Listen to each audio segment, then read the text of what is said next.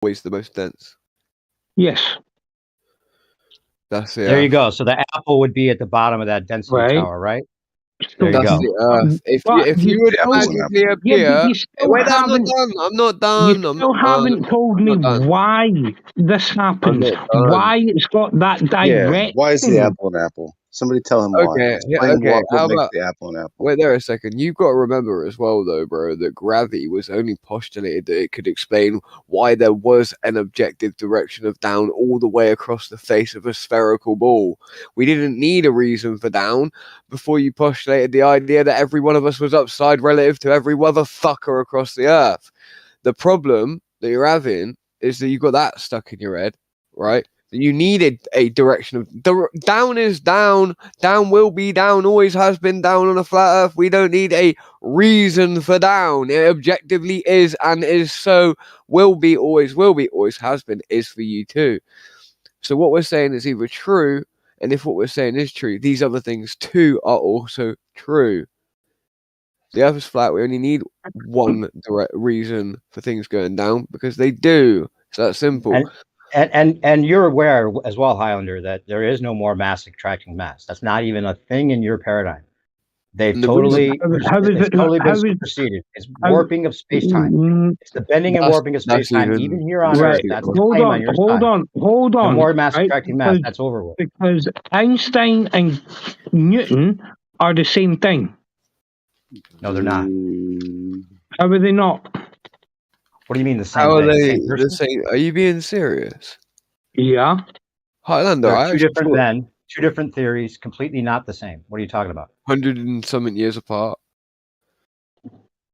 One That's was crazy, into alchemy. One was into alchemy, died of mercury poisoning. Newton wrote 11 million words about alchemy that were all completely fundamentally ridiculous. They deleted them into the pages of history. They used his other bullshit crap to do with like the 3 main layers of the Earth that he hypothesized like way before anyone had the tools to even know anything about the Earth whatsoever. But yeah, like I think he hypothesized the core like when was it? Like beginning of his career, and then yeah. Geologists just ran with that like 55 to 100 years later or whatever. Like Newton was theories have the word gravity. Sorry, dude. Go ahead. They both have the word gravity in them. That's what makes them similar. Thank you. Okay. So there's one commonality. I was really trying to rack my brain as to what connected them.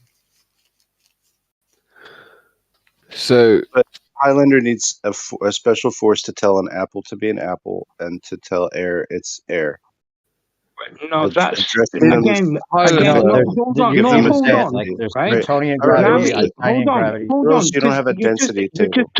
You're just talking shite about people now because I never said anything about. I need to know why an apple is an apple, and gravity tells me why an apple is an apple. That's not what I asked. I never once asked Let me strawman you properly then, at least. Apple. Yeah, don't fucking start bullshitting. Highlander, no one's coming after you. Just wait, Highlander. You said that. Hold on, wait. Gravity, don't. Right? This was a good, decent conversation until he butted in. Let's continue it then. Let's not derail to worry about what he said. Let me ask you a question. I apologize. Highlander, you didn't allow me to properly strawman you. I'm sorry, you cut me off before I could make it feel okay for you. But Highlander, if gravity tells you why the apple goes down, how would gravity explain that to you? Can you put that into words? Density, MFer. Can you put it into words without using the word gravity? How about that? You know, why things have that direction? Because the force of gravity pulls it towards the center of mass. Right, let's do it this way. That's not the theory anymore, though, right? You've just used it in the Newtonian way. Actually, it's the warping and bending of space time. That's your paradigm. Explain it that way for us. Hold on. Why the bending of space time pulls things towards the center of that mass. You do realize it's the same thing. What, relative to a flat plane called space that's claimed a flat plane called space, a fabric that's then across that, and that fabric has a directionality of sag toward one direction only if it's a sphere on it.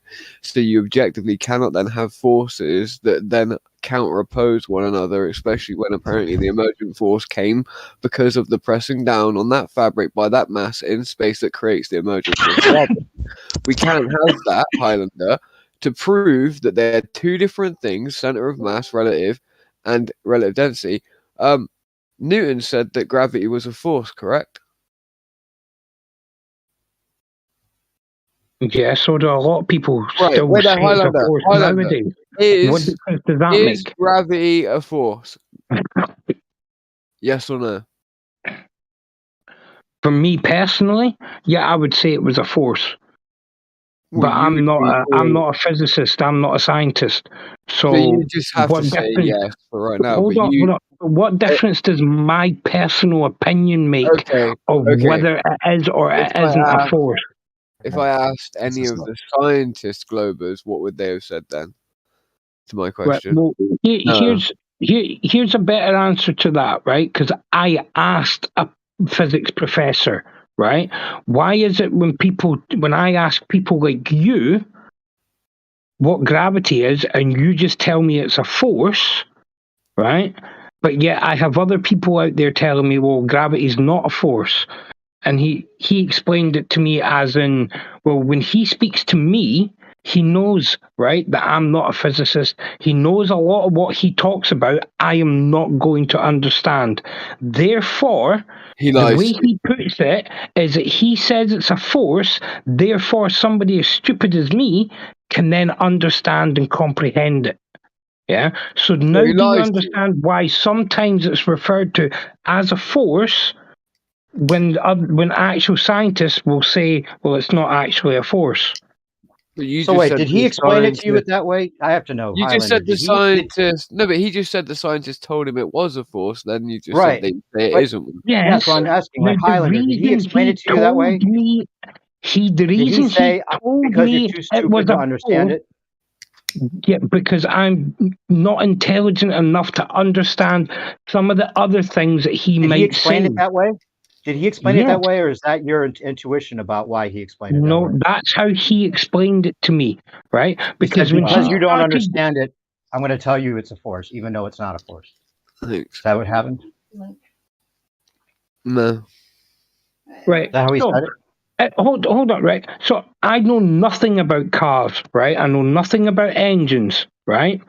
And if I ask you, right, how does this work? Well, the engine powers and turns the wheels, and that's how the car goes. Yeah, is that not a basic interpretation of how it works? It sounds like superstition to me, right? It's not like he's saying. Now an engine driving the wheels of a car sounds like fucking superstition. No, wait, listen. I'm done with this conversation. Fuck off. I bet. Okay. Good night. I'm sorry, I totally don't have his argument directly. I'm sorry. Well, come on, Highlander, hang in there, man. It's all good. You're doing good, bro. You're doing all right. My bad.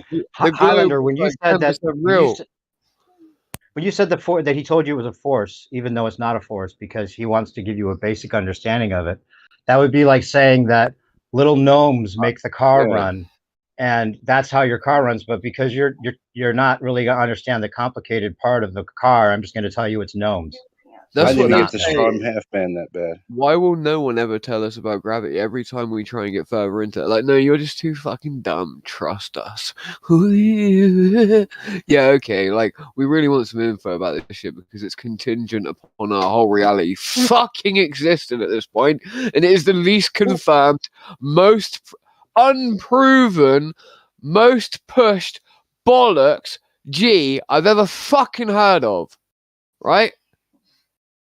I've had it enough with you, Gravity, and all you fucking wankers talking about it, right?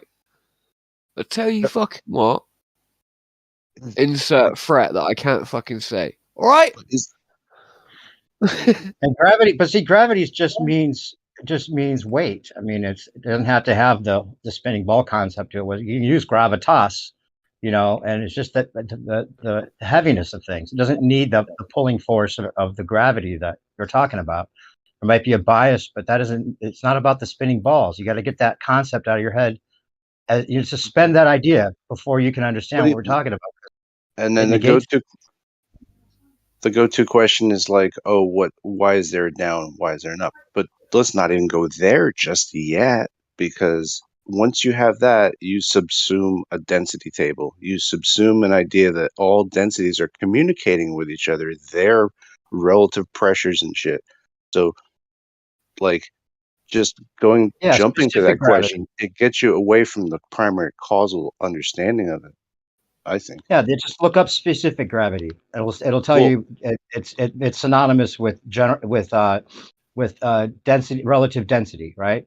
If all pressure can have an amount of energy in it, and all of that will be mediated to the ground, then there is always variation of that happening. So whatever that is at least moving. Something is moving through all things. Is, I guess, my point. And I wouldn't call it gravity per se, right? But Witz can call it a 15-syllable thing if he wants to. Whatever you want to call that thing is something that's checking every. Some energy is flowing through everything to address it to the next piece of material. That's and like whatever field. That there's like exactly the field, the ether, if you will, has a tendency, a nature to it. Some shit is happening, right? But some shit is happening. So I'm not discounting that some shit is happening, but I wouldn't call it gravity. But Highlander doesn't want to have it. He doesn't. Well, you can call it specific gravity, and it's just relative density. Everything has an equilibrium. Well, he's going to flip it to the up and down. He's going to try to fork it with the up and down question, which, like I'm saying, that's running past.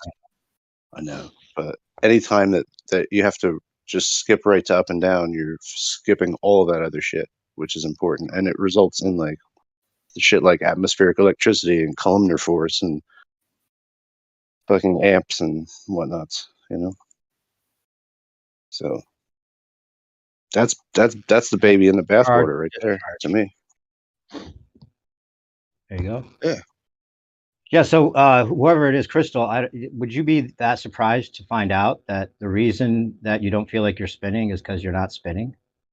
Like that, if you've heard of Occam's razor, right? Like that's basically the crux of what we're talking about. If you're not spinning, it's not a ball. But if it's not a ball, it's probably flat. So it kind of like is a chain reaction. Once you realize the reason you don't feel like you're spinning is because you're not. Surprise! We're constantly changing angle. Then how does that work with all the model? We were talking about models earlier. Right, we're not moving. Earth. We don't move at all. Start with your reality is actually what it seems like. It seems like you live on a stationary plane 24/7, every second of your life, every second of anyone's life ever, and forever. It'll seem like we're on a stationary plane. Wouldn't it be that surprising to find out it's because we're on a stationary plane? Start with that and then work your model around that. Well, Crystal, why do you think we're moving though? I don't know why. I think we're moving. Yeah, why would you think we're saying that though? We've not said that. Because according to the, excuse me, sorry, I'm eating right now. Because according to the heliocentric model featuring gravity, right, we're being pulled towards the sun, and that's why. But we're saying that our model starts with reality being like it seems because we don't believe the idea of Spaceballs any longer because we looked into it. It doesn't work out. It doesn't hold water. There are loads of reasons why it doesn't work, and we can keep going through them. We've got loads of them, and Crystal, hundreds, right? Hundreds of reasons. I think Crystal was probably a little bit stumped though, for real, the new perspective was a little bit stumped when she talked to a couple of us guys in here about this, because I think a lot of people do think that this topic of flat earth hasn't been thought about quite deeply.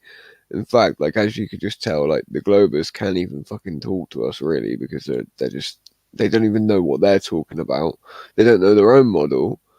They end up getting frustrated. Last time Crystal was in here, that's what I said. It's like, at least it does seem like she's moved on from just assuming that we haven't looked into these things and that what science says must be right straight across the board. Like, at least she's asking questions now that are like actually trying to figure out why it is that we are not, believing in the ball any longer, right? So at least you're getting to that point where you're asking, like, what is it? What is the concept for real? How does the sun work? They How does deified people like Einstein, didn't they? They deified people like Einstein, and like I made this point earlier, and IQ has got nothing to do with intelligence, right? But Einstein's IQ was lower by a lot than the Unabomber's IQ. The Unabomber had an IQ of 167, right? Einstein's was like 130 something. It's not even that high. It's actually lower than my own IQ. And like they lord that up. They're like, oh, he's the smartest man ever. Bro, he wasn't even that intelligent at all. And quite frankly, he worked in a patent office. Einstein worked on the front desk of a patent office. And I don't know. I don't trust that at all. Well, that's a little suspicious, don't you think? Did you know that, Gio? My mum told me that. My mum told me that. I was trying to do it from that conspiracy music guru guy when he goes, well, that's suspicious, don't you think? Don't you think? Yeah, it's shady AF. Yeah, dude, his whole story, that Einstein. Yeah, no, I saw them. I'm just not talking because I know. I've spent like 3 hours cooking the lasagna, so I want to eat it. Yeah, make sure you enjoy it, like for real. I feel like Crystal generally thinks we're somewhat smarter than when he first came here. Most likely, yeah. What do you think of Professor Dave? I'm sure you all know who Dave is. Dave won't talk to anyone that really knows their stuff when it comes to flat Earth. Like, loads of us have been trying to speak to him for a long time. For some reason, he's very good at making sure he doesn't talk to us. Well, no, but hold on. He's like a ridiculous man if you really look at him. Like, you have to just like really. I'll even post something where he's talking on the phone with this guy. He doesn't even understand what the globe model is trying to claim. He's talking about the stars. He describes the stars the way we see them. Doesn't understand how his model is supposed to actually interpret the stars or any of that. And then he starts saying that we should go after flat earthers with a vengeance and aggressively, and like we have no chance unless we get them out of here. Like, why is he admitting that he has no chance? Like, why would it be such a threat if there's nothing to what we're saying, right? Like, that should give you a clue. Like, he's a panic-driven, funded agent against our cause, as far as I'm concerned. Like, and I don't claim that like anyone's an agent against our cause at all. I'm the person who's like, no, like people. They argue against this stuff because they like to and they want to. But that dude, I'm telling you right now, is such trash. He strawmans every argument of ours. Like, he actually has never represented anything that any flat earther He's gone after transgenders, that too. He was saying shit about that. Like, he doesn't, I don't think that he politically has been outright about it, but he's indicated that's what, he also thinks isn't right and all this other stuff. So, I mean, he'll just pick a topic that he needs, well, not pick a topic. He's probably definitely told what to say. If he's at his level, maybe even, who knows? But regardless, he's very, very, very stupid when you really look at what he's saying. Hey, sorry to interrupt. Did you just say that Professor Dave is against transgenders? It seemed like he said something about that the last one I was talking about. I don't want to misquote him, but he was saying he's against the kids being able to make decisions at a young age to do the medication. That's extremely surprising. Very, yeah. Yeah. Well, I think he said it like it's their choice. It's their choice. It's not going to affect me directly. Transition. Well, that's good. At least he's against that. I guess that's actually a plus for him, that he's against the children being able to make those decisions. Think that. There's only a few activists that think children should transition. I guess there was a lawsuit recently where there was some kind of blocking of some kid being able to make that decision. The parents are getting sued. It's ridiculous. Only a few activists, bro, in Australia, where they've gone completely insane. On one of our main TV stations, there's a program with a tranny like reading these books about children dressing in other clothing, and like, yeah. You're talking about anyway, not to start that discussion. Drag queens are not trans, but okay. let's not try to get in that talk right now, just because we're getting to a point with we're you just about gonna like go the into idea that. with the model.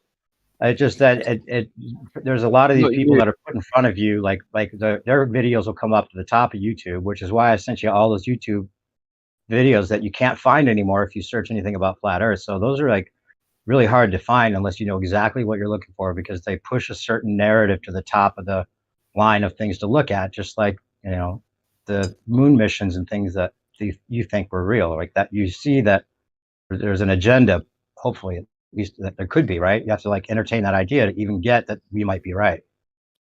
See, the reason why I brought up Professor Dave was because what's it? Oh, sorry about that. The reason why I brought up Professor Dave, and I believe it was Crack Villain who said, he's only debated people that don't know them.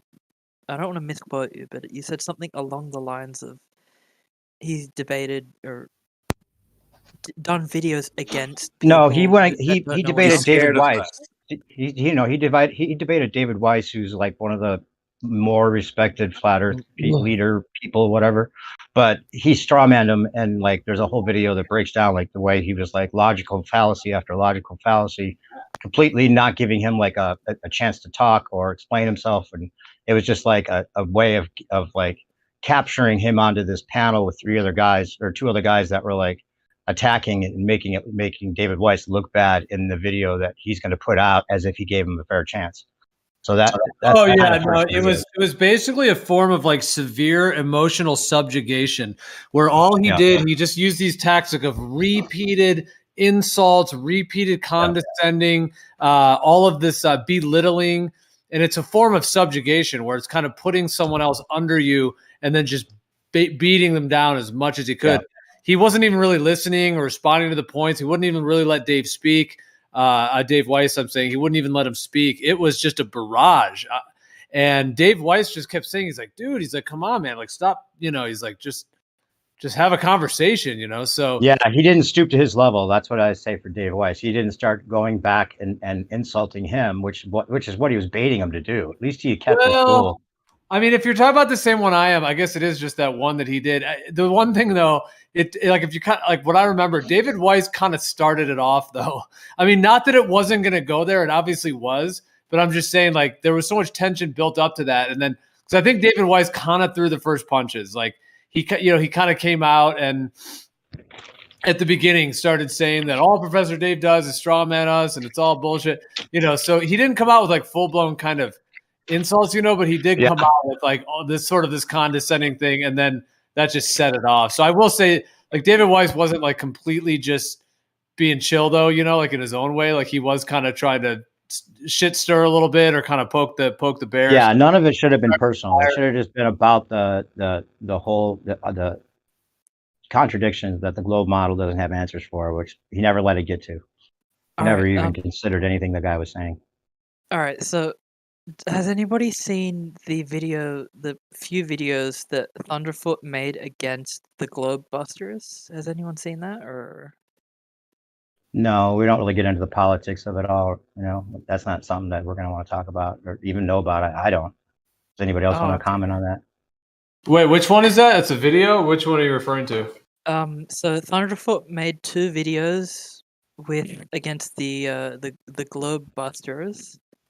And the Globe Busters were responding it to Thunderfoot's videos. What was the topic? What was do you have any like any Earth. details? Yeah, but do you have any details about what their objections were or any of that? No, I just wanted to know what your thoughts on it were. Well, I don't know. I haven't seen it. I doubt anybody in here has. It doesn't okay, but matter. don't worry then. If no one's seen it, then don't worry. I was just curious. All right. Yeah, there's a lot of like, you know, bashing videos that you're going to get pushed to the top of your YouTube recommendations, like I said. So, you know, you just have to be able to like, you know, second guess all of those things that are pushed on you and then start considering that there might be another option that actually has validity. You have to open that door before you'll understand what we're talking about. Can I ask you, or maybe not you, but everybody who's flat Earth, what would change your mind? I'm just curious. What would change your mind? Let's start with that. What would convince you that we're not on a what would convince you that you're not on a spinning ball besides like your everyday experience being that it seems like a stationary Earth? Like what beyond that would convince you we're actually spinning and hurling ass through space without even noticing it? What would convince you that's not true? What would convince me? Sorry, I have a bit of indigestion. What would change in my mind that we're not spinning through space? That's a good question. Yeah, besides like the fact that you'd never experienced any of that, it seems like it's the opposite of that, and like there's no indication whatsoever that would tell you that you're actually going through space on a ball, except for what you've been told, right? So like, what would convince you that your reality is like it seems instead of the opposite? Well, to start with, maybe so earlier when I brought up Newtonian gravity, somebody brought up I forget exactly what they said, but it was something along the lines of we don't use Newtonian gravity in our model, and I forget what they brought up because it was like an hour ago, maybe an hour and a half. And if you can,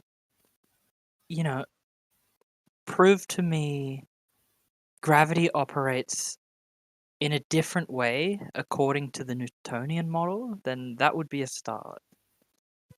Well, that's just you have to do the research into your own paradigm, like the science, the mainstream science, as we speak, doesn't acknowledge Newtonian gravity as real.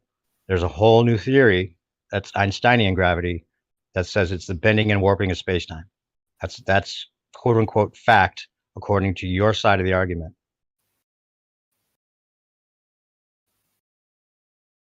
I called it Newtonian gravity because that's what I was just mentioning gravity. That's what someone said. That's what it is. So yeah. Sorry, I'm trying to eat. Sorry, it's hard to have a conversation. I'm trying to eat. I think space-time is just a culture vulture basically on Newton stuff anyway. He's basically just subsuming all of like whatever physics is. If, for example, right, call it space-time, but he was. I'm just glad that let's say I, somehow got billions of dollars and I built a rocket, or I didn't build one. I made NASA build a rocket, and I said, all right, here's a ticket. Let's go to space together. Would that sway your opinion on a flat Earth, or because that would be you experiencing it? That's it's not a question that I mean I don't even know how to respond to that, because like you think that they're going to space. Figure out if that's possible first, right? And then ask that question with a straight face, right? But it is possible. We just need our space shuttle to reach the speed of escape velocity. Right. So you just have to like realize that like if what we're saying is true, none of what you just said is true, right? So you have to figure out if there's actually validity to that claim of going to space. You believe it, just like we said, because we all believed it because that's what we were told. So you have to open to the door to the idea that that's not true and it doesn't work the way that you've been told. Consider that first. What do we use rockets for and satellites? That's the thing. We have balloons, we have drones, we have all kinds of stuff that I can send you all the documents for that are government programs that have cameras on them and all the stuff that satellites would need, right? They're just circling around above us instead of orbiting us as a planet, right? Works very much the same. So it wouldn't change your mind? That's the energy, the vibes that I'm getting. Well, it's a ridiculous question to us because we know that's not possible. So I'm saying it's not about changing our minds. It's like, do you know when you realize something, like say you realize that Santa Claus isn't real, right? So like that would be like me saying, what if I brought this guy in, he looks just like Santa Claus and he knows exactly everything he's supposed to know about the North Pole. Would that change your mind that Santa Claus is real? No, if you wanted to prove that argument, you would have to demonstrate, because everyone associates Santa Claus with flying through the sky with the Sure. What if I showed you sled that? and reindeers. You would have to What if, demonstrate. so right. You So would then have I to. can make it look. I can make it look like Santa Claus is flying through the air, completely believable, right? With technology that we have now, I can make you believe that you saw No, him with but all the reindeer flying through the the air. thing is, Would that make? you Would that would change your be mind? there. Right. You'd be What there would to see change it. my It would mind with look the whole completely Santa real. Claus thing is if Yeah, I was you could see sitting it. on the sleigh while we flew through the air. Sure, Now, they in could probably make the something to do that. They could have a drone that does that. They could probably do that. Right now, they could probably make you believe you're in a sleigh with Santa Claus, with reindeer and everything. They could probably do that and make it seem totally believable. In fact, there was a whole interview with these astronauts. I think it was the Apollo moon mission astronauts that that where they are saying that they were put in a simulation of going to the moon. Right? They were put in that simulation, and it was just like the actual, like they wouldn't know the difference. They said, like if they were actually going to the moon, the simulation was so good they wouldn't be able to tell the difference. Did you know they said that? I'd love to see the video. Okay, I think Geo has it. Geo, will you post that if you're listening, please?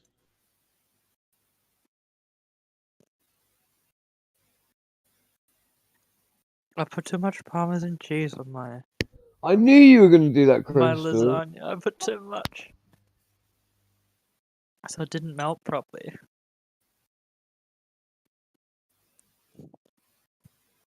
Put it back in the oven for a little bit. Creating I can't Western send science. oh wait, God I for can. better lasagna. I just DM you the picture. I don't really want to do that. If I did that, it'd burn. Okay. Anyway, so do you understand what I'm saying about the simulation? Like we could put you in a sleigh ride with Santa Claus with the technology we have now and make you believe it, probably, right? So it doesn't prove anything. You have to figure out if the reason that you don't feel like you're spinning is because you're not spinning. Ding, ding, ding might be the answer, or because you're actually spinning, and then the explanation for that. Does it really check out? Does your common sense not? Do your spidey senses not go off after a little while? Just find out. Look into the information I sent you. It'll make a more productive conversation. Can I ask you a new perspective? The spidey sense fallacy. The celestial objects. I asked this earlier, but when you weren't here, but I feel like you would give me a better, no, not better, a clearer understanding of the question. So assuming the Earth is flat, right? The other planets or bodies in the universe, are they flat? Are they spheres? Or are they triangles? What Yeah, shape? see, that's the thing. It's like what we see, like say, like let's just say, like I said, open the door to the idea that we're not going to space, right? Like all of that is made up. Just open to yourself to that idea. Like say if that's the case, like we can't really go to space, right? And we really don't know what's up there. We can just see what we see through the telescope, right? So we don't know that those bodies of light or orbs or whatever that is up there, we don't know that they are like these huge things. They could be smaller, right? Just like they look, and closer. Just like with the sun question you were asking earlier. If the sun's a lot smaller and closer, then the light doesn't travel as far. So there could be dark places on the earth, even though the sun is nearby. You get it? It means like the things that we see in the sky, they look smaller than where we are because they are smaller, not just because they look like that. So like everything about the way that the globe model makes you think is everything's an illusion, right? Like it just feels like it's stationary, but actually you're spinning. It just looks like it's flat, but actually it's round.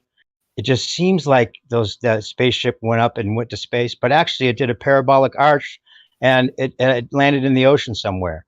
Or it just seems like everything's an illusion, right? So you have to believe in magic. And then the funny part about it is you think that we're delusional when everything about your reality is illusional, right? Wait, That's the funny I never part. said that. I never called anybody or thought anybody was delusional. Well, I'm saying if people in your position often assume we are, like we just haven't looked to Google for the information, so we must just not be able to look up stuff. So that's why we think the Earth is flat. like that's not the case here. At least I hope we've demonstrated that that's not the case, right? So you have to figure out there's something else going on here. Maybe these people have figured it out, right? Consider that. I only became a flat earther after like intensely Googling like lots of globe theories. Right. Because even what they tell us is ridiculous. How can you trust what Google's telling you? That's the thing. It seems like you are, because you're just looking up answers that we have already looked into and thinking that we just must not know, right?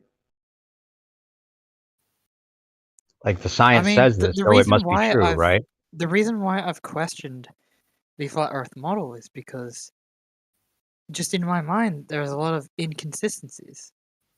Okay, like what? I mean, we're going back. Like, all right, I can't post pictures, but if you scroll up to... Oh, excuse me. Hey, why can't Crystal post pictures? I don't know. Is there any Oh way wait, we no, could I must get- have leveled up. Wait, I can post it. I was about to say, like, you can surely level up. You could be leveled up, right? No, I must have leveled up while I was cooking food. Look at that.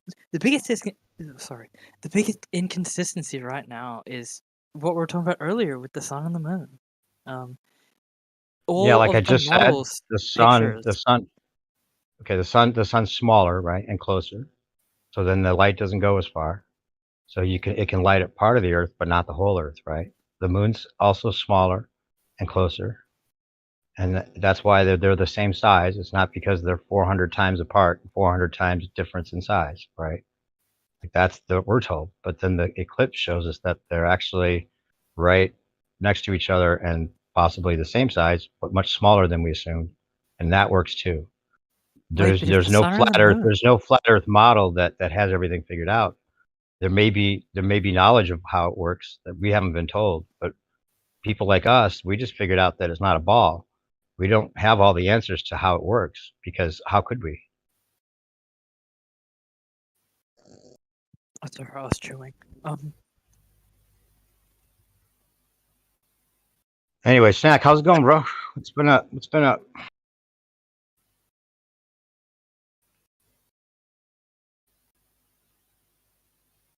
Crystal, could you tell my good friend here, Mr. New Perspective, could you call him a prick or oi bloody fuck off in an English accent?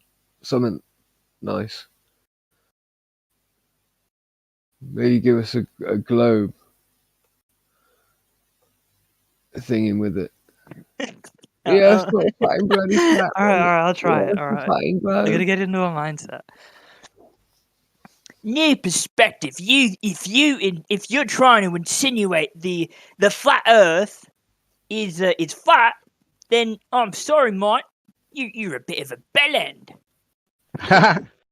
Nice. There you go. That's what we hear all the time. In fact, we just heard that from Highlander, just about the same kind of tone and everything. What? Gravity? Yeah. What? I've been told it's a force, but it's not a force because he said I didn't know how to understand how it wouldn't be a force, so we called it a force, even though it's not really a force, just like a car. You don't know how it runs, so just call it like whatever. Just put your key in, turn the thing, it goes. That's all about you can understand. I put the key in the car, and I ain't turning it, brother. I Did it go? Moonshine. That key makes it go. Key makes a car run. You could tell that just from looking at it, right? And then you put the key in, proof right there. It's the key making the car run. All those special shapes around the outside of that again, key. that's all fucking wrong, right? Because I started to explain something, and then some idiot turned around and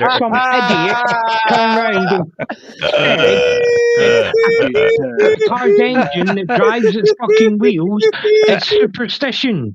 Yeah? And then is the key a pseudo force? Come on, you guys, let him speak, man. Let him speak. Fucking cunts. Relax, dude. I'll try. Just go ahead, man. Say what you're saying. I'm sorry, Highlander. I honestly thought I was talking behind your back. I didn't realize. No, because when you try and fucking say it, there's like fucking 5 people all acting like fucking children because they don't want to hear that what they've been saying is absolute fucking bullshit. That must be it. My apologies. You're totally right. It was Let's really move on. funny, but you know, I muted myself as quick as I could. Sorry. It was Yeah, do you involuntary. not see now, Crystal, how you can't fucking have a conversation with these people because all they do is act like fucking children or turn around and tell you that the engine drives the wheels cars? No, that's not what happens. That's just fucking superstition. Well, What the fuck? I was laughing You're because right. I It's thought total you had superstition. left. I thought you had left, and New Perspective said that, and then it was like you got caught, you know, and that was funny in that moment. Like we've clearly cleared the floor. We've cleared the floor for you. You're able to speak. You are able to conversate with people in here. That's objectively just false. Crystal's had a good conversation with us multiple times. I don't believe you're gonna get any brownie points. I've been here. You did dogpile Highlander. I've been here. Yeah. I've been here the whole time, right? And we actually, when I first came in, we actually were having a good conversation. Yeah, me, you, and Crystal. Yeah, and then even when it started to go on to flat Earth and other stuff, the conversation was still okay until this guy fucking piped in about fucking apples being apples and how a fucking car's engine drives the wheels was fucking superstition. Yeah, when people say mad shit like fucking that, right? Then you can't have a conversation with them, which is why I bowed out. Yeah, because why would you have a conversation with someone as fucking stupid as that? But the point was that, like, gravity is like your magic key. That's like your magic mechanism, you know? Well, yeah, because gravity is the same reason the ISS is in a constant state of falling around the Earth, which is what it is, apparently, as described by the globe. It's the same reason, like, other things fall to the ground, but it's the same reason why the ball is also like there still and not moving in any direction. But at the same time, the atmosphere, relative to like the other bodies anyway. But then all of those bodies are also moving. And well, Highlander, we gave you a chance like before when you were asking that. You were saying, we don't know how the car runs, but then we might accept a simple explanation rather than the technical one. And you kind of made that analogous to your professor telling you that it's gravity is a force, even though he probably knows, as he might have explained, that it's not a force, but it's best just for you to think of it that way. And that's the way they actually, that's the way they word it. They say that even on your side, in your defense, right? They say you can think of it as a force, I never said that you didn't know how a car works. I said, I don't know how a car works. I'm not trying to say you were strawmanning it. Okay? I'm saying that your analogy, some fucking idiot piped in and said, no, a car running is just fucking superstition. So therefore, when somebody comes out with shit like that, that just tells me that the conversation is going fucking nowhere. Yeah. Right. But your analogy, we were trying to get you to respond to the analogy, right? Because we depicted we took your analogy apart, saying that, well, if they're not telling you how the car is actually running by giving you an explanation that's not correct, then that'd be analogous to like a simple answer, right? Because if gravity is really not a force and it can be thought of as a force, that's what it is. It's not an actual force, right? So we have to figure out if that's the case and get to the details of it, right? We're not going to just accept your professor's, offhanded explanation as good enough, right? It's not good enough to just think of it as a force. We want to know if it actually is a force and why it is.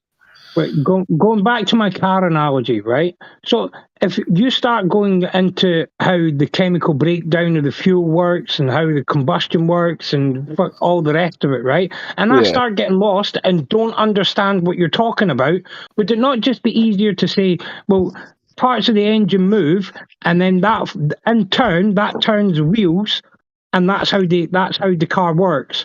Yeah.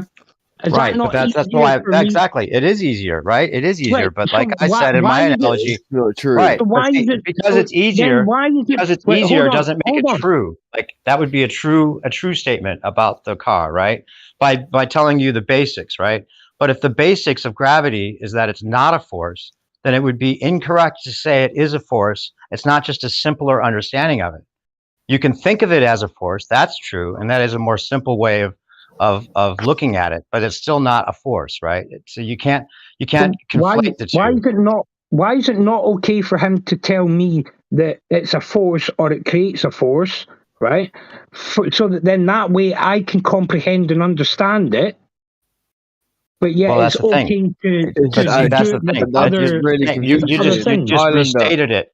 You said it could either be a force or create a force. Now, if it creates a force, it's different, right?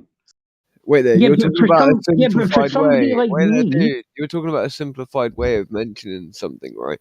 But the issue with it is that that simplified mechanism creates confusion, and it makes no sense for an educator to do what he did. And the only reason it makes sense is because they can't be bothered to go into the details, because the details make no sense on the face, and everyone understands that when they actually learn it. For instance, an educator would never turn around and say, okay, well, guess what? The thing that we categorize as this thing, you can think of it as not that, or vice versa. So an educator to bring up that gravity is not a force, but some say it's a force, but you can, come on, bro, this is obviously and objectively confusion, and the opposite of education is obviously not what you would do to make it easier. That's how you make it more complicated. You introduce the opposite, exactly the opposite of what the thing is claimed originally to be, by introducing the opposite. In fact, that's the ultimate. And I would say the if you wanted to add the most confusion to a subject or a topic, you would say that the thing after the fact is exactly the opposite of what it's claimed to be. So to say it's to make it easier is just false and doesn't make sense logically. I'm done. Right, so you would rather he go into the vast detail and the complicated mathematics, which I'm never going to understand because I'm not clever enough to understand it. Highlander, you're not understanding. To go into that, then put it in a simplified way for me to understand. Highlander, you keep restating it. You're not understanding. You're not understanding our problem with your analogy, because it would be like saying his way of simplifying it, like I just put, which was kind of joking at your expense a little bit, but it would be like saying, because the key makes the car turn on, that's what makes the car run, right? Like, that's a way of simplifying it, but it's wrong, right? So why would he put it like that? And saying that gravity is a force, just to simplify it, when it's not a force, it's like giving you incorrect information, not a simplified version. Do you get that? Yeah, but if you go into the detailed mechanics of how the car actually works, and the person that you're talking to gets completely lost, right, and tells you, but there's a difference between something simplified and something that's wrong. Right? And you turn around and say, right, well, okay, you get in the car, you turn the key, and then you push the pedals and the car goes. That's a simplified version of how it works. Then the person you're talking to understands, right, okay, so that's how the car works. Okay, fair enough. We should stop going back and forth. Because gravity acts like a force instead of being a force, I could understand why you think of it as a simpler way of thinking of explaining it. I can understand that. So let's move on from that analogy. We're saying if it's technically not a force, then it's not really correct for him to simplify it that way, right? Because it's not correct, right? Like, the engine making the car go is correct, and it may be just a simple way of explaining it, but that's actually correct instead of incorrect. So giving you incorrect information to simplify something is the problem we're having. You understand?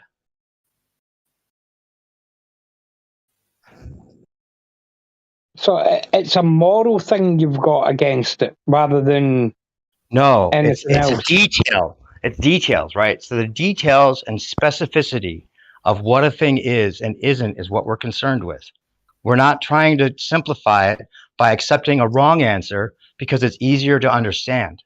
We're trying to get to the right answer. Get what I'm saying? I think gravity is like a colloquial understanding of something else that's happening. Yeah, it's a way of explaining it without having to actually go into the details. In a way, he's right. That makes sense. Just name things falling down. The agreed upon convention of things falling at 9.8 meters per second squared. Solids, yeah. What about gases? What about your mama? Huh? Huh? I'm joking.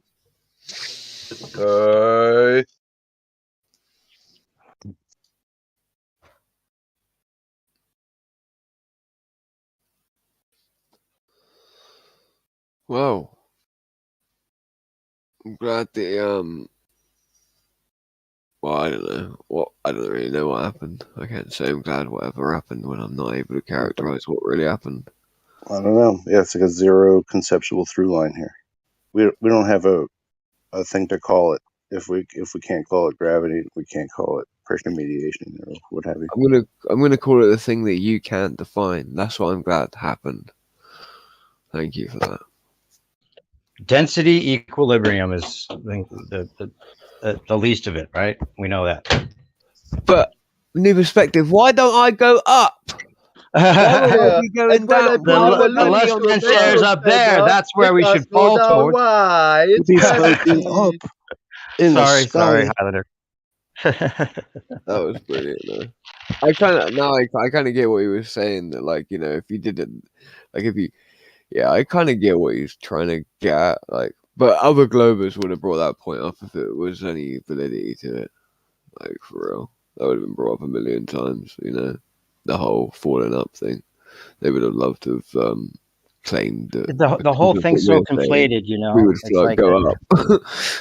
The mindset of like everything being the opposite of what it seems is what makes all of these explanations so damn frustrating. Yeah, difficult for people to fathom because they've got about 18 different things in their brain that are fucking rubbish to try and contend with as this one thing that's obvious is trying to happen. Might I add something? Absolutely, Farrick. What's up?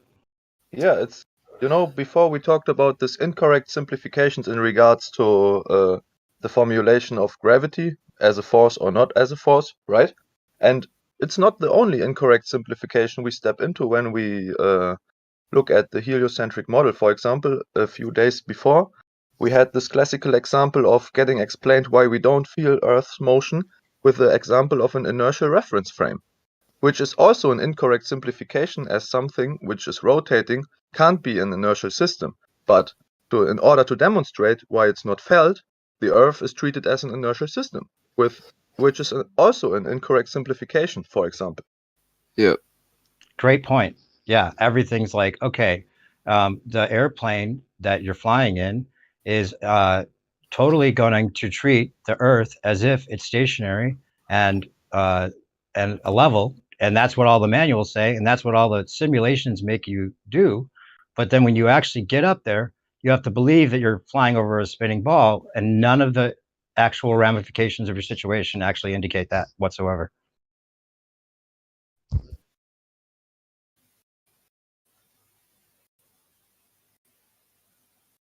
Right. And I mean, I get the point that, you know, from the angular velocity, our nerve system might not be able to whatever feel it, right? But just from the physical explanation we get, it's not the most precise explanation. It just shows that there's, in a way, gray areas in the knowledge process. Well, it wouldn't work if it was a spinning ball. It just wouldn't work. You wouldn't be able to fly anywhere. It literally doesn't work. You'd be going through different tangential speeds. You know, it doesn't work. The fact that you would be able to totally measure and notice that the ball is spinning left to right underneath you to some degree. Sure. When you go from a lower tangential speed to a higher tangential speed, for you to believe that somehow your plane just automatically matches that, even though it has a cruising altitude and never has to increase itself in velocity to do that, right? It doesn't have a linear, a sideways acceleration that it would require.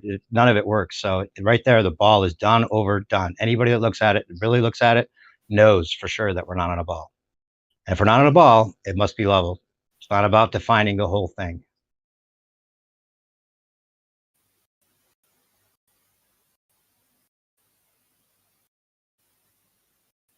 If we just learn contradictory explanations for what is actually discussed. You know, if we treat the Earth as an inertial system or a force as a non-force, all this kind of law of identity problems represent these gray areas in the knowledge process, which I think is why we get into this discussions. The whole thing, right? I guess with like the motion as well. It's like our ears, our vestibular system, the 3 semicircular canals that are in our ears, right? That detect motion, they're effectively like very hyper precise, connected via a stable platform, individualized, but like I say, connected for a stable platform across a distance, like little water levels. And these water levels are so precise. If you imagine a water level on its own, one of them is one thing, right? But 3 of them that work in tandem, they detect angular change in every direction. And if you tilt your head forward, even the very tiniest bit, you know that you've done it. You know, you can very easily detect this motion.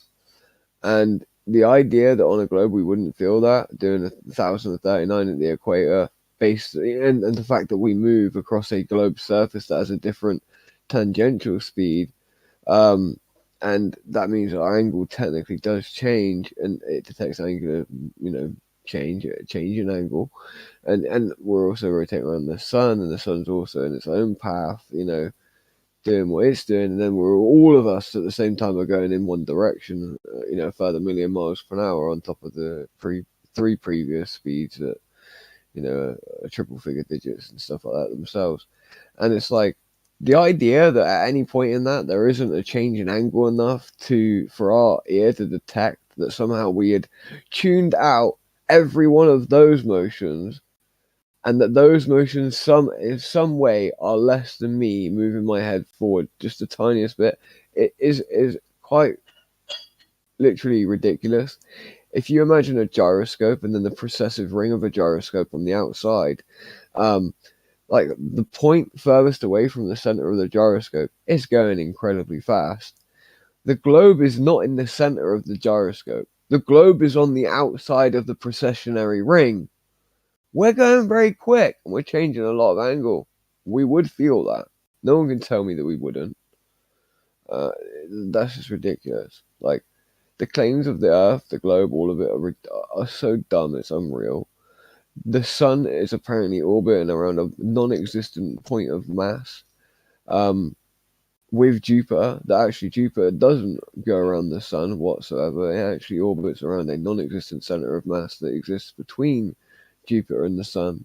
I think it's like something like 3 times the distance of the radius of the sun in distance away from the sun, the non-existent center of mass that they both orbit around. Like, what the fuck? Like, okay, we orbit around the sun, this big mass ball, but the sun itself and Jupiter, they orbit around a non-existent center of mass. Right, okay. It's got a barycentric orbit around it. Right. Because that's a thing too. Pricks.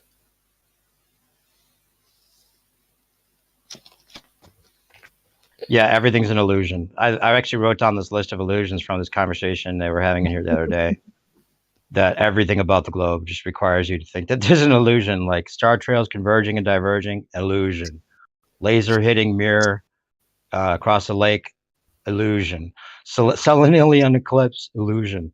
See too far, illusion. Don't see far enough, illusion. Every sunset, illusion. Chicago from Michigan, illusion. Boats floating, seeming to float in the air, illusion. We see the hull of a boat too far, illusion. Sun moving in the sky, illusion. Stars steaming close, illusion. You just stationary Earth under a plane travel, illusion. Stationary plane 24/7, illusion. You just don't understand. Yeah, moon seems close and local, illusion. Sun seems close and local, illusion. both the sun and moon seem smaller than the Earth, illusion. Sun and moon seem the same size, illusion. Parallel lines of sight and from due east position along the equator, illusion. Horizons look like a straight line, illusion. Plumb bob perpendicular to the horizontal plane, illusion. Flat horizon at 62 miles elevation from blue origin, illusion. 2 separate star trails seeming to go clockwise and counterclockwise, illusion. Perspective seeming to create obstruction from the angle of vision being closer to the ground, illusion. Great rant, man. Great rant.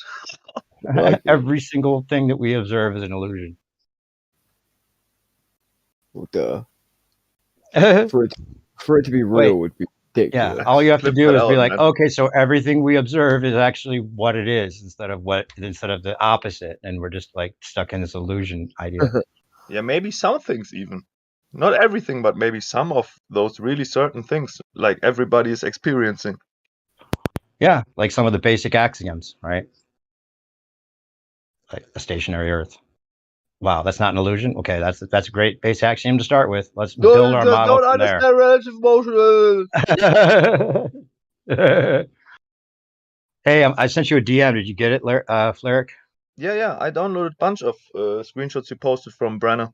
I think it's hard to go that deep to his answers because you always have to scroll down his entire page in a way, you know? So I only got like the first 2 or 3 texts he posted.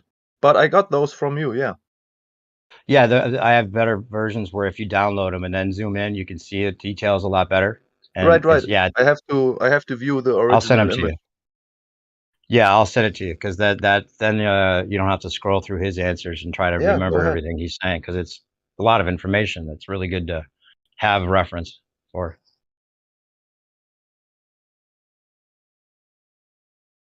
He thinks things are about to change. He thinks that that the paradigm's almost over.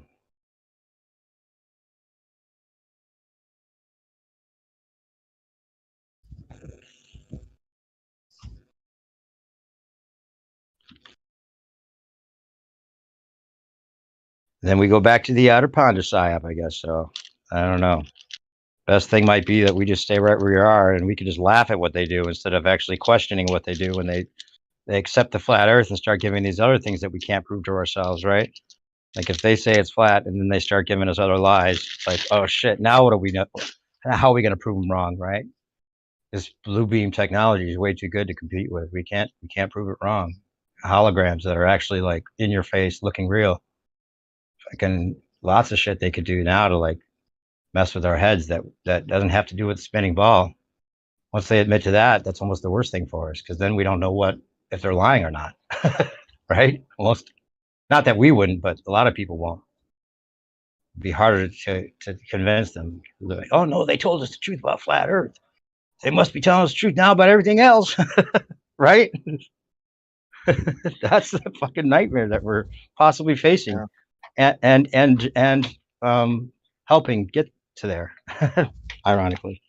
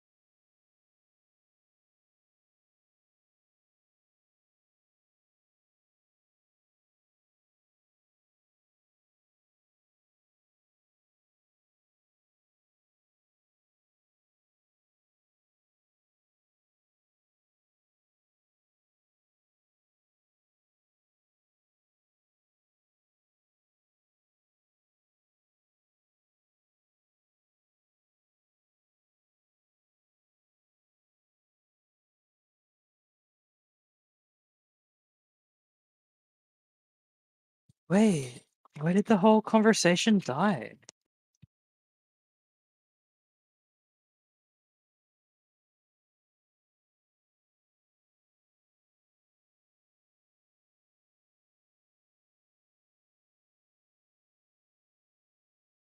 Hello? Why did the conversation die? I missed a lot of that. Something random every 15 minutes, or else like it will happen.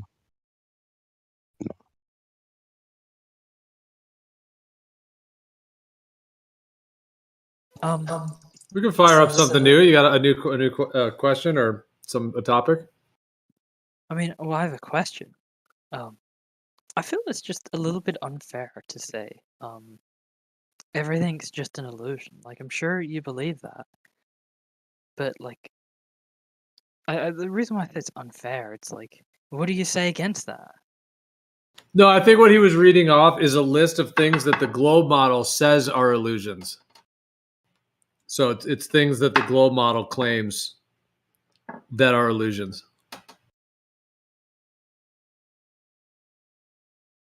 Sorry, I'm washing up. What's the biggest one that's an illusion? What's the most that you disagree with? If that makes sense. Like, what's the biggest claim that you completely disagree with, that aside from, the Earth size or shape? Aside from that, because that's probably your number one, if I include it.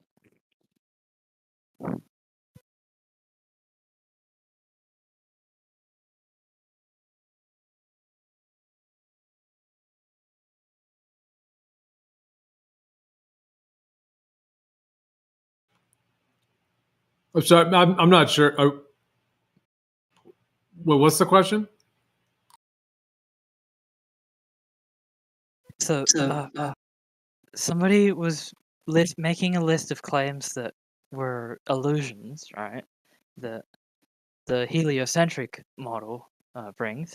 Now, out of all of the claims, what is the biggest one that you disagree with? And the reason why I'm saying you can't just say the shape of the Earth is because I want to hear something different. What's the biggest thing that you disagree with about the heliocentric model that's not the shape of the Earth?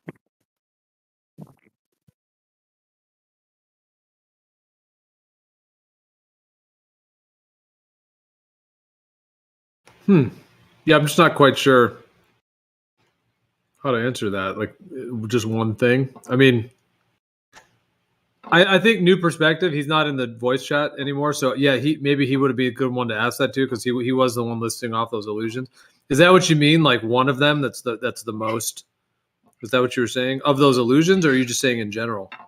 In general, like, what's your go-to thing, right? When you go to your friend Steve, and Steve's like, I also believe the Earth is flat, and then you start talking about it, what's the one thing you go, hey Steve, I believe the Earth is flat because of X, Y, Z, and I don't want to hear about just because we haven't been to space or whatever, because we went through that earlier. I want to hear something different.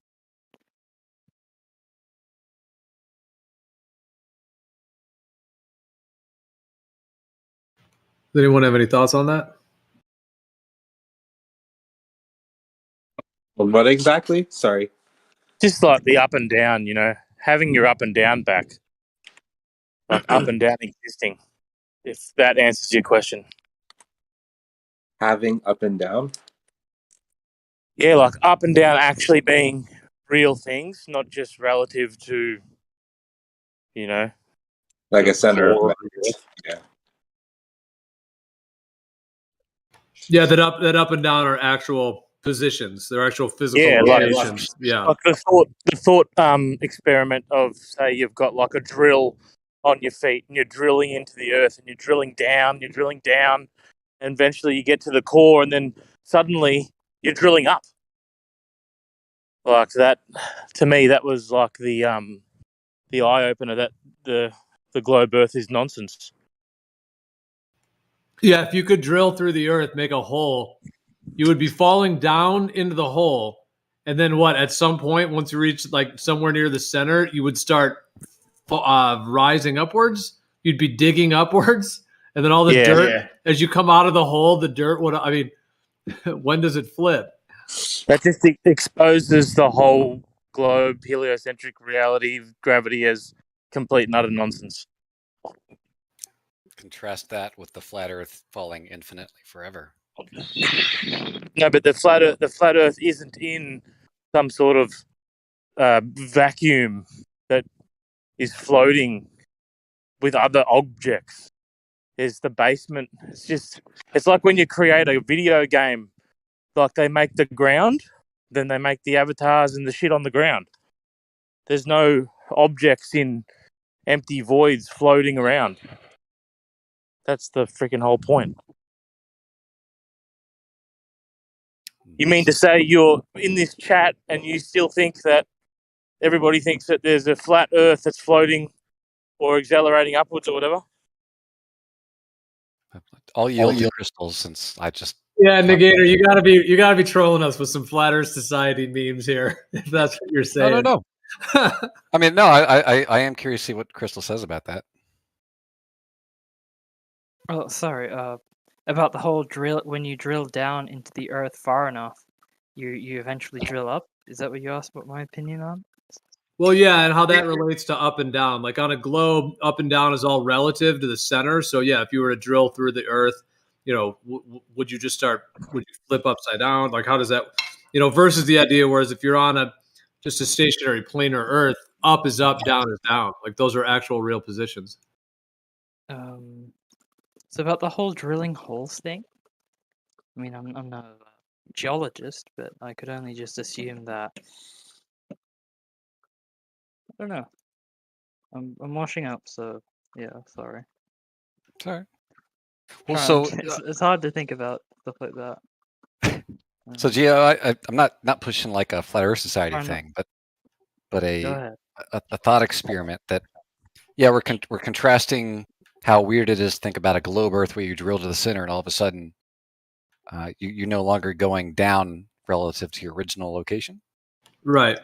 But you're not going down at all. You're like, sure. When does it flip? When does it flip? When does down become up and up becomes down? At what part when you're drilling through the Earth? Is it at one moment, or is it like a transition, or you know what I mean? Like how does down turn into up and vice versa?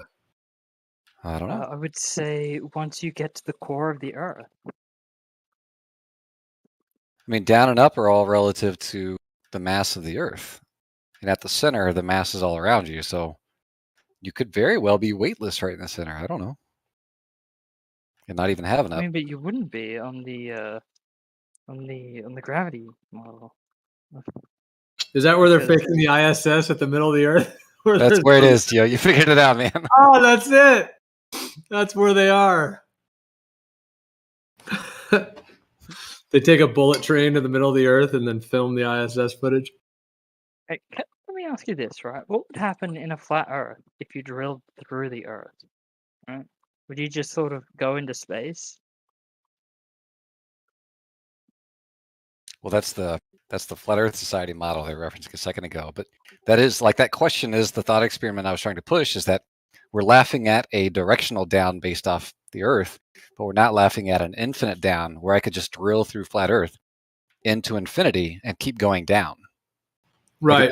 But what if there's a barrier or limit? I mean, that's what they found, like that Kola bore ultra deep thing that they did, the world's, deepest hole. That's what, they got 8 miles or whatever, and they like hit a barrier. They couldn't go any deeper. Yeah, but do you know why? I'm not sure anyone knows exactly why. I mean, their drill bits were breaking. They just couldn't go beyond a certain point. This is the pressure. Gravitational pressure. I think that's how it was. I think that's what they said. They hit a carbon-like sludge that they couldn't drill through. It was just destroying the drill bits. That's the globe narrative, anyway.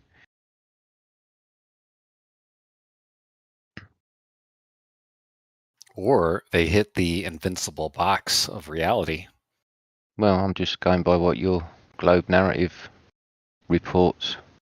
Why they couldn't drill any deeper. I wasn't disputing that, but that's okay. But you can live in your fantasy world if you want, Negator. Nobody really cares. I don't know why you're acting like this, man. That was literally the reasoning I was given. I'm not saying Gio believes it. It's an option, I guess. Well, you're saying that you would fall forever. So you're just saying if there was nothing, like if you drilled a hole, that you would just keep going forever? Is that what you're saying? That there wouldn't be a base or a limit? Right. I guess what I'm really getting at is the notion of down and why it happens is in a flat Earth. It's just sort of like things across the whole universe as we know it fall. We don't know why. They just do. And if there's nothing in the way, I would assume it would keep going, you know? Well, in a sense, yeah, until it hits a medium or until it hits something, yeah. Yeah. I'm just suggesting that thought, like I'm not disputing whether it could happen or not. I could in a different conversation. I'm just saying that like that notion I think is just as wild as drilling to the center of a globe Earth. And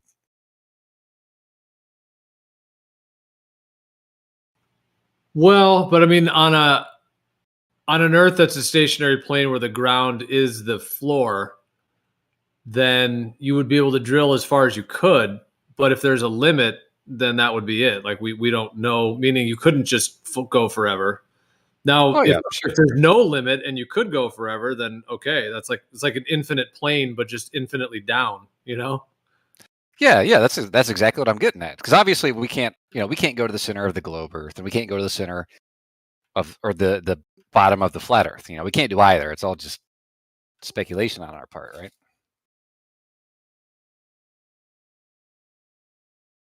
Well, if the furthest humans have drilled down is 8 miles, at least that's publicly sort of admitted, then there's a limit on anything. Yeah. But the thing about the globe, I mean, on a flat planar Earth, the density and buoyancy and the way that things, like if you have a beach ball, it's going to fall until it hits water. But if you put, sand in it, then it's going to sink below the water. So it's like everything's in its equilibrium. So in that sense, whatever happens when you drill down would correlate with that, sort of like a sandwich where you have multiple layers. You've got your lettuce, your meat, all of that. There's just the sedimentary layers. So you would have those layers until either there's a limit or until you just can't physically go any further. Or I guess, yeah, in theory it would be forever.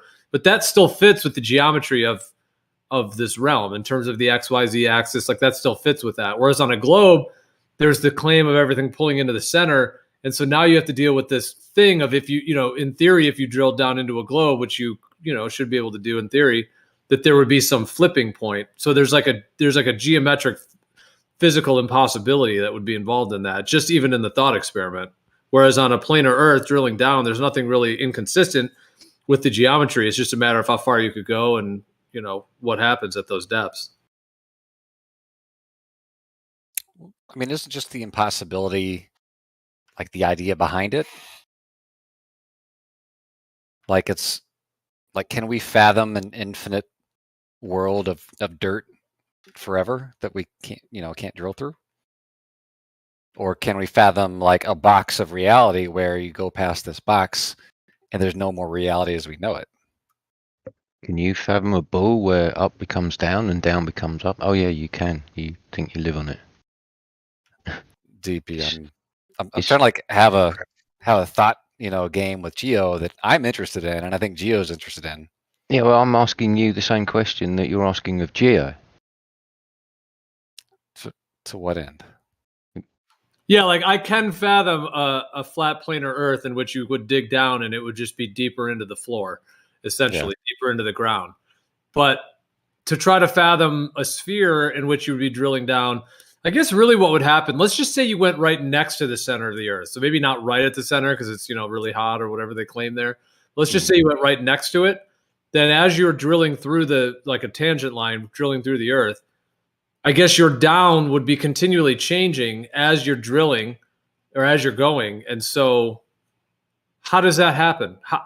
If you had the hole and you walked into it, at what point would your down start shifting and changing? And then at what point would your down become up? Well, first, let me say, Crystal, I've had plenty of airtime talking with these guys. So and you're newer, so obviously I want to allow you, whatever airtime you want to talk about whatever, as the other glober in the room. Oh, no, I'm currently reading the evidence that, I forget their name, but they sent it to me. Okay. New Perspective, sent to me. All right. As soon as you want to talk about something, I'll stop. No, go ahead. I don't mind. Go ahead. But I think conceptually that's interesting, Geo, because it seems like the tools you would use to determine down would start giving you would become less and less accurate as you go. So maybe just looking up at the hole that's above you and trying to go 180 degrees from the hole above you. But intuitively, given, and maybe I'm entirely wrong, and given that the center of Earth is not magma or whatever, like I assume that the closer you get to the center, since you've got basically the same mass of Earth all around you in all directions, then you should begin to be pulled in all directions. So then you would float? That's my hypothesis. If you were at the literal center of Earth, you would float. You would just be drawn and quartered. I don't think you pulled in all gravity. Yeah, I mean, I don't think it would be enough to hurt you. Or if you went a little bit past the center, would your down be different? And then if you went back to the center and then you went a little bit on the other side of the center, like would you be able to go back and forth and be like, oh, my up is down, my down is up, and then you go on the other side, oh shit, now my down is up, my up is down. I think if you like chord yourself out like a little hollow sphere that's like a little bit taller than you are, that whatever side you're closest to, you would be pulled to the most, but you could like jump to the other side and get pulled to that side. Maybe. Can someone clarify? I'm reading the thing that he sent me, and it keeps talking about the ether, and I don't know what it is. What is the ether? And how is that different to space?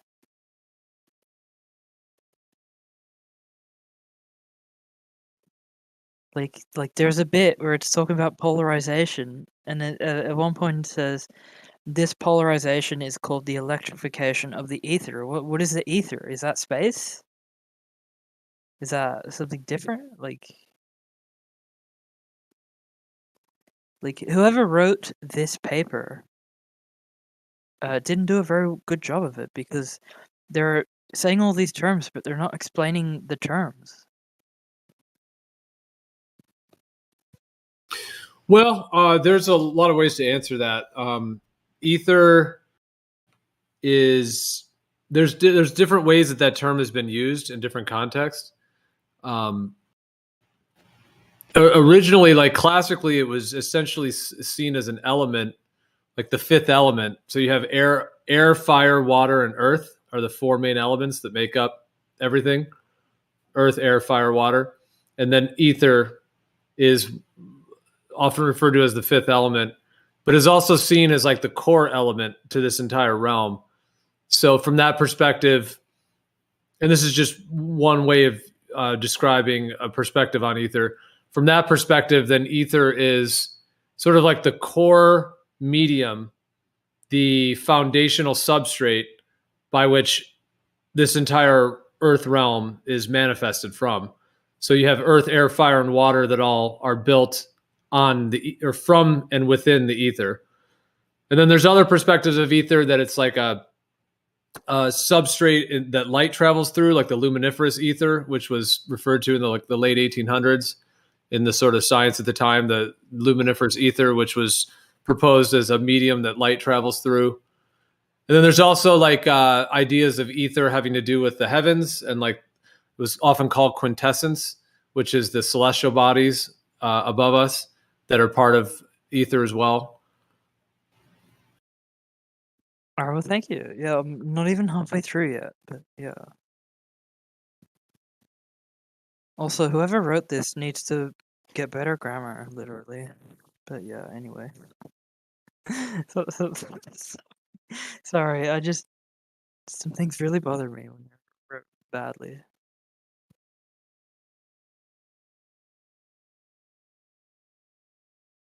Maybe English wasn't their first language.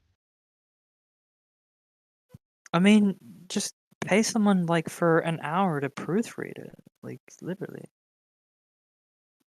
Who wrote this? Let's find out. Tommy Emerson. That's who wrote this. So, yeah. Oh, sorry, Tony. Tony Emerson. Yeah. Anyway, I've still got literally like 5 pages to read, so I'll be back.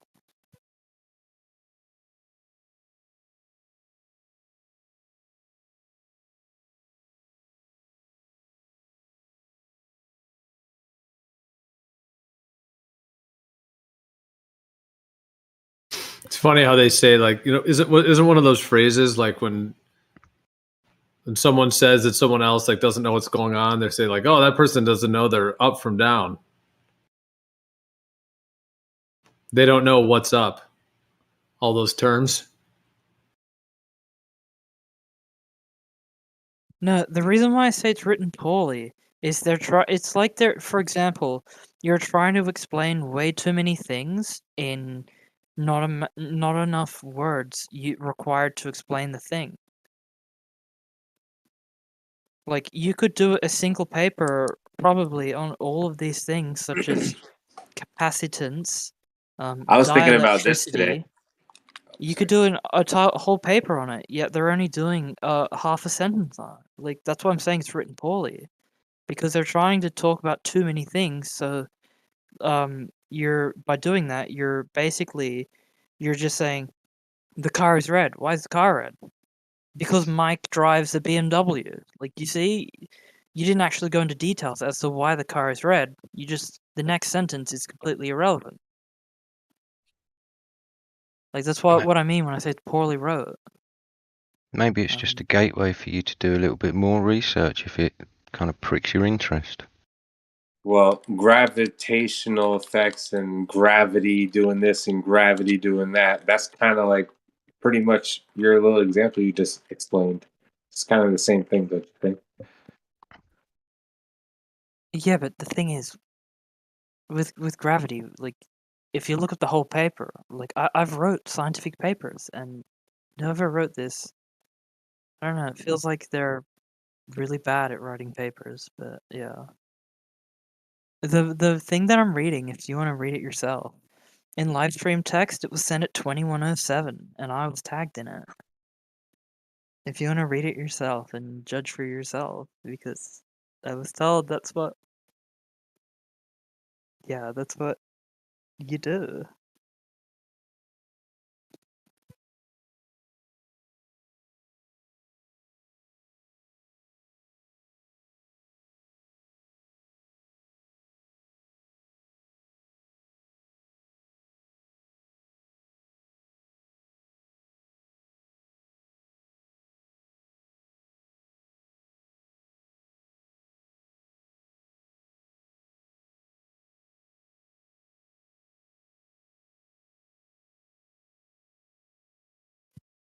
Do you want to explain to me? What is dielectricity and dielectricum?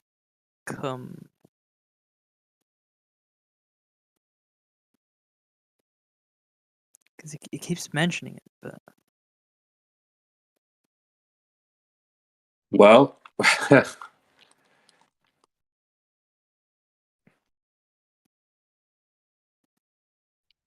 like, it's talking about electric electricity. Electric current when it's accelerating creates a magnetic field. So you could call that dielectric dissipation. I think that's what it is.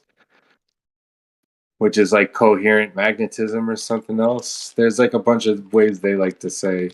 There's a whole bunch of ways to say it, but I don't know.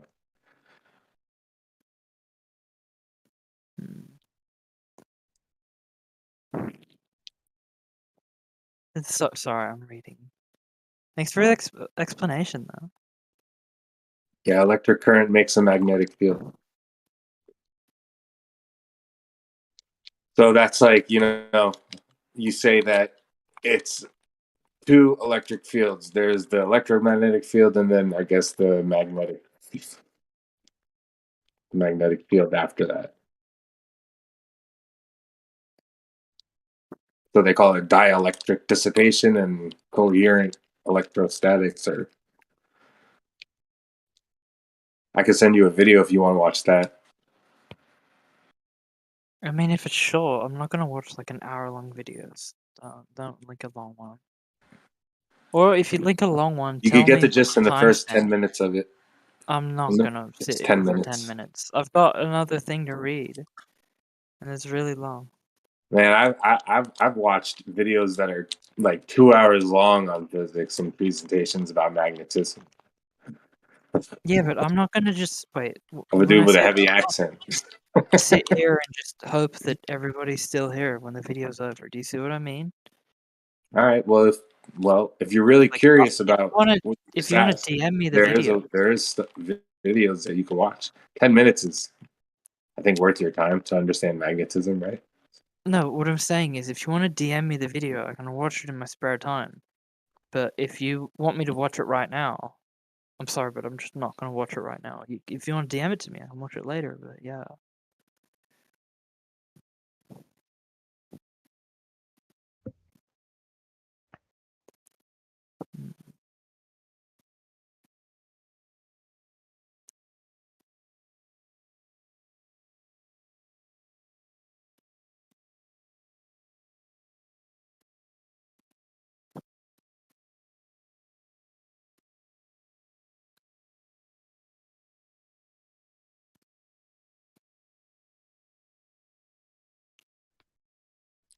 Who was asking for it? Me. I was Crystal. Yeah, if you want to DM it to me, I'll have a look at it another time. But I'm not gonna do it now because I did promise new perspective that I would read this, and I'm gonna read it now.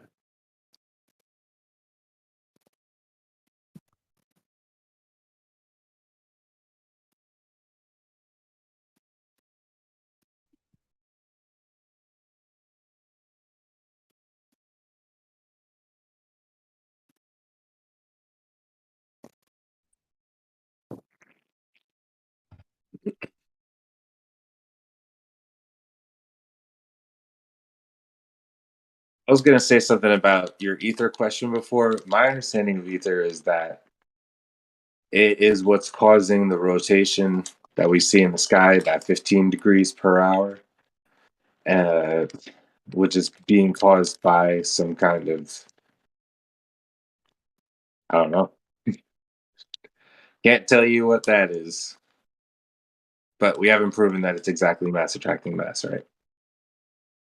I assume when you say that, you're talking about on a flat Earth model. Is that correct? No, that's just the truth. I hold on one second. No. Like I'm just I just don't want to mix up the models, all right? If you're talking about the globe model or the flat Earth model, I just don't want to conflate the two because they're different.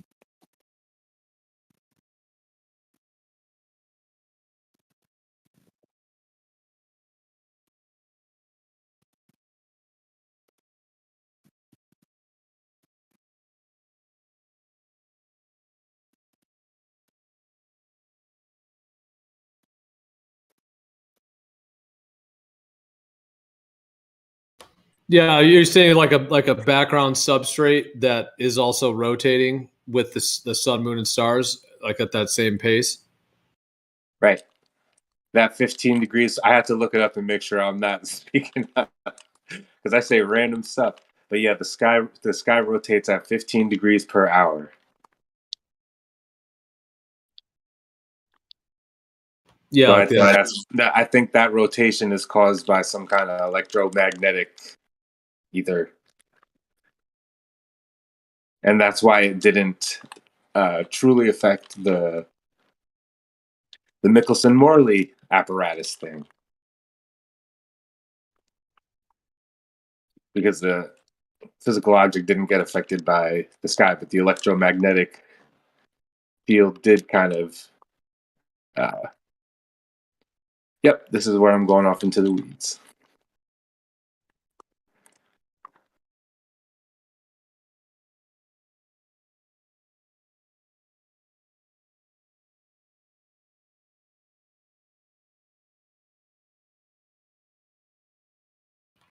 Yeah, I like the idea. I like the idea that like we're on a stationary plane surrounded by a sphere that's spinning, like the ether, like the celestial sphere. So like it's like being on the inside of a disco ball rather than the idea of being on the outside of a ball whirling through a vacuum. Yeah. I mean, I was just using the disco ball as kind of an idea, but just the idea that we're actually like inside of a spinning crystal of some sort. I love it whenever it mentions crystals. It makes me smile. I know I've been you're trying not to justify all these. purpose, but I've been trying to justify this idea I have about the moon.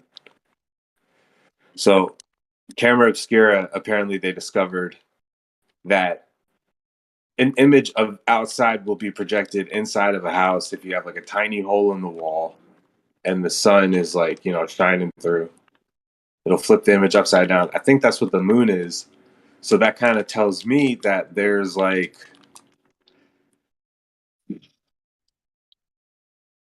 whatever's rotating has like some kind of light on it. And that's creating the projection of everything we see on the moon. Because I think we're actually seeing like all the land masses. That's what the moon's craters are. And it's actually just flipped upside down like a camera obscura projection. So if that's what's happening, then there's a light source, which is the sun, which goes somewhere. I don't know where it goes, but it stays projecting the moon. It's constantly fixed on that place and making that image of our land where the moon is. This is like really getting out of hand. Sorry. Someone explain this. It keeps mentioning Planck in equations. What is Planck? Like, for example, if I find an equation, right? Where is it? It says Planck slash cm up to. What is Planck? You're talking about Max. It's Max Planck is his name. The energy of a photon can be calculated. Is Planck a weight, or what is Planck? Well, E, that's energy. That's Einstein. This is a guy's name. Max Planck is his name. Hang on, I found another equation that's better.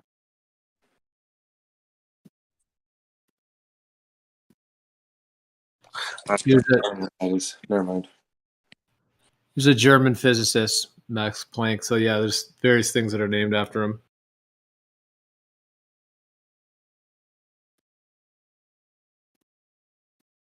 Is Planck a value?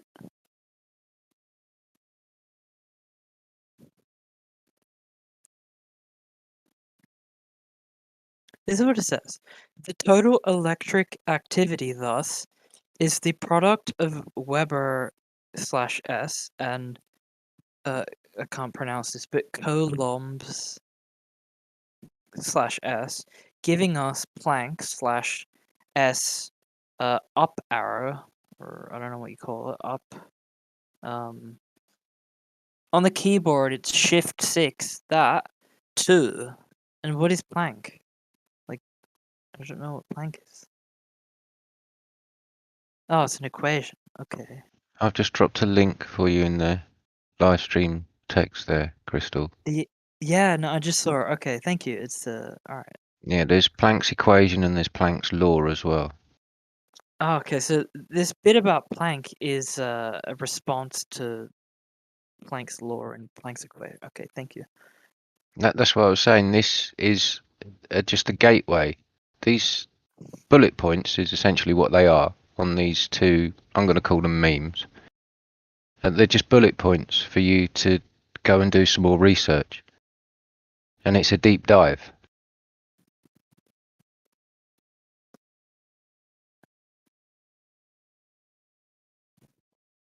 Well, I don't have a lot of time to do that research, but Well, I'm not going saying to you have bring to these do it points up right here, when I right speak now. to. No. I'm going to bring these points up when I speak to the person that sent this to me. I forgot their name.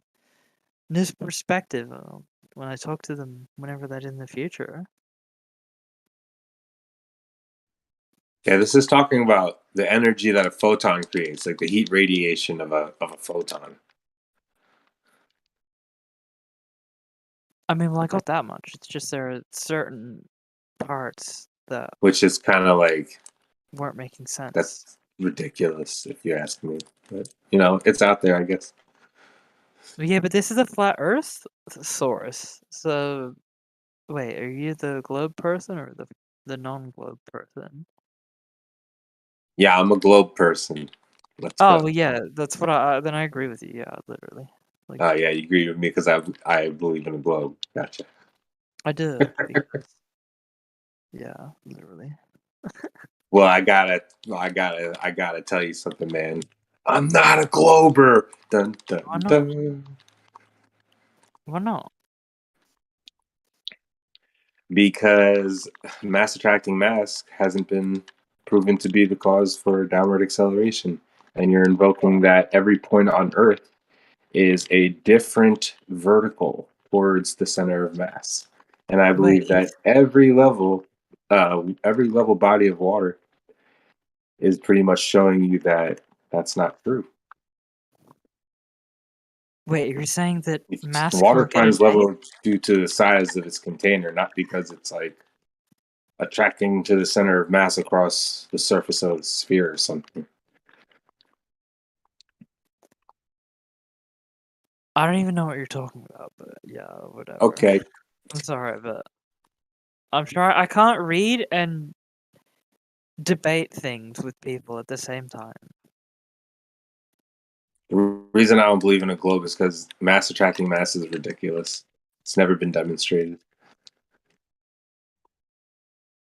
What about the videos where we've tested in vacuum chambers and, well, I know earlier that... You're talking about gravity sensors? Yeah, that's what I'm talking about. You're talking about the cesium atom at that recent 2022 convention? When they say mass attracts mass, in a vacuum chamber where air resistance is... I think that's how they work. They remove the air out of it. And that's why the bowling ball and the feather fall at the same time in Brian Cox's video.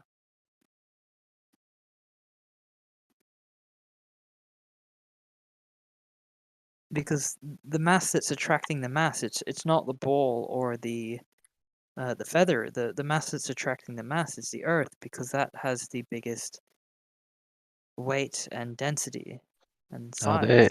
Are there any cuts and edits in that video, Crystal? No, you can. I mean, I can No. send you. Yes, there are. There are cuts and edits in that video. Now, to determine what you're saying, if what you're saying is true, then why are there cuts and edits in that video? Because they should have been able to see the feather and the ball released at the same time and watch them all the way down until they hit the ground at the same time. But they didn't do that. They cut the video and edited it. Do you want me to find you a different video? What about a video of a flag in a vacuum chamber? What does that demonstrate? Hang on, I need to watch a video.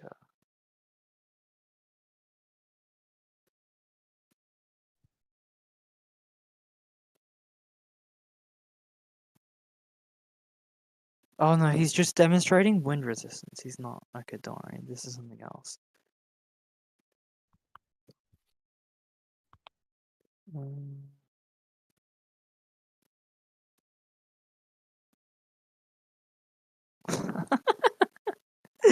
Oh my god.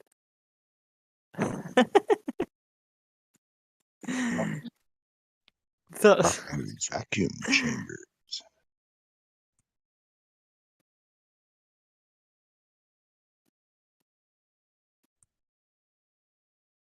Yeah, I don't have a lot of time to look all this stuff up because I study Japanese, so yeah.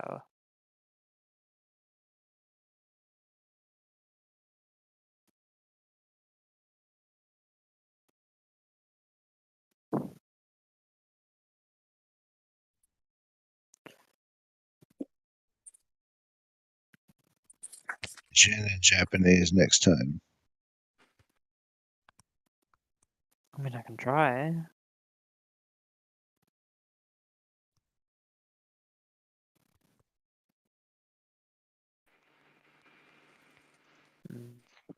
I mean, I can tell you what I know.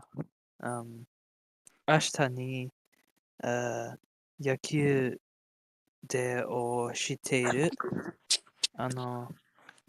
このゲームは、ちょっと、I don't know how to say loss. Yeah, all I said was today I played baseball. But yeah. If you laughed wrong, you might want to cover your mouth while you laugh.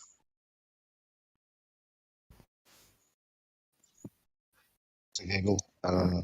It's just everything else is pretty Japanese. I'm Tony Japanese. I'm a Tony Japanese. I don't think so. No.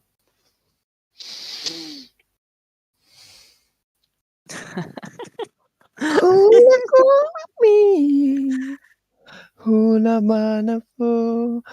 love the sassiness at the end of this article.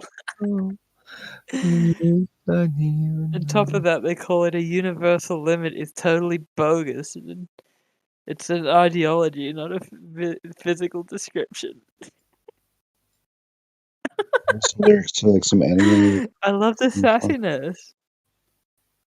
Alright, let's start with the second one. What are you reading? If you go to Livestream text 1 and you go to 2107, I'm reading those two things. How many minutes past the hour? Because 2107. 7 minutes past the hour. Okay. So we have a Bum Earth. Classic. Quiet This Weather. one's written by Michael Brenner. Oh, Brenner. Oh yeah, I know Brenner. Is he a swell guy, or is he a twat? Great guy. Absolutely brilliant guy. Innit?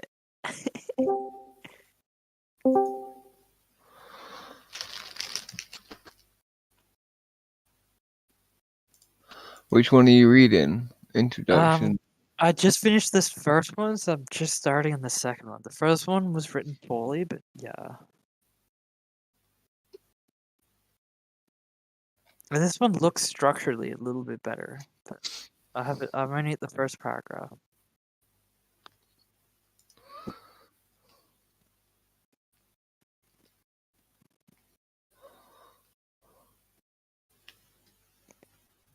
Oh yeah, you should have read the bit out, the so-called bitchy portion of the. Oh yeah, no, I can read that. I mean, I read it out, but I'll read it again. On top of that, call it a universal limit is totally bogus, and a cosmology built on it. Wait, and a cosmology built on it can only be called ideology, not a valid physical description of the world. He sounds a little bit sassy. I like that. He's talking about someone who wrote an article on something that is further up, but I can't be bothered trying to find it. But yeah.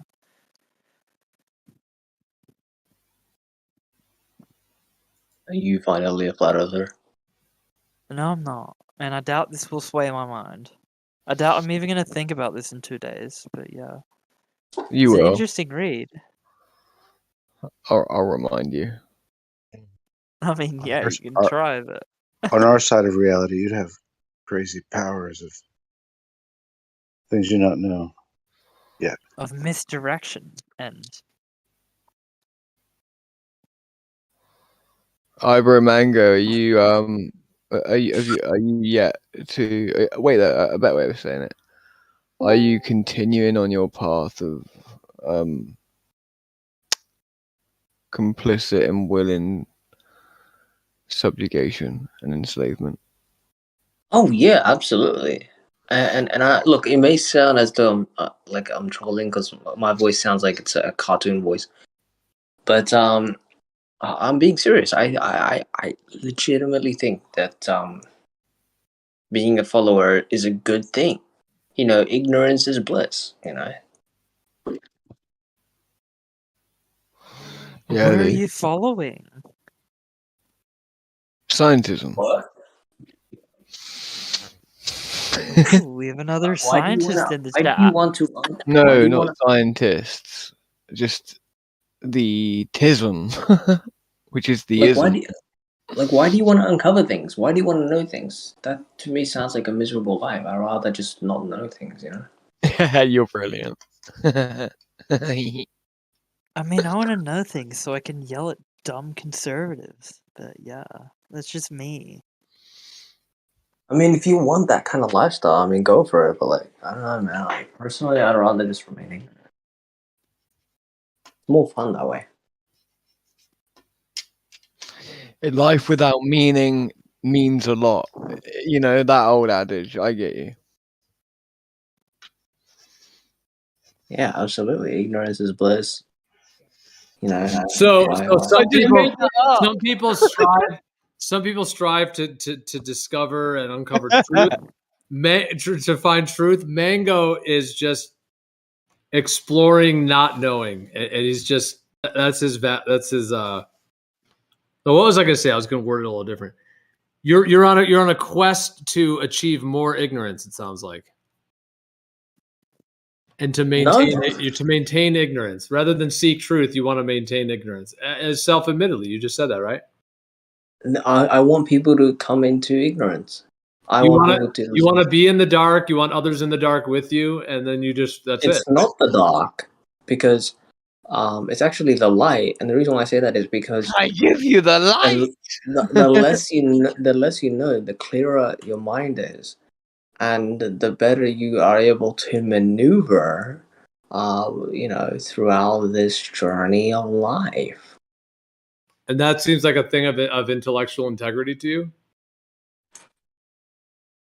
Knowing more just causes a lot more stress and a lot more anxiety. Why do you want that?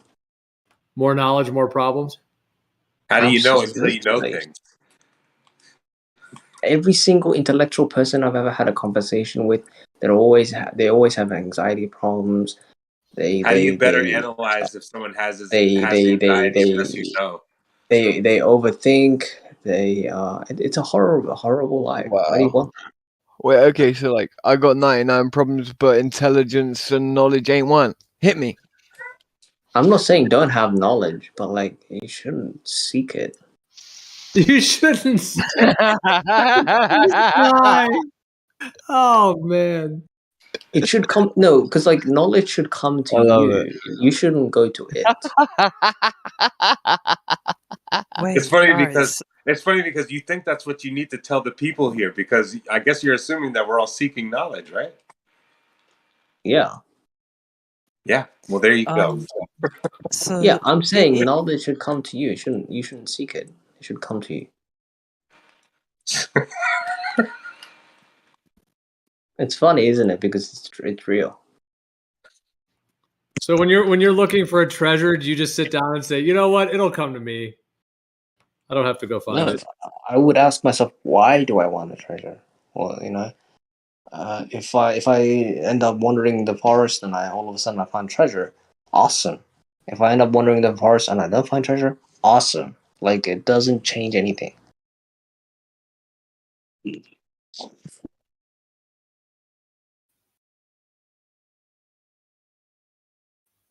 Well, objectively, it changes the fact that now you're wealthy comparatively to the way you were before, which changes your options, which could change the state of your mind even.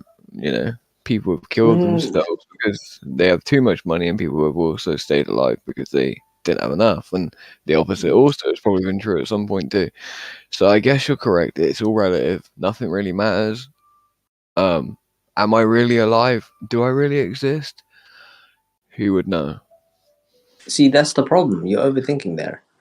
It's always the over analyzing, the overthinking, that always think that they need money or that they need stuff or that they need things or that they need to seek.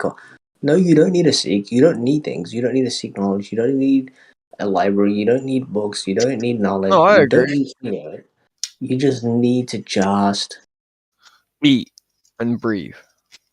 Well, it reminds me, there's like this idea where, like when it comes to music, like people being musicians, there's like this kind of parable. It's like this idea where, I'm just going to say it in my own words, but where like one way to be a musician would be to learn everything you can, like you're studying and you're reading music and you're studying all kinds of different artists and then, becoming influenced by those artists and just learning all the information you can and then being a musician.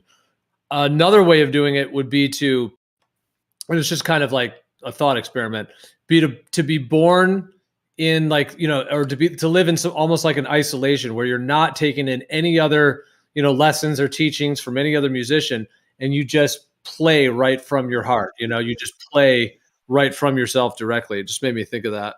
Like the difference between kind of like, being a drummer and just drumming right from the heart kind of thing versus, learning all kinds of technicalities, like those kind of two spectrums. Yeah, exactly. It's intuition versus critical thinking. But it does seem like some of the best musicians in the world combine both.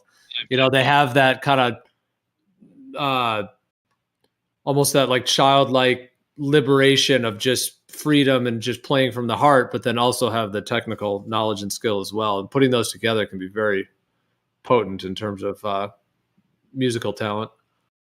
Oh, I agree. But what I am saying is like I think you spend too much time seeking and not just just letting the information come to you. I think there's a balance there for sure. Mango's ideal person. I mean, but there's a flaw to that, like random chance, right? If you just sat and waited for the information of the universe to come to you, right? If you're in a Muslim area, they would show you the Quran. If you're in a Christian area, they'd show you the Bible. If you're in an atheist area, they'd tell you to Google it. Or they would just show you science sources. If you're in a flat Earth area, I mean, I don't know what flat earthers think the universe, how it began, but they would tell you their theories. You see what I'm getting at? Your scenario of just sitting there waiting for the information to come. Like, I'm sorry, but that's... I don't want to say it's biased, but it's beautiful, isn't it? Thing to say. No, it no, isn't. It's not. It's a beautiful thing because what happens is indoctrination. And you haven't fully done that, Mango, because you're here. You seeked out this platform. You clicked it. You joined it. You came in. You got your roles. You came into the live stream. So you seeked out being here. No, I didn't. Mango actually. didn't even follow their own advice. No, I didn't seek it. I didn't seek it. I got invited. I then this happened. This other happened. I never seeked any of this stuff. Yeah, you clicked the button to join though. Yeah, sure. So you did seek it out. I open doors, when I go into a room. That doesn't mean and you continue.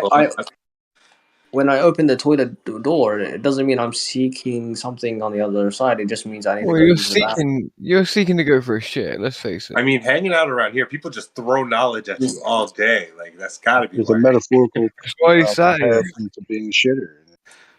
It's not a place to shit. The problem is you're overanalyzing my statement, and that's the issue. I agree. We're here to have a conversation. This isn't a lecture theater. Silly.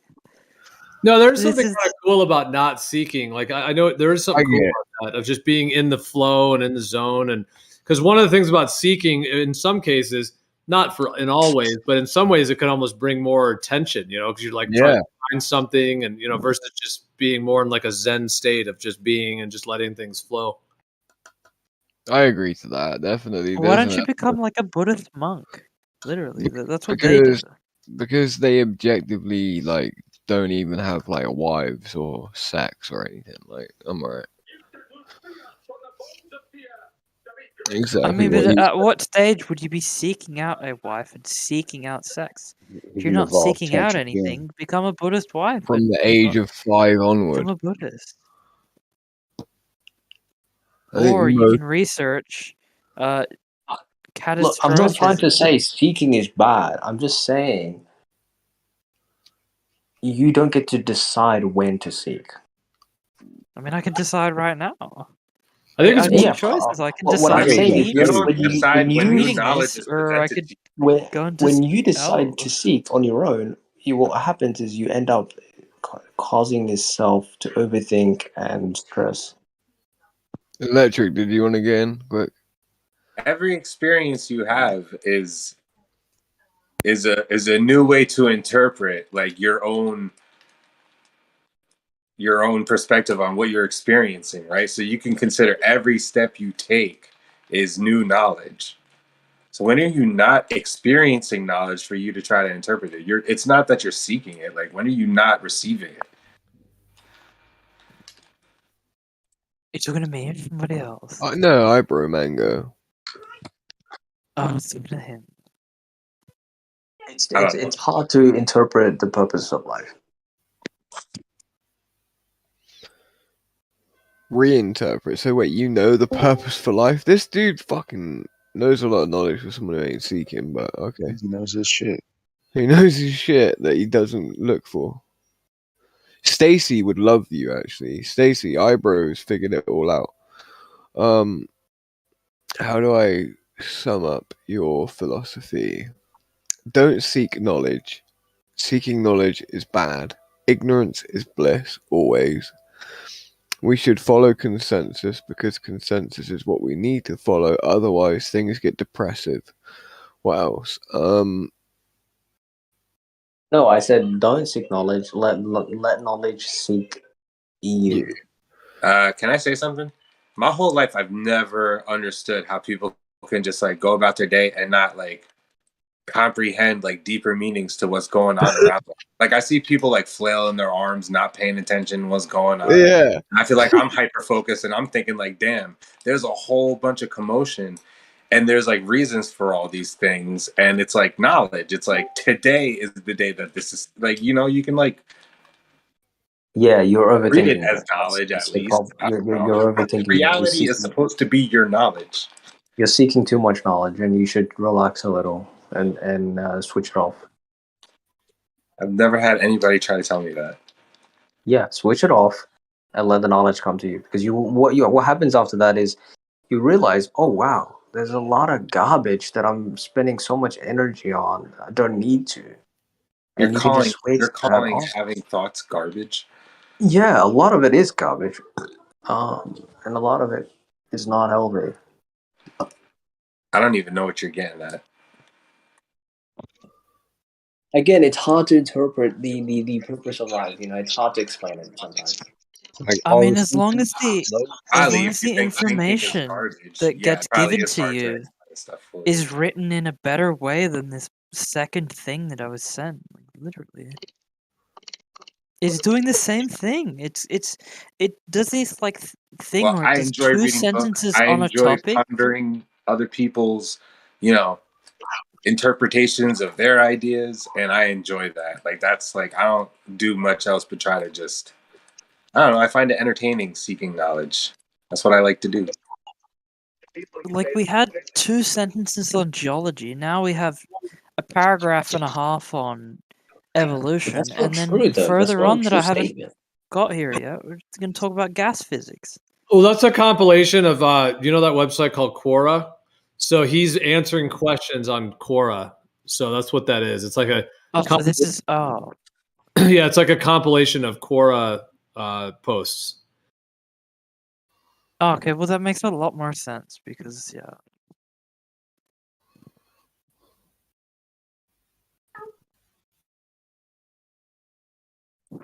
Not knowing things is how they win, bro. That's literally how they peddle and continue the agenda that they have, is by people not wanting to know what's happening. Those people you say that are flailing. Right in line. That's manufactured consent. Right there. Because you think it's more enjoyable to just la-di-da, listen to music, throw your hands in the air and feel the sunlight and just like whatever else you want to do with yourself, right? Stuff your face with food and just be around family, love things. Like, it's all super simple.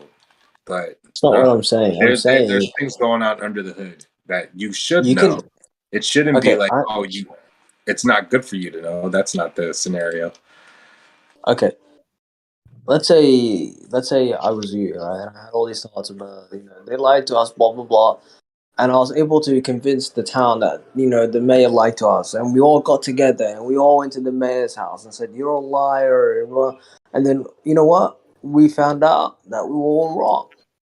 See, this is what happens when you.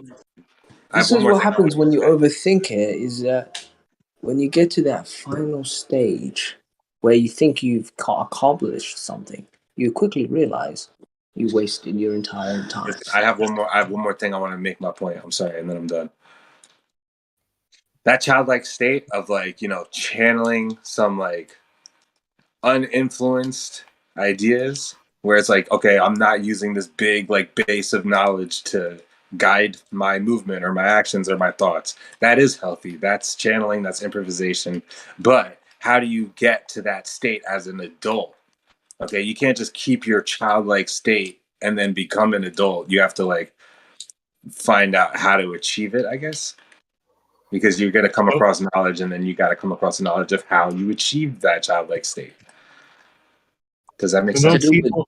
It's nothing to do with being a child or being an adult. It's just stop seeking knowledge. Well, I don't get it. I say that because it relates. Why to do you need children to do that? act? They're kind of uninfluenced by all the things that make adults kind of calcified.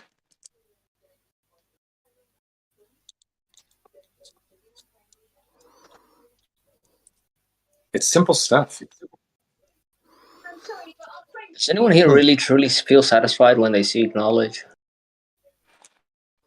I think you're supposed to have a sense of wonder. You're supposed to want to travel. You're supposed to want to dig.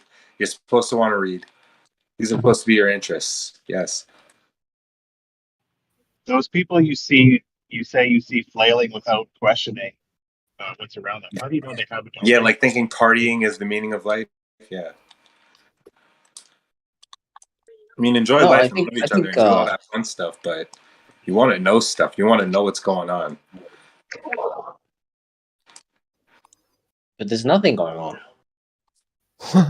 Okay, well, you can't enjoy the sound of a guitar unless somebody actually builds one. Can you guys hear me? Yeah, what percentage? Yeah, we can hear you, but your mic is... I've heard a guitar playing before, and it's horrendous, to be honest. Well, I think you get my point. But you said you saw people flailing around, not questioning reality or whatever. How do you know they haven't already questioned it or aren't currently? How do you know what's in their head?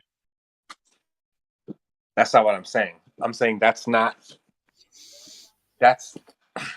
my God, give me a second. This is from earlier. Well, I can answer that on my behalf because I work in customer service and I have to hear the same old shit come from the same fucking people, and they talk about a lot of nonsense. And then when you try to have an intellectual conversation and they can't have one and they want to talk about their media and their politics and the nonsense of the world, then yeah, I know they haven't questioned anything. Yeah, but that's beautiful. I love those kind of conversations. Because to me, that person is... To me, that person is grounded. Hold on. To me, that person that you're belittling, to me, they sound like they're grounded and they're in reality, and they're living day to day and they're experiencing their day to day life. You, on the other hand, you're living in fantasy land, in cloud 9, in your mind, wondering about theories and thoughts and nonsense that it's nothing to do with reality. Oh yeah, no, but okay. It sounds like they just have different interests in you, Stacey, and you have a problem. No, and you can't have a conversation. Everything that comes out of someone's mouth is directly from a TV, and that's all that they have. They have no thinking of their own outside of that media box. Ooh. Sorry. That's awesome. You, on the other hand... you could date a TV or you can be friends with a TV if you'd like, but I don't want a TV. I want a human being. Ma'am, please, let me finish. You, on the other hand, you are living in your mind. You're not even living in reality. Well, no, that would be correct. That's even sadder. Even sadder than the person regurgitating what they saw on TV, to be honest. These people don't travel. I travel the world. I do things. These people are stuck in doing the same repetitive thing. How can you say something like that and judge someone instantly based on that information? You claim to have original thoughts, but you're the millionth person I've heard say exactly the same thing. Oh, every time I talk to normal people, they keep talking about the same thing every day. Why don't There's a people lot of have projection I'm hearing. You have no idea how many times I've heard Just people slow your say that. roll. I don't think you have original thoughts. So, why are you like complaining about this? I don't understand. Complaining? I'm telling you exactly what somebody asked. The truth He of wants the to world. ask you how's the weather. He wants to ask you how's the wife and kids. Yeah, how's the weather over there? Like, how is the weather? I can entertain that. It's fucking cold, dude. It's like 30 degrees. It's cold. But then the conversation's like, Or saying that actually it's raining cats and dogs, and yeah, man, tomorrow it's going to be raining dicks and dildos. Like, maybe the knowledge can come straight to you. Do a handstand naked, bro. I don't know. Hey, man, look, I let the knowledge come to me, bro. That's all I have to say. So watching TV for knowledge is bad, but watching YouTube is good. Who says I watch YouTube? Do you watch YouTube? Honestly, I haven't watched any YouTube in quite a while. I'm too busy working and doing real life shit. But to be honest, yes, don't we all in here? Yes. Okay. Siri. Some of us don't criticize people for doing it. Siri. I'm not criticizing people watching YouTube. I'm not criticizing and not having your own thoughts and just believing something because it comes from your media. That's what I'm saying.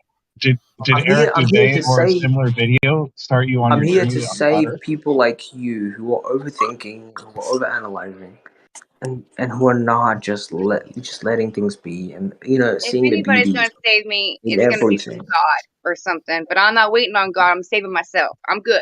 Okay, right now. I'm saving you by telling you that the thoughts that you have in your mind is ridiculous. It's nonsense. It's good to talk about. It's amazing to talk about the weather. It's amazing to talk about politics. It's amazing to talk about the show that you recently watched. I don't think having intellectual conversation is a good thing. I think it's a cancerous thing, and I think I think you misunderstand a logical syllogism. Yeah, but not all people want to have conversations about the weather and what you ate in the morning. Some people want to talk about stuff that's remotely interesting. Yeah. No, that's not true. We all want to talk about the weather. You have an issue, and that issue is you have this itch within you that's seeking confrontation and seeking alternative conversations. And you need to deal with that itch and come back to reality and talk about the weather with me. No, I want to have intellectually stimulating conversations about topics that. You cannot be trusted to talk about intellectual, substantive conversations. Cannot happen because we are to live in a communist regime with dictators that make sure they sap every little individual bit of knowledge, and so that we can be completely brilliant followers of the state, the religious state that we love, great religious and loving ultimate leader. Insert whatever dictator name you would like. That is the way for us in the future. Bro said it first. Thanks for the tip, bro. Now my life is sorted. Thank you, bro. That's not what I said. Communist, like you describe fascist. Yeah, fascistic, whatever, communistic, whatever. Do you think they're the same? I think one leads to the other. Really? I think you should do some more research. I never said that. I know exactly what. Wait there. Let me clear that up. I know exactly what communism is. I was just claiming that I believe communism is very synonymous with fascism. So I was explaining kind of like both positions, like either one would be good with him, maybe, So do you mean actual communism or the guys that? I mean, a dictator that was either a communist dictator like Stalin or a dictator that was like Hitler. I don't know. Either one. I don't care whether or not the guy prescribed brutalist architecture in order to swamp and destroy the creative mind. I don't mind if he promoted National Socialism. I don't care. I'm saying a dictator. Okay, so not communism, dictatorship. That makes more sense. A dictatorship, yeah. It could be like communistic in its beginning, and then it could turn into a full-blown dictatorship later on. Well, those two are the opposite. Let's create a whole arc. Yeah. I feel like you're becoming a dictator if you want to dictate everybody's conversation to talk about dumb things like the weather. No, we will talk about the weather. The weather is objectively and just talk about the weather, whether you like it or not. That's not what I'm saying. I'm not trying to control conversations. I'm just saying, like, well, I think I think it's a disorder to seek out intellectual conversation. I reckon you actually believe what you're saying, but you don't believe it about yourself. You believe it about other people that are not elite. I think you're an elitist. Yeah, because if the elite are definitely looking into the information, and how do you think a doctor becomes a doctor? So he should just sit on his ass, twiddle his thumbs, and watch TV? No intellect, right? We should not look into intellectual things or books and information and stuff. No, let's talk about the weather all day. No. See, this is the thing. This is the exact point I'm making. You're too extreme in your views. I'm saying, when appropriate, have those intellectual conversations. But you don't need to seek out. I don't think you should seek out intellectual conversations. So I think that's the problem, is when somebody thinks when it's appropriate for me to have a conversation and how to have a conversation. What's good for me? It may not be good for you. Just like you said a second ago too, what's going on in your head is not what's going on in my head, which I'm very grateful for, and I'm sure you are too. But that's okay. But to sit here and say that you shouldn't seek out information, which the whole world is about, is information, would be quite dumb. The problem with that statement is you don't know how to think. And I'm not calling you dumb. I'm saying people who don't seek information, it would be dumb not to seek information. You're losing out. Why would you want to not know things? And how do you know how I have a conversation with people? Because usually when I'm out in the street, I don't just be like, hey, you know the earth is flat? I mean, I joke around. But majority of the time, we have conversations about society, and most of the people agree. Even the ones that watch the TV, what's going on right in front of their face. So then we have the intellectual conversations after that. And a lot of people can't have them, actually. I think it's your judgment of how we're having the intellectual conversations because you hear discord. No, I don't think anyone should be having intellectual conversations at all. You take my comments too extreme. You guys are way too extreme. I don't think people should have intellectual conversations at all. You haven't let me finish. You haven't let me finish. You shouldn't have it at all, unless appropriate. Unless you're in an appropriate setting, then you can have this intellectual. I don't think it's healthy to just be like, let's talk about NASA and how they're lying to us, bro. Like, dude, what the hell? Maybe you should surround yourself with people that can have intellectual conversations, Stacey. Do what now? Surround yourself with people that can have those conversations. Maybe those people just aren't capable. Oh, I usually do. Like I said, I was mainly at my job when I'm dealing with a ton of people or I'm out and about. But yeah, I surround myself with quite a bit of intellectual people. Yeah. Well, I think he's on about the fact that you hang around with us guys who, don't believe in his globe, so therefore inferring that we're all dumb. Yeah. I don't have a globe. I don't think you should hang around with these types of people. I think you should hang out with people who ask about the weather. Your tag, say Earth is globe, that's a self-selected tag, which meant that you clicked on that yourself. So you either chose to be a glober for fun, gigs. Huh? Do I believe in your flat Earth? Wait, what do you mean? Are you a flat earther? Does it say I've got one? I'm asking you, are you a flat earther? No. Are you a globe earther? No. How come you don't know? What do you mean? Why don't you know the shape? What don't I know? The Earth exactly. appears. Properties of the Earth, the shape, the reality of Earth.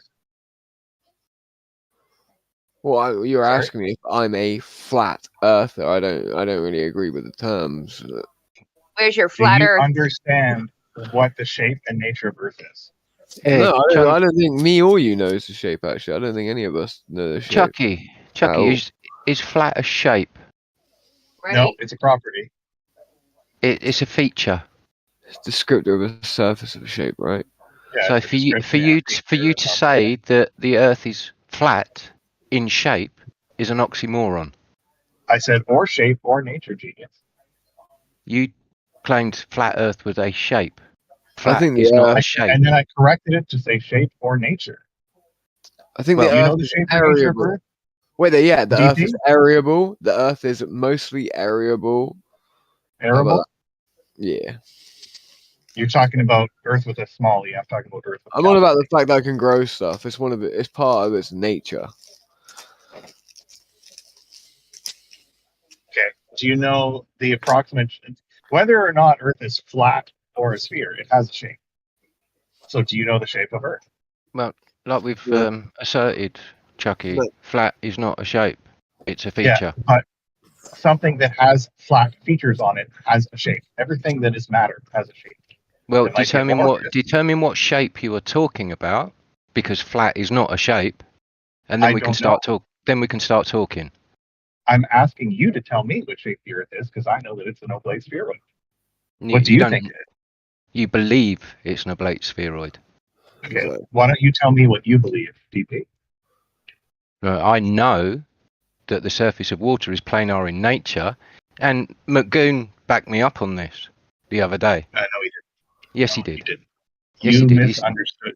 He said you can take the two ends of a water level infinitely far within the plane that they form, and they still form that plane. That is planar in nature. The surface of the water is planar in nature. McGoon agreed with me. That's not what he said. He said the water level creates a plane. Because that's what And the two ends of that water level can be taken to infinite distance within that plane and remain within the plane. That is what he agreed to. Talking about hydrostatics. But he never made a claim about the surface. He agreed all the way with the statements made, Chucky. Right. Those statements are correct. But that doesn't mean absolutely they are correct. The ends of the water level and the surface of the water remains within the plane no matter the distance of the ends of those water levels within the plane. Absolutely they're correct. Yeah, and the surface of a lake is clearly not a plane. So well, that's your claim. That is your claim. No, it's never been demonstrated. It's never been measured. So I suggest you get out there, demonstrate it, measure it, prove there's a drop of the water level from that established plane, and then we can start talking. How about that? Because so far, one of your god bosses agrees with me. Water level doesn't drop. Water level doesn't drop. No, it remains within the plane that it establishes. Goon agrees with me. Goon agrees with me, Chunky. He does not agree with you, did he? He did agree with me. It's recorded. I've done sound clips. Do you want to listen to one? He agreed that the two ends of a water level can remain in the same plane. Remain in the plane no matter the distance. Yes. If you put it in the live stream in the video, I can put water level. The surface of a lake is not a plane. That's your claim. Go out and demonstrate it. Drop a YouTube clip. I'll play it. Every time I go for a swim in a calm lake, which is many times every summer. Now you're just reifying your belief system. How is that reifying a belief when I observe something? Because you go and measure it. Your observations don't mean anything, Chucky. What you believe you see doesn't mean anything. Really? How do I believe that the buoys on the rope or the floats on the rope of the beach 700 meters away disappear when I go low to the water behind the curve. Okay, go measure it. What do I need to measure to know that they Go. disappear? You claimed that the level line drops from the horizontal plane, the level line being the surface of the water. Toon agrees with me that the surface of the water remains within the plane no matter the distance in that plane of the ends of that water level. You are claiming that that water level drops from that horizontal plane. Go measure it. Right. I think you need to listen to your conversation again, where McToon said the two ends of a water level. Nothing about the surface of a lake. What bit about a water level and the water within that level do you not understand, Chucky? Well, we treat the two ends as points, even though they're not technically points. That's what we use them as. So we don't have multiple points. We only really use two. Yeah, which is a straight line, which forms a straight line. That straight line lies evenly within the plane. Carry on. Which has nothing to do with the overall surface of the lake.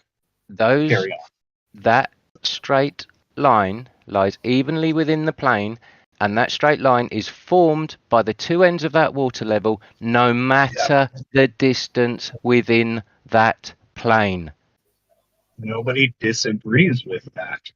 That is hydrostatic equilibrium. That is a physical law. Such applies to nature. The surface of that water is planar in nature. Toon agrees. And a calm lake is in hydrostatic equilibrium as well, and is not flat or planar in nature. That's your claim. You claim that the surface of the water drops away from that horizontal plane. Go measure it, Chunky. What you think you see isn't what's going on. Answer me again why I need to measure it and how I would instead of observing it every time. The observation is in your head. To prove it, you need to go and measure it, Chunky. You can't. So off you go. Why do you think you could measure? Off you go. Go measure it. No, it's a little chilly right now. It's -4. I'm not about to hop in the lake. Well, but the surveyor wait until the summertime. The surveyor who did survey my house has surveyed, and he agrees that the Earth is a sphere. So why is that? People that do measure these things for a living, why do they think the Earth is a sphere? You mean the measurements that are taken from a constructed horizontal plane that is extended infinitely far in any direction with perpendicular measurements in the vertical taken from that plane up or down from that plane. For example, the elevation. Elevations, exactly. Yeah, so what about those that show that the Earth is a sphere? You cannot measure a sphere. You cannot measure a sphere standing on the outside of the sphere using Euclidean geometry. How did they measure that sphere? Why do they show at LIGO that there's a deviation? Why are you avoiding my question? How did they measure that plane from the sphere? Sorry, from standing on the outside of the sphere using only Euclidean geometry. Because you don't understand how curves and points are measured. All right, so you've gone to the "you don't understand" fallacy. You haven't explained. You haven't explained how they did it, which is what you claim they did. You've just gone to the "you don't understand" fallacy. You cannot. You cannot measure the surface curve of a sphere standing on that sphere. Funny bunny air bracket quotation marks. Using only Euclidean geometry and surveying techniques. Which bit of that don't you understand? Very wrong. Where did you learn your surveying techniques? Because that's how you do it. So, you claim it's very wrong. Walk us through exactly how you do it, then, Chunky. I've already walked you through it. I'm asking you where you learned your surveying. The whole room is waiting for you to walk. The whole room is waiting for you from a to certified walk surveyor. us Where did you through. learn it?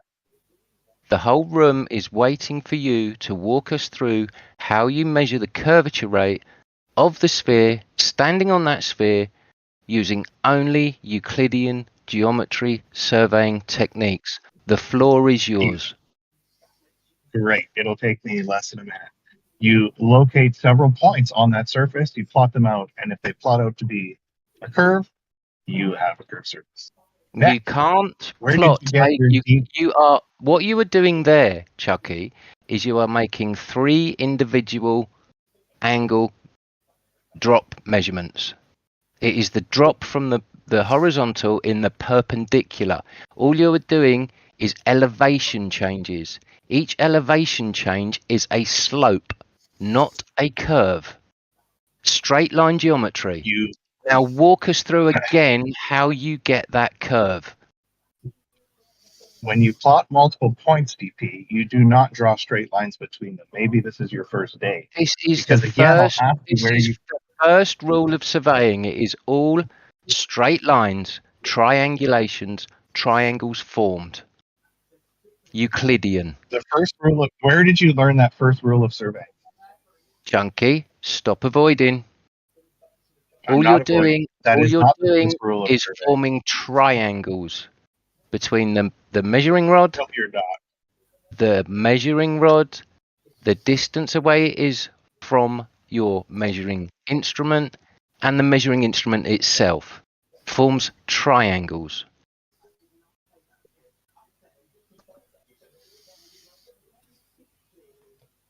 All perpendicular.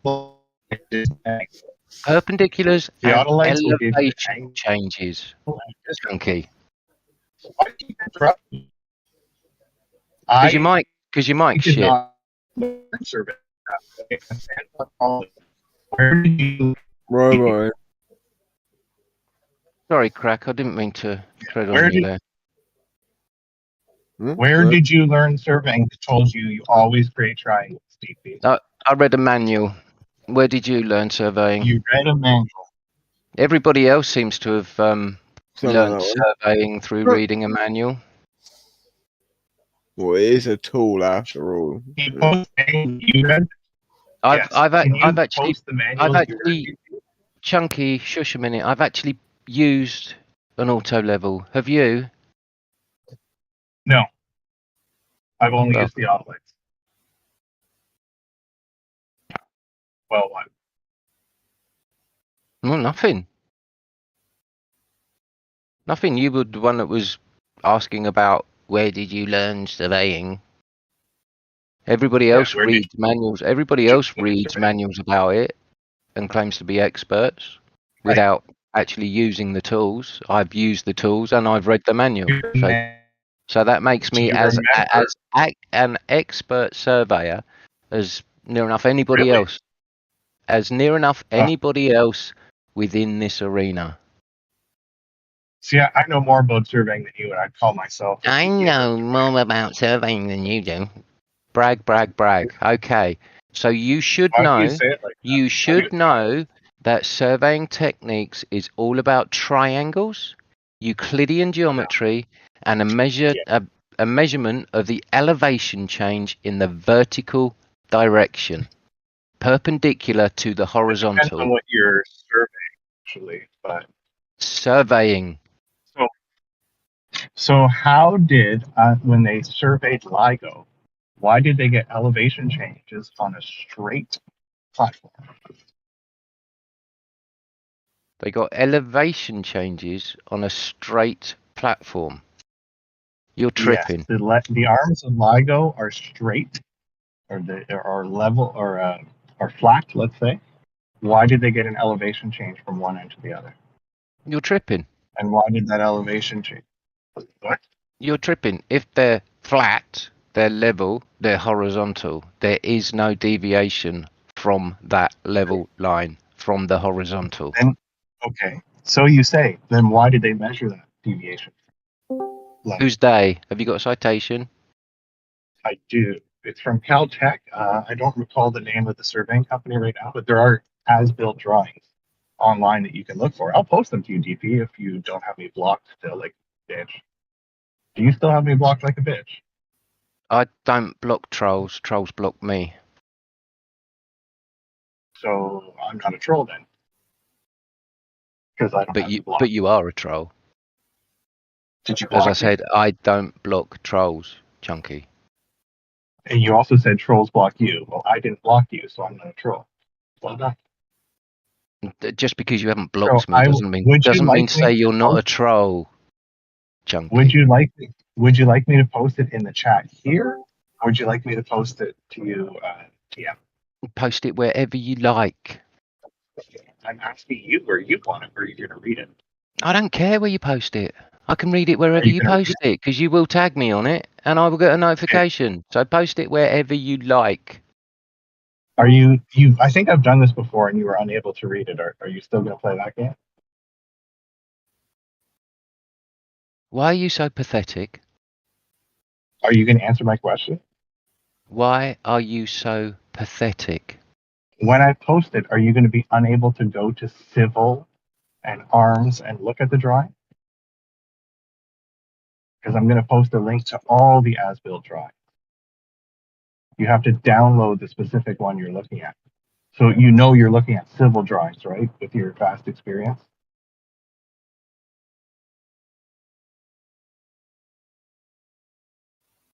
He's gone. Still waiting for you to walk us through how you measure curvature using only Euclidean geometry and surveying techniques. I told you. No, you've told us how we get slopes. I told you how you plot the curvature, and then you can measure it from that. How as measured are slopes. No, as measured are points. You join the points, not with straight lines. Triangular. Because no surveyor would tell you to do that. They're all triangles. You would join with the line of best fit. So you're talking about an elevation deviation from the horizontal plane in the vertical direction, forming a triangle back to the measuring tool. No. Yes, that is how surveying tools work, Chunky. Surveying tools locate points. Surveying tools make measurements. Yes. 2 points. The deviation of the elevation from the horizontal plane and the distance that the measuring rod is. This forms a triangle. No curvature in a triangle. You don't have to make a triangle because you don't care about the horizontal. They do make triangles, Chunky. Here, let me, it's not a case of you don't have to. It's the only way they work. So I'm posting LIGO as built right now. You're going to go look at it. I have to go on mute for a bit. Yeah, suggest you do. What's that? I suggest you do. Go on mute. Yes, I do. What? Go on mute. It's your best course of action. So I'm going to make sure I post this so that you can see it first. Just go on mute. You don't need to have your mic live to post a link. Do you see my link, DP? I see your link, Chucky. Are you going to go click on it? Go on mute. It's the best course of action for you. Okay, why don't you walk us through those? You can't explain your claim, Chunky. You have claimed that those surveying tools measure curvature. You cannot measure curvature. You cannot measure curvature using Euclidean geometry from an established horizontal plane with a change in elevation, a change in the vertical, creating a triangle. It cannot be done.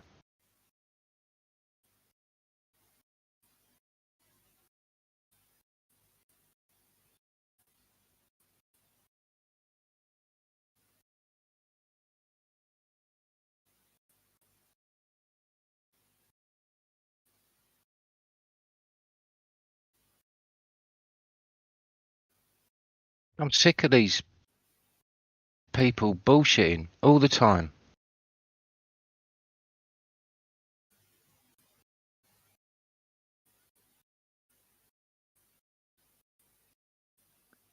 Wait, but are you gonna read their source? Yeah, but like you, I'm doing other things at the minute. Oh. You know, not all of us have got time right now, like you said, to watch 4-hour videos and read the source and. Yeah, literally. That's all you needed to say. Right, and I did say it. So, thank you for making time for me to say that.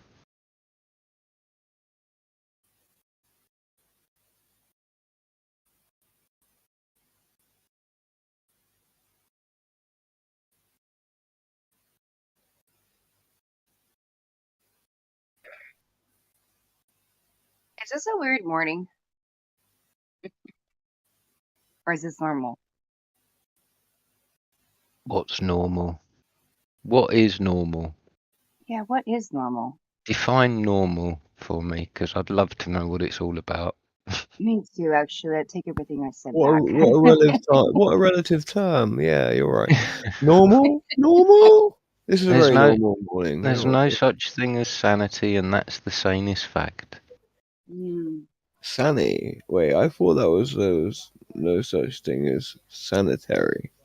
Right, I was thinking this. I knew you were gonna go. What the fuck? We've been hanging out too much in the past. I knew exactly where your brain was going. Yeah, Stacey, I don't think we've spoken before. Hi, how you doing? It's Hi, weird nice to because you sound a lot like someone that Yeah. it sounds like we've all been here before for like a long time. In fact, actually, A long time, right, Greg? Yeah, I've never actually mentioned to him that he sounds exactly like. Doesn't that he? person. Yeah. There's certain words that are being depicted or how he I pronounces know. something that it's I like, was like, whoa. I come in and I heard him and I was like, wait, is that him? And I couldn't tell until he was really nice to me, and I was like, wait, that ain't him. So he was really nice to you. Who sounds like who? You An sound old like friend. an old friend, yeah. Yeah. Oh, really? And you both Yeah, have you an do. acumen of the subject, which is exactly the fucking same too. Yeah, he's very smart, intellectual, all that, knows a lot about this subject. I'm not gonna lie about that. I mean, we don't get along now, we don't talk, but he's very smart. You know what I mean? So we're not saying anything bad about you. But as soon as you're nice to us, we're like, huh? That can't be. Can't be him. Me and Chunky, we got a little bit of a history, and yeah. Well, Stacey's your wife. Is she? Well, this old person, yeah. What? I'm sorry, I had to do that. Yeah, well, You would have been my husband to be. Oh, okay. If you were like. That's why it was alarming. I'm like, I messaged Crack in a DM. I go, "Is that you know who?" Oh, I didn't get the DM, by the way. Oh, you didn't? No, I can't get into my DMs right now. No. Wow. Well, you already know because you already said 2 weeks ago. It's like, ding. Yeah, I need to say Yeah. it right away. I was like, when the flow of conversation stops, I know what I gotta say. And then you walked into it. Yeah, man, it's crazy. What's your past with this? Is it Chunky? I always read his name as Chunky, and then I think I read it, and then someone was like, his name's not someone was like, his name's not Chunky, it's Chucky, and I'm like, shut up, his name's Chunky. And I'm like, no, it's Chucky. Yeah, no, it is Chucky, as in the mad psycho killer doll. But bro, I read it as Chunky too. Like, yeah, I did, and you know now it is a slip of the tongue most of the time because I do try to call him Chucky, but it's just so easy for Chunky to come out. Call him Fatty. Exactly. No one can say his name. Like I used to sit in the house with them and go, "What the fuck? It's not Chunky." That's why it feels so weird. It feels like the past is being, relived again.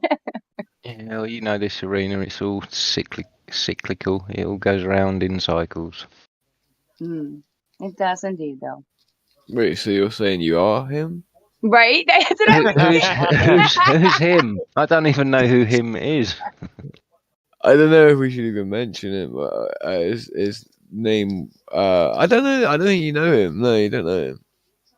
A Jedi.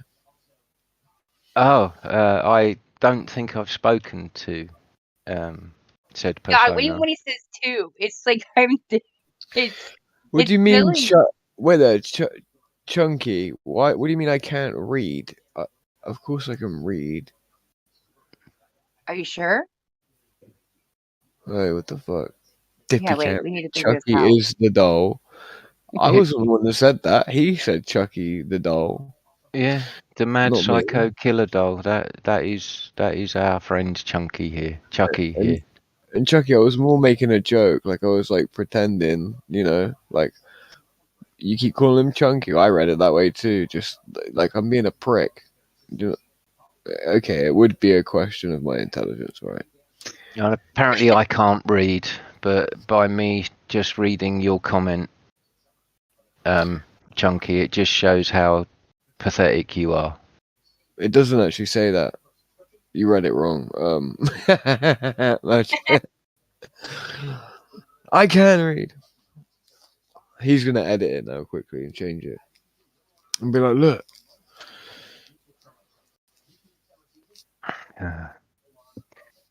It shows the silly, pathetic games they have to play. Have they managed to dox you yet?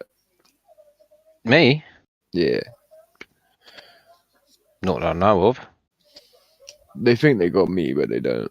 No, they think they've got a photo of me that somebody lifted off of that other server. But it's not me. But they still think it's me because I posted the picture. It's of somebody wearing a t-shirt that they bought off of the Teesprings thing that I set up. Right. And it's somebody else. They bought the t-shirt, took a photograph of themselves in the t-shirt, and then I reposted the picture in a room that we all thought was private. But one of the trolls had access to that room, lifted the picture out of that room, and it's now gone around that that's me, but it's not me. They just have to make believe. It's funny. I don't know. I feel like you're. No, I'm not going to say that. That was silly. I got a weird sense of humor. I need to realize that. It's right. I can take it. Go on. Brett, well, I just saying your entrance to a debate should be like a the entrance to a debate should be someone posting 3 dick pictures in the live stream text before you come in. The entrance. Your entrance to a debate, like the entrance to a wrestling match or something. They play music, right? Oh, right, the walk-up song tune. Yeah, yours to a debate should be 3 pictures systematically sent just as you enter the room of 3 different pictures of penises. Why? Because your name's 3DP, 3 dick pics. Oh, right, yeah. Well, that's where Chunky keeps going with it as well. He keeps misinterpreting what DP actually means. Yeah, you can't read. Yeah, exactly. So See? it just shows how juvenile he is. And me. Did your name used to be 3DPS? Was there ever an S on it? No, it used to be just DP. Yeah. For some reason, I typed 3DPS to crack it first. And I was like, that's not what his name is. I had to read your name. Because of damage per second. It's DPS, damage per second. Yeah. Isn't that sad? I like it.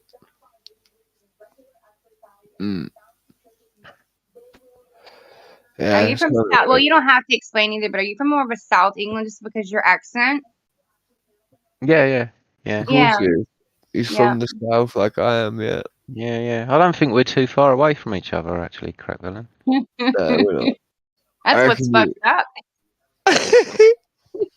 So was the other guy. It was like you guys were real close too.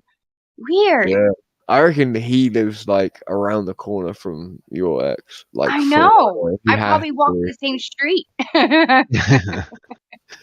Legit. Yeah, Can you man. say whereabouts in the UK you were, Stacey? Kent area.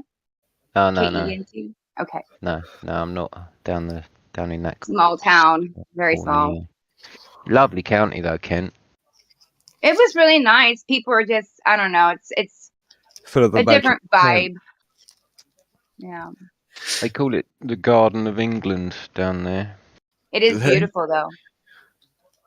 I reckon Devon's the Garden of England. I reckon they're full of shit over there in Kent. You reckon? Yeah.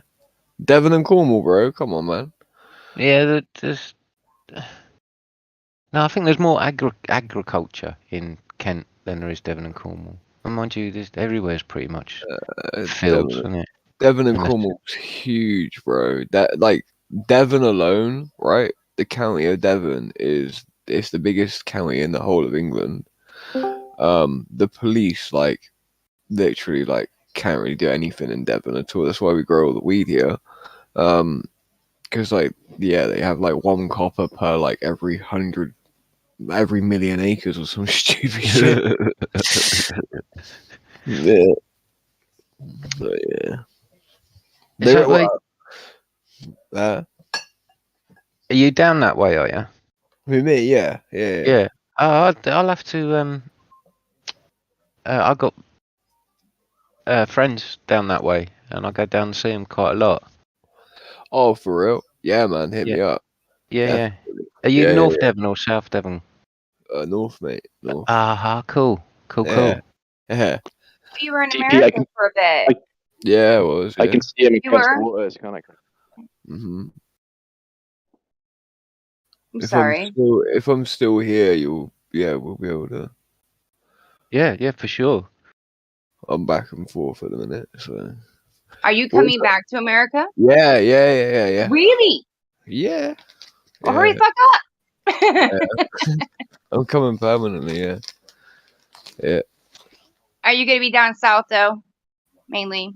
No. Okay. I'm gonna be moving to Georgia, I think. Really? Yeah. Georgia. Is that a flat earth thing? Because a lot of people are moving to Georgia or South Carolina. It kind of is. No, it's more to do with my wife. Yeah. Okay. Well, good, honey. I'm so proud of you. You know, I'm just so happy for you. Just think about that, like 2.5, 3 years ago, where we were at. Crazy It's shit. crazy, I know. Do you want to know what's really weird as well? Actually, I did meet her through Flat Earth, which is fucking pretty cool. But yeah, man, like legit, like I'm a bit of I would say like a narcissist because I literally am like married to myself in a way. You're awful. Yeah, it's alright. Luckily, she's like literally like so much shorter than me. She's like fucking 4'10", and she's like Dominican, so it's alright. Oh. But it would have been really weird if I got with like a big burly woman who was like, you know, looked like me as well as was also like me in nature. That would have been funny. Yeah, there was one woman, but the beard was too big now. The beard was too big. She's so short. Everybody at my job is short too. I have to do all the tall jobs because they can't reach the signs and everything. I'm like, why? Y'all, come on. It's not my problem. Y'all are freaking so tiny. That's what I said. I said grow. I know, grow some, man. I'm not doing all your jobs for you. This is what everyone else did. They grew up. Like, what are you still doing down there? Like 4'10" is fucking short, man. I know. Like, I'm almost 5'9" almost. So it's like, dang. Wow. Yeah. Yeah. There was I was in McDonald's yesterday, and there was like a kid in front of me, and she was with another kid, and I was like, and they turned around, and the shorter one was the mum, and I'm like, how tall are you? Yeah. And I was like, because she seemed too short to be real. She's like, oh, I'm 4'9". I'm like, right, okay. Sorry, my wife's 4'10" in shoes. Sorry. said, "You don't even look to be real." He said, Yeah, like, are you real? Like, do you remember them? What are the things called in Dark Crystal, man? You got the Skeksis, and we have the Gelflings. What an epic animation that is! The Dark Bro, Crystal. I started watching the new one on Netflix. Have you seen any of it? I haven't watched all of it, but I've seen a little bit. No, I've not seen it. I don't own a TV, don't watch TV, so. Yeah, I don't have a TV license either, do. Well, you could have Netflix or whatever. Yeah, but I don't. No. If you ever want to watch it, let me know. I'll send you the whatever. every time I try to get into something like that, because I want to sometimes occupy my time, I can't. Like, I will get an hour in, maybe tops, and I'm out. I somehow find something else to do with my time. My brain just won't sit there that long, especially for a movie or anything now. Yeah, I've been the same for a long time. So I actually wish I could zone out like that. You know what I mean? I do. Sometimes. Yeah, definitely. I feel like it's a phase as well, though. Like, you can go into a hyper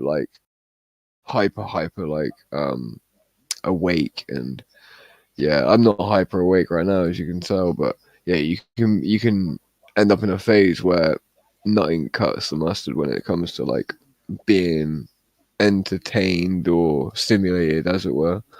Yeah. Yeah. This is my Music's new favorite. kind of become my thing. I've gone back to that where it's basically if I'm bored or anything up, music's usually in my ears. I'm doing something. Yeah, I need to get into a music phase soon to try and become a little bit more productive, I think. Yeah, it helps being productive for me. I could be focusing on doing the things, cleaning or whatever. And it also helps calm down my brain where it's not constantly just going crazy because, yeah, mine won't shut off half the damn time, as you know. I think that happens to a lot of people that start opening up their brain to information like we were talking about earlier. And the more you start doing that, you can't help to stop it. It won't shut off sometimes, even when you're laying down in bed. And I can understand why someone said earlier, we can go down this negative route with that. It can be toxic if you're not careful. How much research you do and when, and needing the information. I think the needing to know is what a lot of people thrive for, and I don't have to know. I am curious and I want to hear the information and make it my own discernment. But I don't watch any flat earth content at all. I mean, I watch none. I refuse to watch any flat earther. You know, I've always been that way, haven't I, though? Like, you have a lot. I literally am not really into any of it at all. Like, I don't even watch Wits. I'm like, and I don't know why, but I feel like it's become like a point now of like not pride, but like a point of like it's an experiment in my mind. Because like if I'm thinking similar shit to people that are watching that stuff, then that to me is like confirmational in some way. Do you know what I mean? And I hear people like you come and talking about that LiDAR 3DP, and that was something I thought about entirely on my own when I wasn't even coming on here on Discord. I was away for a while, for like 3 months. And I kept thinking about this LiDAR shit. I read about it in a magazine. I'm like, bro, that could be. And then you brought it up. And then I'm like, all right, cool. Someone's brought this up without me being hooked into any algorithm to tell me to bring it up. Do you know what I mean? I don't know. Yeah. I mean, that LiDAR stuff is stuff that I've been looking into for the last 5 years.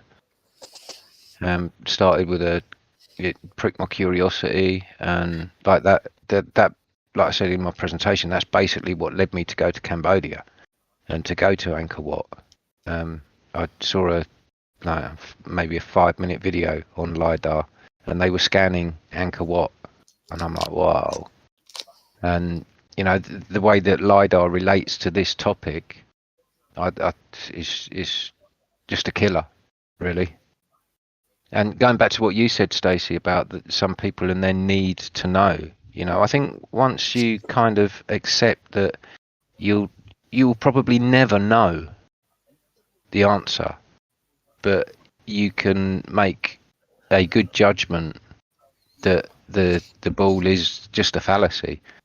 It's just a mathematical construct, and it's nothing more than that. There's no proof of it. It's just a ridiculous mathematical construct. So once you realize that, fix it though and make it our flat Earth, like someone said, what's your flat Earth? You know, and I'm like, I don't need to have mine or someone else's version or Dave White's or whoever. I don't know, and I don't have to know the shape of the Earth. I'm just glad knowing that it's not what I'm told. I don't have to know though, you know. But a lot of people feel like they need, you know what I mean, and that becomes very toxic for them. I don't need to know. Yeah, falsification is independent of replacement. Yeah. Absolutely. And it can be falsified, is falsified every single day. Yeah. Yeah, man. In thousands of ways. The LiDAR thing, though, Stacey, is pretty cool because it's like taking a scan using loads of different points of light. And they're all fired simultaneously, like in all directions. And then over time, it builds up an image based on those straight paths of light where they hit off of the surfaces of things. And eventually, by doing it over and over again, it slowly gets to realize the pattern in which it keeps getting cut off. And then you end up with this 3D space of this like point cloud of like, yeah, the space that you're in. But that means the points of light will hit something. And if it's, let's say it was like a mile long lock of water, it would, if it's flat from one end to the other, it will show that, you know what I mean? Like, yeah, Stacey, I'm just it's processing at the moment. Why is that? Hang on. Try again. I think people can't understand the part because it's one continuous scan. Yep. Right, like legs behind that continue to crawl as you go forward. I don't know, I can't explain it. I've just posted a picture of a LiDAR scan in the chat there, Stacey, and it's literally a cloud of points, a point cloud of things at different distances. And as you move forward through that point cloud, the LiDAR is continuously scanning, and it scans things as you approach them, as you pass them. And if you get a 360-degree LiDAR scanner, it will scan them as they pass you and they're behind you. So it's building a 3D space of what it's scanning, and that is all done in Euclidean geometry. It's all based in a horizontal plane, and it's all Euclidean. That image is really dope. Like, I think about the LiDAR when it first starts off. If you think of the red part, like imagine the first pulse of a scan would maybe give you half of the red dots and half the yellow, and then as it continued, it would start filling in more and more and more. I don't know how quickly it happens, but I just mean that's how I imagine it in my mind. The one that I'm looking at getting is 480,000 points per second. That's quality. And that's not even like the top of the range one. That's kind of mid-range.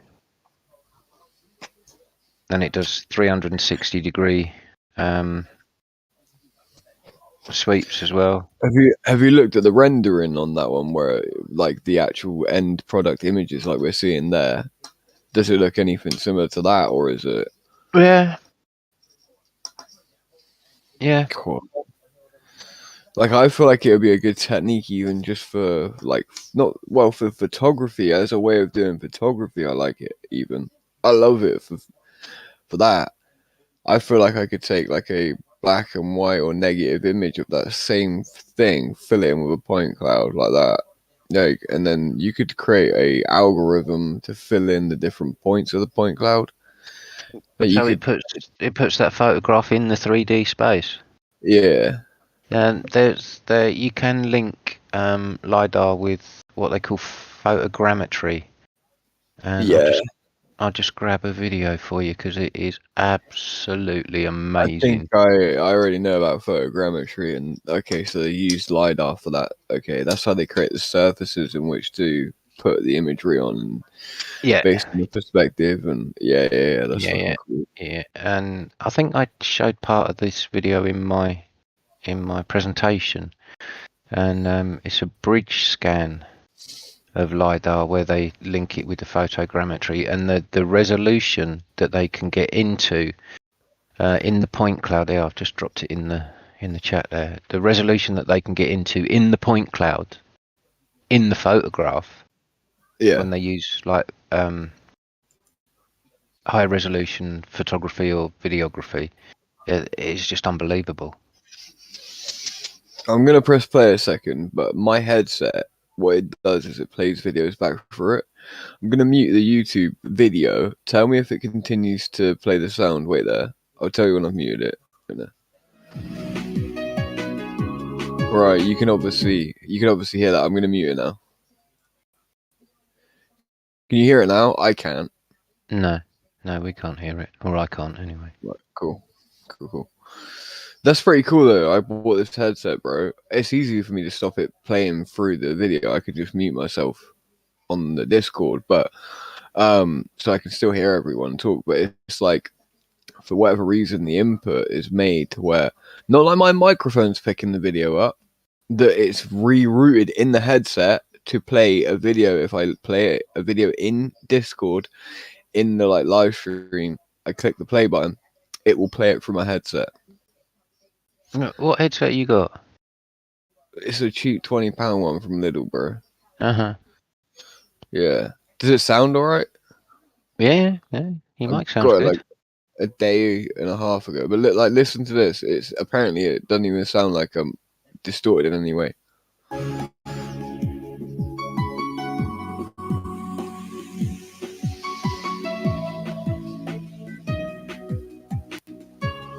You know what I mean? That's like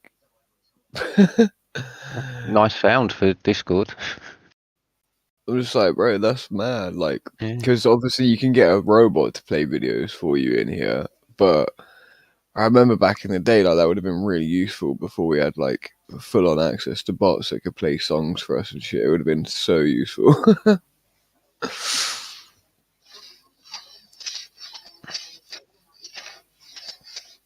They must have accidentally wired in the output for the mic into the input for the sound to the earpiece. That must be wired into the input for the mic somehow. That's surely got to mean that like the headphones are technically broken, right? But you would have thought so, wouldn't you? Yeah. Hey, Crack, are you gonna live in both places, or stay like living in United Kingdom and kind of just come visit? Like, what is your plan? Do you know yet? I'm probably gonna like stay over there. Yeah. Yeah, over here. Do you like it here in America? Yeah, definitely, yeah. I already wanted to do that anyway, didn't I? Yeah. Like I did already want to do that. Like, it's really strange. I wanted to go to England and stay. You wanted to go. They should have just swapped. Right. I know. Swap houses and all. Here, you can live my life. I'll live yours. Life swap. Exactly. Definitely. I would have been up for it. England does fit my personality more, though.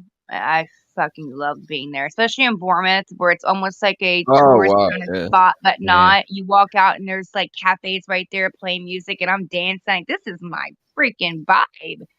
You can't get that here in America. It's so cool. Did you go there for like a trip or? No. Finn saved my ass. I got kicked down the street and I was homeless in England, and I was like, wow. So he helped me for a month until I came back. Beautiful time in Bournemouth though when I was there. Yeah, I love Bournemouth and Poole, and that whole Purbeck Peninsula is just gorgeous down there. Man, I went to see the Isle of Wight, and you're going up to see the ocean. I mean, well, actually, you're going down. It's a big hill. I felt like it was the first time I saw the ocean, and I felt like it was going to swallow me whole. I'm like, holy crap, that fucking ocean's huge. And you can almost, and I'm not being ridiculous, guys, I'm sorry, But if you look at it with imagination and what you're seeing, and you're walking down that hill, you could almost imagine it being a ball. Yeah. But then you can understand when you get to different perspectives and different angles that that's not your view anymore. It's where you're at. But it feels like it's going to swallow you. It's gorgeous. It's amazing. I tell you, for people that live like on the coast of England, it's weird because every one of them has observed things that are way too far for a globe, but they've also all walked down a coastline where it feels like the coast is swallowing you in. Yes. The coast around you seemingly is like you're looking at Earth curve, but obviously it's not Earth curve because it's way too vast of a topography. And then it kind of adds like a nature to the I guess looking out at the vast ocean or whatever, right? But yeah, definitely like England has got I guess our coastline or whatever in terms of like a big city being on it. Like we don't have the same the same thing that's going on in America. Let's put it that way. Oh, it's different. I mean, we have our views where I've seen, Chicago, and then in Texas when El Paso is saying and seeing things from my own house way too fucking far. For of course what they say I should be able to see and whatnot.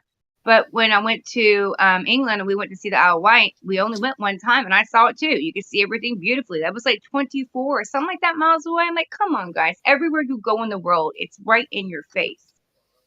But at the same time, the imagination can play tricks on you. And they've made us have fairy tales in our head and brainwashed us. If you want to see a curvature bad enough, you definitely can.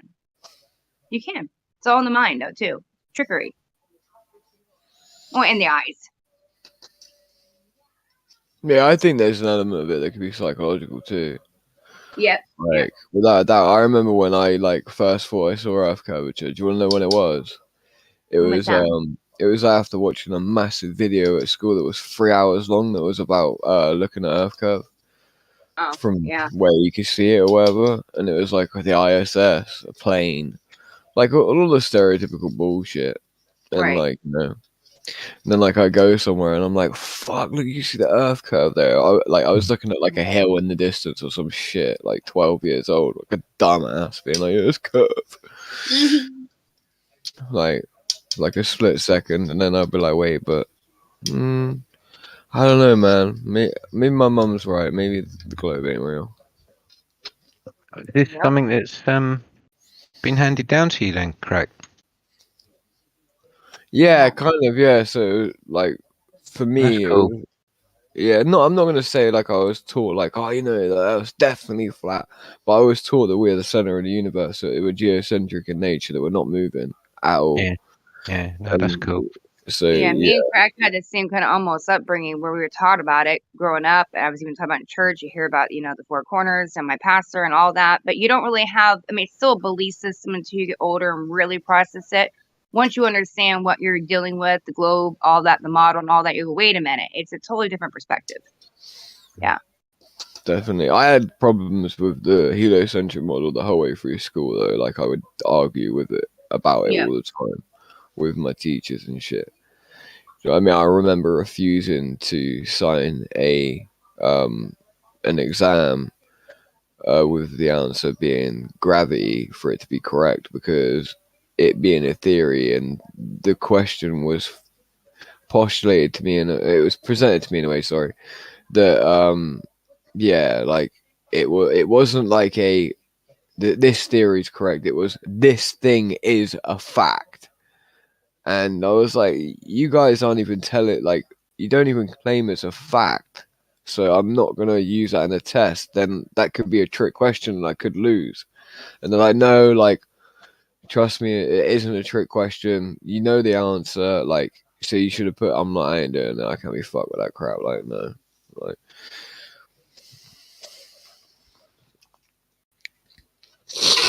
Had to make it a point of contention.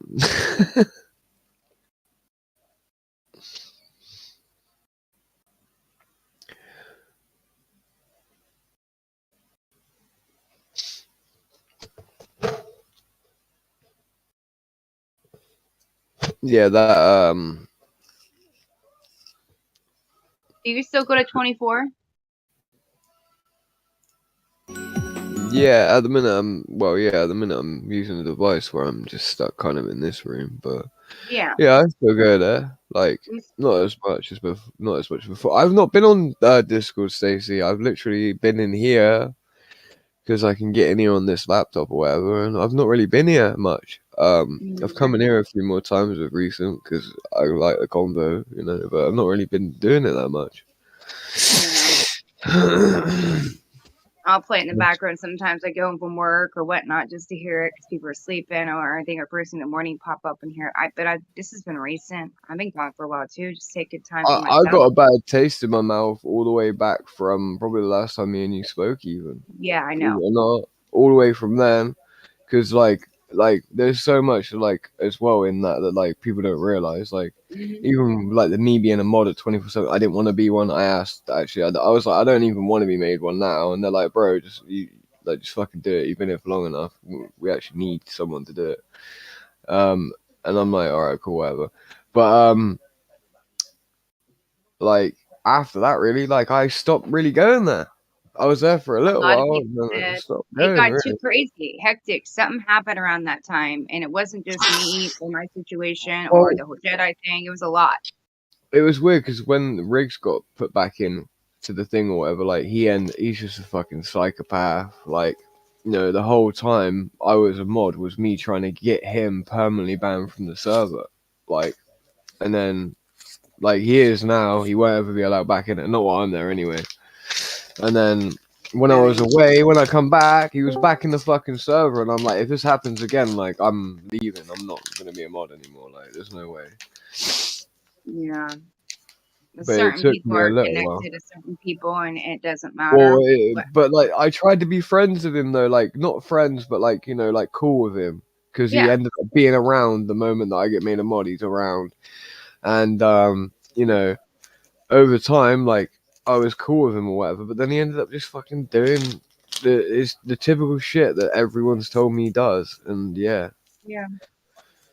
I kind of just had to let people see it for themselves because I was being trashed on Discord in every fucking way possible. And I'm like, listen, these are all lies. But if people want to believe a liar at that point in that time, not speaking the truth, then let them. Because the more I defended myself, it just got worse. It's like, Of what's the course, point?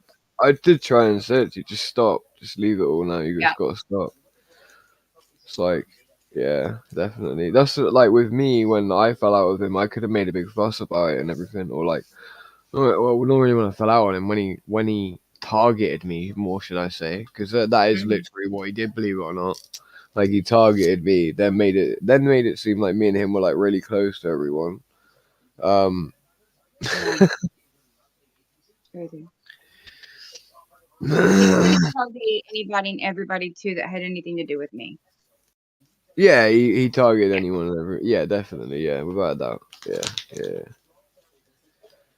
Yeah, And they all got played and used and stuff towards that time towards their advantage. I'm cool with him now when it comes to perspective of I've let shit go. You know me, I don't like to have because can't be fucked to keep talking about shit every time we're in the same room. Exactly, and it's going to be around, and it's just like, can we just somehow let the past go and get along if we're in the same community? Because at one point in time, we were able to at least do that, and that's where I've realized. I don't blame him anymore. I've realized he's completely a delusional individual. He genuinely has no clue the way he makes people feel. Yeah, that I agree. That he's even like to women, they're frightened of him most of the time.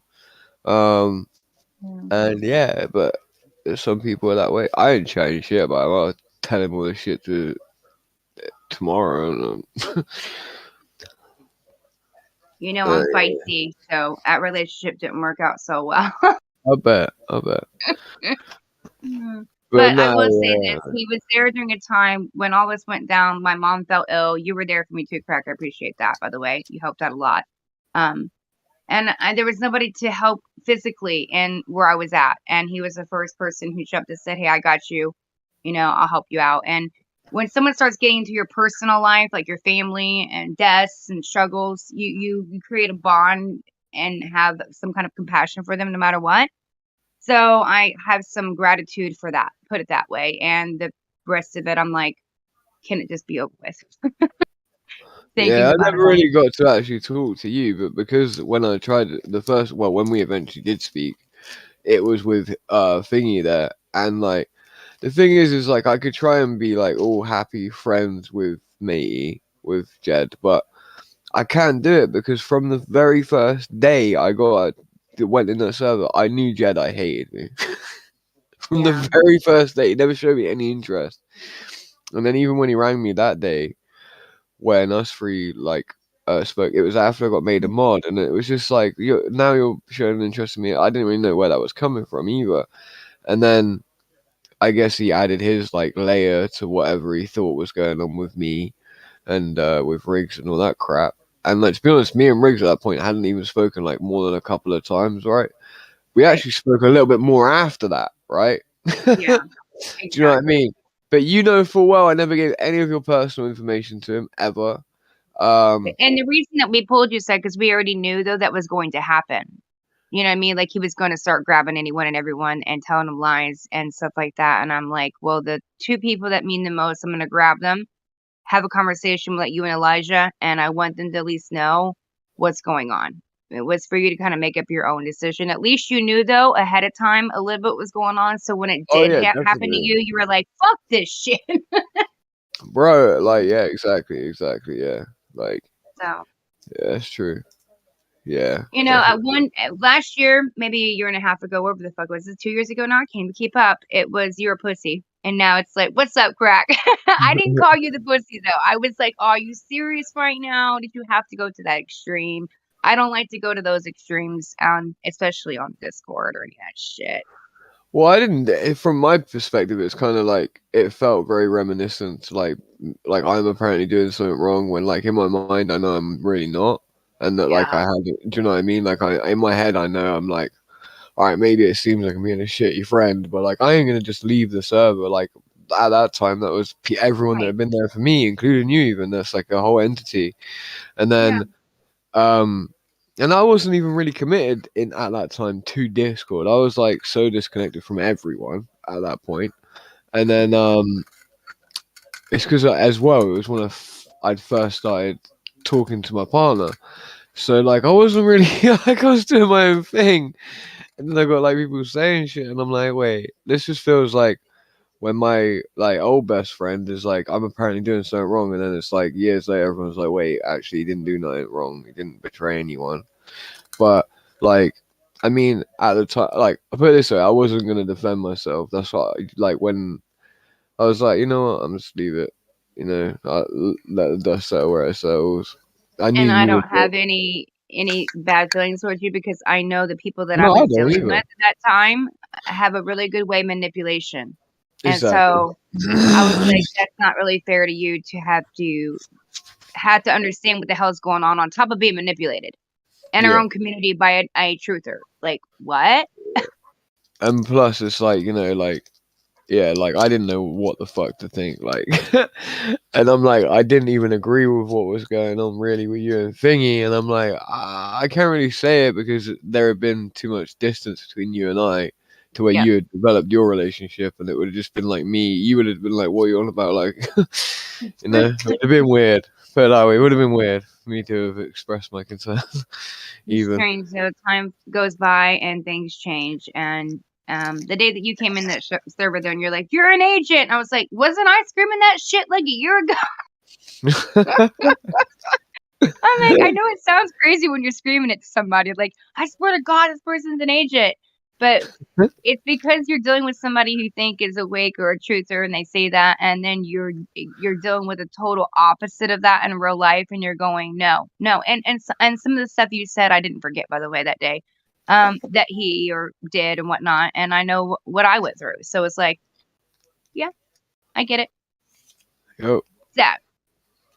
But it at least brings us to a perspective, crack, because we went through that, how crazy that this world can be, especially even in our own internet. I've been through real physical warfare, so how clicky are Discord servers as well? Some Discord servers are just so clicky. Definitely, but this guy is a different level. He gets very close and personal, and then tries to really fuck you over on purpose, and you know, like it's pretty sad, but yeah. But there's some crazy ass shit because of one individual. Well, more than one, but mainly one. Yeah. Mainly one. Like, I mean, like, legit. Yeah. Some of the anxiety I went through because of it was, like, similar to, like, you know, being involved in genuine violence and stuff like that on the street. Yeah, man.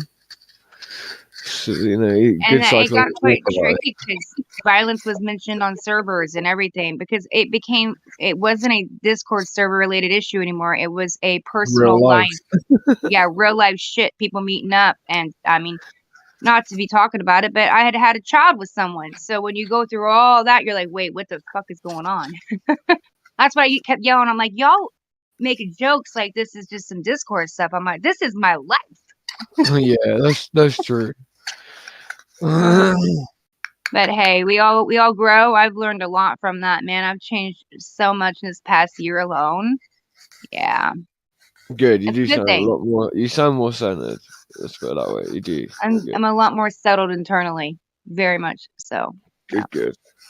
And I don't How? debate. I'm here for a conversation. We'll joke and laugh, but I'm fucking done with the debating. Did it too many times with the same people. Not worth my time like that. Yeah, me too.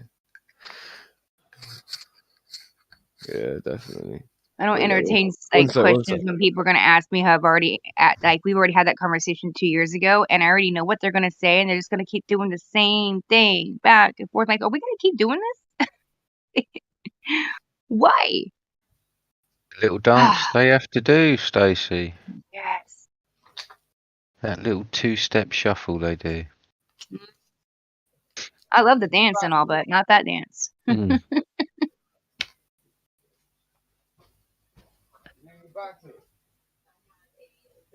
Crazy. You don't deal with the same kind of conversations in real life. Even though it's hard and there's a disconnect, it's not the same disconnect that's on here. No. There is a lot more Discord on Discord. Duh. You know, even the name, Discord, is to have an argument, is to have like a verbal altercation. But discourse is the conversation. So, Wasn't there a Greek god or something like that was like about Discord? I think it was named. I have to look it up. God, that's old research if I did a year and a half, 2 years ago. Something about a Greek god named Discord. And reminds me of Discord in general, if I remember right. It'd be interesting.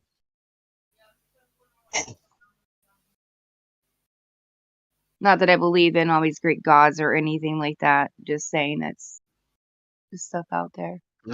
Eris, Greek goddess of strife and discord. Yeah. Yeah.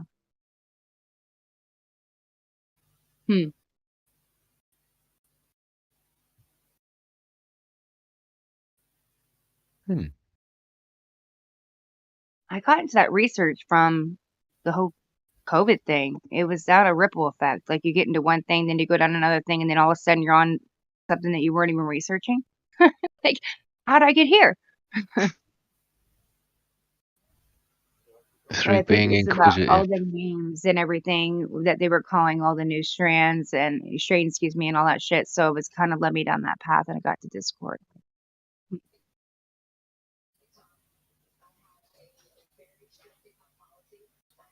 Yeah, when they took my account crack when I was in England, they actually took it when I was in Bournemouth. I was speaking about vaccinations a lot and other shit, and then boom, my server was taken. And well, actually, my server wasn't taken; they left it. But they wrote me and said I can't have my account back, and they were going to be checking all my stuff on my server and all my messages and everything. And I'm like, oh, great, thanks. But yeah, they took it right after that conversation when I was in England with you. By the way, so I had to make a new account, full server taken. Because I had no access to the server, so I just had to delete it. Plus, I didn't want everybody's information on there that they had posted it either. If they're looking into us, you know what I mean? Kind of for everybody's own safety. I remember contacting Gio even. I was like, hey, Gio, like, this is happening. He's like, what? I'm like, yeah.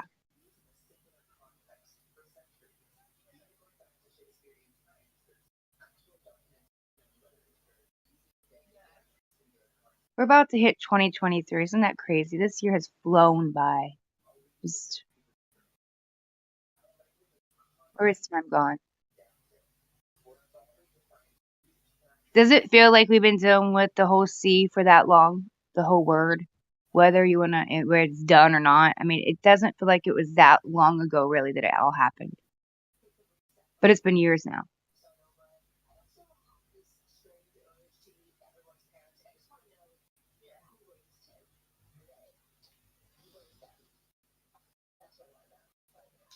Yeah. Sorry about No, you're good, honey. that. Knock on the door. And then I grabbed myself 2 kiwis. 2 kiwis? Like actual kiwis or what? Yeah, the people, like, fucking, they're always outside, innit? Yeah, I got 2 hairy kiwis. The fruit. Hairy. No, we are hairy, though. Yeah. I like kiwi. Kiwi's like another strawberry. It's like an alternative to strawberry. Yeah, that's true. It's like a zesty. Yeah. Yeah, that's very true. Yeah, man. A little Yeah, more it is. grittier, but I like them, yeah. Mm-hmm. That yeah, I didn't think about it like that. That's very true. Like they're so nice to eat though. Like Good and ripe. Mm. yeah, like just crazy story about how we get to like modern strawberries is long and boring, and you could probably watch YouTube videos. No, on I it, want to know it. I want to know this. It's true. Yeah, they I just got started one off too. from like little like shit berries. You know, not shit berries, but they weren't like the magnificent strawberry we know today.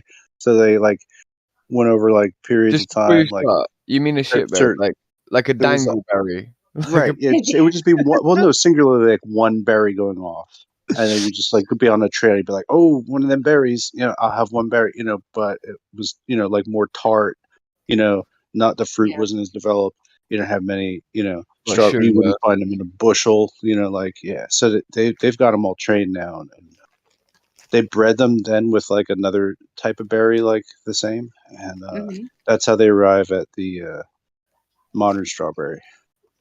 Most of our food has been done that way too. Well, I've got a way that yeah, most of our fruit in one fruit, guys, actually was produced by nature, the aberrations of the original thing.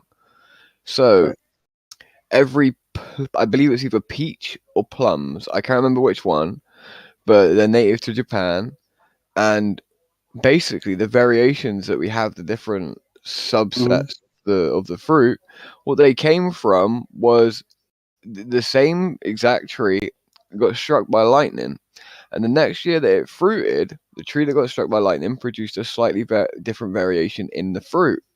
Wow. So they used those seeds, they planted them, and like I said, it produced a different variation in the fruit.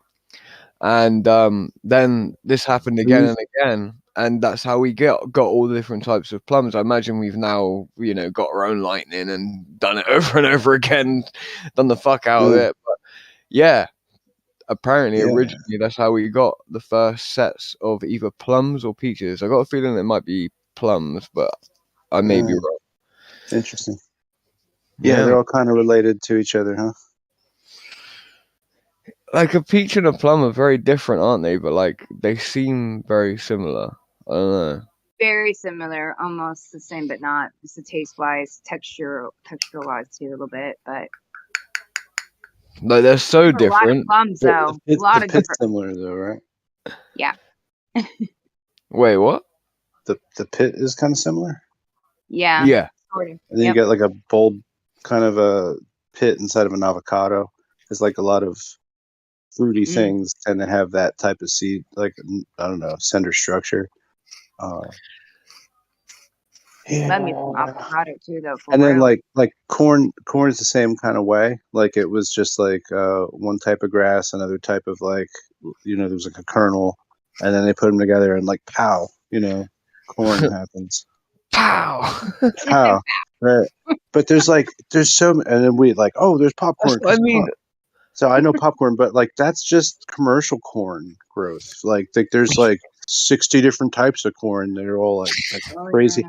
I was in Queens, and they have got like the largest ethnic like survey, like per square mile. Like it's so mixed. It's like one of the most mixed places in the world. And I saw some street corn vendors having some kind of crazy corn. It looked like it was out of a Jack and the Giant Beanstalk type shit. Like the kernel size. I was like, are you crazy? Like how is that? It's like a full popped corn like per kernel. Like like what are you doing here? But yeah, there's like all these different variations in corn. I don't want to get too excited about it, though. I did just now. No, I did just now. It's okay. But I think like other things are kind of similar too, like deer, moose, also cows. They're in the same sort of family, and it's like once in a while, like it seems like interbreeding happens between like some things that shouldn't happen, and then they make like a natural hybrid. So I don't know. I feel like that's kind of like a big pool of stuff that's just related. It can kind of move back and forth. It's not like particularly set, but there's like really good combinations. It seems like when you get these hybrids that happen, it like you get featured.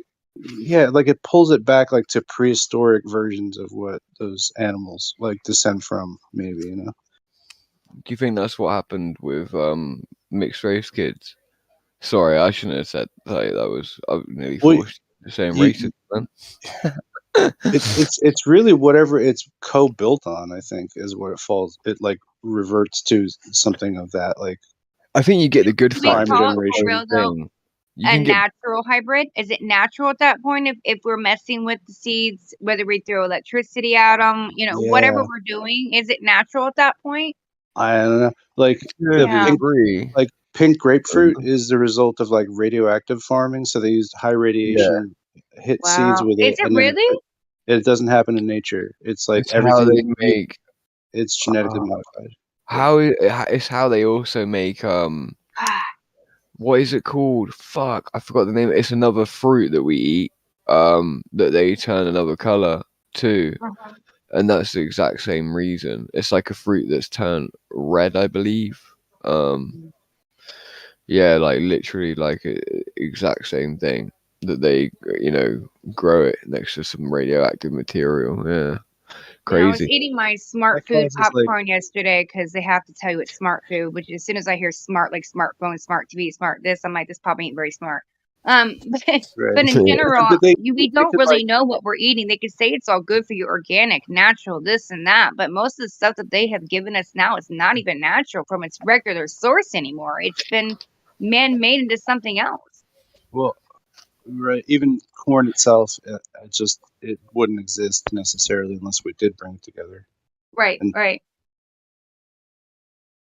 So I don't know. I don't know. Is that going to stop you from eating tortillas or popcorn? I mean, I know probably not. It works out pretty good. Yeah, I guess there's like limits of how much you should tamper, and there's like limits to how much you can. Well, really, like what's corn oil?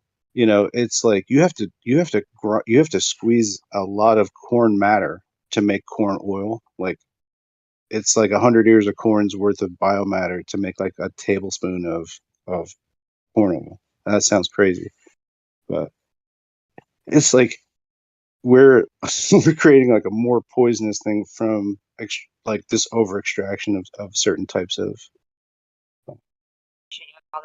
Yeah, just I don't know. There's some things we shouldn't be like messing with too much, but they're convenient and like they won't kill us immediately. So I don't know.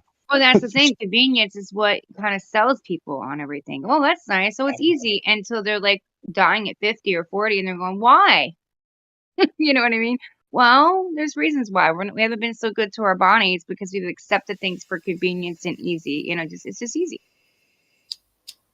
It shouldn't be so easy, but for some reason, I don't know if it's just Americans or if it's just people I've been surrounded around, but a lot of people want to be lazy. It's been kind of almost taught to us to just not want to have to do that shit. Cornstarch makes fried chicken better. Yeah, it does. We eat cornstarch over here. Don't get me wrong, but not much. We don't really use this high fructose corn syrup over here, really. I know. That's what I loved about your place. You have it in Coca-Cola over there, bro. Ours I is try so not to drink it. syrupy. It's disgusting. I used to live on it. Still seems like it's got water in it, you know? Yeah. Yeah, they've got like how are they making all the bubbles for all the soda? There's like a whole thing. Where wasn't there like a shortage of bubbles for a while? Well, a shortage of carbon. Like we're out of bubbles at the bubble factory. No, there's no more. We have to go on strike. Where all the sparkling People water riot. went. Right, well they didn't have suds for the beer, is that right? Like for the pubs and shit. I don't know about that one. People drinking it constant, how people do. Pepsi, even when I grew up, used to be like a staple in our home that we would drink that all the time, or tea. But I mean, that's what I know people that's all they drink from the moment they wake up until they go to bed. They have Pepsi all day long. That's a lot of carbonation, let alone high fructose corn syrup and everything else you could think of just in a Pepsi. When I was in England, there was so much good food, the pastries, everything. A lot of the chemicals and genetically modified food wasn't allowed there. I actually felt like I was eating. I loved food again. I hear this every fucking time. God, I miss the food. I haven't felt like I've actually ate a real meal until I was fucking in England. That's almost been a year now. Actually, has been a year. You had a good meal in England? Oh, I ate great every fucking day. Even their deli meat is beautiful. Their fruit, everything. It's just like, wow. Yeah, the produce is unreal. Yeah. I must have hit every bad place to eat when I was in London. Oh, London's a terrible place to go. Why would you go to London? I'll confirm that. So I'll confirm. Yeah, right. I was about to say, what the fuck do you go to London for? I'm like, how greasy and cold and half cooked could it be at once? This is about the limit. Yeah. And they would overcharge you by like a lot too. The exchange rate was beautiful. Like I was getting robbed at everything. Awesome. Yeah, London was the closest thing that I went and saw through the traveling that reminded me of America. I'm like, well, this is closer. Yeah, London's atrocious. I rarely will go to London unless there's like a big amount of money involved. I won't go. It was cool if they though because compare England to London, you guys are screwed.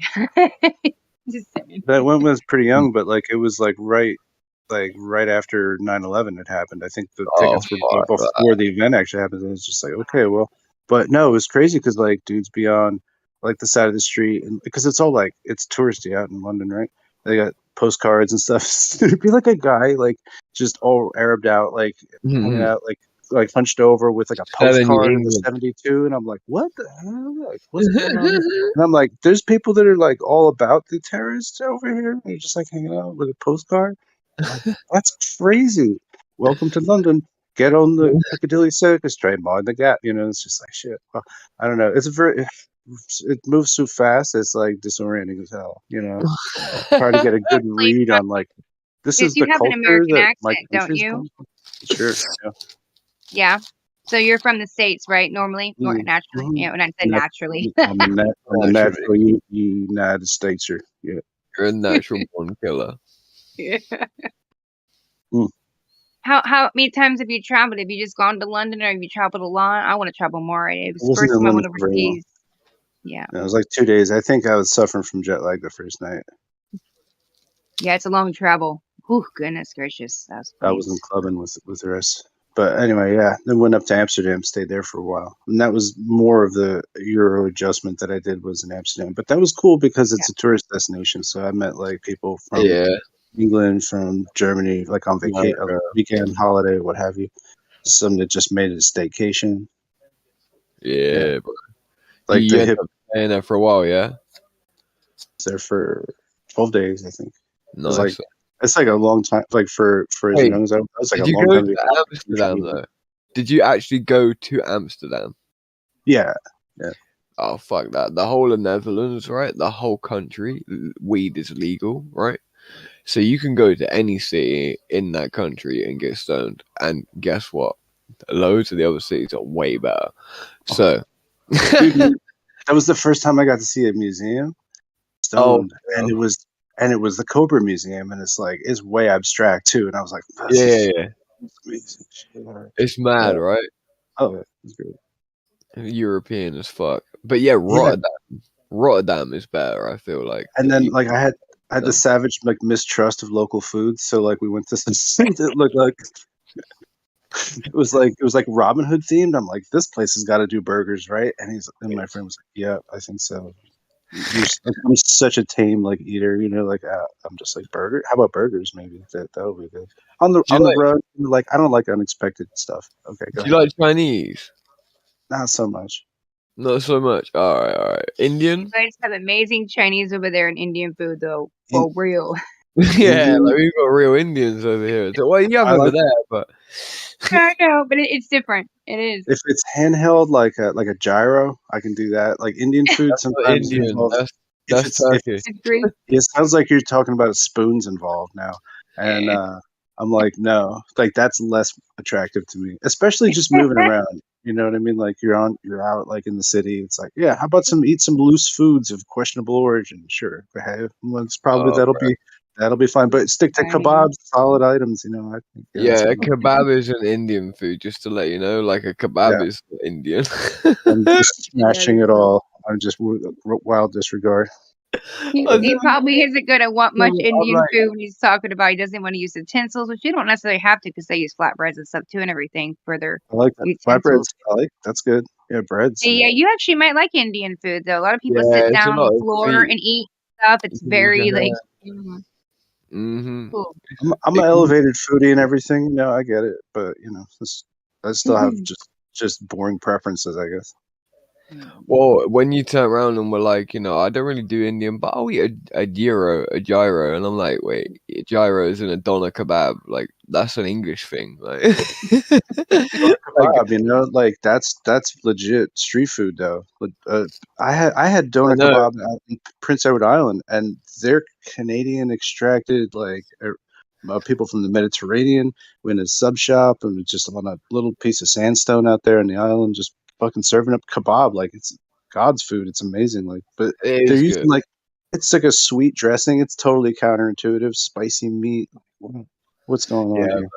Lamb that's minced up with a nice It varies all over the joint, So like, there's Canadian doner. The first time I ate, stuff, the first time I ate a proper like piece of lamb, where I knew what I was eating was like a lamb, like a succulent little lamb medallion. Yeah, I had it off a barbecue, and it was the first time I knew that I was eating 100% lamb. Like I'd ate it so many times on its own. Don't get me wrong. Like I'm from England, but it was like a thing we'd have with Sunday roast, but with mint sauce. I hadn't ever thought about it as a separate food. And I remember thinking, because in England we eat a lot of kebabs, okay?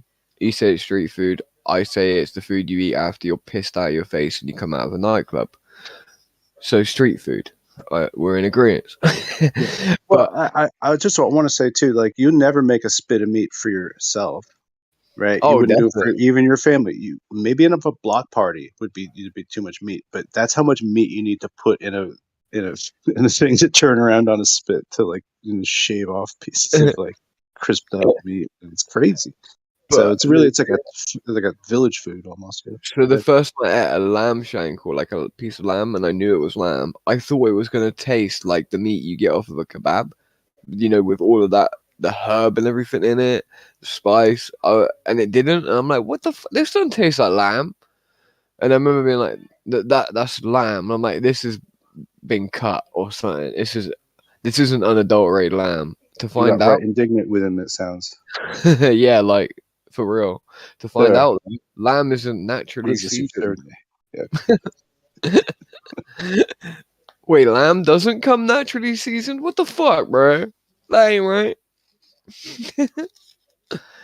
So where does this term gyro come from? Like, because it's a Turkish that make it, and then I got told that's a Greek name or some shit. I don't know. Yeah, I know. I believe it's Greek / I think it's a mixture of two different cultures together. I'm not sure fully on that one.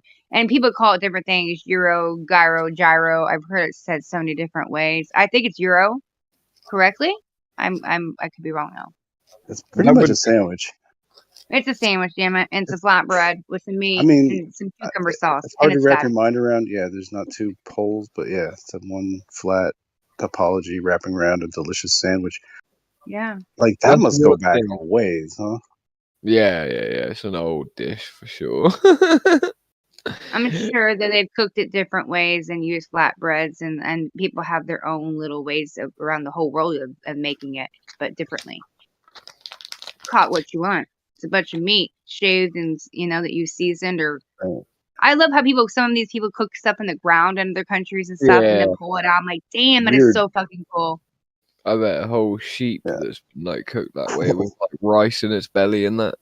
And like, yeah, fucking brilliant. You're like pulling bits of like lamb off of it and just like grabbing a whole lamb handful and then just grabbing a handful of like rice. And I'm so wow about that. Wow. Okay. Huh? Boy. It's You never done that? Yeah. Yeah, Well, dude. Like you pull a lamb from out of the ground. Like I remember being took to a field, right? I'm thinking, what the fuck are we doing here, bro? For the guy to like legit like pull up a table out of the ground, like the 4 posts of the table been dug in, the tabletop was like flat to the ground, pulls up the table like that. And then underneath the table, because there was a gap obviously in the ground, like about a 3-foot gap dug in. Underneath it, there was like everything in like these like sealed bags that was needed to cook the food. And then the guy just pulls a shovel out and starts digging into the ground in front of the table. What the fuck are we doing here? And before you knew it, we had like lamps with like light in them. And then before you knew it, he was pulling a sheep out of the ground that had been underground cooking for like a fucking day. Yeah. I was just like, yeah, whoa, I'm not in an Illuminati family, so I didn't have that experience, but that sounds cool. Yeah. My uncle was the Prime Minister of England, and but I really didn't live like an Illuminati upbringing. He robbed everything we ever had. Don't worry. I was made poor. It's cool. I do come from a royal clan and family, you know. That's wrong. Scottish royal though. We've been fighting with the English for a long time. The only reason they recognise us You have as divine royal. right to challenge for the throne. Yeah, England. Man. All right, nice. You can, I think, right? Because it's just like you just have to be like, "Yo, I'll fight you to the death." Our family maybe could, yeah. I don't know.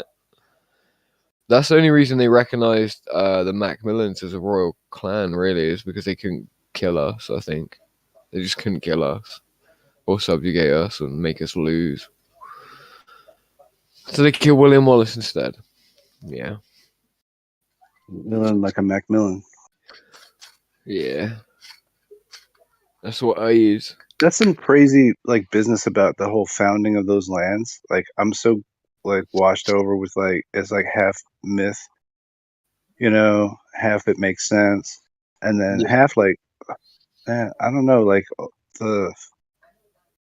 it's like there's a homogenous thing that's going on with like some kind of like not Chinese, but like something extracted from there that like melded into that culture, It's weird. I don't know, like I guess it's Caucasoid, like Caucasian stuff, but it's Norwegian and Scandinavian, right? Right. Yeah. To the north, and then all the other fucking countries, the Franks, the Spaniards, the French, the Germans, the Russians, and all that. And they all mess with the South, and then the South fought with exactly. Your people knew how boats and metals were working, and they could navigate. Yeah. Okay. And so I don't know. There's like a whole tradition of like where that metallurgy information kind of filtered through, and all this stuff. So yeah, it's interesting, man. Like it's really you watch like I hate Game of Thrones, right? But it's like it's actually pretty interesting how it is like copied a lot for real. It's showing a lot of truth behind all the fictionalized names of houses and stuff, and the nature of the struggles or whatever. It's highly fictionalized. But do you know what that George R. Martin said? He said he took no inspiration from the real world whatsoever. I'm like, bro, that's the perfect thing to say. It's the perfect thing to say. But I'm like, you flipped England upside down. You're full of shit. That all you do in your life is take inspiration from the world, from a kid even, and apply that to your stuff. He's said that. So if you overlay it like one on top of the other. Yeah, someone post a map from Game of Thrones in the live stream, please, because like it's England upside down. Oh, is it really? It totally is. It totally is. It literally is England up fucking side down, and like I'm talking like the wall in the north though. They just kept the north at the top, but they flipped the landmass upside down, and like the Hadrian's Wall that the Romans apparently built is like fucking the wall, and the Northerners are like, you know, the Scottish Lowlanders and like the, you know, Northern people that are like wherever the fuck they're from, Birmingham and that, all them people. They're, you know, like the Northerners that you want to keep out of the wall because they're the White Walkers, you know, because they're all, you know. I don't know. It just seems like even the story's been played out. Not only the map, but like the story of the map was played out in Game of Thrones. Hey, Snack, weren't there some other parallels you were coming up with? It's the dragon stuff, really, that I think if you follow the people that are like all about dragons in history, right? They're from north, right? See, what I think is like we're fed this choo-choo train of information that leads us to believe that like all these like Mongol wars were just like all Genghis Khan and they all look like Genghis Khan, but I don't think that they did. I actually don't even feature that Genghis Khan was like Oriental in his appearance anyway. But yeah, it might not have been. Yep. So yeah, so this is really just whitewashes the whole like Scythian and Sarmatian peoples who like were steel wielding badasses with plate mail and dragon worship and warrior culture and you know, metallurgy science and stuff like that. The concept of like dragonstone that's like put in there, you know, like this whole idea, like it's like what I think is that they were able to find like deposits of like pure crystalline like you know, limestone extraction, and from there they could like purify all the ores that they would find, you know, for to make steel, right? And so it has to do with that tech and that, you know, using like the dragon as not only their symbol, you know what I mean, because it is their symbol in history, in real history, but also that fire nature, right, is like crucible of, you know, things that you need to forge something. So the ability to tame that heat or understand You it. know what's interesting as well is that not only if we had any Roman tech that came to us, we also have the Vikings that obviously are the Picts. They're the same people as the Celtic people. The Vikings, if you look at any form of Norse mythology, then you look at a Celtic cross. Celtic crosses of families like mine, and you look at it, it's a Celtic cross. It's clearly a compromise between the Norse or pagans and the Christians coming into one. The Celtic cross is an amalgamation of Norse and Christian, Norse mythology and Christian culture, and that's what the Celtic cross is. And these people, without a doubt, were constantly in contact with the Vikings. I'm on about the people from Scotland. I believe that was the contentious point for England. Remember that York and everything like that got sacked at one point. Well, the Vikings didn't come off of the coast of Norway, get in a boat, go all the way to the coast of England where York is, which is, bear in mind, a far ways down the island, right? And then off the back of that, just invade. Right. So to me, those lands are like to go in there and sack it in. Well, I'm saying the Scottish helped them do it. We told them the land. We helped them get past the, you know, the blockades. Right. Yeah. I'm just saying, like, I think like that is the metaphorical comparison in Game of Thrones to like the northern lands, like of Jon Snow, and like that, you know, that's what it represents, you know, that way.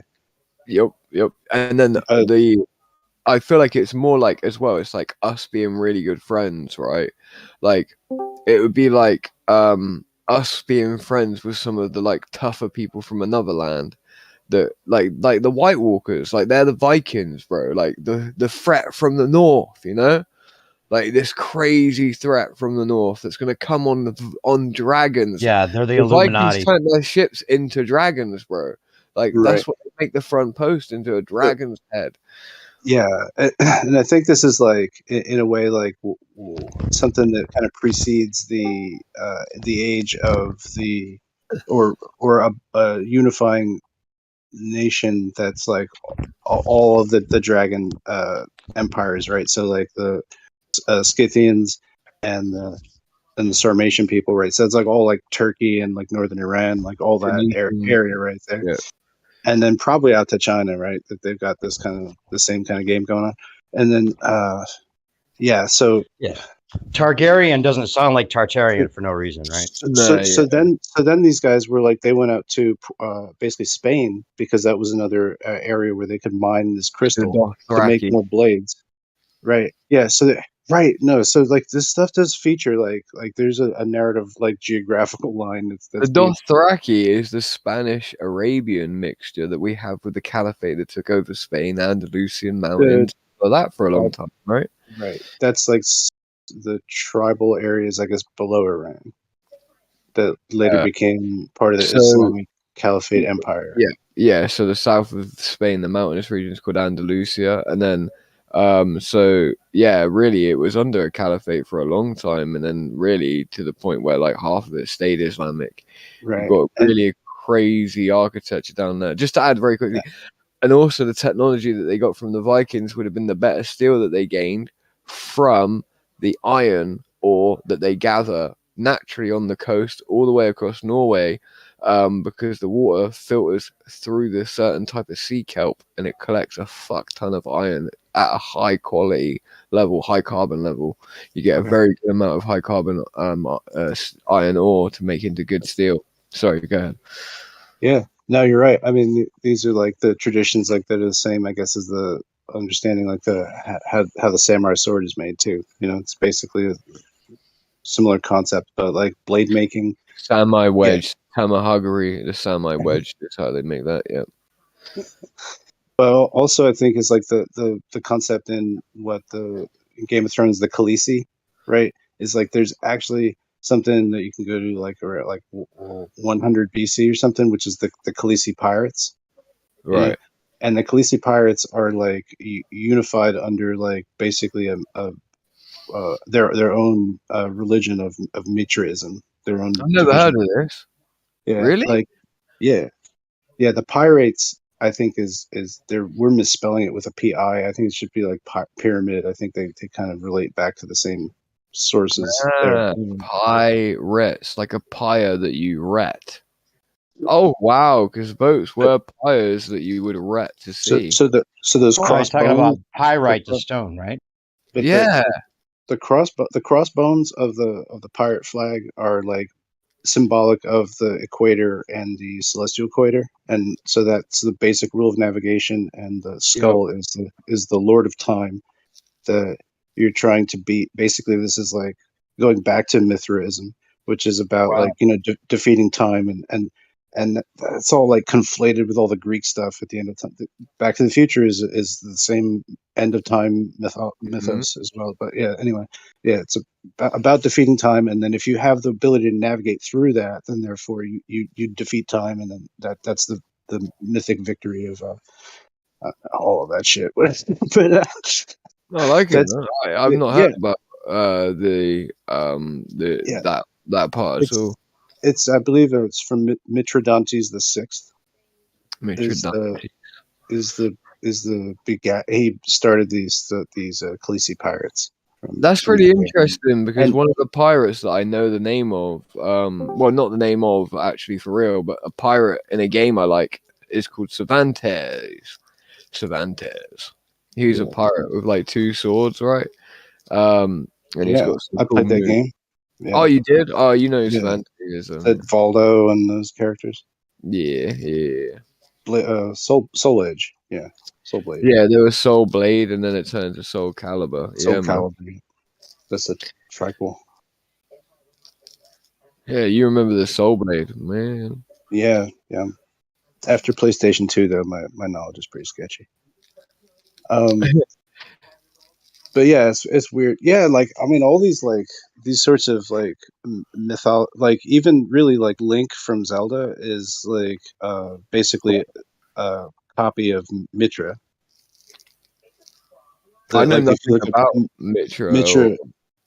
Yeah, look it up. Like Mitra slaying the bull is a famous like tableau, where he's like sacrificing the bull, and his cap is Papa Smurf. It's also Link. You know what I mean? It's that same Phrygian cap that goes back to that time. So yeah, it's fashion, of hats. So I'll tell you something. Fashion of hats. So that would tell you something.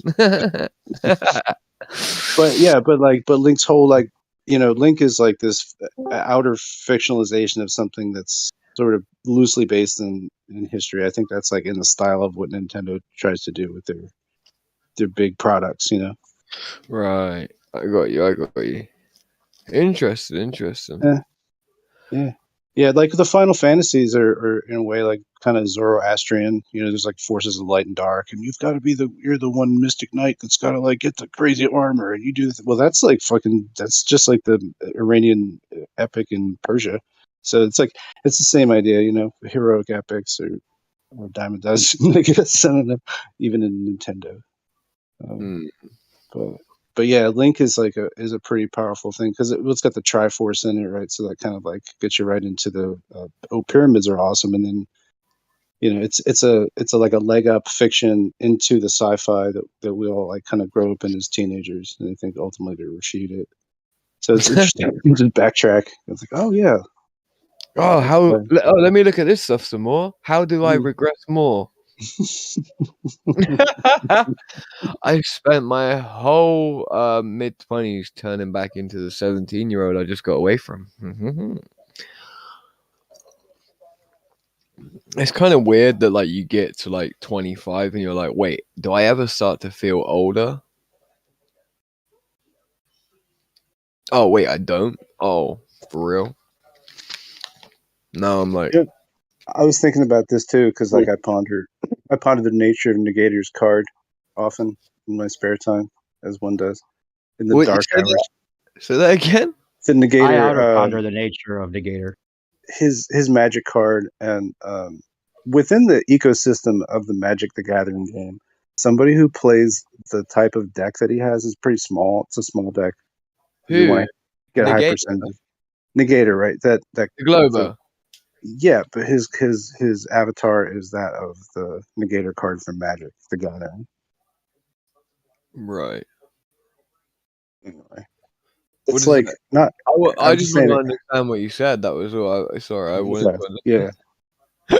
Sorry. Now that I guess we're on the same relative page. He says he ponders the nature of Negator, and I said I outer ponder the nature of the Negator.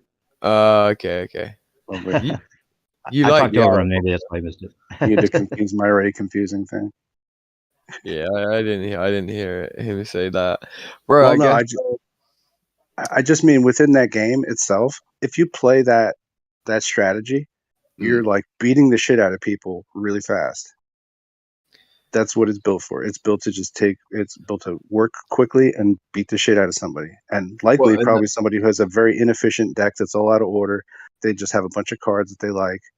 They put them in right.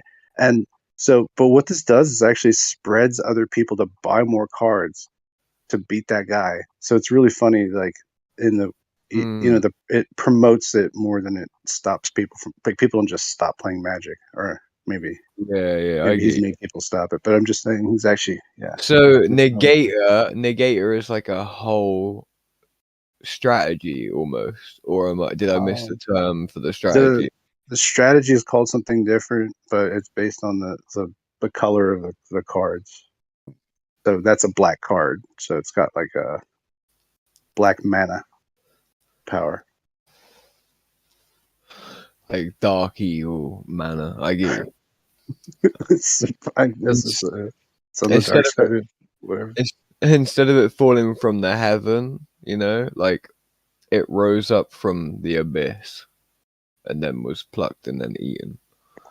I don't know. Maybe there's like a fucking unicorn card and it's like a white mana card somewhere. I don't really know. It's not like I've never played the game before, but you use like different color combinations. You use different color combinations to like put your construction together for what makes up what the rules say like is legal, like a legal deck. Dude, why do you know so much about I don't know why. I just like looked into it. Fuck it, whatever. It's just no. I'm interested in the game myself. Like I know nothing about it objectively. I'm just saying that there's different ways that you would try to win the game. Some of them might be like, oh, I'll take 40 rounds, and then I'll win the game. You know, other people are like, I'm going to win the game in like 3 rounds, or else I'm going to hit the wall. Yeah. Right. And I feel like a 20. Yeah, I would probably take the negator type role. It's a strategy because you want it. You basically you could win in 3 rounds, maybe, you know, or something. Maybe you can't win that quite that fast, but the thing is, if it doesn't go, if the cards aren't going your way, you just have to like work for time because time's your friend. You're gonna hit your new card. You just have to defend for a minute. Yeah. So it's just interesting his if there's any kind of comparison to be made for his game choice and his debate style. Right. Okay. He's in my head. He lives there. Oh, he's been getting that free rent. Oh, okay. Yeah, yeah. I can't kick now. Negator, I challenge you to a duel to the death. Oh, that's what we do in England when we can't get another guy's like out of our head. We challenge them to a duel. Yeah, duels. Yeah, duels are good. Yeah. We don't have any guns left to do it, so we just use knives now. It's kind of weird. You're in a field, you both turn around with knives. No one can afford swords. I do. That's why I always win my duels. But yeah, people are in a field, they turn around. Imagine a knife duel. It's inconvenient to wield a sword around everywhere. That's true. That's true. I still do it though. You build like a cell phone into it. You could talk to it like Lionel from Thundercats. That would be dope. Wait, is that motherfucker talking to his sword? Did you just say sight beyond sight? What is that about? Wait, did you say that again? Why is the eye of Thundera like the same as the eye of Sauron? What's that effectively? What am I supposed to glean from that? Why are all these cartoons filling my imagination? Have they come out with a phone yet called Excalibur? They must have, right? They're dumb. They will. They will. Did you watch that Dark Tower movie? It's Idris Elba's in it. I looked for it, but it was they were asking me to pay for it when I got to it. Wait, I thought every girl already claimed he was the Dark Tower. Now they put him in the Dark Tower. That's what women in England call Idris Elba, the Dark Tower. They all love him.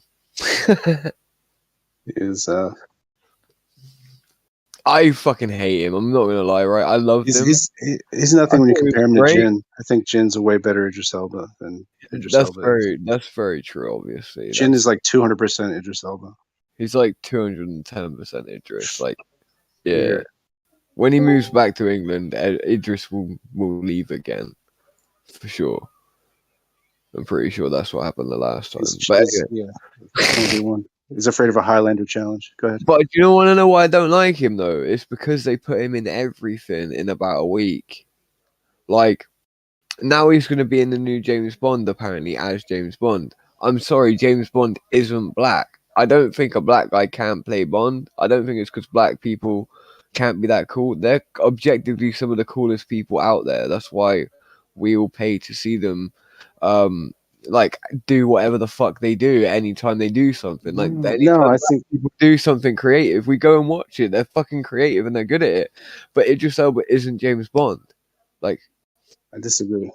I think in today's world, Idris Elba is the James Bond of his time. But it's a historical thing with us, though. Like, it's like, wait, like he's going to be the top agent of MI6. Like, MI6 don't employ like the black dude, like Idris Elba. Come on, it's like as well. Even Daniel Craig's not wrong. Daniel Craig's not wrong. It's like you know, how you gonna be a secret agent as a rich black guy? Like everybody. Who is that? Like, you know what I mean? You can't blend in. Like, no. They're just pretending that's no. It's just gonna be another layer of that. I'm gonna have to suspend reality for belief. Like, oh yeah, like they absolutely don't know that James Bond. Like, what? Once they find out he's James Bond once, it's like, oh, so like, get the fuck out of here. I don't know. It's weird. I don't know. So, bro, you in the club? No, I know you're not. But yeah, dude, for real. Like, I don't know. I think it's all about being covert. That's what spies are about. And I think Idris Elba is capable. He's capable of blending in with just a whole bunch of different sets. Maybe and, I don't know. Maybe like Sean Connery could only talk one fucking way. So how was he a good spy to start with? If you want to start with anything. Who was that chap that was talking like that? She was sharing all ashes. He can blend in. It's just that black people can't blend in. You can't, and I don't mean that from a color perspective. I mean that from if you're successful or anywhere that you like, people who make money is like, it's like, yo, there's that black dude. I wonder what he does. There's no way that's not happening. Like, see Music Factory hot micing right now. That's awesome. You got like Jock Gems on that. It was good. But for real though, like I gotta agree with Elijah, man. For real, I've got to, cause I've said it to a couple people and they're like, "Oh, come on, you're just being racist." I'm like, bro, I'm not. I prefer my black friend from America called Elijah to do it, cause it would be less obvious than Idris Elba. Even like I don't know, like I just don't like. As well, I felt a bit weird with Daniel Craig doing it because Daniel Craig is like already seen as that type of guy, and Bond characters usually are played by someone you kind of like don't see as a typical Bond, or it's the only role they've ever done. Do you know what I mean? Like, Craig's boring. He's like glossed over on Quaaludes. I don't know about Craig anymore, bro. Craigie boy. Did you say he's on Quaaludes? No, I don't know. He just has he seems sedate for a Bond, Yeah. I know what you mean. He's too. Idris Elba, he's in the moment, He's like head on a swivel. Did you see? Is that film out yet?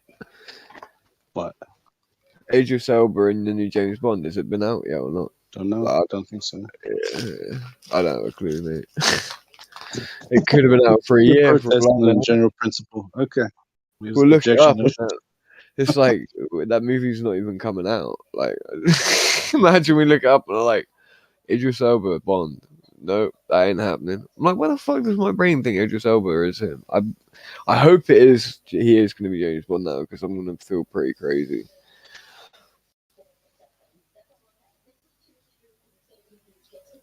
You should perhaps read. I want to do a black person counter now. Just to see. I have to watch all of the Bond movies and count the black people because I just.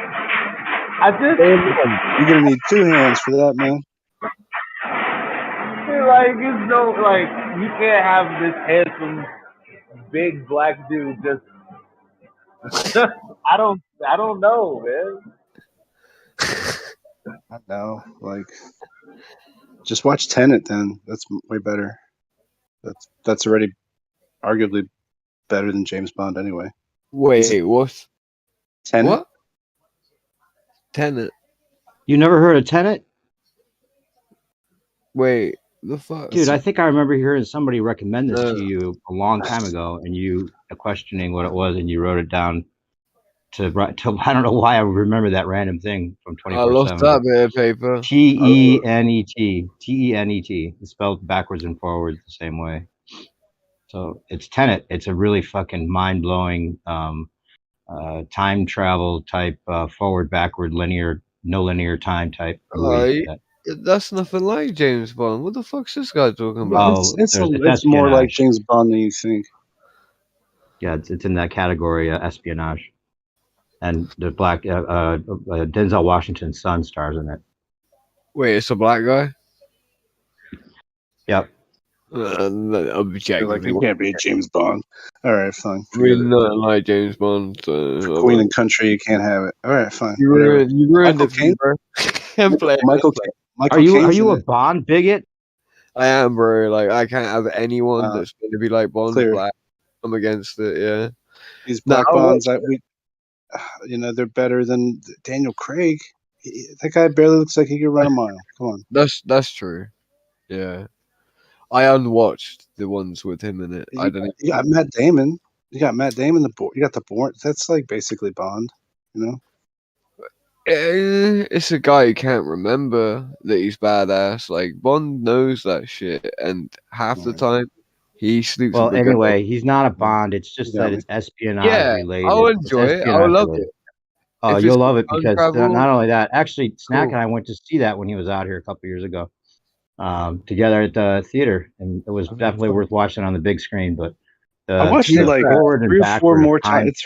It's got a lot of rewatchability to it because like if the movie's moving different ways when you're watching it. So, but there's like also a prequel sequel happening after and before it. Yeah, you come out of there just like, holy shit, like that was fucking awesome, and I still Oh, don't really? necessarily get it.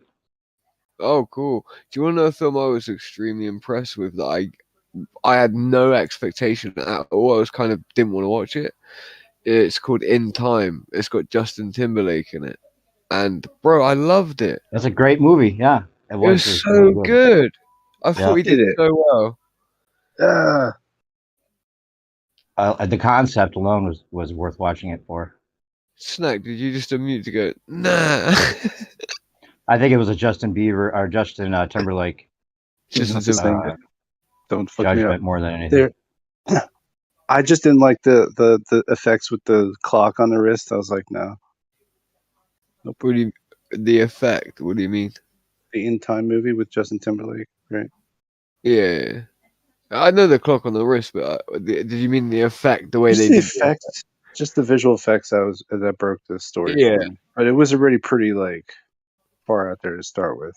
Oh yeah, it's pretty far out there. Don't give me. Well, I guess it isn't as far out there as you could think. Like you could have like a RFID chip and a like needle in the back of the watch, and the watch could be like impossible to take off without setting that off too.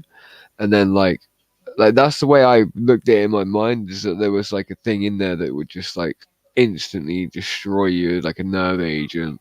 So you had to use this currency or it didn't work else. And like it was a way of the masses getting like control of people that was time based, you know? Okay. I mean, it's a lot like that Schwarzenegger movie. I feel like they should have made a scene in the beginning where they like showed like the production of the watch almost, you know what I mean? Like to like show the delivery mechanism and like how it got instituted and how they took over the world and how they forced everyone to put them on, you know?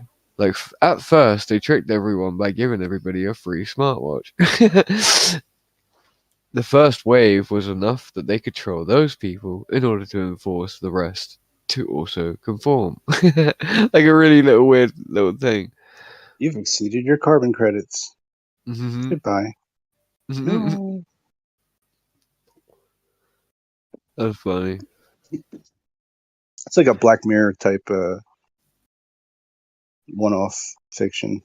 I don't know. What did you Americans do, by the way, with Black Mirror? Like, we had that shit for a bit, we handed it off, and then I don't know what the fuck you guys do with it. Oh, just like a documentary of today. It was excellent until the one with Miley Cyrus. Yeah.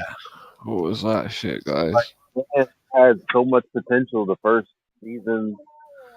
I liked a few of the seasons, but just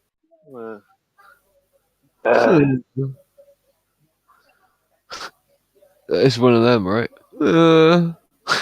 And now it's like, what are they doing? Any new seasons? Like, what's going on? Am I missing out? Because I definitely watched them today. Bro, after that last season, you think they're gonna do shit again? Yeah, that the movie Bandersnatch. Did you see that? Yeah, I think so. That was pretty cool. It's like a choose your own adventure version of the Clark movie thing.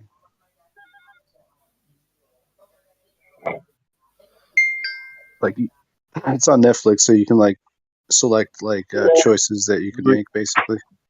Is that? Did you watch that movie that's got Machine Gun Kelly in it recently?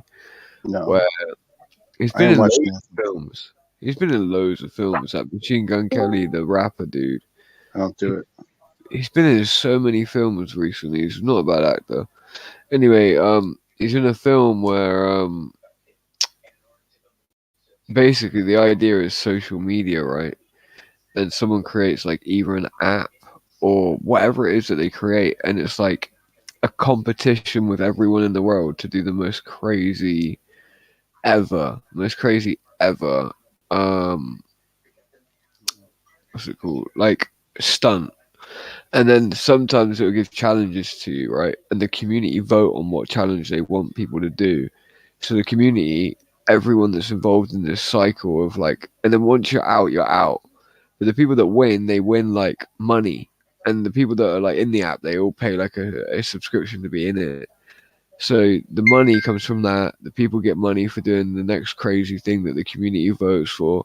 And it's like everyone's technically complicit in everyone's death or injury or anything that happens.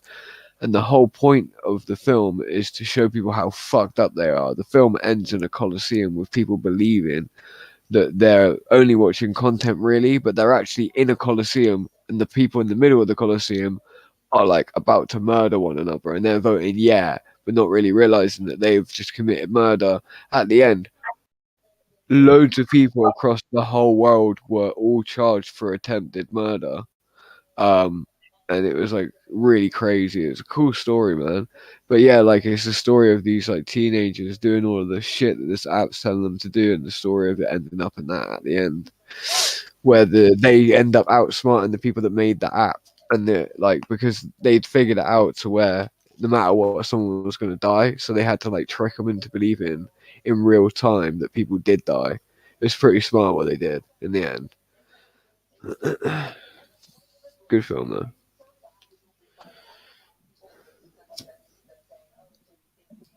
That Idris Elba movie is Idris Elba. Am I saying it wrong? Yeah, it's called Dark Tower, and I think what it is like it simultaneously happens within this world, and then it never-ending stories itself into a flat world. I believe Idris Elba's world is a flat place, like a flat disc. Flat disc. You think and every Elba? Go ahead. You think Idris Elba is a flat earther? Oh, I don't know, but it's just funny when they enter and exit the world. Then it's like they always pass by this movie theater that says Globe on it, and then they go into this other world. It's just it is what it is. So it's something. And Idris Elba like draws out his world, and he's like, "This is where it is," and there's a dark tower. And Matthew McConaughey's pretty good. He's arguably pretty good in this. Poor villain. Anyway, yeah, it's definitely not for adult audiences per se. It's more for like I don't know. It's kind of stupid. Actually, it's kind of stupid. Arguably, don't watch it, but also there's some kind of interesting shit with with the gun backstory and the gunslinger backstory. If you like childish shit, which I do sometimes. Anyway, I got a phone call. Sorry about that. Go ahead. Yeah. No, it already happened. That's what I mean. I'm sorry. Right. I didn't get a chance to say anything. Right. Retroactively, go ahead. Well, no, I've already done it. I'm saying I'm sorry because I'll retroactively fucking I'm too tired for that. Just go and apologize for that. Retroactively. So I guess nobody else has seen this movie, but if you like retroactive, watch Tenet. Yeah. What's that? I've never heard of it. Oh wait, I've got it written on the bit. I got it written on a bit of paper here twice. Well, look at it. Look at it too. It's also like in plain sight talking about certain conspiratorial things as well. Oh, So really? yeah, Wow. it's pretty interesting. Any white hat inference?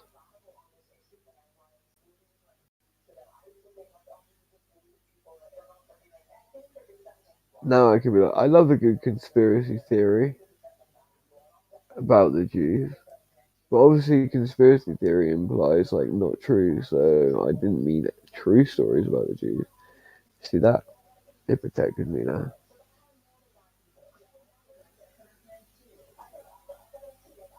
Interesting that you would say that because I just DM'd Snack about a video that I DM'd him a while back because he brought up the idea of Vikings again. And when that got brought up one time before, I sent him this video that this guy recommended to the guy I always post, Michael Brenner. But it's called The Vikings Were Jews. And then Michael Brenner replied, well, that's interesting. You'd think that, but then Michael Brenner replied with a retort saying that it doesn't necessarily mean that they were Jews for certain reasons. But anti-Semitism, how dare you? Well, I think it's not really coming from the it's Jews. not what he didn't agree. I could post his reply and the video. Well, technically they weren't the Jews because the Jews were the tribe of Yehuda. The tribe of Yehuda were accounted for. They weren't one of the lost tribes, and there were a lot of them. Most of them were lost tribes, and seemingly language-wise, going back to the Hebrew and different traditions as well, and then especially the gypsies. Like I'm part gypsy, and I without a doubt believe they're one of the lost tribes. They've got no inheritance like the Levites were foretold in the Bible to not. They said they would never have a land, they would be wandering the earth forever. And seemingly the gypsies don't have land, they have no inheritance, they have no money, they can't seemingly gain any land, they have no birthright. Yeah. Brother. Exactly. We are one and the same. Me and you? Or you and someone else? You and I. Yeah. Amen. In the regard that we don't know where we come from, we don't have any inheritance, we don't have any land. Well, I know where I come from. But I do have no inheritance. I have no. Even though I came from a royal clan, but obviously my bloodline that is the biblical blood, and even those people that come from Vikings, those people that are Celtic people, the tribes, or these people are known as the tribe of Dan anyway. There's another tribe from the Bible. The Celtic people are known as the tribe of Dan, have been for a long time. These people they're the warriors, like, and yeah, man, even those people were known as one of the lost tribes. That's interesting because in that reply that Michael Brenner had to that video that was about the Jews being Vikings, he says in there that he goes into the thing about Yiddish, and then he says Verja, which means defending. So already back then it was known that you better not mess with the Germanic tribes. Denmark is the land of Dana kings. Yep. Denmark, yeah. Anyway, as I was reading that, you were saying the tribe of Dan. Right, and so they would have been out of like the Iberian Peninsula, perhaps. Yeah, that's where the Celtic people come from, the Picts. Yeah. Right. These so they're like the between like the movement of the people from like those steel lands I was talking about, the Sarmatian and Scythian lands, right? Like, so that they're migrating into this like city basically down there. Got to be, you know, making swords, having a great old time, right? Yep. He also says I'm sorry. Go ahead. Oh, He also says the Vikings never called themselves Vikings, as that was a word that with negative connotations to begin with, which the proud people we call Vikings would not have used for themselves. And then the Vikings were not a coherent society. That's why I say they were not a no. coherent society with an overreaching group name. They represented a way of living, which outsiders disgusted called the way of the Vikings and and that is the Raiders. Yeah, Here it says Anglo-Saxon language did not originate in Europe, but were imprinted by the Vikings. These were people, bro, these were the people that first ended up with a nation state that said, no, you will be a peasant, you'll be subjugated by the crown, you will accept that there's a crown, that there's an aristocracy, and these were the people that came from a land where they had no king, no leader to lord it over them mostly all the time. And if there was a king, which would have been a chieftain of a clan that was respected among all clans, and that was why he became a type king, a chieftain king, it would have been based on the fact that he was extremely fucking hard and everyone loved him. That would have been the only reason why. And he wouldn't have wanted to rob everyone because it would have been based on respect. But let me just finish this point. And the problem is these are the people that went to England. These are the people that settled in England, lived there in Scotland for a long time. Then these people started being subjugated. So obviously they're fucking family members, which I am a part of these families. So our history, we can be traced all the way back to this, bro. We're talking about actual attacks that we planned and did with the fucking Vikings. We showed them to the fucking places in England. This is shit my family know we done. This is stuff we've been told orally. This is stuff we have written history of. Legit.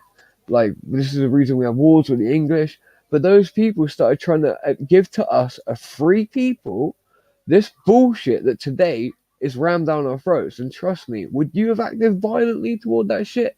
Yes, you fucking would have. And the moment they got naval power, to be quite frank, people were shocked that they didn't come up to us first.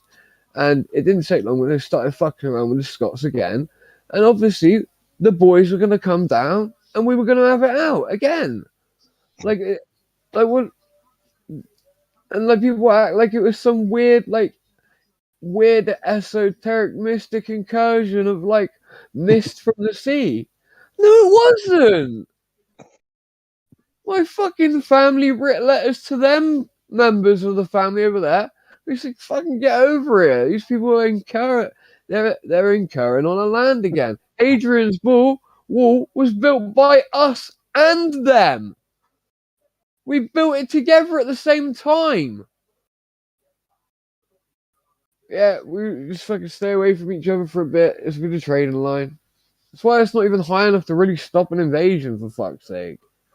No one manned it. There's an understanding. You know what I mean? Like, it's really annoying. It's so annoying when you, like, actually know this stuff definitely happened. Do you know what I mean? The way you know it. Hey, Crack, like, where do you go with the Mary Queen of Scots concept? And Scotland, is that like a whole other 180 degrees or what? I don't know, it's believable, and to a certain extent it's probably true, but I don't know what you mean exactly by it. Like, do you mean? Yeah, I guess that it means that the original settlers would have just been from the Iberian Peninsula, under I guess like some kind of diaspora going on with like the Queen of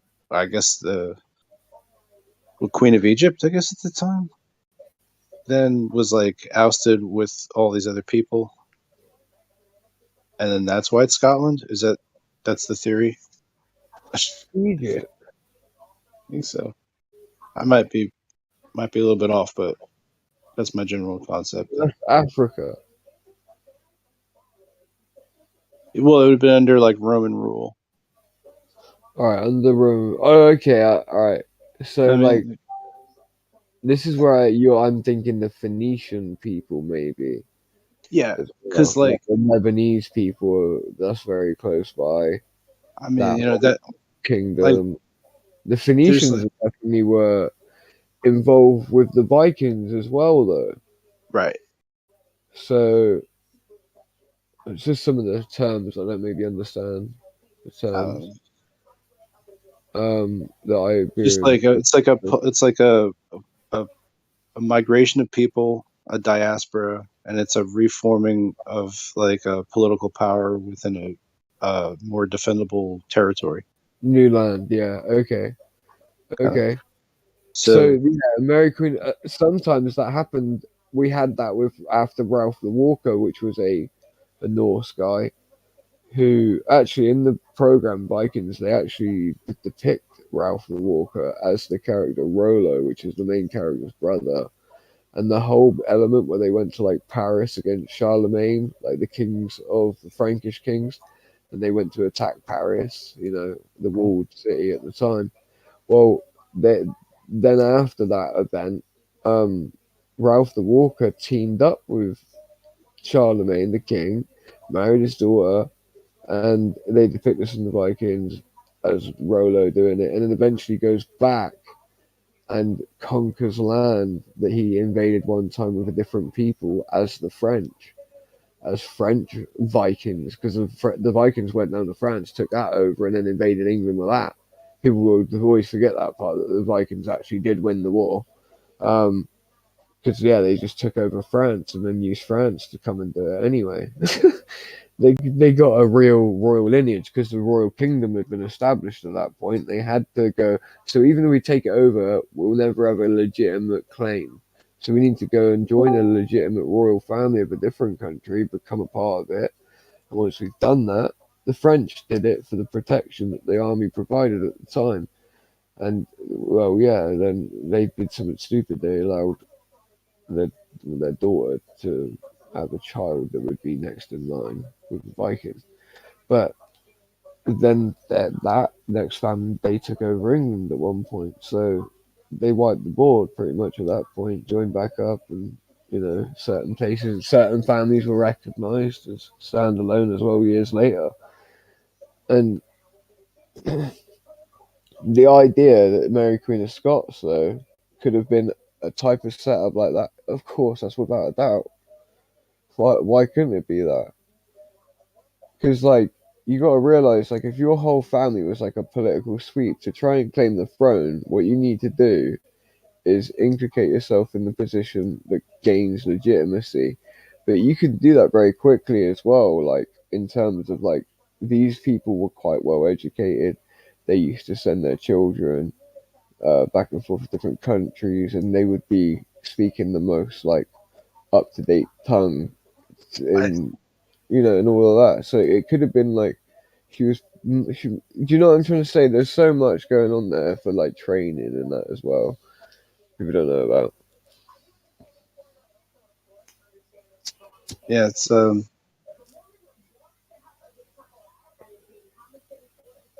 I mean, training to assume someone else's culture. Do you know what I mean? Yeah. Yeah, it's so weird, man. It's like, to hold all this information, all this stuff together for me, it's not only a beautiful mind room, with all the pegboards and yarn or whatever, but it's also elastic and magnetic, and you got to move this over. It's what if we move this over here? It's all the shit moves differently. Oh, fuck. Wow. That's what, America, when everyone says, I love America because it is objectively, freer. And it makes more money per person. You get a lot more money out of the time you spend working and that. You really genuinely do. And it's just crazy, bro. I think about the fact that your country is quite young, and that maybe that's the whole reason that you make more money is because they haven't figured out a way yet of connecting everything in such a way that they've wrung it all out completely dry like they have in England, because our country's so old. It's every element of everything. It's comparatively much smaller. So we've got this I don't even know. We don't even use the agrarian belt like what we could. But I think that was But it wasn't until like World War II that the United States like gained any kind of like manufacturing domination. Yeah, that's true. Yeah, that's true. But that's what I'm saying. It's like a new country, that is relatively unexplored. Like in a sense, I feel like there's got to be a lot more going on in America than is even known.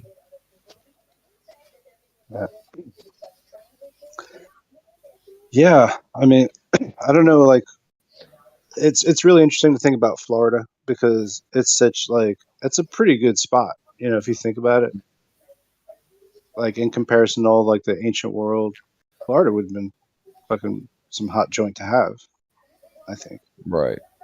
So, like, is it possible that it just got swept away in a crazy tsunami flood or some shit? Like, we just don't have the record of it. Maybe that's, the ancient Atlantis that you're talking about. It would make a lot of these pyramid things make sense. It would make corn make a lot more sense. Just these anthropological things in the record would just have a big missing section. It was like a lot of them are more easily solved by just like figuring that there has to have been some kind of precursor understanding of this stuff for simple people to have the ability to navigate around if they just know how the shit works. Or Yeah, we can't fathom, without the information in front of us how to do it. Well, maybe they did it intuitively because they spent more time in nature. Right. But like this 2023 eclipse, like when I lined it up in the Ring of Fire, like right where it like aligns, there's like this thing called the Petroglyph National Monument, and it's like all these petroglyphs that are already there. Like they already know. What's a petroglyph? It's like a rock painting. Like a yeah, that's what I thought it would be. Yeah. Like a rock carving, sometimes with like stains in it. Mm-hmm. But yeah, like they're already there, like kind of showing you that this is like that point where this shit is happening, and the orientation of like the directions are like carved in there. So a lot of times, like even that simple pictogram of like the bird, with the outstretched wings and then the tail, like that's an orient for compass points or whatever. So, Okay. So some kind of like people that like understood the shit out of birds and like were really into birds. They're fucking really into birds. Probably use birds like to get around. You know what I mean? They dressed up in bird costumes, right?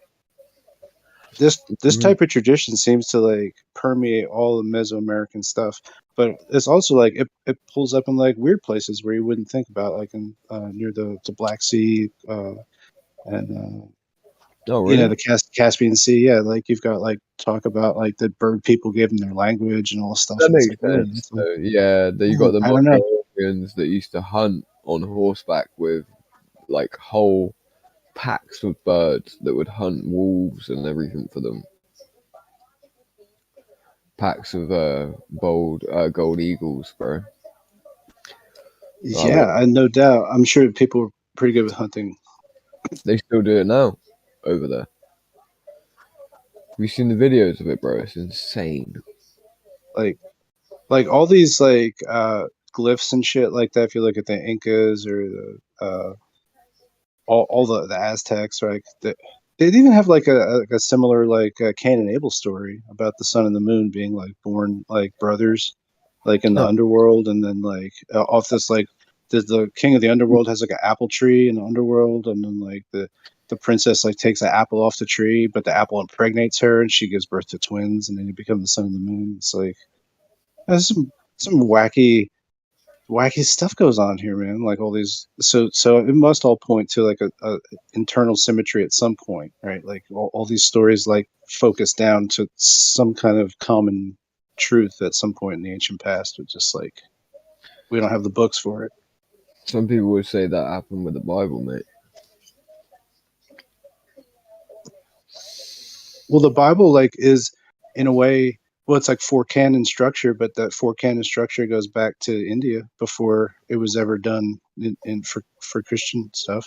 But like India is like gonna be a combination of yeah. Mm. It's like of the culmination thing, you know. Oh, it's so crazy because like Mitra is featured in the Vedic ragas, the Rig Veda, right? Mm. And he's like the arbiter between the forces of like light and darkness. It's kind of like the Atlas, kind of holding the things apart, you know, these whatever. So he's like he's back into there. Then I think that becomes turned into Prometheus, right? So Mitra becomes Prometheus, Mm-hmm. right? Then that's like its whole thing throughout like the Zoroastrian version of this, which is like sort of like, I don't know, like Gnostic Vedic or something that happens. And that would have been, I guess, what the Scythian Persians, yeah, or no, yeah, no, that's not what they are. Well, they're different. So there's like all these like forces. That's why I'm saying it's more like a Game of Thrones. If you look at it, like these nation states are being governed and ruled by like an ethos, like a culture, knowledge. You know what I mean? Like mm-hmm. they fucking dressed up like dragons and fucking slain people up on a battlefield. You know, with steel and plate mail and stuff before anybody had that tech. Like, yeah, I already know what you're on about. Yeah, without a doubt. The people that were doing that, I already have my own theory for what they were all doing. Yeah. I feel like they were all. I do think they were all operating on the same ruach, meaning the same spirit in a way. It is, and it becomes basically the idea of Zeus is the same idea that's being drawn from, which is all goes back to India. Then you know what I mean, to the. But yeah, I see it really is like, yeah, like in a way, like force of whatever, force of evil in a way though. I feel like, yeah, I feel like it's the knowledge of good and evil, bro, given to people acted out. Some of it, because we see these patterns of behavior is what I mean. Conquestatorial nature of man. If that's even a word. I feel like if it isn't, it is now. I think like, yeah, well, it's like the empire secures the state and the state secures the cities and the cities secure the way of the people or whatever, you know, preserve that, whatever the hell that is. But like in Alexander, like started like little like colonies of like people from Greece, like in the places that he went along too. So like, it's hard to say like what, you know, those populations would look like today if they weren't like mixed in with people. So like, yeah, man, basically created the first melting pot, that type of shit. Yeah. So it's kind of hard to say like what the cultures were back then, because they would have been kind of morphed into each other. Bro, you know, what? Give me one sec. Go ahead.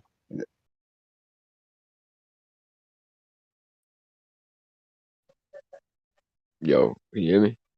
Yo. Yeah, no, yeah. That last thing you just said then, about yeah, so that I was gonna basically comment and say I think, right, the idea with culture and what it was and what it could have been, and like I don't know, like the idea that it spread slowly as well. I don't agree with that. I feel like it can spread a lot quicker than what people think. Some of the apostles that were with Jesus, right, were in England at some point in their life. One of them was buried here. He was buried in Wales. I forget which one. One of the disciples. Do you know what I mean? Like that talks of how quickly men traveled 2,000 years ago, right? And have I like dropped out right there? No, I hear you. Yeah. Right. It's because on this one I can't hear nothing. It's weird. But yeah, bro. So, to think that that's pretty interesting that like 2,000 years ago, those men though ended up in their lifetime in England, nearly some of them, you know, like in Wales even, like, and yeah, that's like, that to me is like quite big. But the thing is like evolution would have you believe the men 100 years ago, 200, 300, 400, 500 were like just a lot dumber than we are now. They had less accumulated apparatus technology that takes generational intelligence to gather and resources to gather, right? To build up and peacetime and all of that, right? It could have just been we never had enough peace for long enough that they could have invented better stuff, right? It took us a lot of war to get to the point to be like, all right, let's just back off. But it could just be that people have been this smart forever. They're not the idea of evolutionary man. And we're sort of thinking in that way. And people have traveled everywhere, all over this earth, as far as they could get for as long as possible. There's no reason why people from one kingdom, like in Egypt, didn't get on boats and go to like Scotland, walk off the boats black, and actually no one gave a fucking shit. And they had bare dough, and they had armed guards with them, and no one really has got a constituted force to deal with like a royal delegation that goes anywhere. That's why they were always a certain size, because even if you go to a country that you're not really even welcome in this sense, this is like a waiting army for you. It's hard to organize enough people to like stop someone who just shows up, just comes in and then just leaves again, you know, like, or walks through somewhere in a straight line, you know, like it's hard to actually deal with that if everyone's like well armed and all that. Like it's not as simple as just like starting shooting at them from a distance. It's like you have to approach these people with fucking swords, you know, like that's a bigger commitment, believe it or not. Like you know, you would get the crazy people, but I'm just saying that I feel like there would have been people from everywhere, like in everyone's kingdoms. We hear of stories of the Vikings working with the Ottomans and being paid like caskets full of gold and like emeralds and rubies. And they would go and work with them for years on end, like instituted into their army, bro. There are stories of people from everywhere working for Rome. Yeah, I think it's like that between the caste system itself existing and between the idea that like trade specification was important. Like you wouldn't be like given all the secrets in a textbook to begin with, right? You would start as an apprentice for anything, right? So you know, that's hard. You know, I just think knowledge is much more secretive, much more stratified, harder to get. Like, and you know, through that time of the Ottoman Empire, like I think they were still kind of riding off of, you know, like 1000 AD probably. Yeah, and just dealing with the ramifications of those breakthroughs. But like it takes like hundreds of years to deal with a breakthrough when it does happen. Yeah, of course. I read this whole thesis and I need to find it. It's like a thing I read. It's not really like a official thesis or anything like that, but like it was like based on a module that I did that, and it was like an idea like you have to create, and but basically I based it on war and why wars can't exist for longer than a certain amount of years. And then the parameters as to, and like, but like the biggest reason for it and the biggest factor, and I isolated the factor and then wrote a thing and I called it the Montague and Capulet effect. And I argued basically the film Romeo and Juliet, or well, I say film, I mean like play, whatever you want to call it. The imagery it shows us, what it presents us as a story anyway. And that story is why wars can never go on. Like, we have the story of the Romans fighting the Germans for 300 years, apparently, right? That was a very big battle line. Germany's huge, and the Germanic tribes actually weren't just in Germany, they're like in France and everything too, and further up, and they're a big land. And the people that seem to win in history, Africa and everything, you know, the people that get to pick up the pieces are the people that seem to win in the end. Right. Or is it that those people figured out how to stop applying pressure in public and slip into the background, because Montague and Capulet effect states that eventually you'll end up with a base that no longer looks like the warring party, that actually is your own family.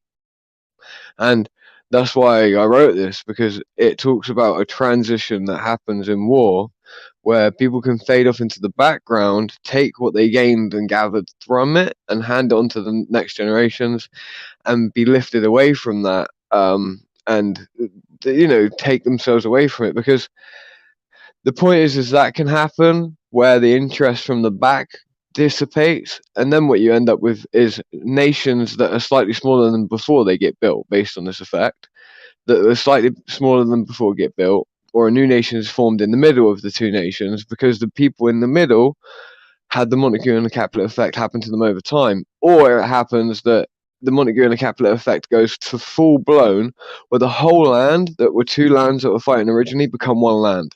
Eventually, that takes longer. But it's an individual effect that happens between individuals that overall, over time, affects the whole scope of war. If it happens, the Montague and the Capulet effect, where the people in power have it happen to them, then they end up leaving the war out the back of it, like I was saying, and moving on to something new, or they get out about halfway through the war when a new power can be constituted as well, and like I said, handed off. So the point is that every individual is likely to meet someone, if a war goes on for long enough, from the other side of the war, from a family opposing the other family over the other side, and they will have a child in secret eventually. This happens enough times to where there are enough vested interests across this battle line that are familial and nothing to do with the war, and the war drags on, and eventually what happens is there's eventually a new school of thought that's born between these people in both sides of both camps, and before you know it, they end up being big enough to oppose what's going on, and that becomes a struggle that's secret in nature that both sides don't even want to admit is happening. And like I was saying, the more people this happens to, which it naturally does, it's just an effect that happens. It can either be that at the point of separation of the powers deciding to draw out of the war, depends how this falls. Like I said, if it goes on for the longest period that we know of is the Roman, if it's apparently true, the Roman and the Germanic tribes fought warring for 300 years. And then before you knew it, names that are like Augustus was like originally a Roman name, It's like what most people say Augustus, who think of a German fat kid from Willy Wonka called Augustus Gloop. It's like that's like that's how that happens. You have the amalgam of the two cultures through fighting a war over time, and you got to remember the attention of each country is facing one another now. So there's now a deep interest with the enemy, and this actually builds like a spiritual tie, I feel like, over time, to it, regardless of whether it's positive or negative. And negativity for like people that fall in love is like perfect. People love to fall in love with people that are from the town that's like the town that they shouldn't be dating in, and it's the Romeo and Juliet story, bro. That's what it is. It happens over and over again for some weird reason. Monologue then, sorry.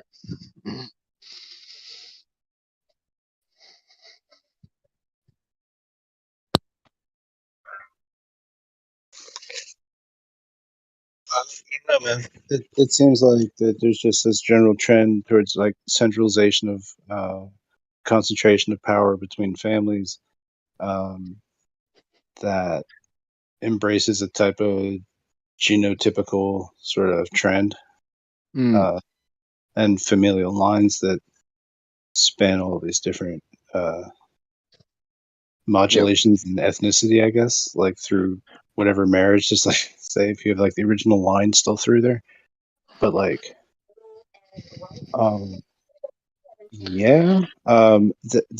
also just like networks of people tend to kind of like work with each other, and so I guess this effect is based upon two nations that like speak a different language, that are different peoples, and then like their involvement levels go up over time more than they ever did it when they were nations that were opposite, Like that's based on what it's really about, I guess, and it's not really about now. Like it's not something we would ever see now, bro. What I'm talking about, we've already mixed, and it's just like it's a board game. I think at a certain point, in time, because it's like if it's not your lands that like you manage really well, then if it's somebody else's lands and they're pretty slack about shit and they're ripe to get taken over by a third party that you don't want to be your neighbor, then it's like, in order to secure your own fence, or and then to secure those other people's shit, you have to like have an understanding with them that you have a mutual third party that's. So yes, this is like all statesman shit and the whole nature of like land wars basically. It's just about it's a game basically for borders. So and then with that, yeah, like spread of religion, spread of like economy, trade, all the stuff like so. And then after a couple hundred years, you got some culture going on. People figure out they get in tune with whatever governmental religious force is doing, over time. I guess whatever. It's very true. Religion is terrible as well. Like, even though I'm like, I follow, all of that, right? And like, I read the Bible and everything. Like, I can see how you can carve a path out of the Bible, add like a authority behind it that's on the earth, and then create traditions involved around that then seem in some way divine, much like what people do with the word of science when people see it as a form of deity now, and they put it over anything to pass it through without any form of discernment from anyone, because it just passes our radar. But like, so I see that as the same. Like, I see that in the Catholic Church, all of that, right? Like, and for me, it's annoying because I'm like, I see people, they can carve a path out of it, and basically just it's had elements. Like the Catholic Church had people paying money to have their dead relatives released from Gehenna, and to be able to even go to heaven. They were saying, and look, the Bible teaches that no one is even in heaven right now, other than Yah and apparently Yahusha, Jesus. So like. Wait, what? Like, why would you be able to pay for someone to be released from somewhere to go somewhere that they're not there yet? They're not technically there yet. Do you know what I mean? Like, so the people were, if they're either illiterate or the way that the Catholic Church was, they didn't really let people read the Bibles or touch them. I actually had a priest stop me from turning the page of a Bible in a Catholic church once. I tried to turn the page and he's like, "Get off it." And I'm like, "Whoa!" Like, he acted like I was like a kid touching a Ferrari, bro. I was like, that was weird. Like, well, I know how to turn the pages on the Bible. Drive the Bible. Huh?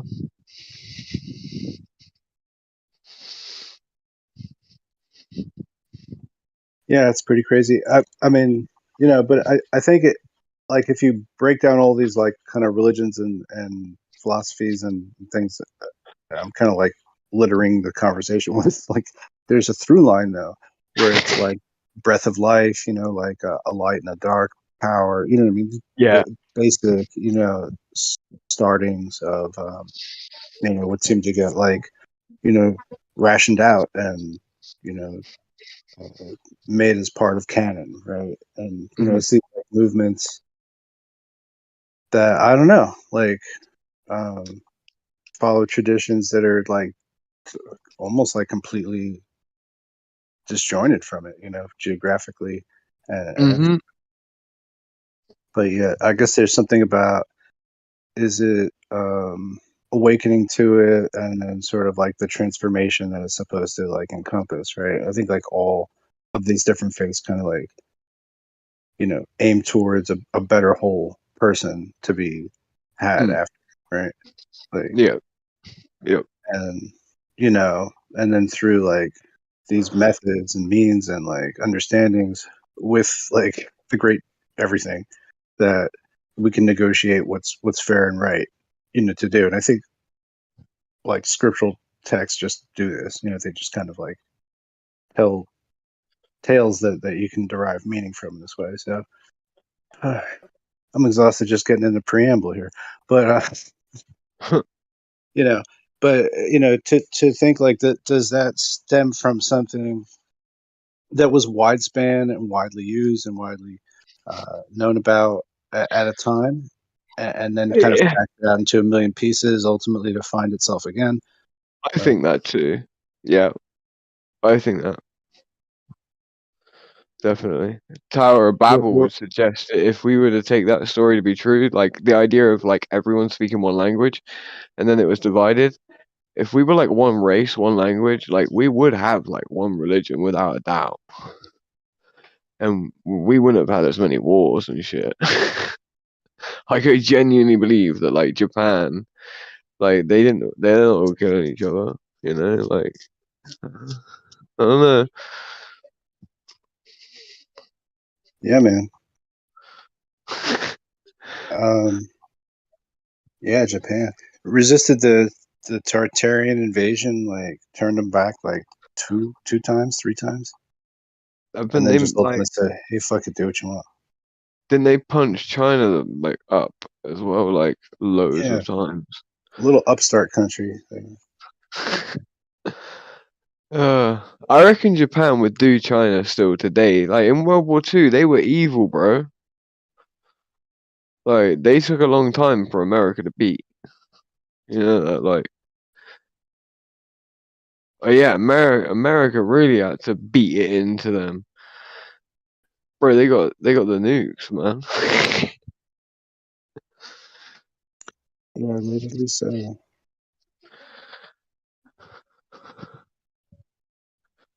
Yeah, it really took a long time just for the Dutch to get in there to trade and to open the ports up to England, because they basically had like an isolationist trade policy with the West. And then as soon as that opens up, Vincent van Gogh's in, motherfucker.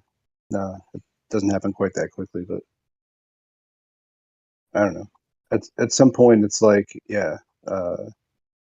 Vincent van Gogh is then inspired by the art that he gets to see from Japan. I mean, I don't know. I like to follow culture more than the history is brutal. I guess. Do you want Art is to at know, least like, like Japanese people? I always say that, like, have you ever seen how good and like neat their artwork is and everything, right? And it's because, like, if they fuck up a painting or a bit of calligraphy, they have to stab themselves in the stomach, bro. Like, I reckon. Do you reckon they were ever that crazy where, like, if you just messed up a simple task, they're like, I'm cutting off my hand. Like, they seem that extreme. Like, they it's seem like extremely extreme. I don't know if you could cause that much dishonor to the spirits of your ancestors in order to like, have to. I don't know. It's just for more serious things, I guess. They'd have help too. Yeah, it's not just like you'd have like I'm just gonna like stick this knife in, and then like, hey, do you want to just do me a solid and just like take my head off also, like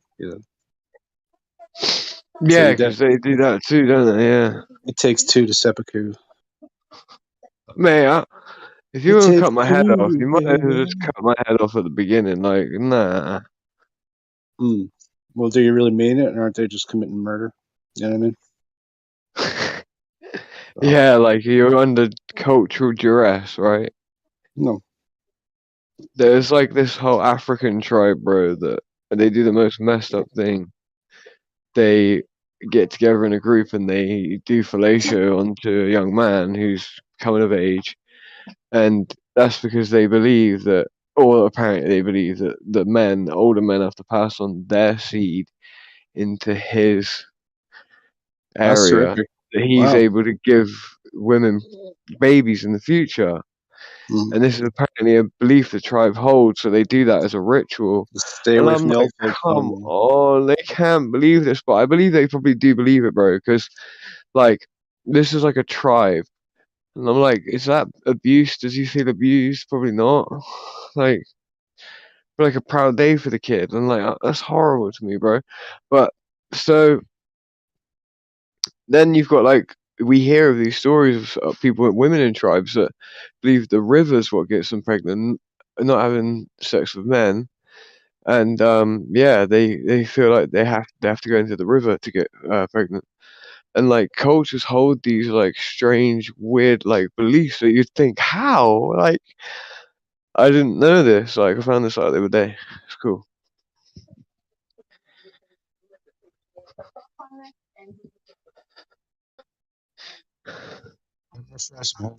Gonna be popping. Yeah, I might have to go in a second. Very, very, very, very. Like I said, it's a very weird way to leave the conversation, but it's been enjoyable. um, nah, ain't a weird way to leave the convo, is it? Nah, normal. No, it is a bit weird. I'm sorry, mate.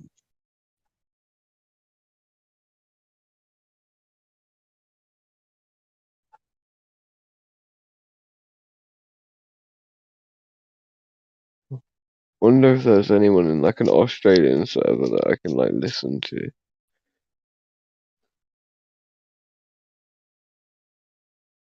Like a podcast. Any events.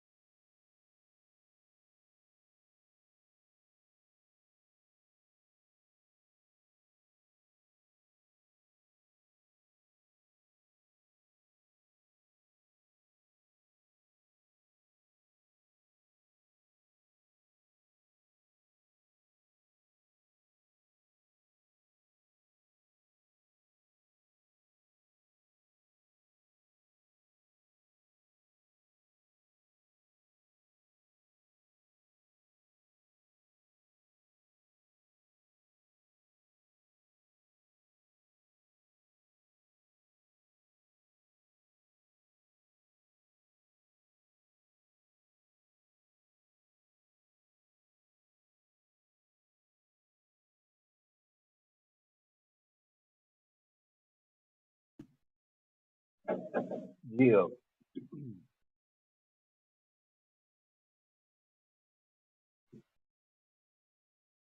Geo.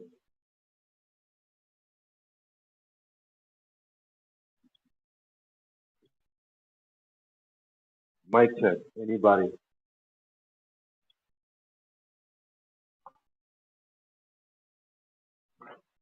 Mike is good. Mike is good.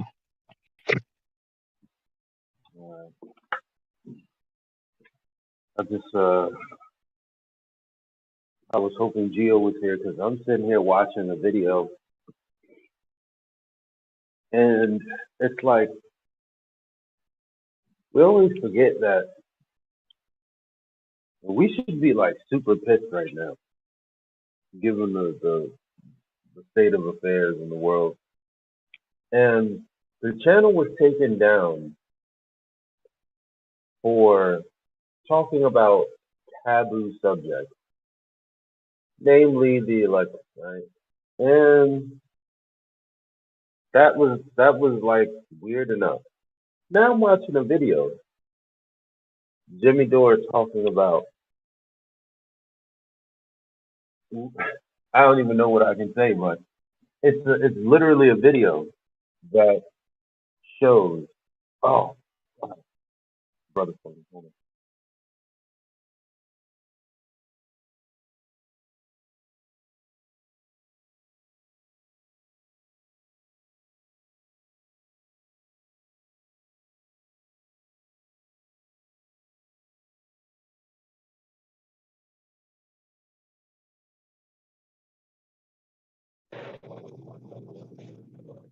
Did you say we should be sick right now? Because modern medicine is doing pretty well.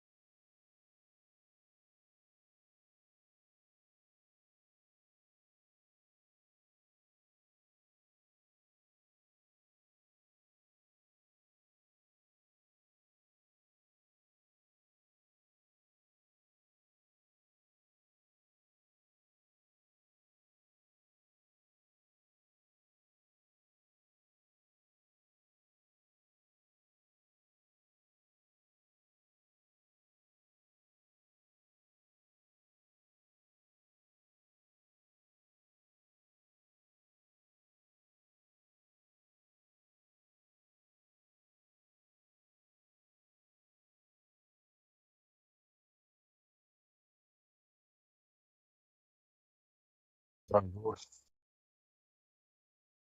Carlos. Bye, Carlos. Okay.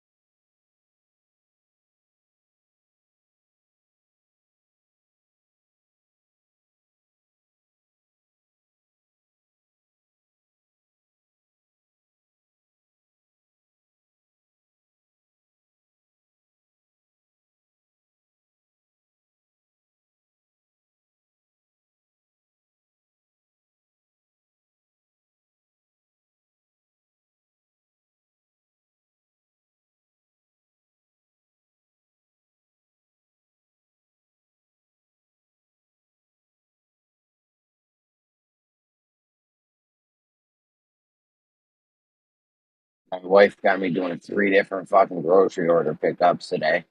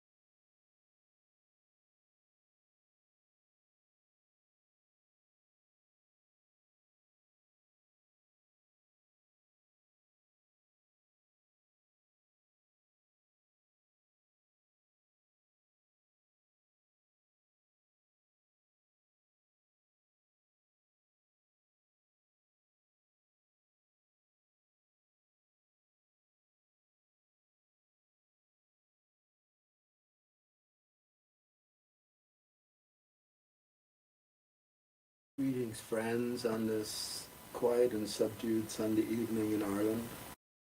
It's after 6 p.m., about half 6, coming up to 6:30. Anyone's up for a conversation? Nice. It seems very unusually quiet here for this time. But I was thinking back to conversation. It's always a pleasure to hear from Snack to the future. But you're talking about, and others, of course, as well. About The Shining and Stanley Kubrick revealing the moon landings. I think there's much more to it as well. Also bring a massive connection to Stanley Kubrick's other movie, I guess his masterpiece, which is 2001: A Space Odyssey, involving the monolith, and the monolith making an appearance, and also not only been predicted in a way throughout the Shining movie, with all different clues and hints put in place. It's very interesting to note that when the two towers came down in 9/11, from across the Hudson River, an interesting name itself, Hudson, when the two towers came down, vacancy was left, and there was, in all its glory, shining from across the Hudson, the Millennium Hotel, which for all intents and purposes is a monolith. And, well, we have the pit present as well, which is in the form of the crater left after the pit. It was called the pit, the 9/11 pit, wasn't it? So all the sort of pieces, all the props were put in place to tell a greater symbolic tale. I was just thinking tonight what it reminded me of is Samson. Samson at the end of his life with the two pillars, and he brought down the pillars and killed everyone present, including himself, with the last grasp of strength he could muster, given from the Creator, or from God. But I thought about Samson, and the monolith. How could I connect the monolith and Samson? Well, I won't go into that. Monolith is one stone as well. Monolith is one stone. That's just sort of translates of. And I'm reminded of what's a one stone monolith? What is it? A biolith, a duolith, a duolith? Think of the word Lilith. I have it written down somewhere about connection I made to monolith and Lilith. But yeah, all very interesting. So sort of a movie's great. I have something to say about The Shining as well. I think the best theory that I've heard anyway is that, or one of the best anyway, that it's all fabricated. They're doing doing their job at the Overlook, and there are all these stories. But Jack, the husband, has writer's block, but he's inspired then to write the greatest horror for his wife. So all of the different inconsistencies are all part of this blending of reality, which is the real experience, with the inspired sort of horror story he was to write for his wife. There's also supporting lots of supporting. I don't know who came up with that. It was brilliant. I've got a million and one different theories regarding The Shining, but that's pretty good, especially when you consider the alternative ending, and maybe nothing happened all along except through the movie screen or the storytelling process. And in a way, Rob Ager talks about this regarding 2001: A Space Odyssey. That's what it is. It's we are watching the movie. We are watching the evolution of our own minds. Back to what? Well, ultimately fakery. I think at the end, when Dave Bowman, interesting name, drops the glass, he realizes that he was been faked out. It's like what do you call it? A reality show that you don't know, like the Truman Show, but just throughout the whole of your life. Anyway, that's it. That's a lot to put in there. But I will say, within the movie, in conjunction with the book itself, as the movie came first, the idea came first. The book was developed in conjunction with Arthur C. Clarke. The monolith was found by apes in a crater or a little pit in the environment that they were in, and this led to greater evolution then. Inverted commas, but in the book by Arthur C. Clarke, the ape's name was Moonwatcher. Another possible clue for us with the moon full of craters or full of pits. And just talking about Samson there as well. Think of Aristarchus of Samos, S-M-O-S. So if we break down these words, Samson, son of Sam, remember the son of Sam killer, but what is Sam? S-Am. Well, what is S? Anyway, that's a different matter.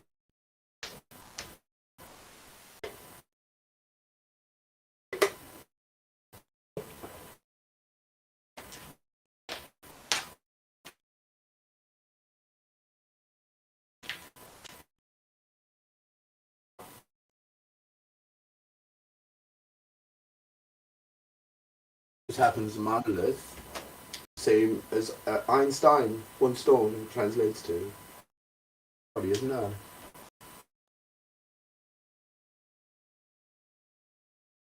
Dave Bowman.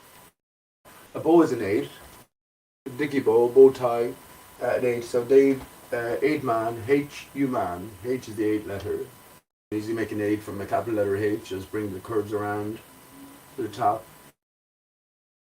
Connect what was disconnected in a certain way. And it's easy to see how you can get an S from an 8, right?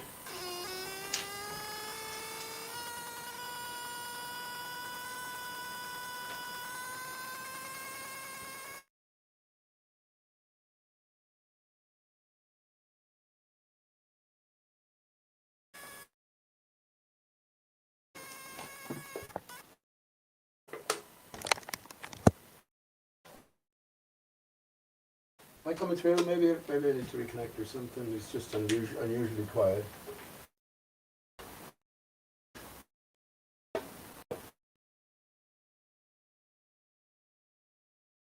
Yeah, but I'd love Snacks to develop further his thoughts on that, because it's a very deep area. And I guess ultimately all of these offerings have to have a sort of a core story being told, which interconnects and intertwines everything. I mean, that's what, rather looking at the different pieces, as I was saying the other evening, rather looking at the different pieces so intimately that you get to know them like the back of your hand, then you're lost in the greater mix or mire. So I just step back and see how maybe everything ultimately connects, and how it applies to us. How everything has to be about me. Like it has to be about. Why wouldn't it be about me? Is it about you? If you're going to say it's about all of us, well, we are all the same. So I am you. Actually, I heard Caucasian Snack mentioned Caucasian today in chapter 3 of Alice in Wonderland. It's called the Caucus Race. And who organized the Caucus Race? The dodo bird. The dodo bird appears after Alice's tears after losing the key and becoming disorientated, not realizing what was big and what was little. All of her tears then flooded the place, and then she met the dodo and the rest of the menagerie of animals. Yeah, they landed on dry land, and then in order to dry off, the dodo bird organized the Caucus Race, and yeah, at the end of the race, it was decided that all the animals won because the goal had been achieved, and everyone received a sweet from Alice, and Alice herself received the greatest prize, which was her own thimble.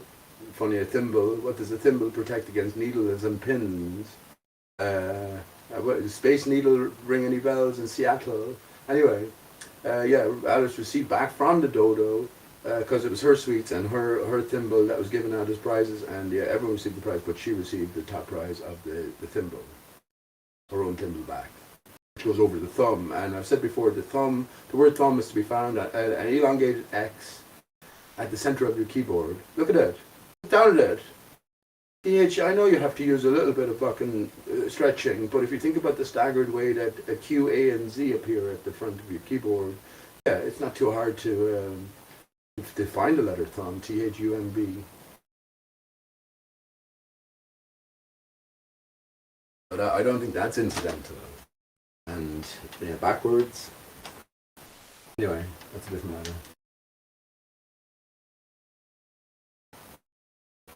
What's thumb backwards? If anyone's listening, just I said this before, but what's thumb backwards? And write it down, and just sound it out to yourself 10 times or something. What's the closest word you get? Anyway.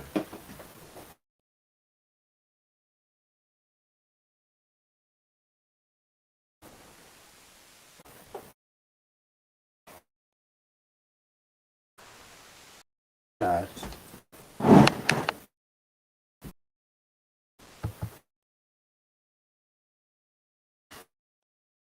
Should reconnect. I don't think I'm fucking talking to anyone at all, dickhead.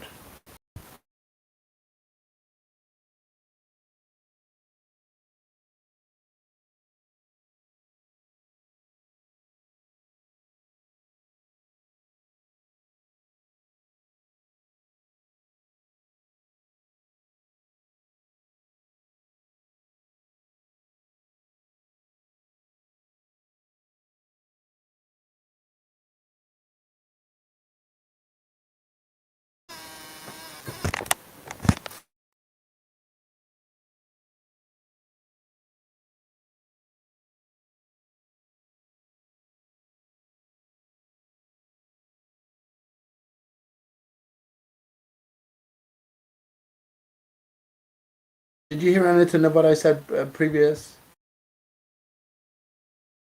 Anyone here?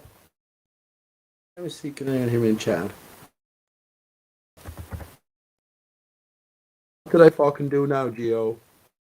Who did I offend or piss off now? I'm kidding. I'm always offending people to some degree, but I never mean it. Unless I deliberately, insult someone, which I do it often with some of the bowlers, because I know the story already. You can't have infinite patience with fucking people who you know are going to come back and prod you and poke you every new day.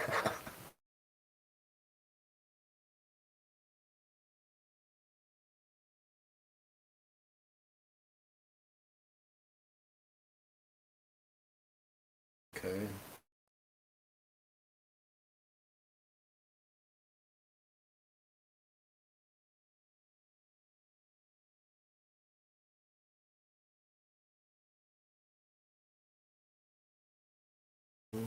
Lonely, I'm Mr. Lonely. I got nobody to call my own.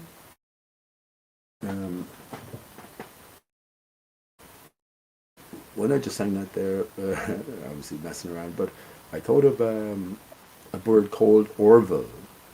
So in the British Isles here, when I was growing up, I didn't see it too often because we didn't have the British channels so freely, but we knew the bird because he made it to #1 hit. His name is Orville. So immediately I was thinking then about Seth MacFarlane and his Orville venture, which is a comedy sci-fi series. I think it was his third series just released. I didn't watch much. I just watched clips of it from YouTube. But the reason I mention that is in terms of my connection with Elon Musk, being played by Seth MacFarlane. Another little sort of. I'm not saying it's necessarily a clue, but it's definitely a connection. It's everything has to be sort of established in our minds. If there's a scam or a con in place, our minds, because they're so wonderful, at least in potential, can easily see through it. We have to be softened up. And if Seth MacFarlane, for instance, plays the role of Elon Musk, every single role you can think of Seth MacFarlane, you can see how it would work. Every single role Seth MacFarlane's ever played, he's always the good guy. He's the amazing genius. He's the funny guy. He's the guy that every woman wants to marry, etc. It's the same thing with Will Smith. Especially in his early times. I'm not sure about his later ventures, but he's always the hero. So it's a sort of a ploy against our subconscious mind, which already knows the truth. So let's just say, for instance, that yes, Will Smith was Barack Obama, or Seth MacFarlane is Elon Musk, and our brain, our deeper knowing knows it. So we have to be sort of softened up, and we have to be made malleable. You know what I mean? So then they would present these absolute sort of opposing to an extreme degree perfect people because the con is so involving. Do you know what I'm trying to say? So Seth MacFarlane, Will Smith, they're good-looking singers, comedians, actors, wealthy, well-behaved in general, etc. You know what I mean? So that's part of the ploy, the brainwashing technique. If what I'm saying is true, is the case. You could see how they would do that. Why that would be done. But yeah, I just thought of Seth MacFarlane there regarding his Orville series, and of course SpaceX. You can't say SpaceX without saying SpaceX. Try it. Elon Musk. Do you know Elon Musk? Look up an elephant on Musk.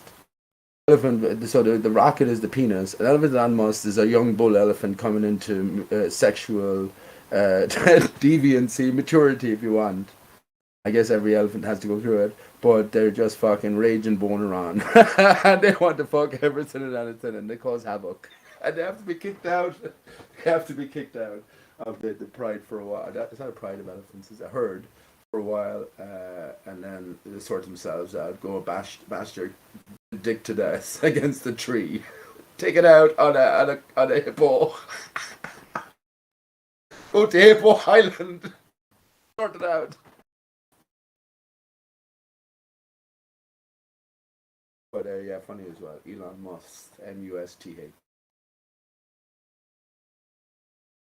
And I also pointed out as well, Elon backwards is Musk is scum, an anagram of scum, and scum and Grimes are partners. I don't follow too much about this. I don't care too much about it, but I'm just sort of laying it out how we can have these different connections. Elon Musk possibly being the Antichrist. Elon backwards Noel, Nole, or Noel, Noel. Right, so backwards, forwards. Noel is the birth of Christ.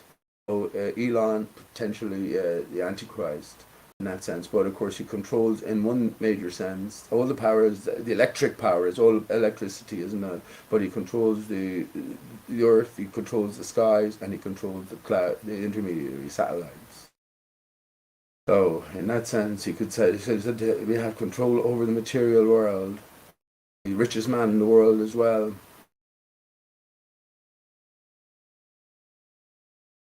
I think that'll be fake, and it's obviously a front, a fake Antichrist. I think came up with that word here yesterday. Was it Fantichrist? Fake Antichrist, a Fantichrist. There'll be a black pope behind the scenes, like there will be like there's a white pope on for the screens.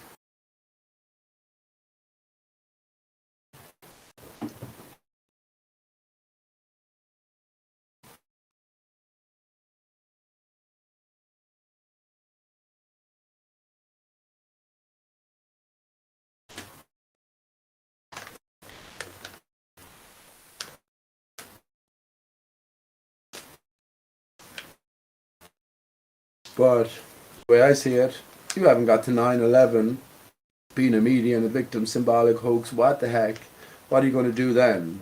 But if that's just not, if that's not, I'm not going to say that's where it starts, or that's the only place to look to make ventures into what's been told, as far as I'm concerned anyway. There are other places, but if you're not even going to venture, you're not even going to spot the obvious here. You're going to move past this is square one. Where does that leave you? Where does that leave the kind of conversation or consideration? Not anywhere, I should think.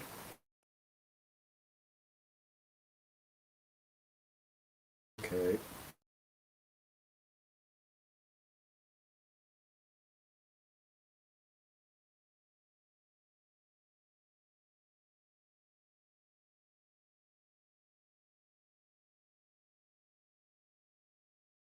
What's up, Pete? How are we doing today? Hey, Jeremy, I was just sort of about to give up. I was going, what the heck? Maybe I'm not being heard. Maybe I'm shadow muted or something because no one's responding. There's only 6 people in here, so yeah, okay. One of them's the live stream, but okay, yeah, not too bad. But I'm grand. How you doing? It's a Sunday evening here in Ireland. Pitch black outside. So Sundays used to make me so sad as a child because then you got to do this whole thing all over again.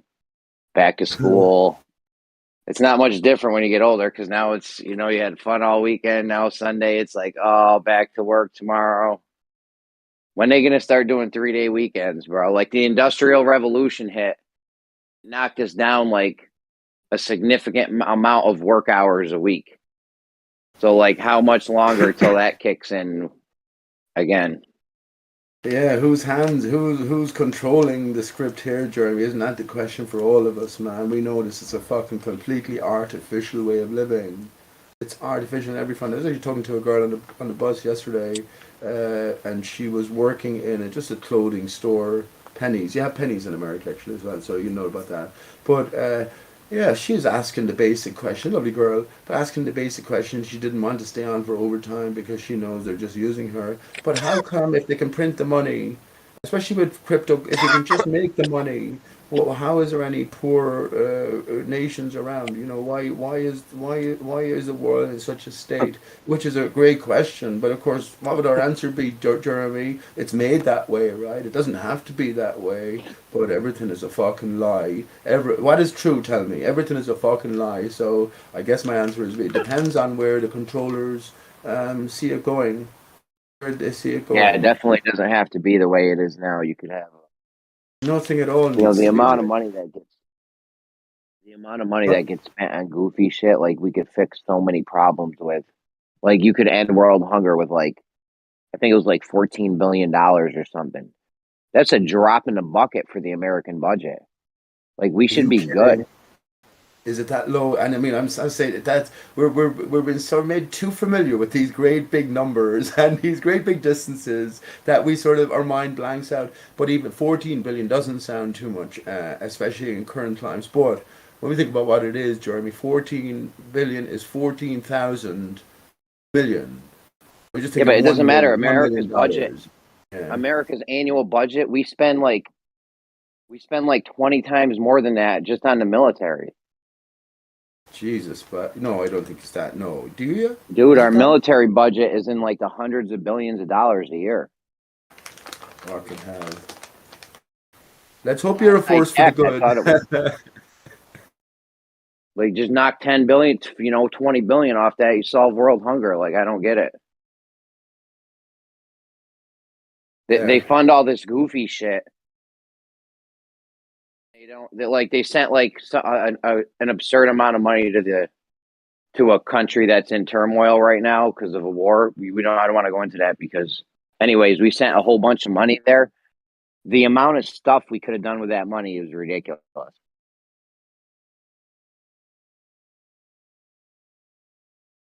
And this is what I'm saying then. This is why I can't see beyond to fucking tomorrow, because the whole house of cards has to come down. Do you know what I mean? There has to be a higher power in play. We can't be expected to live under these conditions. Dude, if the house of cards comes down, it'll be like Zombieland out this bitch. Yeah, but there'll be a greater plan societal. You're talking like a societal collapse?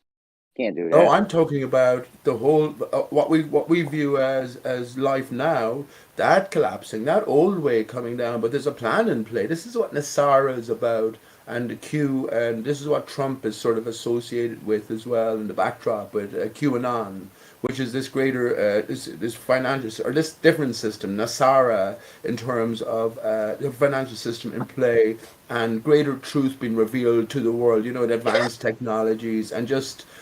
Maybe flat Earth. Well, definitely has to be flat Earth. If any revelation, massive revelation, is in play and doesn't talk about flat Earth, we'll know it's a fucking psyop. But I'm thinking, Jeremy, my answer would be, yeah, sure, man. We have two fucking choices here. We're fucked or we're saved. There's a deeper plan in play, which you might call it a divine plan, maybe sort of divine plan for life. But yeah, something has to give. I can't see another 10 years of this, man. I can't see another 5. I can't see another year of this. You know what I mean? I mean, if you want to get rid of the elite and the system that we got, it's like you have to have something to put into place immediately. You have to keep food coming into the cities. Like, you can't not have food coming to the cities because that's when everything will break down. So you got to you want to get rid of the whole elite and shit. Like, you got to have another plan in place to where people keep doing their jobs. Whatever happens, everyone needs to keep doing their job. It needs to be like a smooth transition to where nothing like crazy happens, because if people stop doing their jobs, that's when you get in a societal collapse. You know what I'm saying? I do, of course. It's so hard to imagine how any transition would occur smoothly. But what I'm thinking of is a massive revelation regarding everything. It has to be. We're fucking. Excuse my language. We are different beings, Jeremy. You know what I mean? We're great. As far as I'm concerned, we're greater spirits here having experience. So we have greater potentials within us. In a sense, maybe in potential food is not necessary for us. So all the concerns that we have regarding this life, it's necessary. Some life. Food is necessary. I'm not saying it's not, but you know what I mean. Not so necessary as we might have thought. If we change our mind about it, if energies or external energies change somewhat, we wouldn't need what we say food so much. You know what I mean? I'm just saying along this. This is part of the revelation that would have to come out if anything was to come out. Let's say flat Earth and beyond.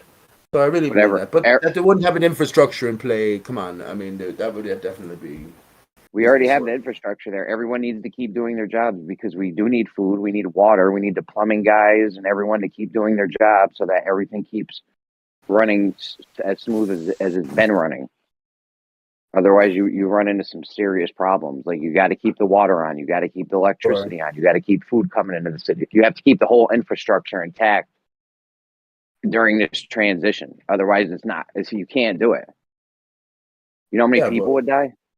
Oh, no, it's true. It is true. It is, of course, it is. There would have to be some greater system in play to accommodate this transition. But absolutely, just assuming that that's in play, how hard what number of years do you accept that we're behind in terms of known technology, secret technology?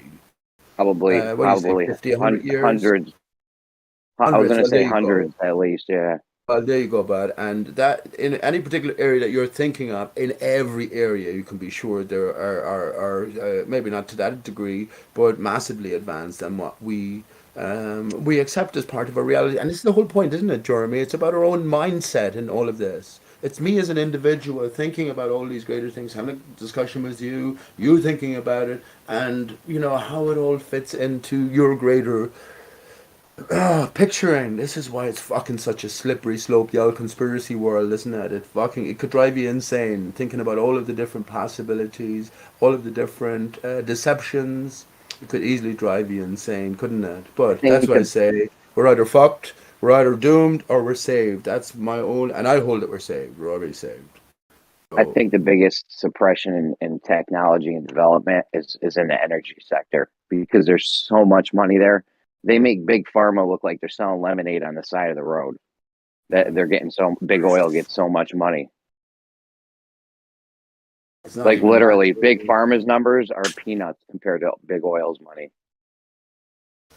It's not even that. The whole fucking money, that's what I was talking about with the girl on the bus. The whole money system, especially coming into crypto as well, the whole money system there's no intrinsic value in it. You know what I mean? It's something that's crafted out of nothing. It's actually the opposite of being valueless. It's a debt.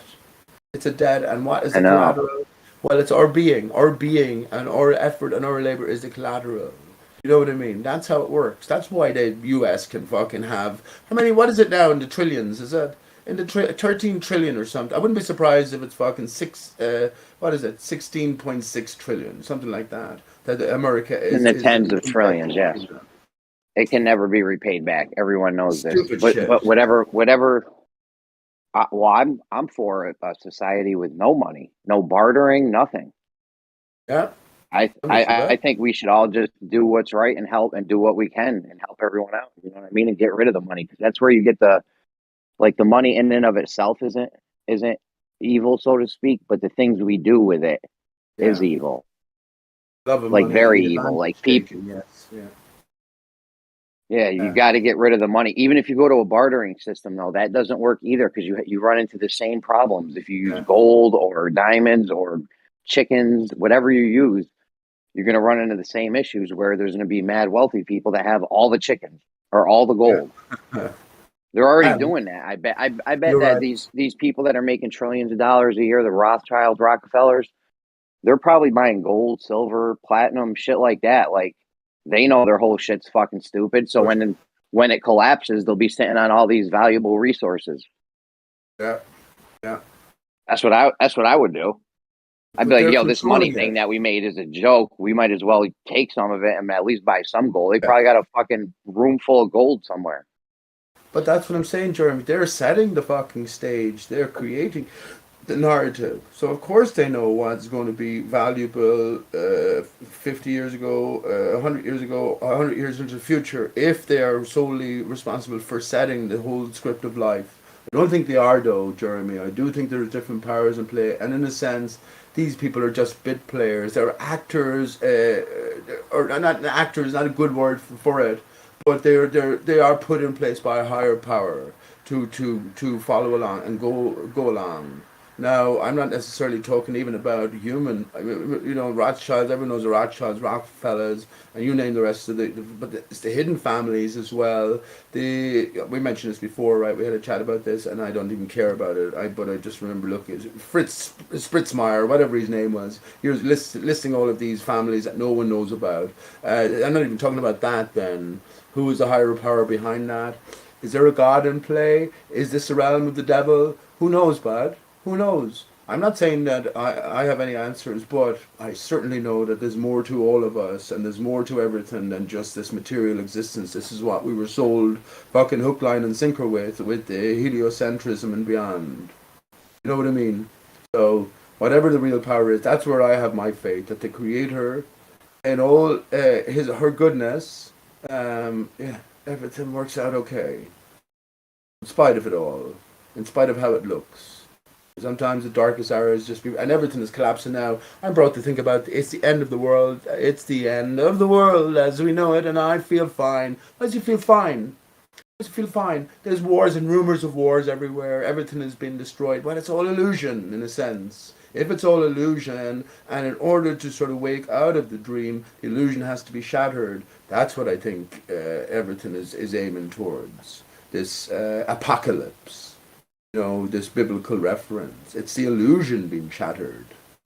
And then we just get back to reality. Who knows the wonders that we are capable of. Who knows what potential is within us all. So that's the way I look at it, Jeremy. But is there going to be a big fight? We've already seen the big fights, actually, when you think about your own conspiracy journey, trying to tell the ones you love about the things that you found out and become obvious to you after a while. Think about the I was going to say the C word, but what the fuck? I could be talking about the sun. When you can't say a word, then there's problems. Anyway, we think about that and how families turned against one another. It was separate in a sense, the wheat from the. I'm not saying this in any judgmental sense, the wheat from the chaff. You know what I mean by that? We're already tested. There's already the household been split apart, 2 for 3 and 3 for 2. If you're lucky, if you're an advanced conspiracy thinker, it's always going to be one against the rest. But you know what I mean? It's already sort of played out in a differing sense. But I feel fine is the summation line. It's the end of the world as we know it, and I feel fine. Why do you feel fine? Because the world never fucking existed. It was only an illusion crafted and painted in our brain. As we as flat earthers, and I would say flat earthers, we use the term lightly, loosely anyway. But yeah, as we have come to realize, that we were sold a pipe dream. It was when you take it apart, you realize then that it was, built on sand. Castles built on sand.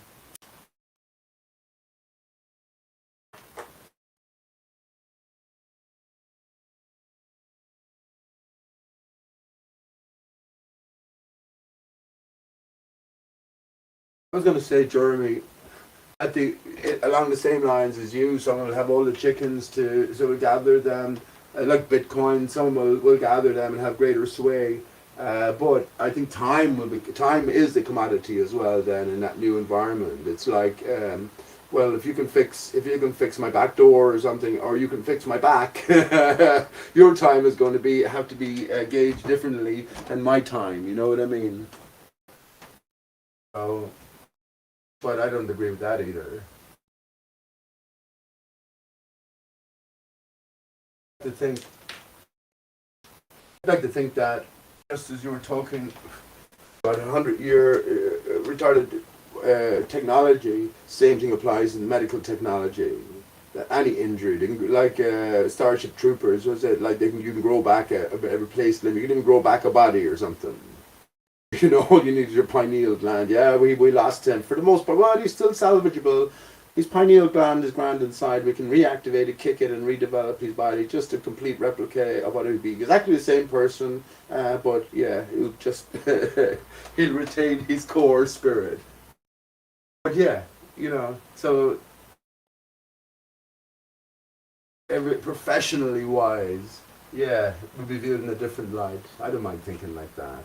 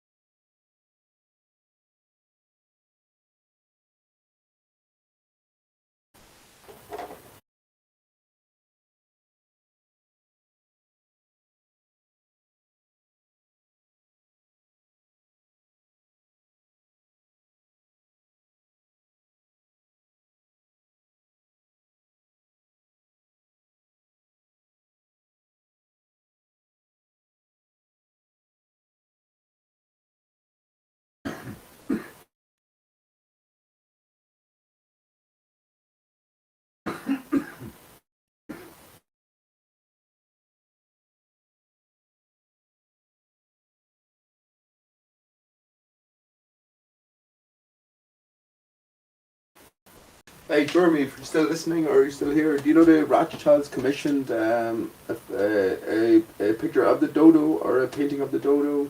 It's called the Frohawk Dodo back in 1907. I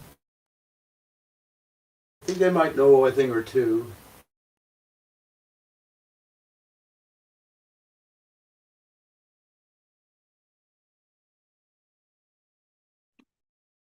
I mean, they might.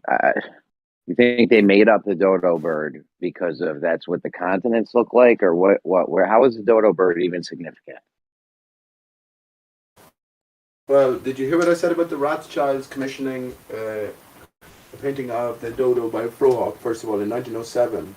Yes, Pete, I heard that. Pete, okay. I heard that. Why is the dodo bird significant in the first place, though? So here's the idea.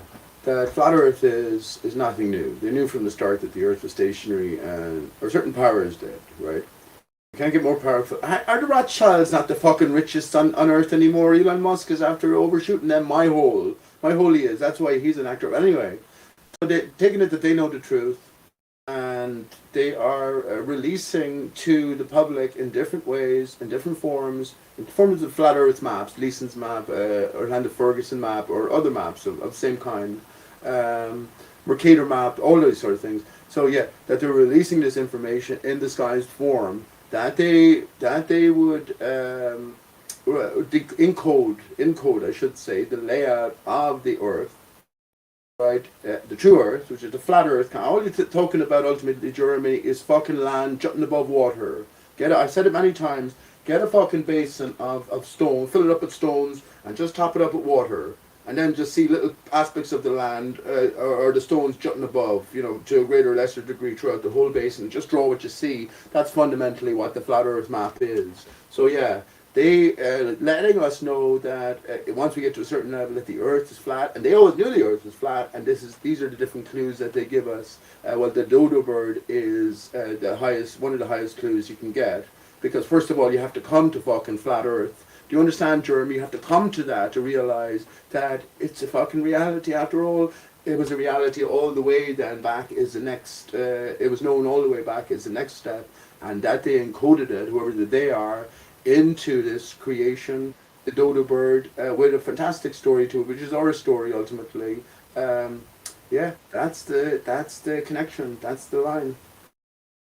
I didn't get anything out of that. Why the dodo bird is significant?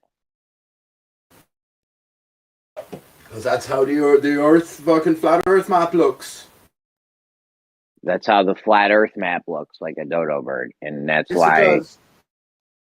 So you think they made this whole thing about the dodo bird? They faked fossils and all this shit just because that's what the flat Earth looks like, and they wanted to let us know and discreetly, like they do. Yeah. Ultimately, this is all about flat Earth, Jeremy. Ultimately, it is. Would you disagree? If the whole population of Earth came on board flat Earth, would not life change in the morning in an instant? Yeah, definitely. That's how significant it is. And they knew that. So let's just take it for granted the dodo bird didn't exist, right? That's a possible connection that could be told here then in relation to the context that we're thinking of. So flat Earth, it was always waiting to be revealed, right? So let's take it along that lines. So we look for clues then, symbolic, pictorial clues, or whatever, craftings, creations, cartoons, if you want. Because that's what math is. Math and words are cartoons. Just representations of something painted a picture in your brain. But here's where the dodo bird comes into it then. Fabricated from the outset, and because the Earth is the way it is, and it resembles the dodo bird so significantly, then it's scripted. How can I fucking say this? The only way I can come to terms with it is we live in a magical realm. And it's scripted from the start. Remember I said there was a power above, the Rothschilds or the families, whether it be the devil or the creator. Yes, I look at it like a video game, Jeremy.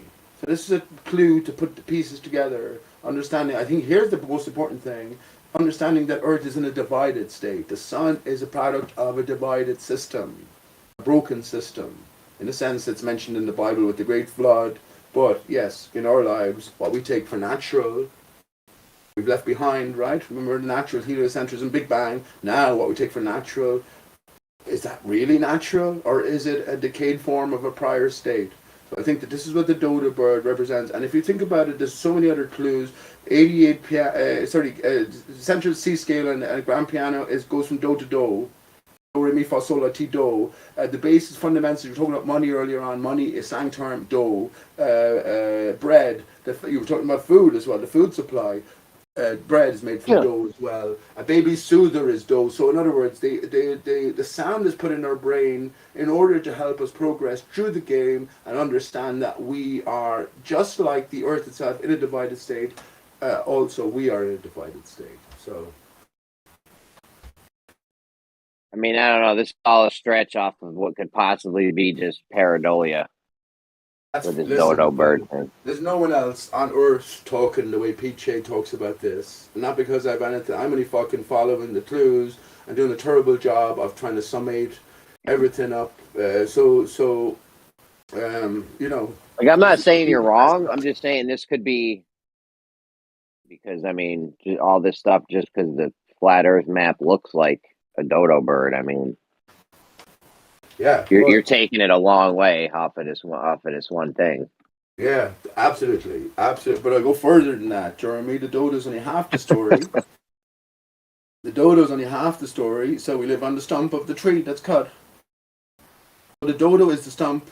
As we look down, with the waters inundated around the land, and the tree itself, Aristarchus. It has to be.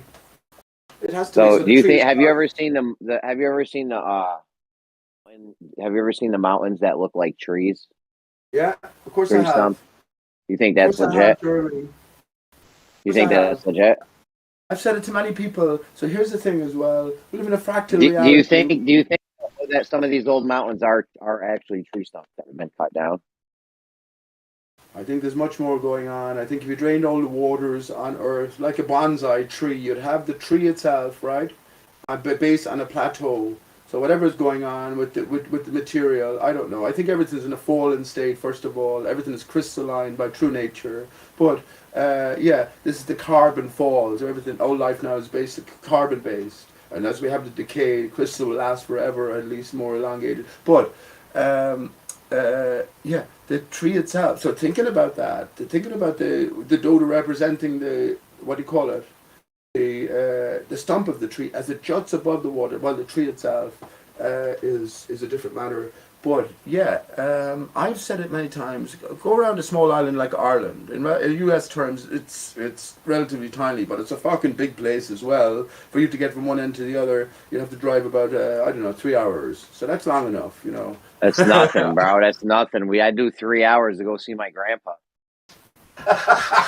We drove to fucking Florida a couple months ago. That shit was 24 hours, bro. I could drive west for 3 hours and still not be in West Texas. That's what I'm saying. That's what I'm saying. Ireland is so small in relation to you, but still in all, to Irish people, that's a fucking chore. 3.5 hours to the opposite side of the country. Not the opposite side, you're talking about a diagonal. To get the opposite side from Galway to Dublin is only about an hour's drive. I still view it to be far enough, but I guess it's all about a mindset, isn't it? If you grow up in terms of making these long journeys, and it's like a shorter journey than even long for the majority of people, it would be relatively short to you. I guess, in a sense, it has to teach you more patience as well, if you're used to making these journeys. But that's not the thing here. That's not the thing here. So yeah, at the same time, it is big and it is small. But I've often just... I've often encouraged people, just go on Google Earth and go about, I don't know, whatever is comfortable, go about fucking 2, 5, 10 miles off the coast and just have that view and just skirt around the coast. And at the end of that, if you tell me you're not on a fucking, or Ireland isn't a tree stump, you can do the same for Isle of Man, you can do the same for England. If you tell me it's not a tree stump, I say you're not seeing the same thing that I'm seeing. I think in a sense there are lots of these sort of remnants of tree stumps around, but the whole thing then is an expression of the one thing. Right? Do you know what I mean? So yeah, all of these cut tree, one cut tree ultimately. I was gonna say something, but I forgot. Damn. Is that why they call them countries? Well, don't get them going, Larry. It's a good one, bud. And I mentioned that. I said this to my mother. She doesn't like the word cunt. And I'm going, well, look, okay, I use it in a fucking only when it's needed. I understand it's a strong word, but there's some cunts around, excuse me. But she just don't like the word. And then I said, well, okay, where do you live? Anyway, I was getting to where do you live? She said, well, I live in Ireland. Well, what is Ireland? It's a nation. It's a land. What is it? And then she couldn't think of the word, and I kept hammering. I didn't want to say anything to her. She eventually thought of the word a country, and I said, go on, where do you live? And she wouldn't say it. Because in order to say country, you have to say cunt, tree, and the word that she hates is cunt, but she just wouldn't say it. It's not something else. But, yeah, a country, if you think about a cunt of a woman, it's the vacancy. The male is the solidity. So that's what I think. Holy shit, bro. Every tree rots away from the inside, from the core out, bud. So if there's a tree stump in play, and we're on the surface of it as it juts above the water, then the center there's a hollow, there's a big crater. Right, and then you have the shaft coming through from the other side, as I imagine it, the root. Imagine there was two trees back to back, these massive levels. Or you get what I'm saying. So the root is coming through the other side. It's generating the barrier, generating the skylight, the ether, the tides, and it's disconnected. It's flailing around like a fountain. That's the way I look at it. So that's the cunt, and that's why we live on cunt trees. It's a wet cunt at the front because it's inundated with water. We get all this sloshing around at the north center, and then we get all the tides. The tides don't move in conjunction with the skylights because it's delay. Because the energy is the energy is the same, but it's flowing through different medium. Through water, obviously, you put your hand through water, push your hand through air, put your hand through a vacuum.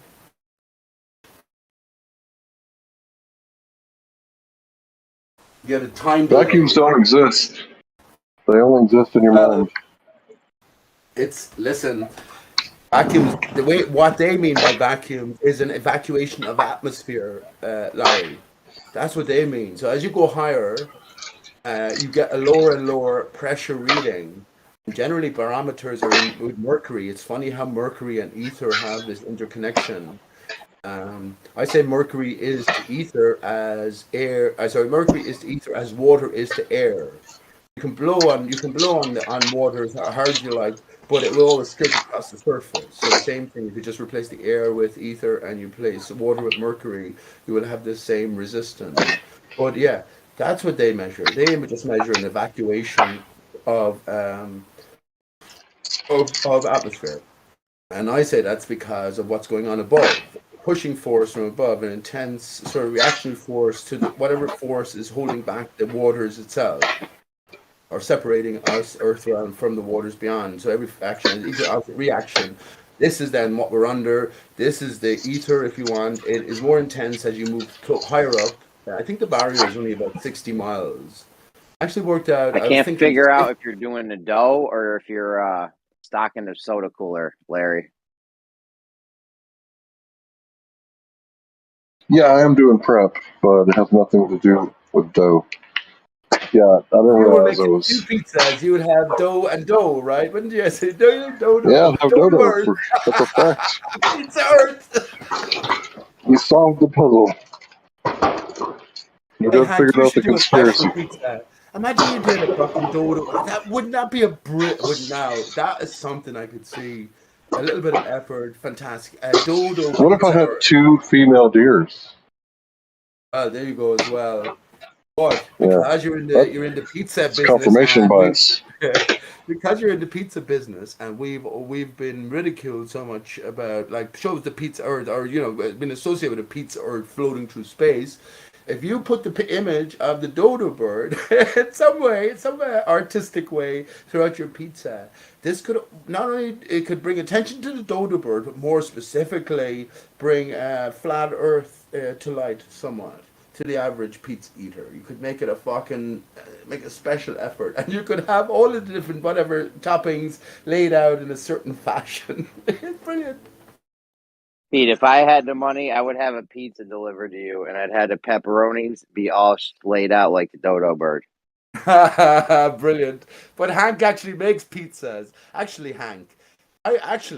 Larry, this is a great, just for yourself, bud. You challenge. You don't have to, you don't have to eat it at the end of the day. But if you take the Gleason's map, which is not quite right, the Gleason's map. So first of all, with the Gleason's map, Jeremy as well. The Gleason's map, the only map you've fucking seen that Australia is at the top.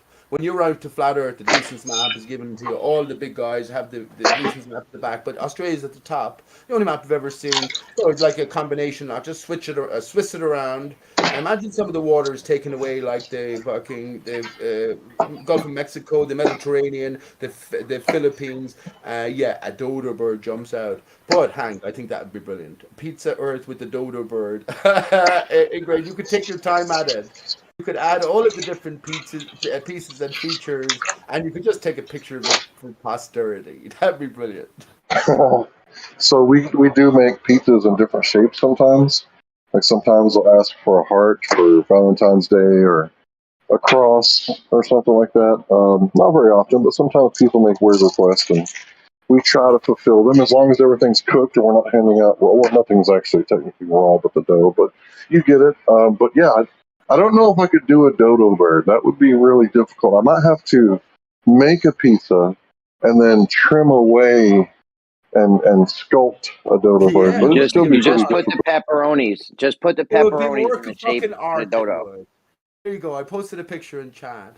It would be a work of fucking art. It would. So you're not looking. So you're not looking to rush it or to produce it within an hour. But I think, in light of how long we've spent in this arena, it would be a brilliant project. Definitely. Hank, you just put the pepperonis in the shape of the dodo. That's all. You ain't got to get crazy. Yeah, we do that too. We'll spell out things and sometimes.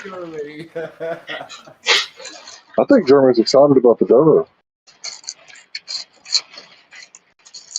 I think this shit is a stretch. I'm not saying Pete's wrong on this, but this is a wild leap. A huge stretch with this dodo thing. I'm not joking. No, it is, of course. It's the wildest leap you'll ever fucking take in your life.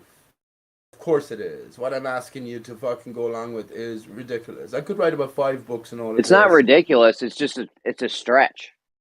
It's a massive stretch. It's not even that ridiculous, really. Well, that's what I'm saying, though. But Jeremy, once we come back to reality, stationary, flat Earth reality, whatever that entails, then there's a different story, a different history in play, different set of rules in play. So I say that everything is going to turn out to be fucking magical, metaphysical. No matter what explanation you give, it's going to appear fucking utterly Game of Thrones or something. You know what I mean? Because that's the true nature of our reality. That's what I think. Everything is magical in that sense. God, creator is real. I know that for sure. So therefore, everything has to be magical. Because I'm in a fallen state. Why the creator loves me? Why do you think he would give a little beautiful what do you call it, starling or a thrush or something wings and the ability to be so free and not give it to me? See, if the creator loves you, why do you make your back, right? Unless I was going to get it back. If the creator loved you so much, why do you make your face like that? What? Hang on. Why did he make my face what? Why do you make your face look like it does? Okay, good one.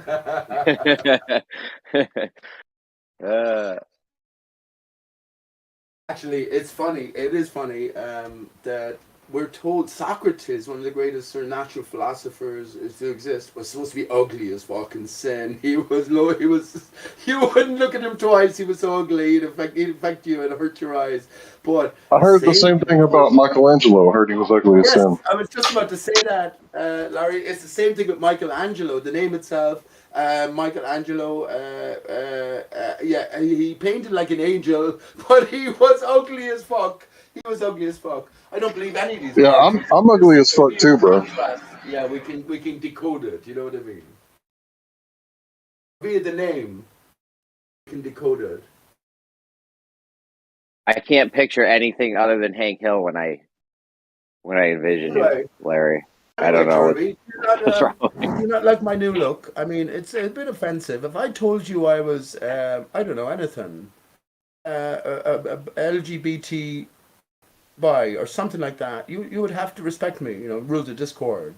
But are you saying you don't like my new look? Let me just post it here. I haven't seen you in a while, Pete. It was a joke. It was a joke. Okay. Actually, I get. You wouldn't believe it. You wouldn't believe how many smiles I get. How many? Because I'm a busker, right? When you're out busking, how much money do you make on average? Okay, relatively not much. Let me say today, I was just went out today. As it was a rainy day. It was more therapy for myself as well. I think I made about, I would say, in about 2.5 hours, 3 hours, maybe 20 quid, something like that, 20 euros. Is that like $20 or? Yeah, 20 euros, about 20 bucks. But I was happy with that. I was delighted. Anyway, I was delighted with that, Jeremy. But I was talking about the passing encounters, the number of smiles I get, and the people who just, yeah, what do you reckon my new look? Jeremy, I posted in the chat.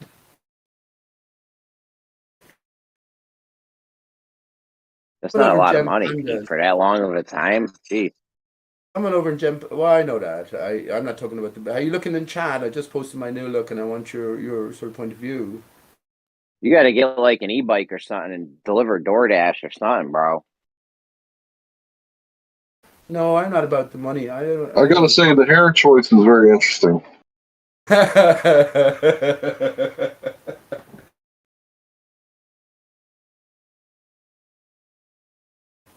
Me self-conscious about my look in the first place, Hank. Getting all of this fucking slagging, the likes I got off Jeremy over the years, made me fucking transform into this hideous. I don't even like looking at myself like that.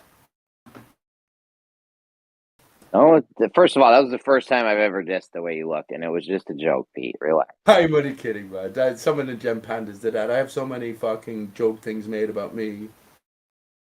Well, those guys are crazy with the memes and shit and the gifts. It's brilliant, though. It is brilliant, and every one of those. That one guy, I forgot his name. Every one of those know got the his story name of the over there, dodo but and he our can whip up starters, a gift. Jeremy. Check. Hold on, yo, I'll be right back. My mic's fucking up.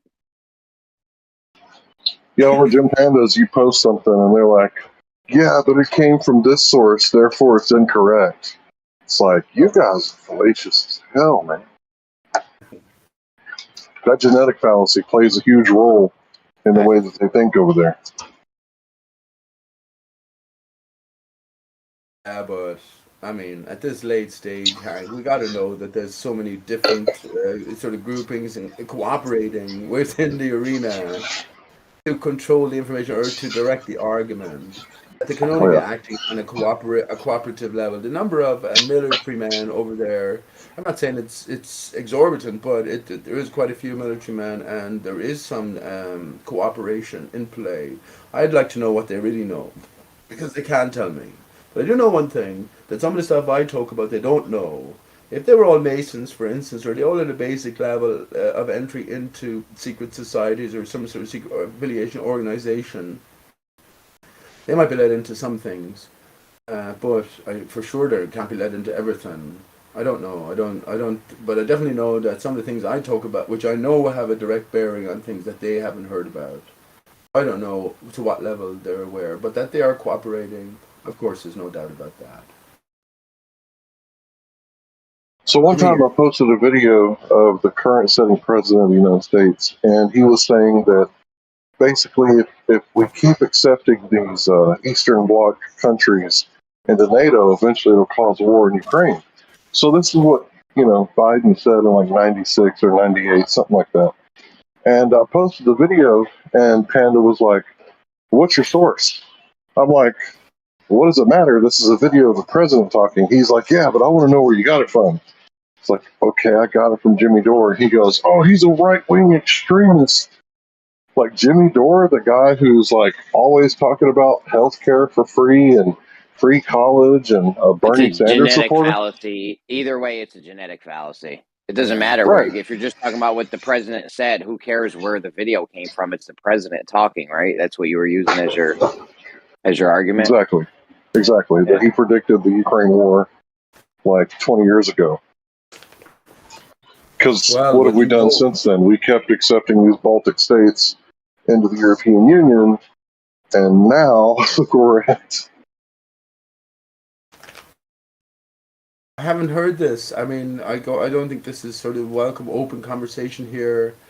Lex Luthor is a guy who talks about so much fakery. What's coming through?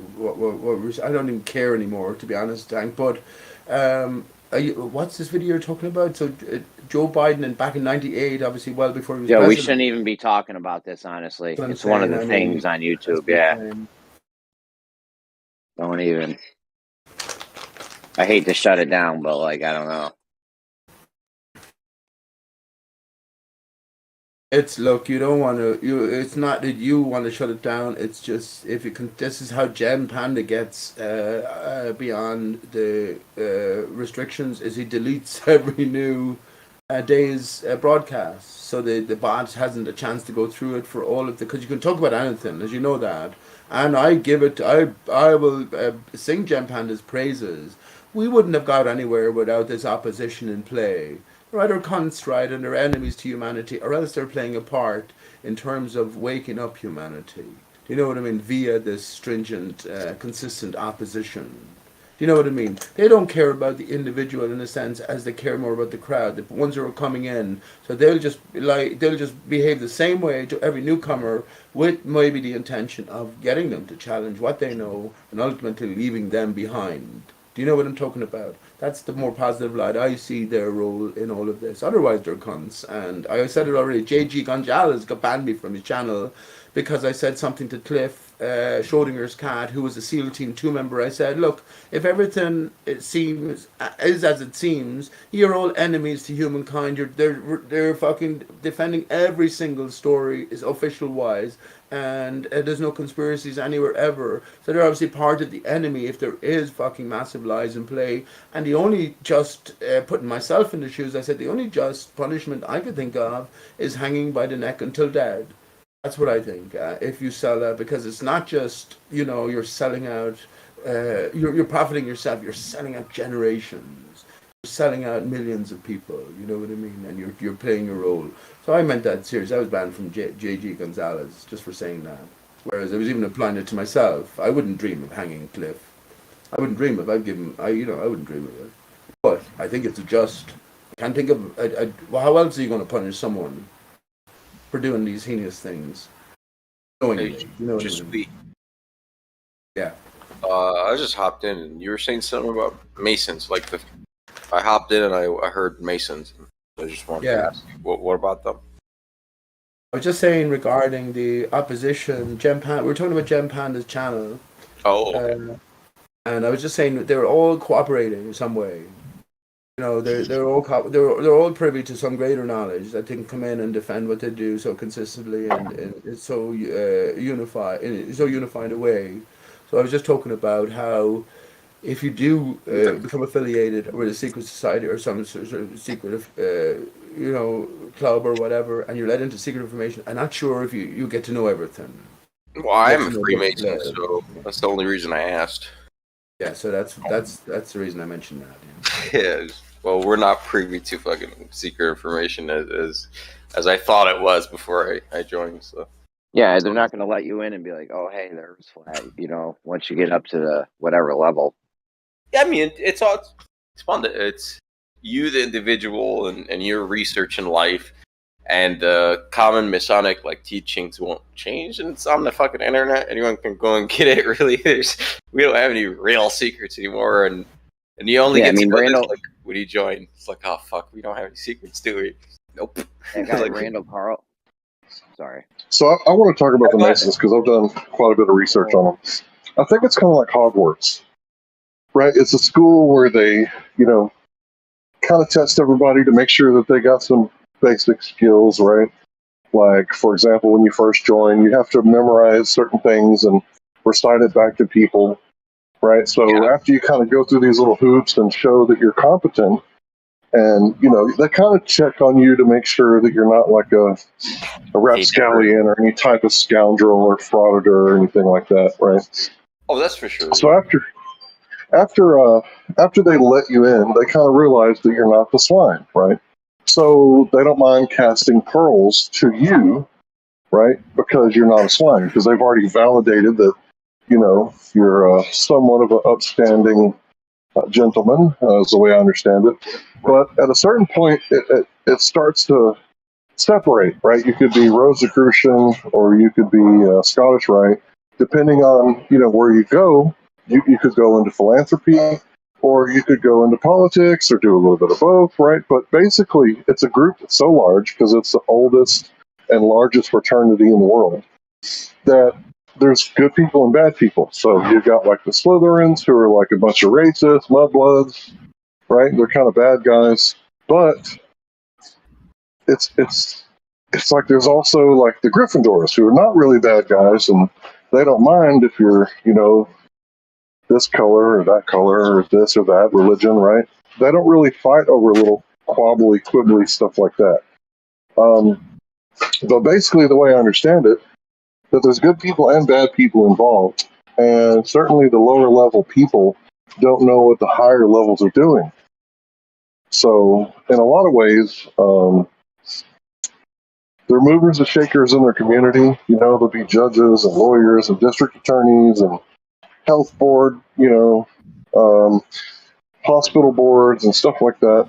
But yeah, they're a group of people that get together in secret and discuss secret things. And from what I can tell, they're just extremely fascist, not in the sense of corporations and government.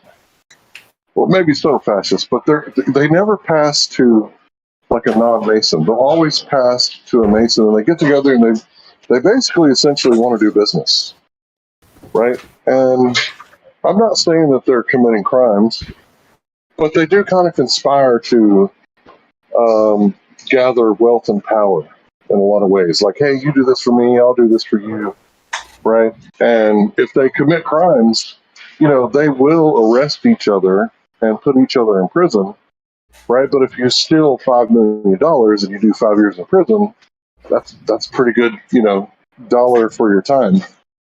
I'm not saying that people have done this. If you're a Mason, I can keep all your secrets except two things that if you do, I can't. So like oath-wise. So it's like, hey, yeah, we cover up for each other, obviously, no shit. But it's not as it's not as I thought it was before. Like, you know what I mean? Before I joined, there was more of this conspiracy, secret knowledge, blah blah blah. Then you join, you find just a bunch of normies, man. They're good normies. It's not secret knowledge. It's not on the front page of your newspaper, right? It's something that you can still gain the knowledge of the Masons, but you have to search for it. And what I understand is when you join the Masons, they say, okay, this is our library. We're giving you access to this. And just think of it like this. The information we're giving you, assume that it's not disinformation or misinformation. Just assume that it's true. So apparently they weeded out a bunch of bullshit and they give you all this information, probably about natural laws and how to build a better man, how to be a better man. And they're basically telling you that, like, normally outside in the outside world, you'd have to weed through a bunch of bullshit to find these little nuggets.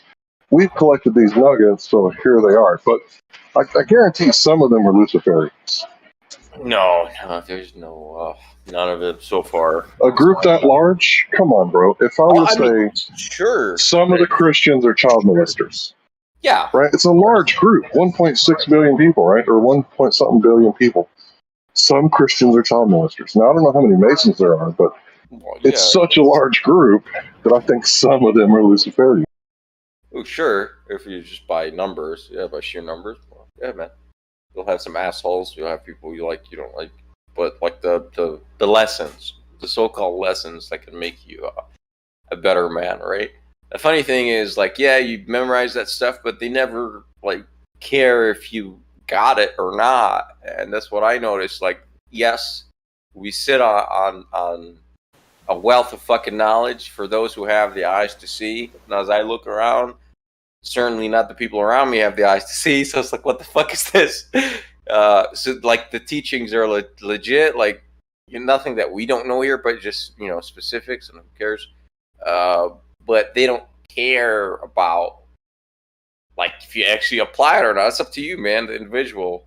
But here it is. Go run with it. Most people will never actually, like, after they get their degrees, like myself, never really look back at the lessons and try to extract something out of it. But me, of course, because I came in there, you're like a conspiracy theorist and shit. I was looking for more. I wanted to know more. So I'm like, I joined specifically for the quest of knowledge, and didn't really.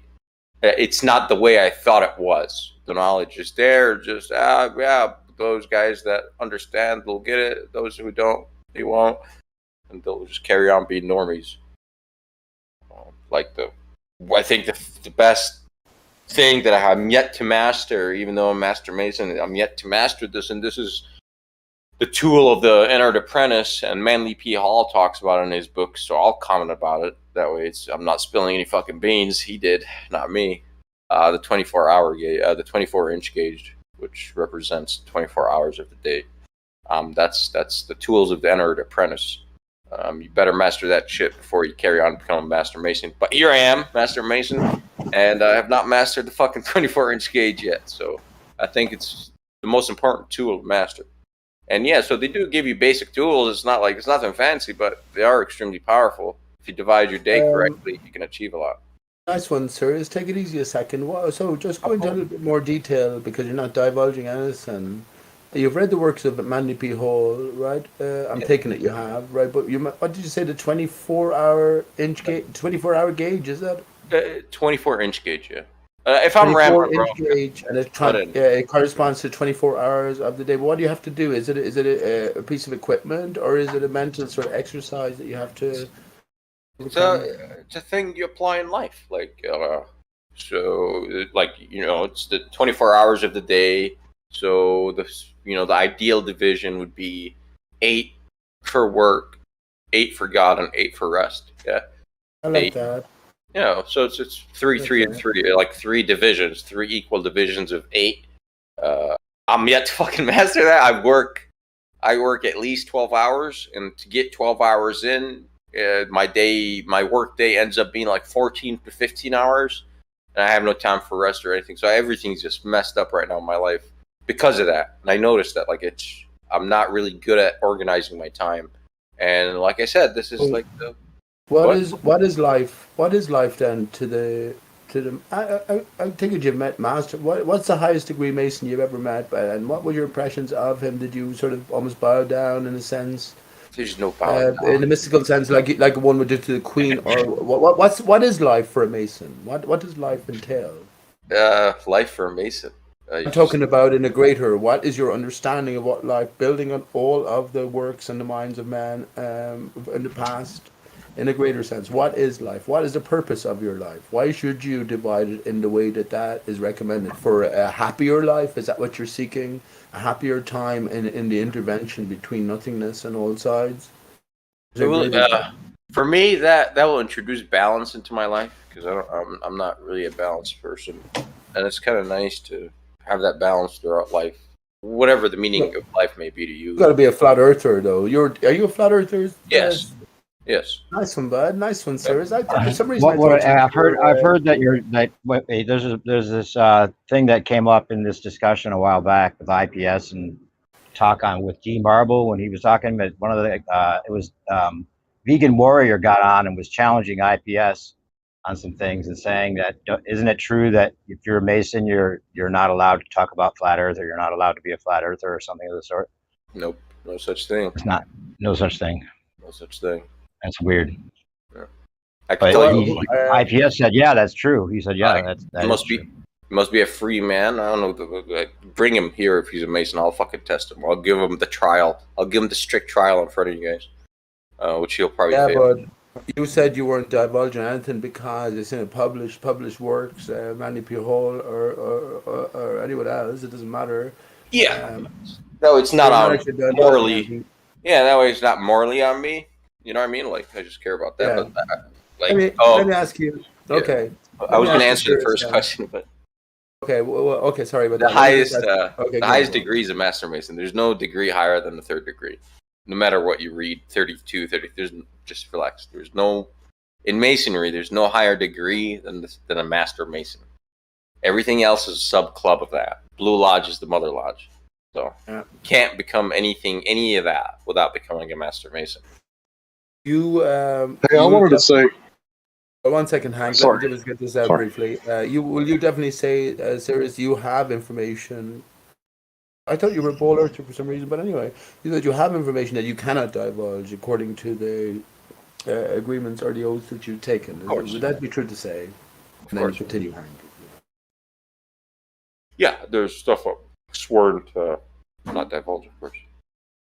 Do they make you do the whole like masturbation in front of everybody thing? There's no masturbation anywhere. That's Skull and Bones. That's Skull and Bones. Let's be fair. What about like so the oath is like you have to like repeat this mantra that's like that you'll accept that they disembowel you if you ever give away the secret or something like that. Something like that. Yeah. Can I say about Skull and Bones? I was waiting, Pete. Oh, sorry, Hank. I beg your pardon. It's all right. Yeah, sorry about that. So my research into the Masons, there's good ones and bad ones, like I said, and I've consumed hundreds of hours, literally, of Manly P. Hall, just speaking into the microphone with no notes, just talking to the camera.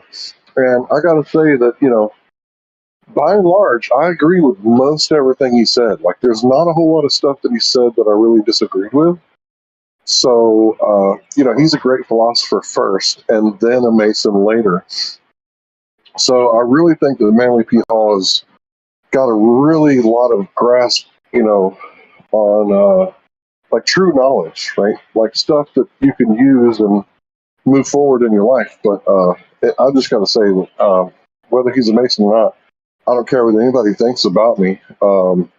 Manly P. Hall's got a lot of good information, and I would recommend it for anyone who's trying to kind of dive deeper into knowledge, because he has so much fruit packed into those tiny little, you know, 1 hour, hour and a half speeches that he gives, that you can't walk away without gaining something. You could really glean a lot off of those speeches, in my opinion. He's awesome. I love Manly, bro. Yeah. Yeah, he's Brother Hall. Yes, but the point is, ultimately, getting back to it, there's a power system in play, and we know we live a lie. We live a lie. No greater lie. Well, there is greater lies, I'm thinking, than the lower flat earth lie. But these people seem to be in the know, and if they're profiting in a sense, or they're successful keeping a secret, then they become what? A club. You join the club. You become let in on the information, and you keep the secret. You learn the handshake. You learn the information. You take an oath. What then, though? What then? What is life? Why do you have to believe in a higher power to become a Freemason? You have to believe it. Is that a guise? Is that a a trick? No, it's not a trick. No atheists allowed. That's just how we are. Just don't like them. Yeah, but you can't just say that's just how we are. You're a flat earther. Hang on. Let me ask you a question then. How many flat earthers are in? Do you get to talk openly amongst your Mason friends about flat earth? I don't, because I don't want to look crazy. I just, in public, to preserve my business and my like and all that. I don't speak about flat earth in public. No. But in private though, in amongst the club, the guys are in the know. Surely flat earth is an obvious thing and is a well-known thing. They talk about. So there's not like a list of things you can't talk about. Like if they knew you were talking about flat Earth online, and You'll probably think I'm crazy, so I don't want. Okay. That. What about like other things? Like are there things that you're not supposed to mention, or like as far as like, you know, just politics or certain things? Like is there a list of things? That's inside of the lodge. So, when we go to the lodge, like there's no keep your fucking religion and politics at home. Your opinions don't fucking matter here. Like. Here about religion and politics, who gives a fuck? We're here to be brothers. We're supposed to be on the level, all equal. We're not supposed to create differences between us. What do you talk about? Religion. Religion and politics. Oh, we don't talk about religion and politics. What do we talk about? A lot. A lot. Talk about the 9/11 hoax. You talk about because the dog with a fucking mallet up his arse can see through the 9/11 hoax. Are you all in on the 9/11 hoax? No, man. We don't talk about conspiracies whatsoever, man. They're just normies, man. You talk about women's boobs. Well, we don't. Nah. I mean, you can. You know, That's better than You talk talking about about like the Ghana stocks Fonasky. business. You talk about like the possibility of the economy falling, the dollar falling, any of that kind of stuff. Politics, yeah. no, I mean we can as individuals for like lodge business, right? So this is stuff behind closed doors. Like lodge business is mainly stuff with the lodge. Happens in the lodge, stays in the lodge. What we're gonna do, like what events? Yeah, of course it stays in the lodge. What events we're gonna hold? Trying to organize these events and shit like that. And when you guys see how hard we struggle to organize a single fucking event, then you'll understand that we don't run the world. But you got to see it for your own eyes first. Because you're a flat earther, bud. Doesn't it seem like a lot of the people in power came from maybe the Masons, but they've got another group now, and like the Masons are the scapegoat, and there's a group that does control the world. It's not at all to do with the Masons, but it's a great thing to just like make them the it's a Mason. They don't care what they say about Masons because they know they're not directly the guilty party. Can I let a little secret in, you guys, if you don't mind? I'm going to tell a really big secret that I don't think anybody knows. But the Masons don't control the world, right? Everybody controls the world, right? Like we all have a say in what goes on because we're all on the field playing the game right now. Now, once you perish, of course, your body and your soul separate, right? You lose your body, right? Then you don't have nothing to do. But it turns out that, John Lennon was correct. If everybody wanted peace, we'd have peace. But instead, everybody wants a TV, right? So I'm going to add on to that quote, and because you invited the most dangerous weapon ever known to man into your home, right, we have wars, right, because the programming programs us to be warmongers. Look at the Popeye, the Sailor Man from the 1930s, right? It's propaganda to get children like ready to be like, oh yes, I want to join the Navy, I'm ready to fight, right? Because what happened when those children grew up? Well, it's time for World War II. So yeah, nobody controls the world, and in saying that, everyone controls the world. Thanks. Are you saying everyone did 9/11? I know for No. certain who did 9/11. No, that's well, not. the people that control the world make those kind of things happen. That's what we're talking about.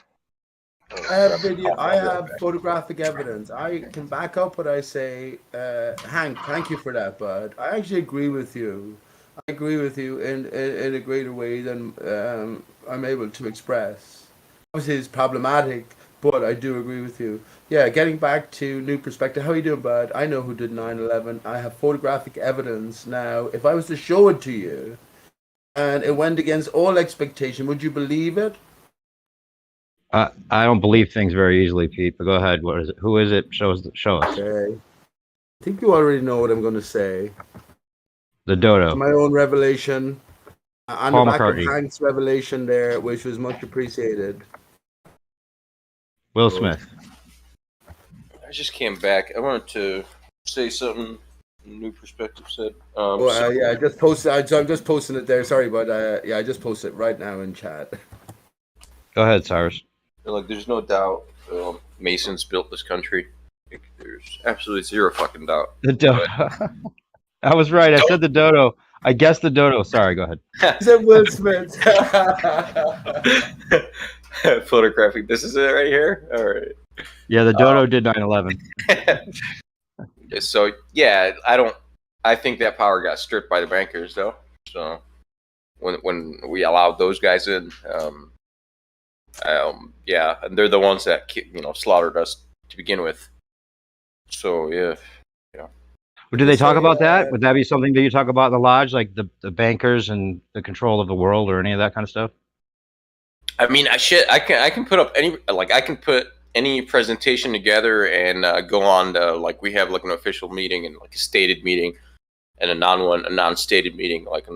And that one I can pipe up any fucking presentation and give a presentation to the lodge.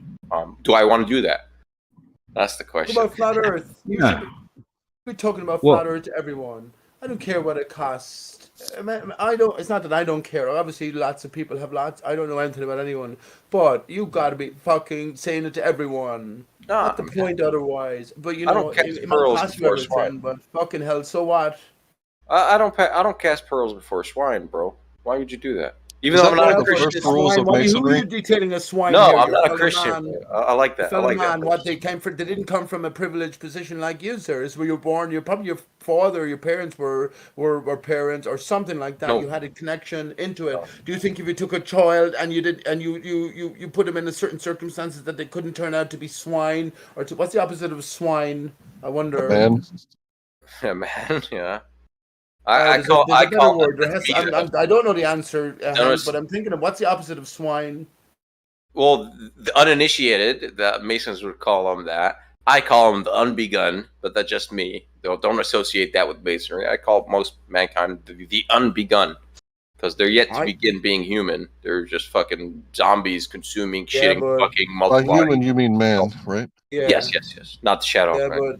but man is a fallen state as well. In the capital letter M, it tells you in a sense, look at the A, I am as God, I'm man. So we take the capital letter A, we have one pinnacle, right, which is to the holier levels, and then we drop it down. Now we have two arrows pointing down, one pointing, two pointing up, one pointing down, the capital letter M. But I'm thinking that we have been misinformed about pigs and our relationship to pigs. We're all engaged in cannibalism when we eat our bacon in the morning. I'm thinking the nearest relative to humans is the pig because, well, with the first heart transplant between animal and human was pig because it's that sort of interconnection, but also millions, if not billions of people at this stage have survived because of pig insulin for diabetes. My own son's mother suffered from the harsher stage 12 years of age. Yeah, there's a lot of theories about that. Like we were crossbred with the hog or whatever to make the pig. But hey, do you have to be invited to be a Mason? Is that true, or can you actually go and join on your own? Or you can just ask me. All you have to do is ask one to be one. That's our motto. If you ever see that on a car, A1 to B1, ask one to be one. That's a Mason. Stop and be like, hey, I want to be a Mason. It's like, oh, here's a petition. Come to the lodge. Dude, they got billboards up. They got billboards up advertising via Mason. So, like, I think you could just like walk in or something. I mean, I don't know. They got. Where do you live? Okay, I live right next to 3 Freemason lodges. Well, they'll hook you up, Jeremy. within like a 20-minute drive, bro. Bro, you'll find billboards in I saw the billboards in Pennsylvania, though. I live in upstate New York. Oh, cool. East Coast. Oh, dude, got some cool lodges over there. I would like to visit the East Coast. And that's one privilege I get. Cyrus, lodge I want. Cyrus, let me ask you a question. So Cyrus can be read in a different way, which is Sirius. Sirius mean anything to you? What do you think about Sirius? Do you know anything about Sirius' relationship to 9/11? Sirius, the brightest star? I don't know. No clue. No clue. Oh, no. Lots of people with no clues. Do you talk about astrology or any of that kind of stuff? Why would I join the Masonic Lodge then when you don't know something I came to find out freely? Oh, what? I'm sorry. Hold on. What? Sirius and 9/11. Do you know when the second tower, the first tower to fall, that was the second one that was hit by a plane, fell first. When viewed through the Washington Arch in Washington Park, nearby park in New York, Sirius, if you could just turn out the sunlight and all the stars where there were, Sirius was exactly above the second tower hit to fall first. And from the fountain, you're viewing it from the fountain at the center, which is most significant. Look into 9/11 and the number of fountains that went up. Anyway, my point is that when 30 minutes later or something, the second tower fell, which was hit first, look from the same vantage point, Sirius was directly above that as well. So your name itself is Cyrus or Cyrus. Cyrus. After King Cyrus, right? Actually, after Cyrus the Virus from Con Air, but yeah. Oh, okay. I discovered King Cyrus. Yeah, I was like, shit. Okay, fuck, that's not what I meant. But it was just Cyrus the Virus, man, from Con Air. Okay, gotcha. But so you don't talk about anything as special or significant to your Masons. You just like organize. You're constantly. I can just imagine you all constantly busy, just working out who's going to cook the cakes for the next old ladies convention. Pretty much in a local barn or something. You got it. Yeah, but there's also what about the pandemic stuff? Like, what about the juice? What was their stance on the juice? I love it because don't mention the Jews. the Jews, Not the Jews. I said the juice. the juice. Yeah, the juice was awesome because we kind of didn't give a fuck who takes what, and we didn't wear any fucking masks, even though the order You don't sound very caring. that no, well, they canceled the meetings from Grand Lodge. After they canceled the meetings, nobody could meet up, right? But before that, nobody was wearing fucking masks. Like, fuck that shit. Like, How many Masons? Do you know most of the people took the vaccine or the juice? What do most of the Masons that you know took it? Yeah, we don't talk about that here, Pete. We're the going to juice, change the not the- subject. okay. Yeah, we're changing the subject back to grape juice. So yeah, go ahead. Some did, some didn't.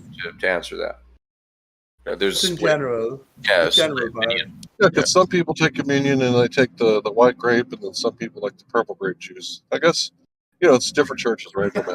Jesus.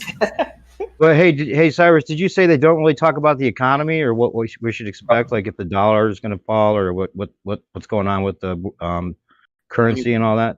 We can. I mean, sure, but it's not part of like the official business. Official business has to do with what we're doing this year and shit like that. What we're going to hold.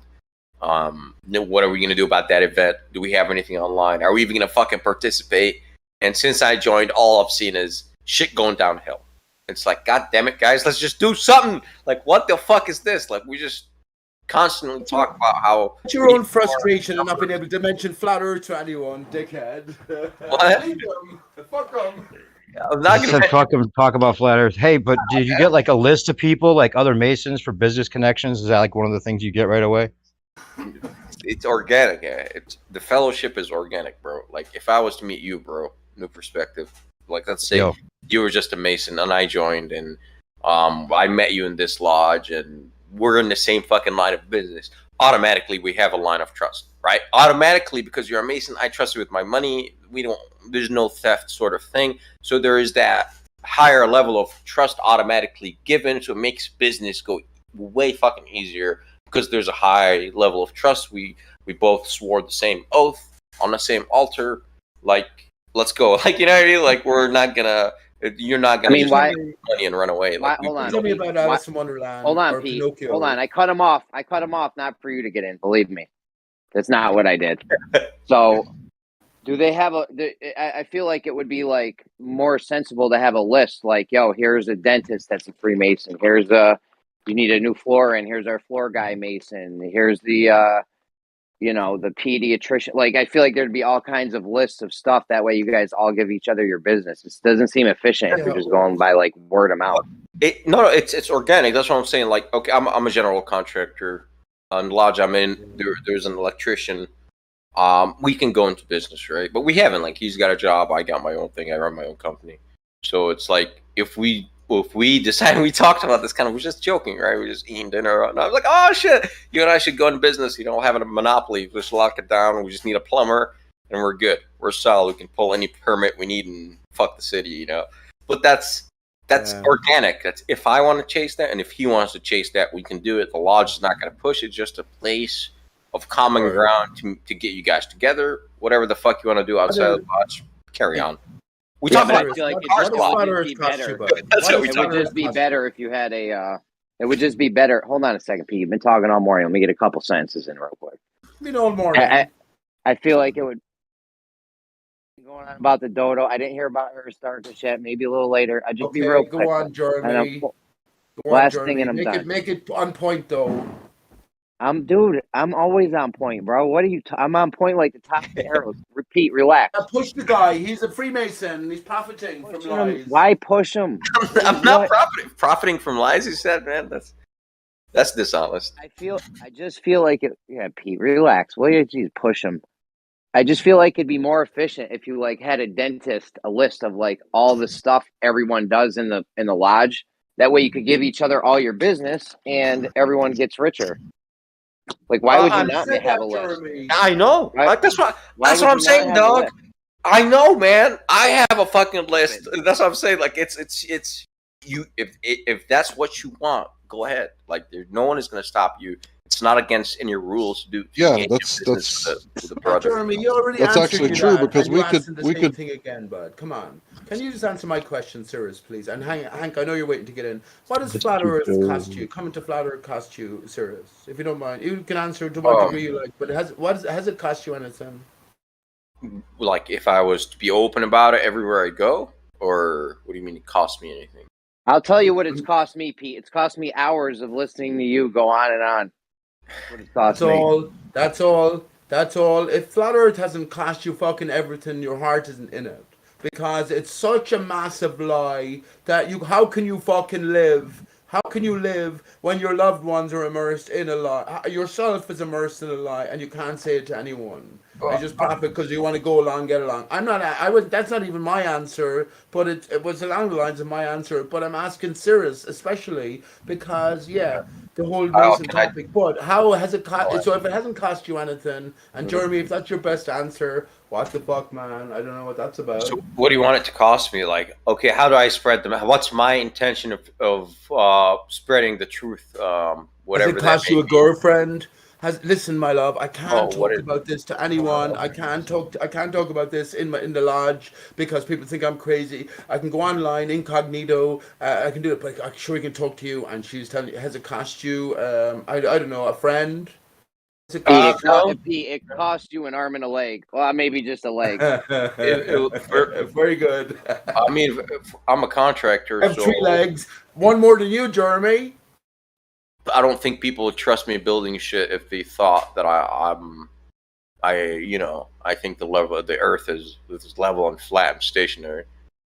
They would think I'm just a fucking nut job, and yes, perhaps I would lose future projects. I appreciate that. Of course, I appreciate that. But at the same time, then you live your own life. I'm very interested about this 888 as well, because that's in the number of Jesus in Christian numerology. I have my own thoughts on that. The Father, Son, and the Holy Spirit applied to ourselves, or trifold division into we are as well. But yes, how can you so life? That's what I asked you about. You inside information. Life. What is life then?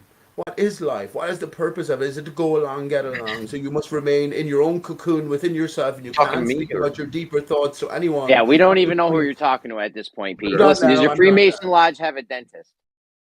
See, I'm just asking him. Mine doesn't. Maybe others do. Yeah, like I need some dental work. So it'd be awesome. Actually, I need to find a fucking Mason dentist. You had a list. You might have a dentist. You don't even know because you don't have a fucking list. I know, man. Yeah. Listen. When I run the tell your Freemason people if they give me 100 G's, I'll get all their fucking lodges organized. Listen, bro, you can do it yourself. Just you live next to 3 lodges. Just join one and talk to these old geezers. The problem is they're fucking old, bro. Are you with me? It's one of the struggles we have because, like, I'm part of one of the youngest. Yeah, but this list is money. This is the money. Yeah, list, that's a good question though. How many people your age are in there? Bro, I'm the youngest motherfucker, bro. I'm 31, and we have a young lodge. Meaning we have a bunch of 40-year-olds. That's young. That's a young lodge, bro. Okay? So that's very young because we have a bunch of 40-year-olds. Why don't you take the what do you call it to change everything up, bud? Flat Earth is the thing. Currently, I'm extremely busy with my work life. Like right now, I just woke up, drinking coffee and going back to fucking work. Haven't had a day off. Why don't you calm that down a bit? What's up? You know there's a greater significance in life, Cyrus. Why don't you calm that down a bit? And responsibility. Because I'm behind on this project, so it's like responsibility. I have to deliver so I can get paid. And I'm behind on deliveries, thus I'm behind on getting paid, and things are falling behind. So I need to get my money from this project. So that's why I'm like, stressing. But yeah, shit like can I ask you shit like Jeremy's saying. Dude, if you had a list, you wouldn't be stressing because everyone that needed some shit done around their house, they could just look at the list and be like, oh, general contractor, boom. Let's try this guy. Yeah. What the fuck, dude? I know, man. I know, man. You guys are missing out on like billions of dollars a year. Yes, we are. Because you're giving it to other people between all your lodges. Yeah. I wanted to say something. But we all have the right to do. You go ahead, Pete. I feel you're very dismissive about the topic at hand here. There are controllers in play. Our whole life is a fucking lie. Jeremy, you have young children.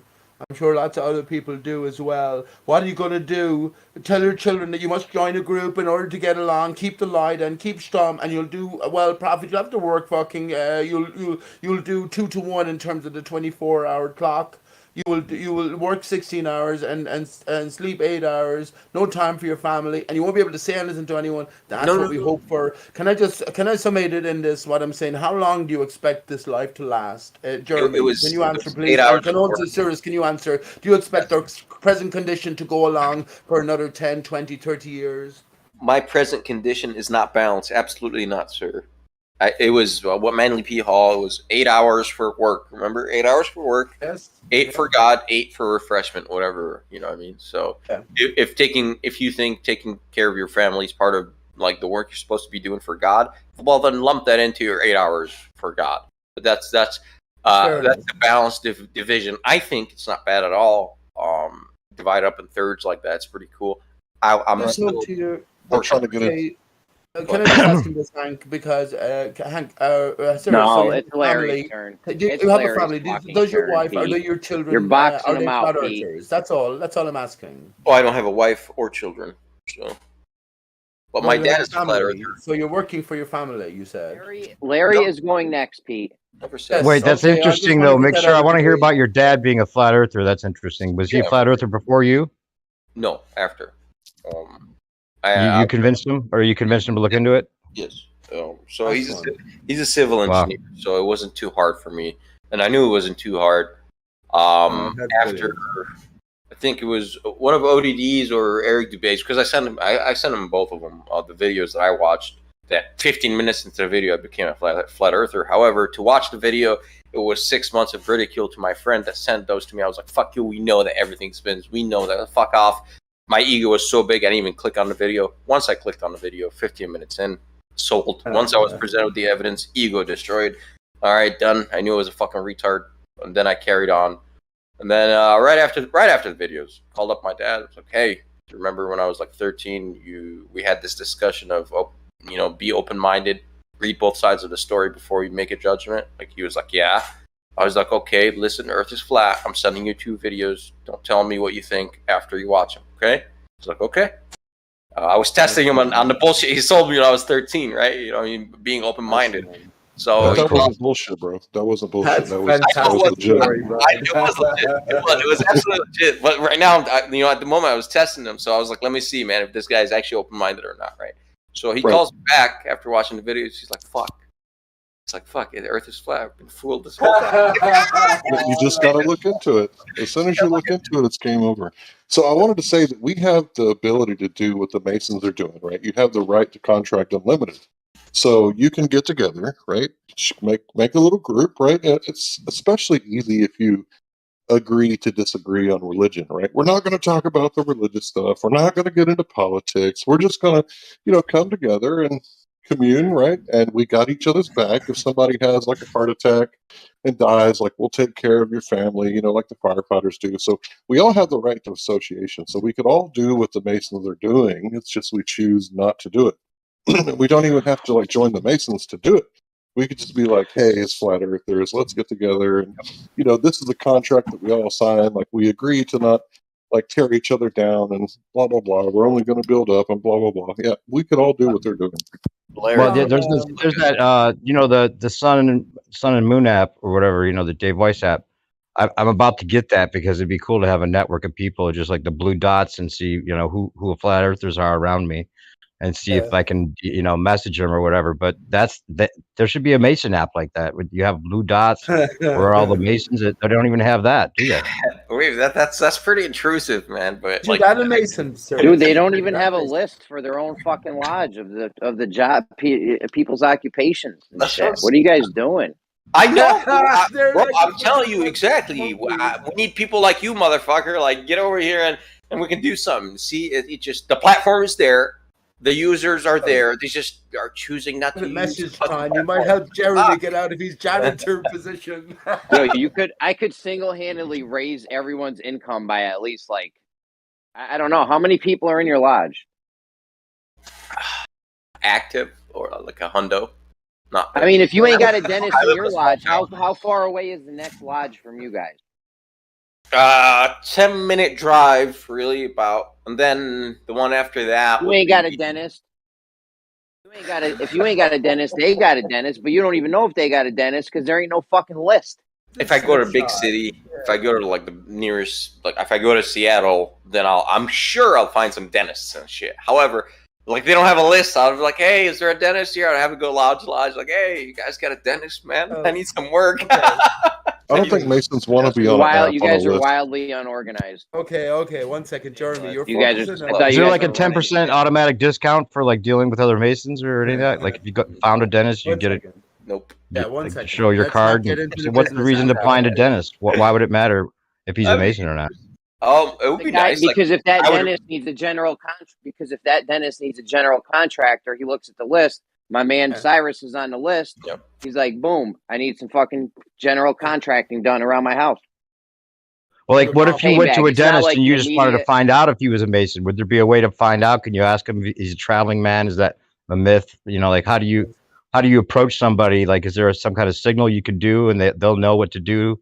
So they're like, oh, okay, we're Masons. Yeah, well, just that traveling man is for when you get pulled over. I'm just traveling, man. I'm just. Actually, we don't have any police officers. In court, you're the poor son of a widow. Well, what's the wink, wink, nudge, nudge? There's like, is it just a handshake or? That's the stuff I cannot tell you. Keith said it. Okay, yeah, because then we could be like, we could be doing the wink, wink, nudge, nudge, and act like a Mason, but we're not. I get it.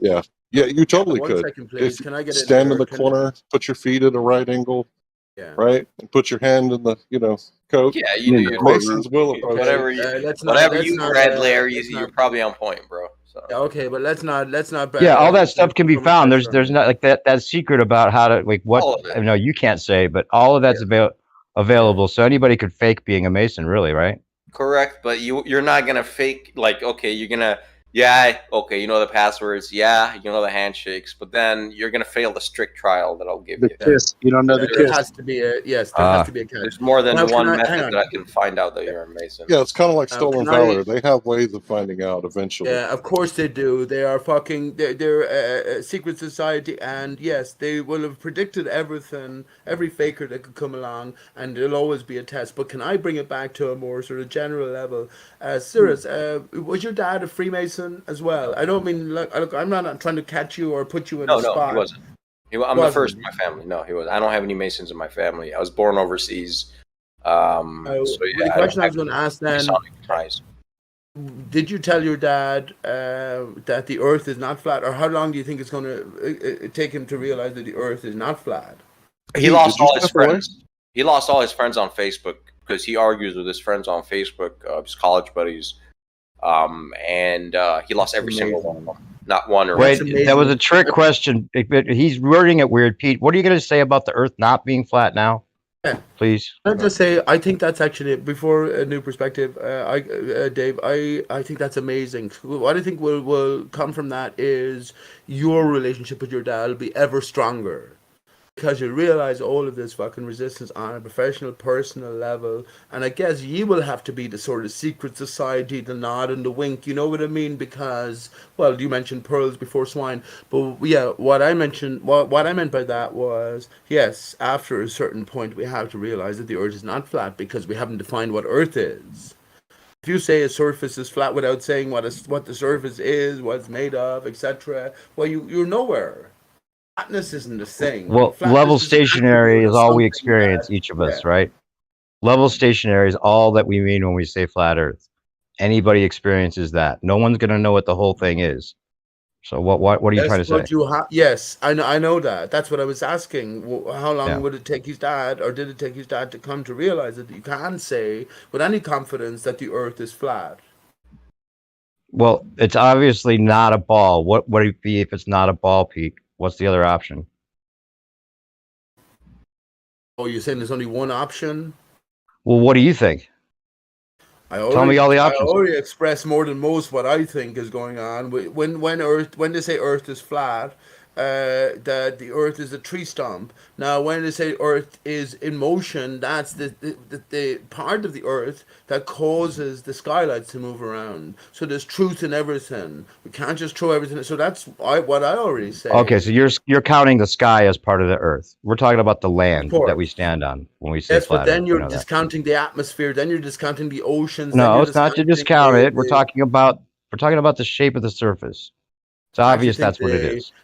Yeah, I don't think it's flat. Then I don't think the shape of the surface is flat. I think Well, it's it's like a hills and bowl. valleys and all that, but it's No, a more than that. I planar. actually think it's a bowl. I think it's a Yeah. bowl, and as we get to the outside of the bowl, we get to the Antarctic ice wall. Okay, you're saying bowl, not ball, right? Bowl. Yeah, it's not ball. It's Bowl. not. Of course, it's not a Yeah, fucking ball. well, that's still No, in my mind. That's listen, flat. That's still flat listen, Earth. It Dave, has an upturned edge. It's still flat Earth. That's not let me That's give still you- flat let Earth. me It's give just you- that it has a rim. It's not Yeah, like let me give concave or any of these other interpretations. Listen, my position is clear enough anyway. And look, there's two possibilities. A bowl earther, if all of us in our sitting or standing position pointed in a vertical position, we'd all have to be pointed in a different direction according to bowl earth. On a flat earth, yeah, all of us doing the same thing, we're all pointing in generally the same direction, if not fundamentally the Well, same you don't direction. think that people stand perpendicular or upside down relative to each other, right? Of course not. Okay, then you're a flat earther. Yes, but here's my point. The flat earth is handed to us on a plate, so there's more to it. And if we ourselves, but isn't this all that counts at the fucking end of the day? What we make of anything? Yeah, if we ourselves then haven't progressed beyond that, it was handed to us on a plate. It's obvious. It's obvious. Look back at some of the fucking Beatles, Bob Dylan songs. Look back at so many songs and divulging all of this stuff. So if it is information going back fucking generations almost to the very start, then we're involved in a different fucking setting. So that's what I'm saying. If you can't say Earth is flat unless you say what Earth might be. But yes, absolutely. In relation to the spinning ball Earth, as given, heliocentric model, as given, yes, Earth can be said to be flat. Absolutely. Yeah, it's just a way. It's just a way of referencing it when you realize it's not a ball. In my That's opinion, what once you give up the spinning ball, in my opinion, you're automatically a flat earther. Because what else would it be, right? Well, what else would it be as opposed to the spinning ball, which is already fantasy? Yeah. Have you ever heard of the cell Earth in our Lord of? It could be anything. And the chances are it is anything. We have no fucking clue what it is. I'm thinking along my own, and again, I value all of these all interactions. I don't know where I'm going to learn my next clue, but my best way of thinking about it now is literally on a tree stump. On a tree stump, the tree of life has been cut. We have a much collapsed barrier, and we have a power source from beneath us spinning around at the north center, generating the barrier, generating the ether, which is the resistance, the reactionary force, and generating life beneath. Here we are in a divided state ourselves. Well, Pete, what do you think about outer ponders? Do you think there's outer ponders? Oh, here we go. No, I don't. I think that because it's all a construct, I think that it's beneath ponders. I think if the tree was cut, right, we have an inundation of the waters from above, then there's lots of flooded areas. You know, all these UFOs going into the water, they're finding a place within the tree under the ground where there's protection. What if they're going under the water, like a little tunnel to an outer pond? What if that's just like a little submarine tunnel to another pond outside of ours? Look. That's what Tim Osmond's about. Infinite plane. Listen, anything becomes possible. Then I'm not saying that what I have to say has to apply to your thinking. Of course, I have to consider that, but I don't think it would work. Although I have thoughts on it. I have thoughts on who may in that if there was outer ponds, or let's imagine it was outer bubbles. If there was an invasion from an outer bubble from a different distance away or whatever, and they came in and cut the trees and mined the fucking ground and took everything away, that's possible. So many things. That makes sense. Yeah, if that's the case. I'm not trying to say I believe that or trying to get anyone to believe that. Or if I had to guess, I'd probably say there's outer ponders. But I mean, it's just the same kind of logic. You know, that if there must be other planets. If we're on a planet, there must be other planets with people. But the reason I brought that up is because is because I think they might tell us there's out of pounders, even if there's not, because that idea kind of lends itself to this whole flat earth thing. And they may be using it like as a reveal to sell us that lie. Like they're going to reveal the flat earth and we might be helping them get there. And it's just going to be worse for us. So I think it's better almost that they don't try to use that. And we just know amongst ourselves, that almost might be better. Can I just say to Dave? I know someone's trying to get in there. Can I just say this? But I have considered it, and how you're supposed to know. But truth might be being withheld from us because it's so dark. It is so terrible.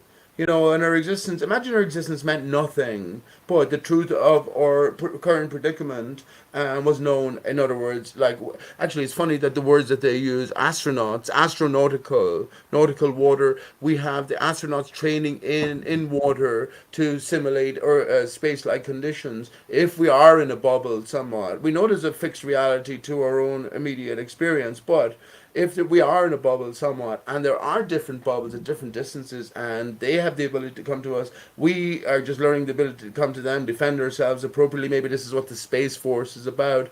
That's a possibility. And we are then being withheld within a childlike state of thinking, even in terms of all the conspiracy and everything. But yeah, it's as compared to the truth of our situation, the horrendous fucking imposition of these alien invader forces and our dire predicament as humanity. Well, then, that's something, isn't it? That's some sort of comfort. But I don't entertain that. Well, they could use that to excuse the lie, and say we had a treaty or, exactly. Like we weren't allowed. But then think about this, like they might justify it in all kinds of ways.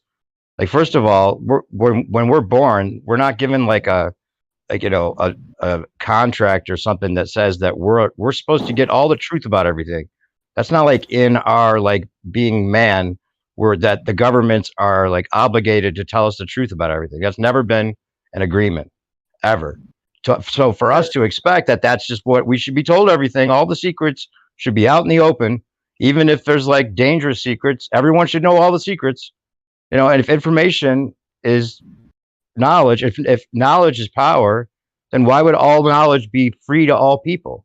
So why wouldn't it work this way, right? You know this, Dave? I'll tell you this, and I know there's loads of people trying to get in, but I will tell you this. I didn't attend my son's baptism because I didn't want him baptized. I was severely anti-church at the minute, but things weren't my own situation with my son. I was never married, but my son's mum. But this is where communion. I was at his communion. I didn't want to be there, but at the same time, I don't. But this is where communion. We think of the words and we think of the contract being made. The original contract is made between the parents and, if you want to call it, the state. The Vatican state, in a sense. So the religious, so the Vatican is given power from the Creator, whatever you take that to be. But the original contract is made via the birth certificate between the parents and this higher power. But then you yourself consent. This is what we have communion. So this is this sort of appreciation of the position, and then we have confirmation. So in a sense, you have the right to refuse. But I think in a sense, in communion, you receive the body of Christ on your tongue as a child. Confirmation, the same thing, and you just confirm, and given the sort of appreciation that your parents should have informed you, you should have been informed yourself of what you're entering into. But that is the confirmation, the spiritual confirmation that they need. And can I just finish by saying this? I went down to the local priest here after I found out about the legal name fraud and other things, and I cancelled all contracts. I made all contracts null and void. Not for me, but mostly for my son. Between him and, or for me, him on my behalf, or whatever, on the church. I never signed anything like that. First time I signed a fucking birth certificate for my beautiful Steve was when he had to go to school. I didn't even like that. Every time I used to pick him up from school, I'd ask him, how'd you get on the slave farm? Anyway, but I think that's where that's why we have to be born again. You understand? So we have to realize the sort of the commercial law, the nature of the situation we're in, and now we have the choice. And at any stage, I think this is the brilliant point in our minds. We have the ability to separate ourselves from that contract because it's based on deception. We didn't know. Now we've come to greater terms with who we are in this greater setting. This is possibly the ultimate point. Well, I was just the reason I was bringing that up is also just because they justify probably a lot of reasons they justify it. Like I think I was saying last night, like what if the truth was that we're like trapped in this one area and we can only go as far as the ice wall, and that we're just told that from birth. Like that's what we're told in school, you know. Like and like they probably are thinking that the psychology of being trapped in a certain area makes people less productive or less, you know, whatever it is. Like they probably have like a lot of like, you know, justifications that they go through when they think, oh, well, if we're saying it's a spinning ball and there's nowhere else to go, then people are more free, you know, they don't feel like trapped, and they don't have this burden of the God that's judging them on a flat earth. A lot of that, even Alan Watts talks about that there was a point where society chose to have this kind of, you know, more free life, you know, a godless life, basically, because of the way the God was being used to oppress people with the interpretation of God, rather than, you know, the religion, right? Freeing them from it. What Issa says a lot of times, I don't know if he's still in here, but yeah, it allows our society to be non-secular, right? So that you can choose whatever you want to believe. But if it's a world where God is the truth and you're supposed to just bow down to whatever scripture they say, whether it's their interpretation or not, that could be worse for us. So they're putting on a puppet show, a little magic show in space. That's a lot better than the, you know, now you have to go and whip yourself with, you know, do the rosaries and all that. I mean, there could be a lot worse situation, is all I'm saying. The I problem think is, that the Ten yeah, fine. Commandments. Yes, thanks. I think the Ten Commandments are like good rules for you and for society, right? So if you look at the first four, it's about God, and the last six is about man, right? So if you love your fellow man, you won't steal his wife or his property or his life. You'll respect your parents, right? Because they're probably the only two people on the planet that actually on the plane that actually give a shit about you, right? So I think you said it correctly. It's the misuse of religion to control people, right? So in this experiment that we're calling America, um, people have the ability to like freely choose, make their own way, right? And I think it's a beautiful thing, but also I think it's a beautiful thing to be in line with the Ten Commandments. Thanks.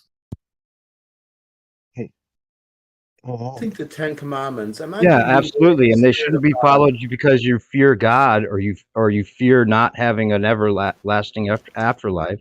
Like those should be followed because of the good of the whole, not because of what God's going to judge you for, right?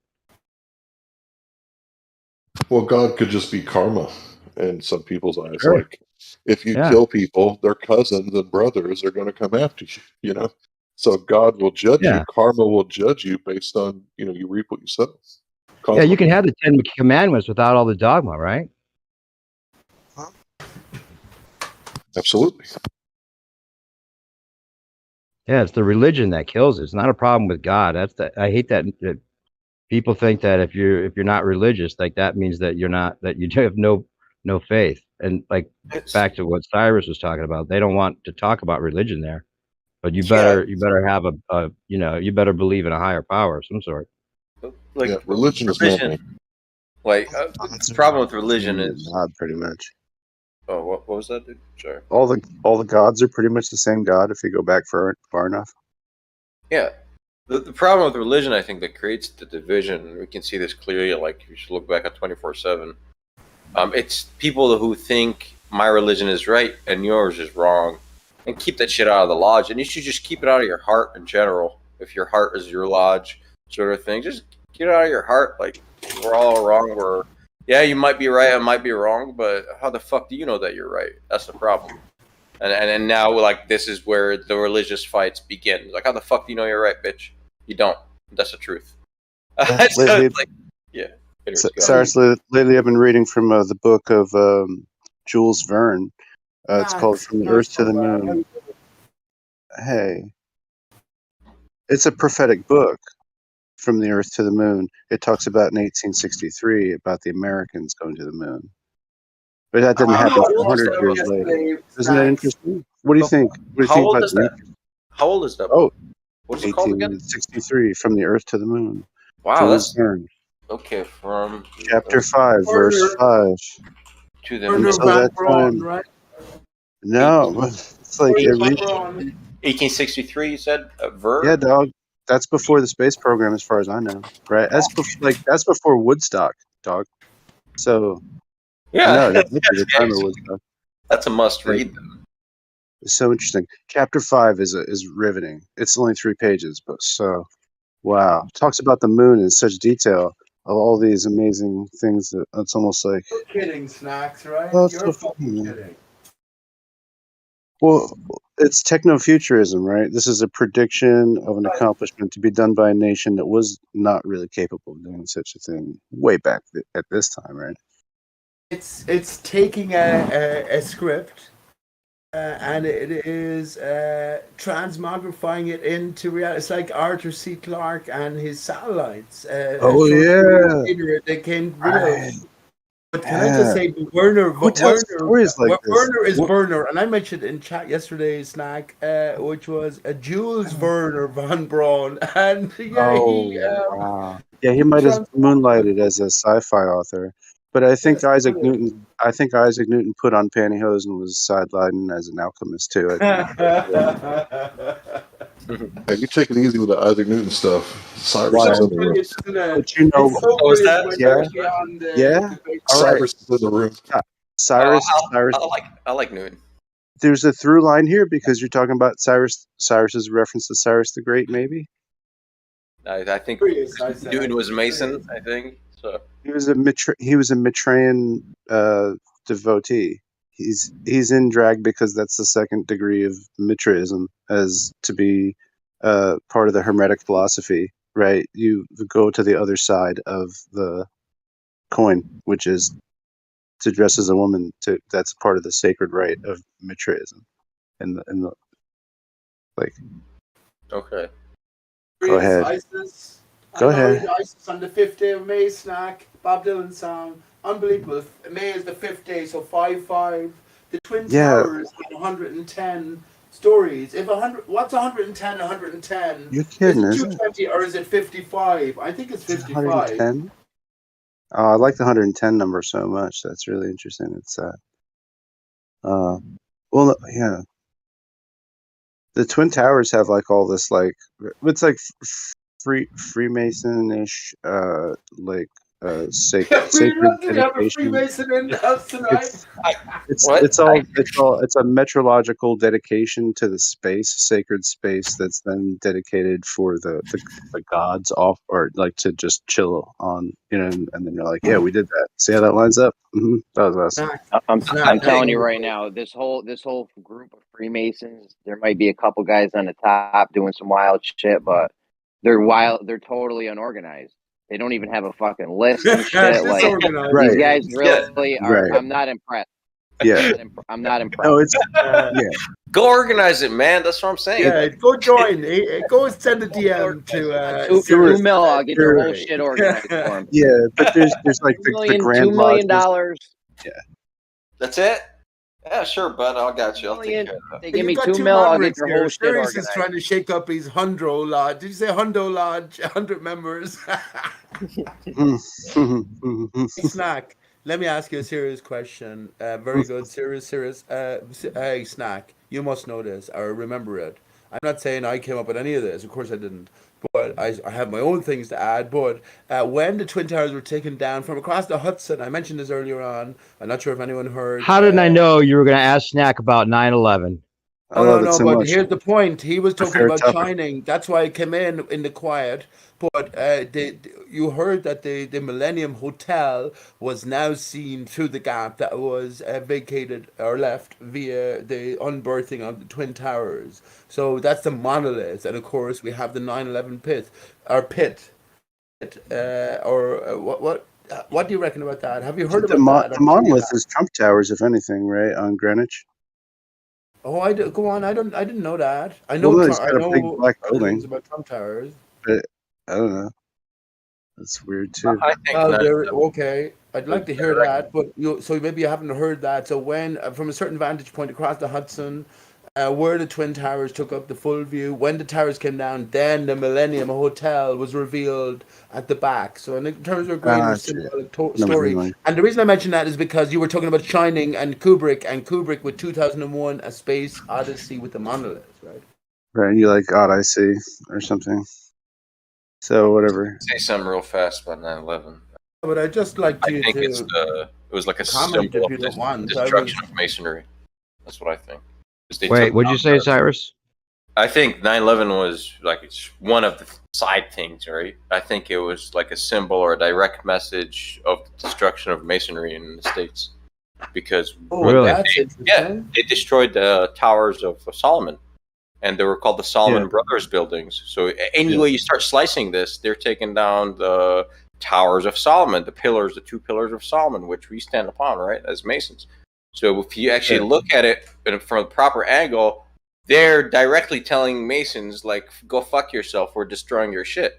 The stuff that you don't even have a So it's like the bankers did that then, right? Is that what you're saying? It's not exactly. It's called the fucking Solomon Brothers buildings, and they destroyed it. They destroyed the 2 towers. It's like, oh my god, like it's just open up your eyes. Like, but then weren't they in control of it? Didn't they plan the destruction of it 33 years after it was?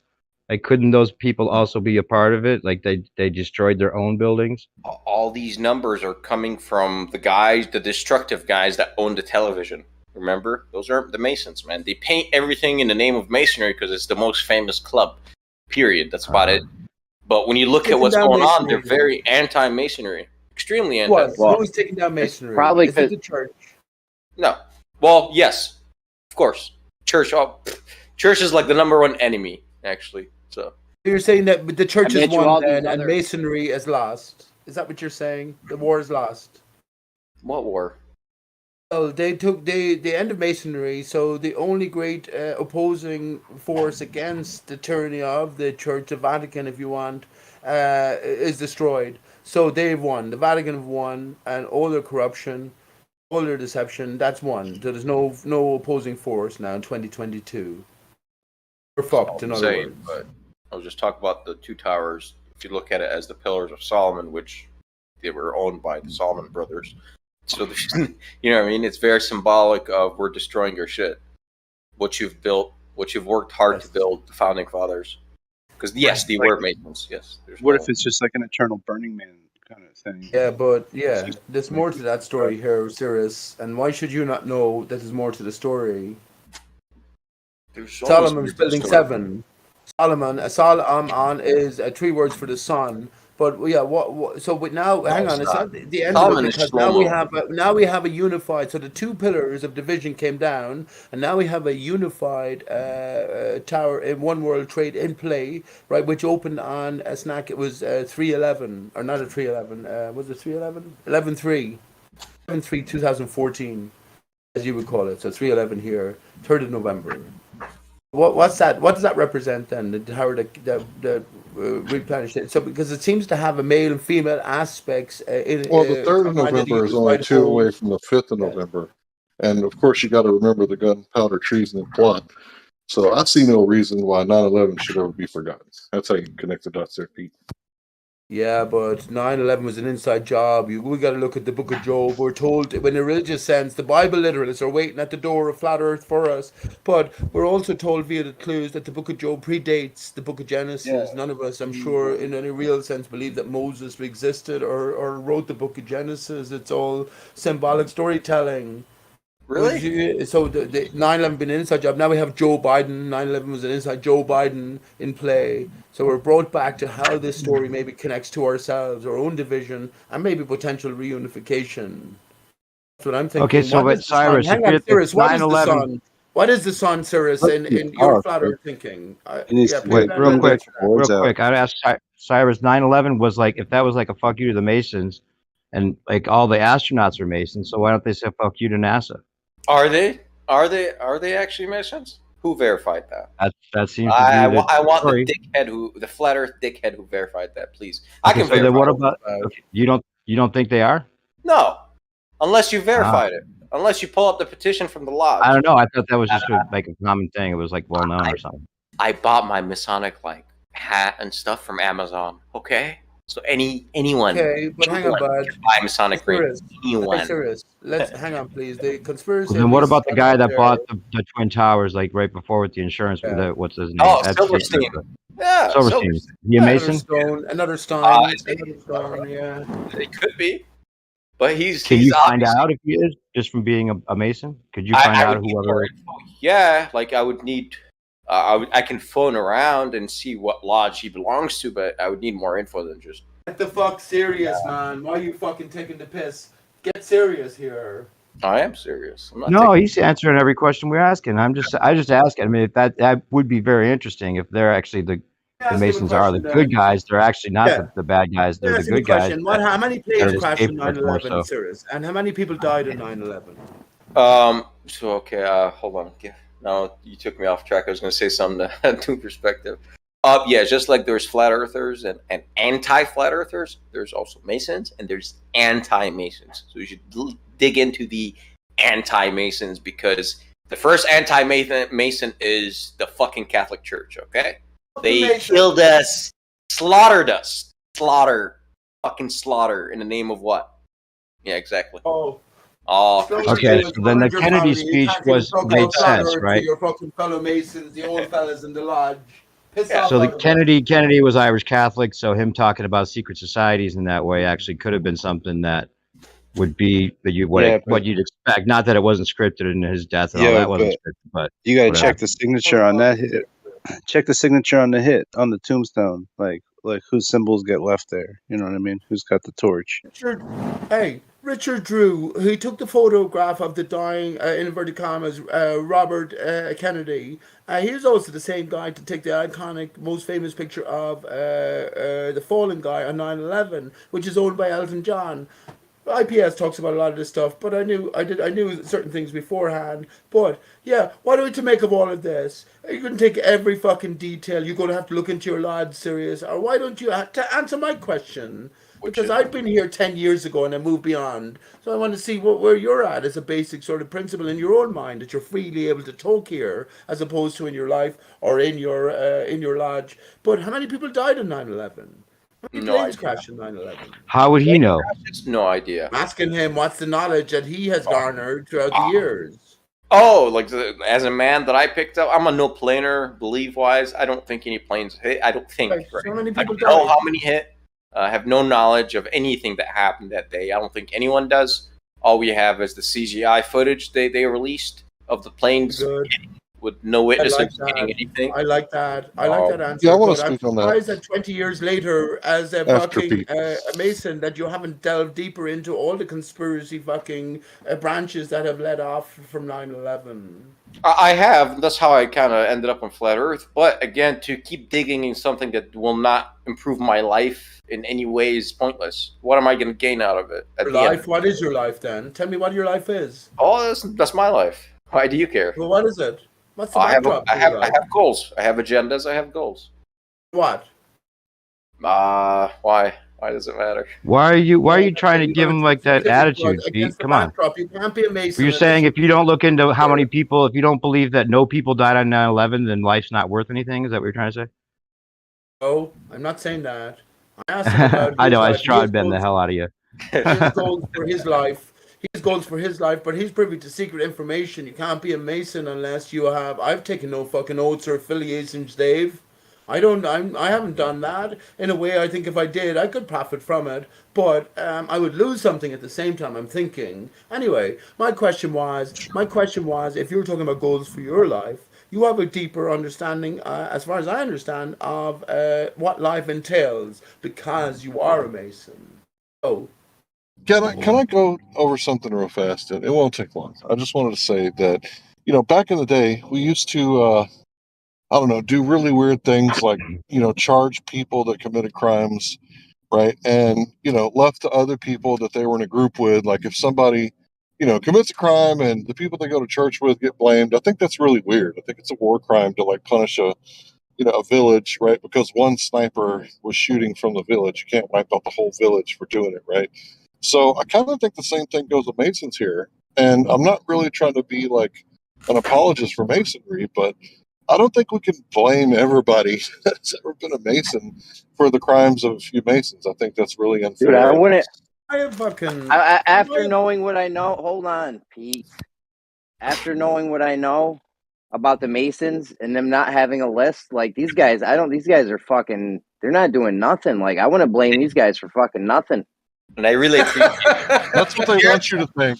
Jeremy fucking nailed it. It's organized, fucking pig-headed bunch. When I hopped in, I was like, "What the fuck?" They're all old as fuck, right? So half of them can't use a fucking computer, and it's like shit. And we struggle to hold a fucking single fucking event. It's like, oh, okay, and we're supposed to run the world. Ha ha ha! Like I just laughed. I seriously laughed. That's why the I wouldn't doubt that the leader of the Freemasons, or there's a few guys at the top of the Freemasons that got some evil shit going on with other groups. Maybe I wouldn't doubt that. Yeah, but yeah. as far as these guys as a whole, Get out of here. these guys don't know what's going on. Yeah, no yeah. list. Okay, 1 second. No Jeremy, list, when I having ass mentioned the secret motherfucker. teachings, when I mentioned, hang on, please, Jeremy. When I mentioned the secret teachings of all ages, the book by Manly P. Hall, can you recall the cover immediately to your mind? Yes, I love it. His cover, I fucking You love serious? it. I was asking Jeremy. Oh, okay.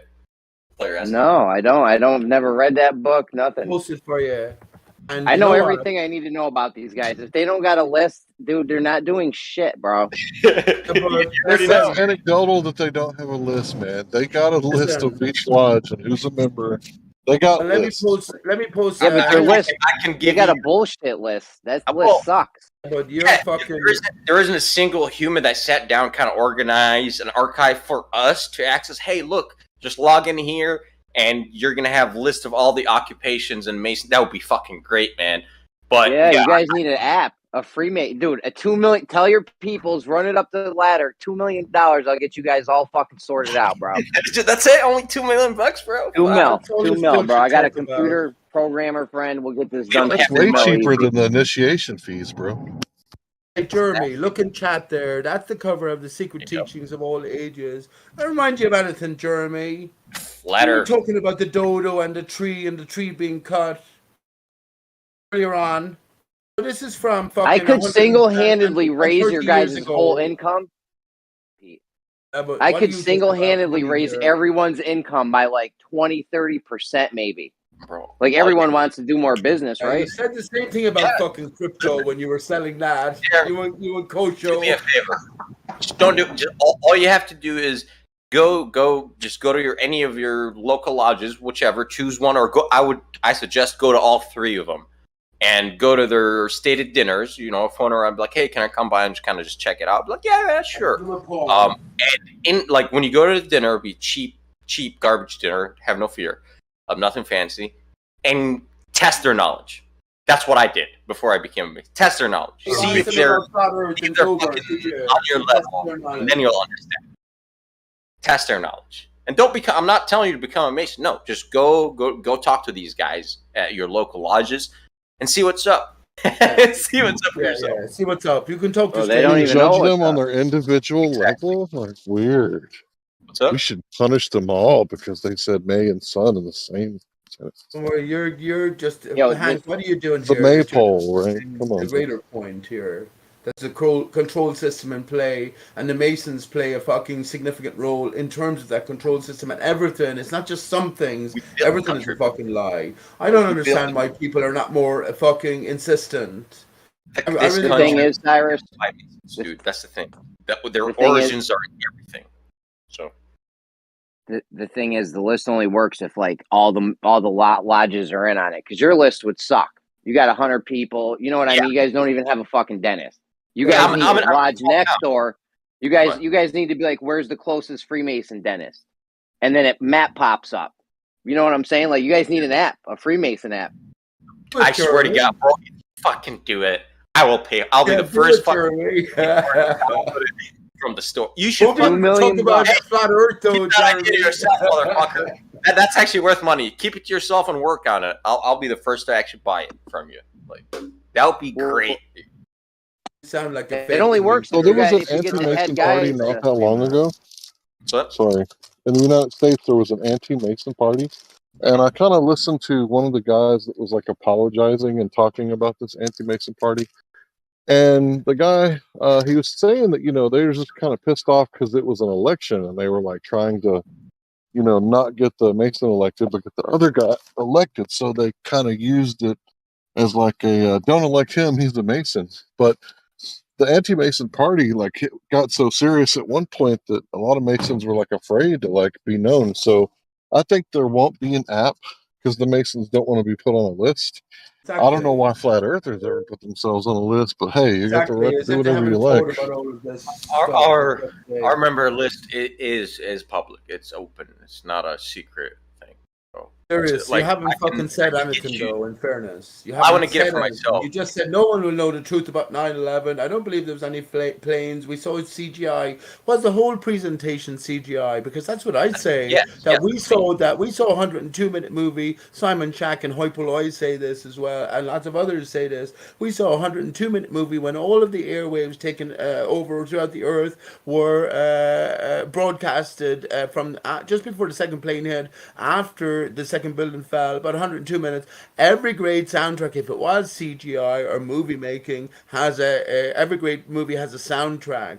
So do you know, does Kid A from Radiohead mean anything to you, Cyrus? No, go ahead. That's the soundtrack to 9/11, Kid A. How encoded is that itself? But anyway, how did you come across on the album? The album was released in October 2000. Song number 10, the parting song, is called Motion Picture Soundtrack. So if it's all a greater presentation, not just CGI insertions on the day, then there's a different story that you are not considering. I'm not saying it's true or not, but you're not considering it. Which is, Tell me. I don't shit. Maybe just knowledge I don't know. I'll consider it once. How would one go about confirming that it's the soundtrack for 9/11 people? Well, you have to. This isn't coming from me. The association between 9/11 and Kid A is already listed in a few. I posted links many times. Now, what I do is apply flat Earth thinking to everything. Earth thinking and beyond to everything. So I have a few special things to say. What is flat Earth thinking? So I didn't come up with that. Not that it's a soundtrack, because those people who were talking about how eerily the coincidence is when you listen to fucking Dark Side of the Moon and Alice, not the other, what is it called? Wizard of Oz. If you do the same thing with Kid A and 9/11, then you get this very similar eerie result. That's not me investigating. So when do you start the album? Like right when the first building hits, or how do you know when to? They had no more flat Earth or 9/11 being a fucking video in mind. They just brought it up about this. So it's not me saying that.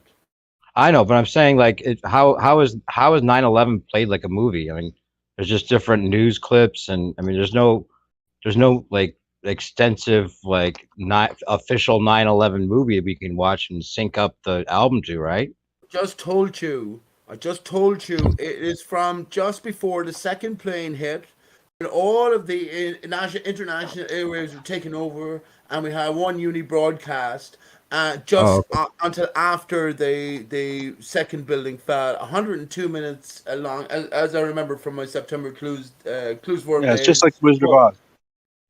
Yes.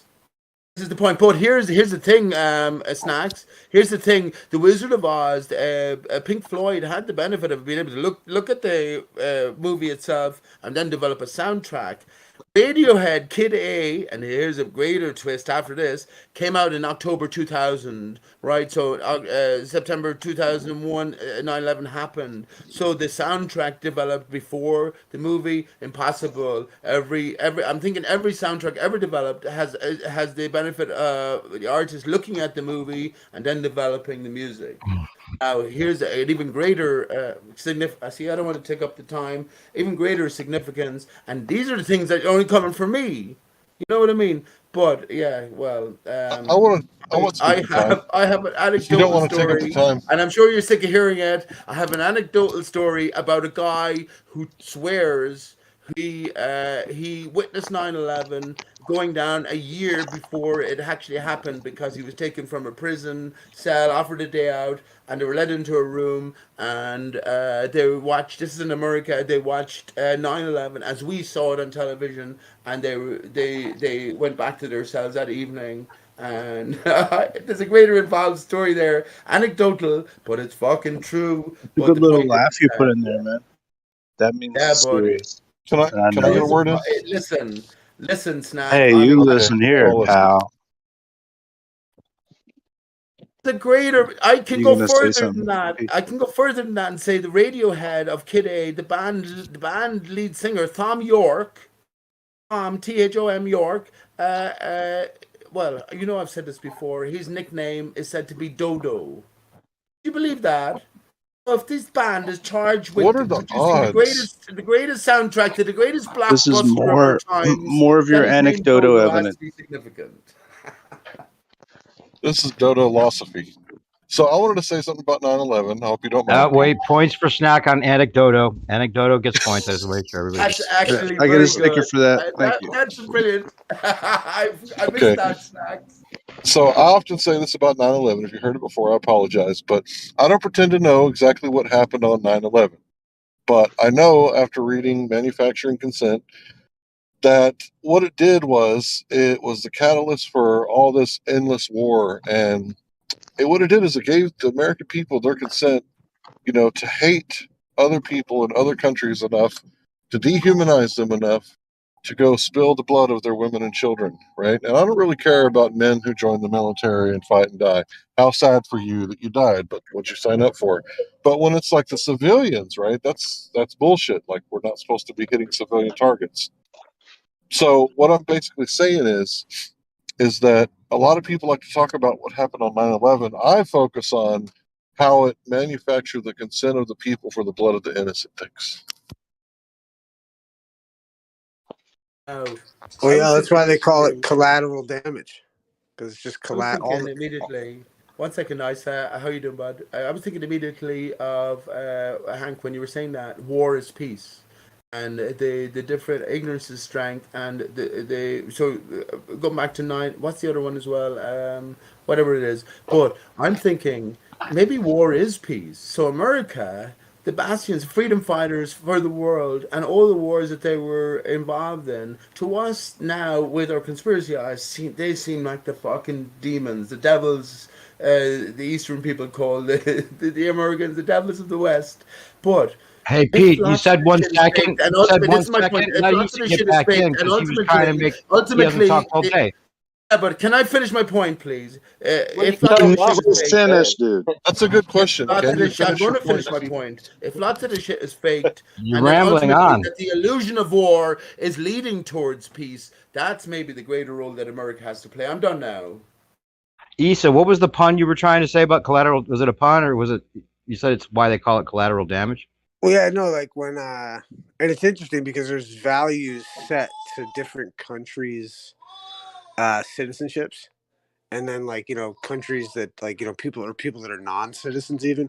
But when Hank was kind of saying when people sign up to go to the military, and then when they go to these different places, that they're going to then economically take over and give them social security account numbers, etc. When anyone goes, or when even the people died on 9/11, they call it collateral damage because it's it's just collateral on this financial system. That's what every individual in the system is. It's just intriguing to me that that's how they break it down. Gotcha. Yeah, I love Yeah, their what is breakdown of the social security number being basically what it's all about. Like they don't care how many people come in the country because if they give them a number, they could print more money based on the fact that they got more people, right? Well, it's they're always seeking to have more collateral to cover their debt or to create more lines of credit. That's why they're Right. perpetually. That's why people make the argument that they're perpetually in war, so that they can gain more goods to have collateral for the national debt. Right. But that's why it's collateral damage. Okay, you had to knock out. If you're going to build a building, they had to knock out and take out all the the park that was there before the building. So that's kind of collateral damage because the park has value, but this building's worth more value, so therefore it's just collateral damage. I could see why they want. I could see why they want. Sir? I could see why they want as many people as possible. Hold on a second, Pete. Hold on. I can see how they would want as many people as possible in the country because the shit's based on constant growth. You have to have constant growth. You also have to keep the money moving, right? You have to have constant money movement and constant growth because it's a Ponzi scheme that they got us doing with the money thing. So the more people you get, the more growth you can get, the more money you keep moving. That's what always trips me out. Like the most fucked up part about it is that it's, it's like a con game, but like really if you had enough wherewithal about who you were in the system, you can't be their collateral. And they just have to move on because they're ever seeking collateral. You know what I mean? Like, but they don't have authority unless like they can get you just like, it's like the 13th Amendment is such a great example. There's no involuntary servitude, which means that there's voluntary servitude. You signed up for the shit. This is unalienable versus inalienable, I say, isn't it? And ultimately, I say, if we were to appreciate the situation, would we not all be seeking the black card? Wouldn't that be our life goal? Because we are ultimately, we have three options. We are the beneficiary, the administrator, or the trustee to the trust fund set up with the birth certificate, right? So would we not be just seeking ultimate control over the account itself? Well, I think it's but then where does that lead? Where does that lead? Us doing good and the rest of our fellow man in the shit. It's the story of the prodigal son returns home. It's like it's the whole idea that the person who like rejects all, it's Buddha. It's like all the stories of like the wealthy noble who like abandons his family's fortune to go like think he's going to learn about the world, only to find out that he was better off when he started. You know what I mean? And then, and when he comes home, he's rewarded with the palace, the keys to the castle kind of thing. I think it's like that. I think it's like that. I think it's just, it's an overwhelming, terrifying experience to stand up in the face of the system. I say, you know that, but you know this. Over the years, I've been talking more than most about how it's Cade of Gaia stuff and how it's illegal to use the legal name, and we are not the name, and there's sort of a legal establishment created that we consent to being part of unwittingly. And I gave up the name for years. I had money in the past, and I guess I lost everything. The thing I was going to say is I was busking today, bud. And Jeremy, you asked me how much I made. About 20 quid. But that's not even what counts. The child that gave me a euro or two, or the person passing it, that I'm richer than ever. Do you know what I mean? So it's a different sort of gauging in terms of what richness means. And of course, I say, as well, it's all debt currency. So the more you have, the more you're sort of in debt to. So indebted to, in a sense. And the more it sort of possesses you. So, where does it end, though? That's what I'm saying. If this was going to go on for 50 years, if this was just going to continue on the way it's continued on for the last 7 years or 10 years, I'd be seeking out the black card immediately, I think. Or I'd let it go completely. You know what I mean? What do you mean by the black What's card, the black Pete? card? Yeah, what's the black card?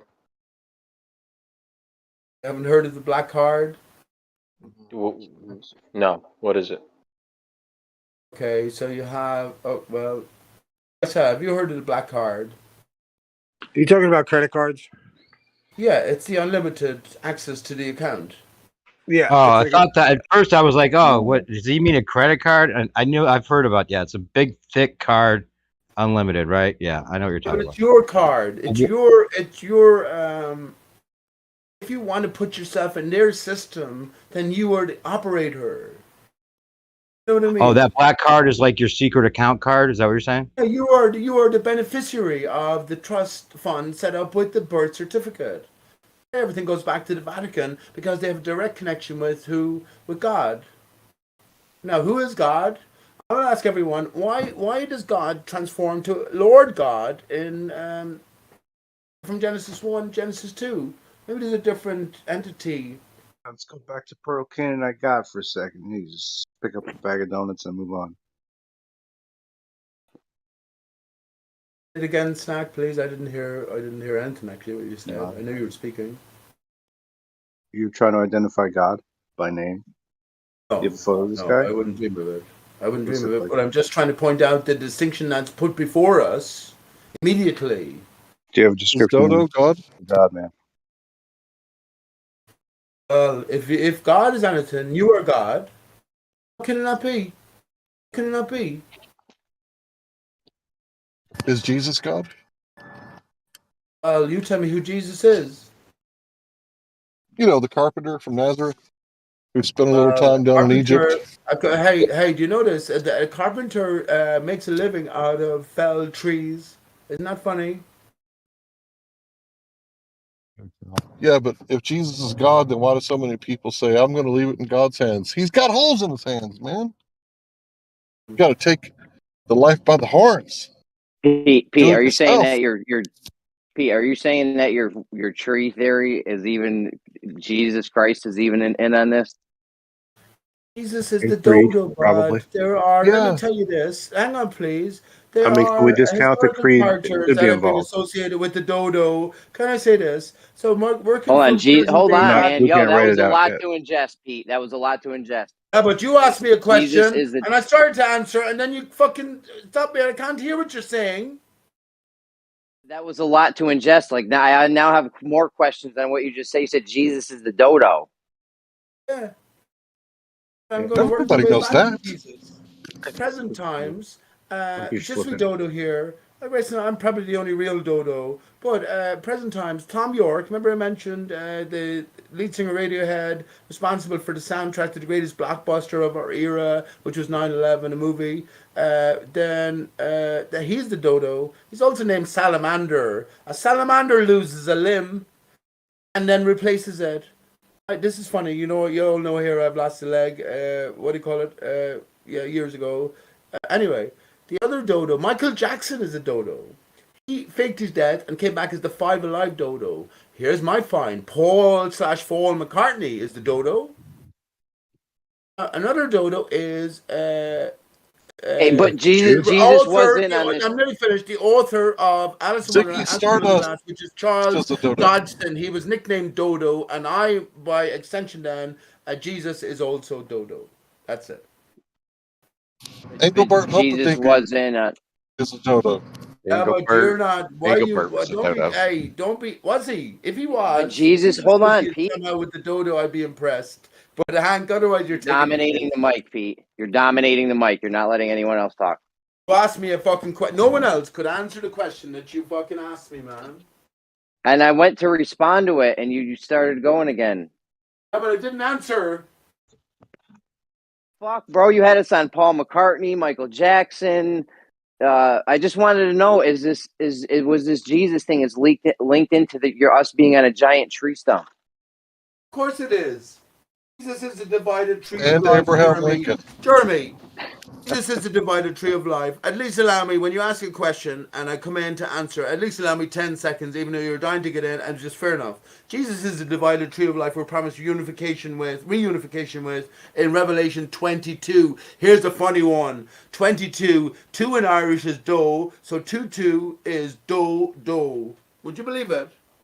But Pete, what does it mean to be the How did dodo? you? Like all these, why is it being the dodo would be something that they would associate with all these characters? What's the significance? Because the dodo's a rare bird that would never existed, or Oh, was a myth, or what? Shaman of a different type. It's not no. real. It's not real. That's I'll why tell Pete you. calls himself the dodo, because he's not real. Okay. You remember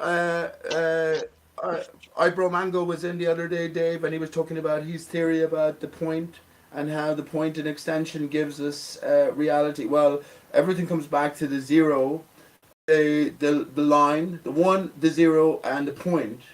If we think about a circle and we think about a line, a diameter, we have a certain relationship between the two, but the only way the circle comes into existence is by the point in motion, which gives us the line, and then the line in motion, which gives us the circle. So if we think about a circle and a diameter, can you find dodo in there? Have the O divided by the line. You can just rotate it around 90 degrees if you want, and you can get the D and the D and the O. God divided. Yeah, but why? But wait, Pete. O-D-I-N, Before God. what is this? G-O-D What divided is giving what us. does the dodo signify? Like, why is beyond all the the ways of getting to make the word dodo, or the the idea that the dodo is? I like your idea that the continents make up the dodo upside down. But why is the dodo significant? Why is that what they would use? Okay, because it's you. You are the dodo. We are divided. We are in a divided state. The Earth's division is only reflective of our greater division because we're more significant than the material. Wait, hold on. These are all scattered ideas about You it put that the you're eye back in explaining. just three. Why you would get- they? Why would they say it's the dodo? Like, what's the overall Could be a objective conspiracy. significance They're giving you a of the clue. dodo? It's only a game of clues, bud. It's a meta script. You know this, Dave. It's a meta script. I know that. I'm just saying, but is there something that these people are when you say Paul McCartney's a dodo or any of these other people, Jesus is the dodo? That's just your interpretation because there's something mythical about him. Just make it short. Like if you had to say in one sentence, what's the significance of calling these people the dodo? One sentence. Okay, I will do that. It is unity, division, reunification. More Makes statements perfect than a sense. sentence. All right. Jesus came from God. Jesus, so think about how you bless yourself. In the name of the Father, in the name of the Son, where you point, in the name of the Holy Spirit. Now, so yes, we are. So Paul/Fall, we have division, right? Strawberry Fields Forever. Strawberry Fields was an orphanage. Tom York, Michael Jackson, obviously division from life, but it was a fake death. So he's coming back. He's resurrected as the Five Alive Dodo. So ultimately, it is about division. Do you remember I said earlier on that the dodo, in terms of the map, represents the external division? And this What about reflects David Bowie? our internal division. So the dodo applies to all of our own mechanisms, our mindset, our works. And it's applicable to all. All of us are dodo. Newsome dodo. You talking about Newsom, the Oddity, governor right? of There's gonna be a California? dodo in that shit, right? Holy shit. I'm done now. Is the Right. government of California a dodo? I don't believe, Dave, that anyone else could have given you that answer. Would you agree? So Newsom is the dodo, right? Would have been That's very good. That's very good, Stock. Can I get a mic check? Yeah, Larry. Okay, thanks. Yeah, so Newsom is the dodo. Right, Pete? Pete's wandered off. Tu parles français, Hank, Larry? Bella de Francais? All right, since you mentioned Newsom, Hank, I got to do this, and it's going to probably give Pete a lot to look into or talk about. But there's pretty good comparison between Gavin Newsom and the guy that we know as Ron Goldman, killed along with supposedly killed, but maybe not killed, maybe became this Gavin Newsom, right? Ron Goldman with and it's pretty good. Look at this picture. That's all I'm saying. Can we hear Skyline debate Pete Shea about something? Anything? No. Anything? I can't debate Pete. I listen to Pete. I can't debate. Anything. Skyline has not done enough acid hits to debate Pete yet. He's not on the list. But can I just say, to give you the context for my thinking, That's kind of Anakin pizza. obvious is I don't know. obvious. Just we could debate whatever. I just want to hear it minced out there. Listen, Mono can I y just mono. say, hey, Snack, 1 second. I'm going to say to Dave there what he just said about what's his name, Goldblum or Goldbug, which was No, Ron associated with- Goldman, the one that was killed, that OJ supposedly killed, Yes, the waiter. exactly. And Megan Kelly, Show me right? the So picture. that's association. Let's see. Yeah, Megan Kelly all I was and trying to say- is the other one. Yeah. All I was trying to say is anything obvious is obvious. That's why I say I don't make a big deal about Will Smith being Barack Obama or being Osama bin Laden. It's fucking obvious. It's almost obvious anyway to me. And we were always meant to realize these things. That one's only obvious to you, Pete. I've never heard anybody else agree that one at all makes sense. They're Will Smith, but Right, we're not but going to. I have heard Never that heard anyone agree Megan with you on that Kelly. one. I have heard that Megan Kelly Can I see is. the picture you're talking about? Perspective? Michio I mean, Obama being Will Smith, Yeah, these these two super famous people. I mean, people must know where they are at all moments in time. Like, there's probably an app where you're like, "Where's Will Smith right now?" Jeremy, you gotta admit, they're best of friends. Jeremy, they're best of friends over the years. One helped the other get elected along the political pathway, but there's no fucking moving video of the two of them embracing, fucking chatting, Jeremy, going on hold Oprah on. Winfrey. Get the fuck out of here. Where That's was what I'm saying, Obama though. when? To me, this is obvious stuff. To ye, it's all fucking, yeah, this guy's crazy. Where was Jeremy, if Obama not when for Will the Smith was Where was Obama when Will Smith was slapping Chris Rock, though? He was right there.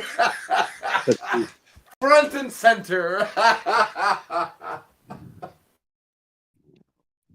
Hey, new perspective. I remember you back in like 2016 showing me the pictures of two people that you thought were the same person. So I've always like looked into that, but I've never really like did my own research. Yeah, So well, how many people? Go ahead. I was going to say, beside the hair, the forehead, the eyes, the eyebrows, the nose, the mouth, the ears, and the chin, Obama and Will Smith look identical, and skin color. Yes, other but than hang that, on. This is Brad here. I suspect Brad is Cliff Schrodinger's cat. But Brad, yes, obviously they have. It's a disguise. Hello. If it was obvious, everyone would spot the fucking disguise or see through it. I already did. If anyone's interested, please let me know. I did back in I think 2017 about a 45-minute presentation on all of this. I haven't been bothered since because I already that's accepted. 46 But minutes I have too done long. a 45-minute presentation, All the time you need. visual and also narrative sort of evidence presented. If you're interested, let me know. I've After just about accepted. 30 minutes, Hey, you're gonna Pete, get Accept to I stay would there. say that How can everything. they be the same Listen, people when they don't Pete, look anything I would alike? just say, like, you That's you might be right about a lot of other things, but everything else you say now gets doubted even more because that one sounds so Whoa. ridiculous. Just I give up know that one, that, and you'd and be all I right. know that, Dave. And you know what? I've spoken to people in real life, and I've said before I've said that, I said everything, and they're along with me on every Corona, on Flat Earth. They're along with the possibility. The minute I mention that, then this guy is a fucking nutter. Yeah, And you know yeah. what I will do? Even You me, know what I will insist on Pete. doing, though? Even me, You who know what I thinks will Ron insist on Goldman doing, might be is I will fucking Gavin insist Newsom. on So if insisting. I'm telling you that, it should be a clue. You pissed on Oh the no, punch I bowl, will. man. Hey, I know you didn't listen to what I had to say there at the end. I'm aware of that, Mm-hmm. but I persist in insisting. I will always say that. Never give up what's true to you, Pete. Don't worry about what these guys are saying. You keep I'm doing just saying it you. would help with other things. That's all. Doesn't matter. You It do is you. I'll never true. meet most people You're just again. making a I'll never fallacy, meet then, most people aren't you? New again. perspective. Only He's Mr. sharing Smith his would say truth and putting persist. himself out there. That's respectable. Exactly. Thank you, Ricky. Yep. And that's why I won't shy away from that, even though I know it will cost everything I've said beforehand. They've heard it though, and I value the people. They, in their minds, we're wonderful creatures, but they're going to reject me for saying that. But yet, that's one of the core. If I'm wrong about that, Yeah. can't be wrong about that. Actually, Yeah, it's I have kind been of like watching. Cyrus doesn't want to say the Earth is flat because he thinks people are going to think he's crazy. Now, and maybe everyone thinks that's crazy at first. So yeah, say what you think is That's true. not why But my Cyrus advice doesn't. is you're totally wrong on that. That's just my honest opinion. That's not why he doesn't tell people the Earth is flat. He doesn't tell people the Earth is flat because he doesn't cast pearls before the swine. Do you There you guys go, that too. respect I don't view any Will- people as swine. They're all wonderful people. Everyone I meet, everyone is wonderful. Listen, guys Pete, respect- Will Smith did Men in Black 2, I think, when Obama was president. Like, dude, that's fucking tight. They're Yeah, filming Obama like was the 12 most hours. fucking vacant president that there ever was in history, Jeremy. And no one knew where he came from. Don't you dare. No, what he's saying No, is he started while he's guessing. making that movie, he was also having to be president. That's tough. People know where they're at. Like, heads know where the president is at. We know where they filmed Men in Black at. Like, he Yeah. would have been in Afghanistan. I mean, that's a tough one. It's not a tough one. Well, he would tough have. one at all. It's actually the least tough one. If they have how can you lookalikes- be filming Men in Black 12 hours a day and be the president that's like running around in Air Force One to Afghanistan? Like, you can't be doing shit like that at the same time. That's the only example. Unless they Kosher have brought up this doubles. example the last time, and even he wavered on Double. it. If that's the case, then why even have them be different people? But Though? to be Why? Well, fair, no, they are the They're same slo- people, so Yeah. they have to How make many a double, clones of Jeremy. You Will got to Smith think are it there? both ways. They're the same but to be person, so fair, you got to have a double for Well, one of them. yeah, All right. if they're the listen. same person and one Right, is up there. making Men in Black and one is being the president, you have to have a double. Is that a double or a triple? Well, whatever. I Uh, mean, you can ridicule. You're just here to ridicule, but who would know, right? Yeah. Like, That doesn't make I sense, wouldn't though. know. You would Well, have you to and have I a wouldn't double. know. If I had a double You'd come have on to have a here, double. yeah, why wouldn't they? Many Oh, you'd presidents have have to. doubles. So You Rakia, have do to because you can't. Go ahead. Go ahead, Chuck. you respect people that voice their opinions? So do you respect NAMBLA members, spokespeople? Do I respect what? NAMBLA spokespeople? I don't know who that Nambla. Yeah, I don't know who Don't that is. search it. Don't search it. I mean, everybody can have their voice. It doesn't mean I have to Anyway, believe it or trust it, but It's I'm not going to man really. boy love. That's what NAMBLA is. It's a yeah, but you man see, boy like love. Brad, you're a fucking dickhead. Chucky Brad, who's He's Cliff, just he's Yeah. being a Cliff dick. Schrodinger's cat, who faked his death and moved to Canada. You're a dickhead for asking him that Hey, Hey, let's question. not call names, That's though. boy I mean, love. what do you Really? guys? For, Guys, don't so call names. No, Come I was on. saying so he why was do being a dick. He's not a. I'm not And why saying is boy he's that? a love. dick. What the hell is that about? Why He is that outright me called being him a a dick, dickhead, though. Oh, okay. Rakia? Why is that me What? being a dick though? I didn't call We're you a talking about dickhead. man I boy said you love, were bro. being a dick. Yes. Why is that me being a dick for asking you to think about your question a little better? No, Man no, boy love. not What's that for the about? fact you asked Pete. Do you mind? Not for the fact that you asked me that. Just the way you're being, the way you treated Pete, the way you're trying to hem me up. Like if you How don't did get I my treat? point, that's fine. How Yes, did I I treat respect Pete? everyone. Oh my God, How did I treat Pete that was being dick?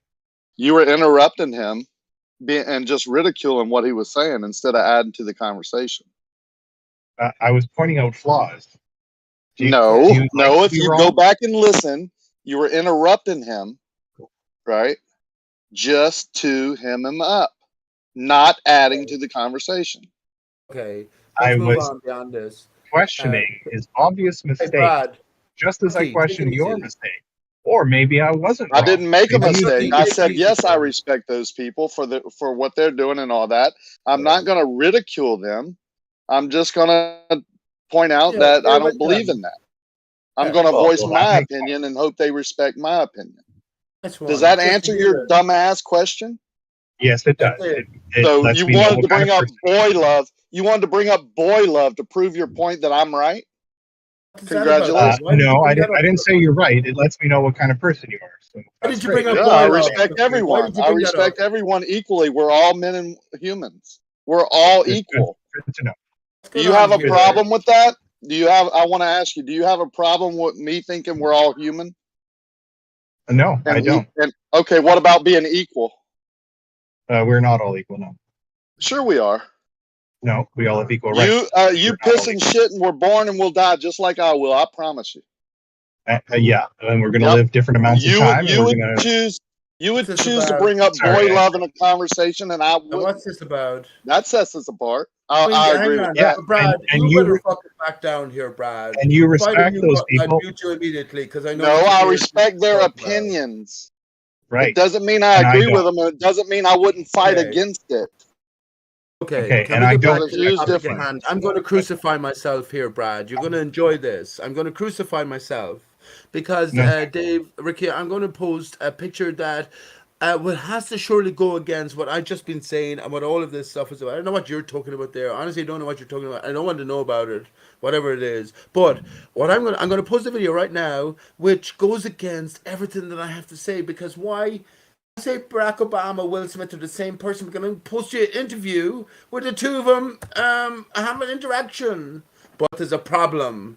There's actually a few problems in this. But there is one major problem which would tend to maybe consider what PJ has to say a bit more in this greater context. Remember, this is the greater theater of our lives, and necessarily, Brad, let me just say this, Chunky Brad, Cliff, yeah, Chunky Bradcliffe. Yeah, the nature of the disguise, especially on the stage at this level, is that the actor does not look at all, or very little suspicion is given for the actor behind the mask. Okay, so I just posted you a video of Barack Obama and Will Smith with an interview. Can anyone tell me immediately a problem? There's a few problems, but one of them is glaring. Anyway, you don't have to Do we delve ever into see them shake hands or hug or anything? that. You go, Jeremy. You just said it. That's the first thing. There's another clue. If you notice behind, If they have a body double, hold on 1 second, Pete. 1 second. If they have a body double though, which they would have had to have for Men in Black 2 and Barack being in the presidency, why didn't they just have the body doubles do the interview? And that doesn't even make sense. This is the Nobel Prize. This is when Barack Obama received the Nobel Prize, and he did fuck all. He was only a few months, and he received the Nobel Prize for peace. And here's Will Smith interviewing Which one of them's him. taller, Pete? I think there were no Will Smiths on 9/11. Yeah, but you see, you're just about. What am I supposed? This is why this is all a fucking fake scenario here. This whole arena. Because you think you have friends. Oh, there's flat earthers here. The flat earthers will be on my side. Ultimately, you're just talking to your fucking self. But you assume. I assume the best of you, Brad. I assume the best of you. That's what I do. See, That's the only way I can I go don't forward. believe that Will Smith was Barack Obama or vice versa. But to say that Okay. it's not possible or they couldn't pull that off is naive, dude. They could easily fool the public like that. Are they the same height? They could easily fool even the smart people like Chucky Bradboy. Easily. Are So to are say, they the same so height? to say, are they the same height? Like you have some gotcha? They could easily fool you, bruh. That's a question. And you I'm not keep even repeating interested in yourself. looking at the But you're adding information nothing to the gathered. conversation by repeating yourself. You have no How idea. far off in height were they? How far off in height were they? Yeah, Brad boy. How far off in height were they? I'm asking you. No, you must have a point to make. We don't. I Yes, don't know I how asked far the off in height question. were We they. don't. Are they the bruh. same height? We don't know. How far Yeah, off? they're the same. You They're must the have a same point. height. Same height. Now Fuck. what? I think my whole That's great. channel is after They're being the same deleted. height. Now what, Chuck? Brad? Now it's easier to pull off, isn't it? It's easier to fool you. Yeah. Did you Google that or did you just guess it, Chairman? Google could be wrong. Google made it up. things in I made different it up. areas and You they don't say know. different Of course things. you did. You're not Of course you interested. did. Yeah. We If just you're not refuted interested in you. looking it up, I mean, I asked What- you. 1 second, please. You, What you are said, they, are they about the same height? I said, 188 centimeters? Emergency situation. 1 second, please. I'm fucking fucking thinking. emergency. It is an emergency. Wait till you fucking hear this. Hear me. I'm guessing Will Smith's about 185 to 188 Brad, centimeters. this is an emergency situation. I think my whole fucking channel is after being deleted. Aw. Whole channel's after being fucking deleted. 5, 6 years, 200 shows is after being deleted. All right. So Did you if say they you weren't lost the your same channel, height, Pete? There's two videos on it, and those 2 videos were given to me by someone else, but the rest of the shows are all gone. Fucking hell. Is this what this is about? An intelligence gathering information the way we can shoot down people and kill their spirit? I think my whole channel is gone in a sense. All my I think efforts they're over coming the to get you, years. Pete. There's no recollection of them there now. Anyone searching, it's just you're just deleted. Fucking hell. Fucking hell. I'll tell you something for nothing. The last person who Probably did go off that grid was now. Robbie Davidson. When I went over and started talking about Aristarchus and his channel, suddenly I got everything just I got blacked out of stuff. And when I tried to enter my YouTube channel, my whole channel was deleted. I wrote a letter to YouTube or whatever, and 3 days later they said, "Yeah, your channel is reinstated because there was no violation of what happened." Will Smith and Barack Obama are 6'2" each. Now what? are they really? I just I guessed. just Googled it. I dead ass guessed. Fuck it. Yeah, well, it 185. doesn't matter. It doesn't even matter. If one was 6 Really? foot, one was 6'2", It still wouldn't matter. They could still fool people. But just so happens they're the same height. So now what? What's your point, Chucky? Even if they were a few inches off, you couldn't put lifts in your shoes. I mean, who's really walking around noticing an inch or two? So can we get Chucky's point since he interrupted twice? That was my point. That was the answer to my question. Thank you. I've seen side-by-side pictures with Joe Biden, Hillary Clinton, where the same person is clearly not the same person. Like, it's so obvious they've got body doubles or clones or whatever the hell they are, that you don't think this would be possible. Joe Biden is Hillary Clinton. She wanted to win the election so bad. Why are we allowing this guy to troll? Yeah, just because you respect my opinion. That's why. Because you respect my opinion. Yeah. Okay. What's wrong with you? Are we not equal, Dave? No, I like you proving my point that you're being a dick. Yeah, No, Chuck, you I'll ask you a respect my question. Have you not seen those photos with Chuck Biden from, say, 15 years ago to today? And it's clearly not the same person standing on the podium today as the guy who was the senator or whatever he was 10, 15 years ago. Have you not seen those pictures, buddy? Oh, come on. Yeah, that's what I'm saying. So it is possible that they could pull this stunt off because they are pulling this stunt off. They admit they have doubles for safety. Now what? I mean, how do you refute that?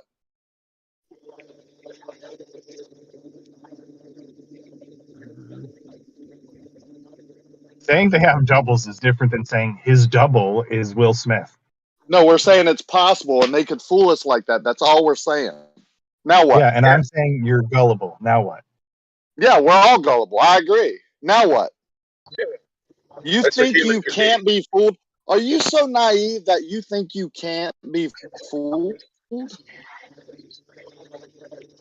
Yeah, that's what I thought.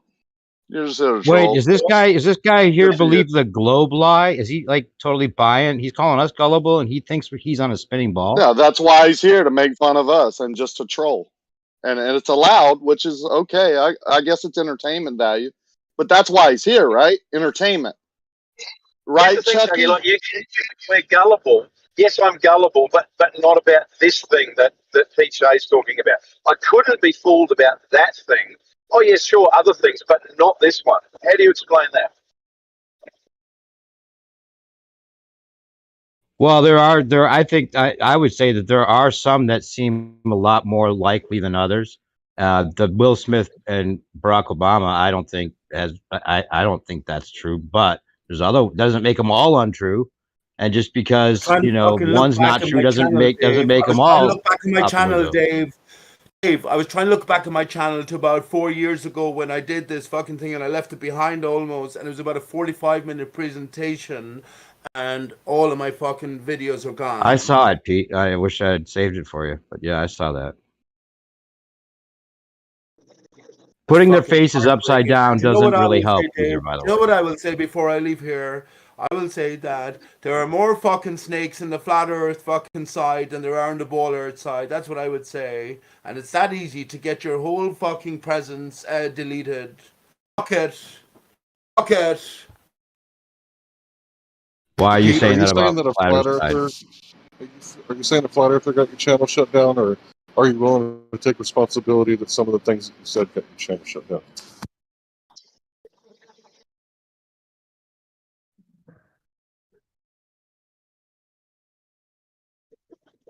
Can I be heard? You said something about I don't know if you it doesn't matter. Pete, sorry about your channel, bro. You guys said something about doubles. I saw once a video of a double where they lined up Barack Obama and Bin Laden's face together. Anyone see that?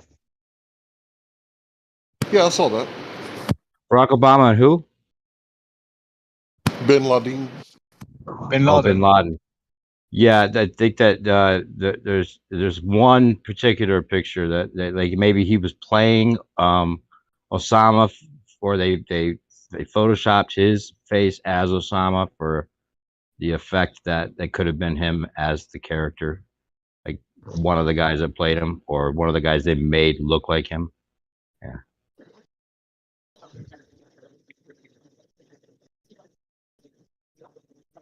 I know Renee Zellweger. Like, what she looked like in Me, Myself, and Irene, or the other movies where she played Bridget Jones. She Oh kind of yeah, she had had like all a, kinds of surgery done. That's like well known. She had to allegedly. fix it. By the way, No, me, no, myself, and there's no Irene is the denying best it. He movie doesn't ever, deny it. bro. She looks better now, though. She got it fixed. No, I think she looked better the way she was before. She was kind of cute. No, Now I she mean just looks originally like she looks more like she looks more like her old self now after she got the plastic surgery botch fixed a bit. That's all I'm saying. There was no mystery. I mean, it was obviously plastic surgery, and she wasn't denying it. I don't think. You're kind of dumb to. Well, Like that I doesn't haven't happen looked naturally. at her in several She years, said, but she says like her surgeries weren't her choice. That's what she says. Really? I didn't know that.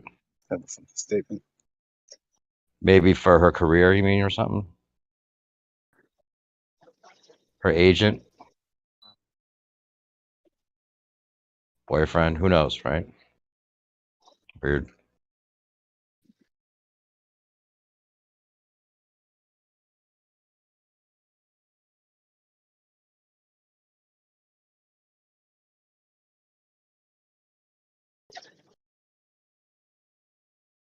sorry about your channel, Pete.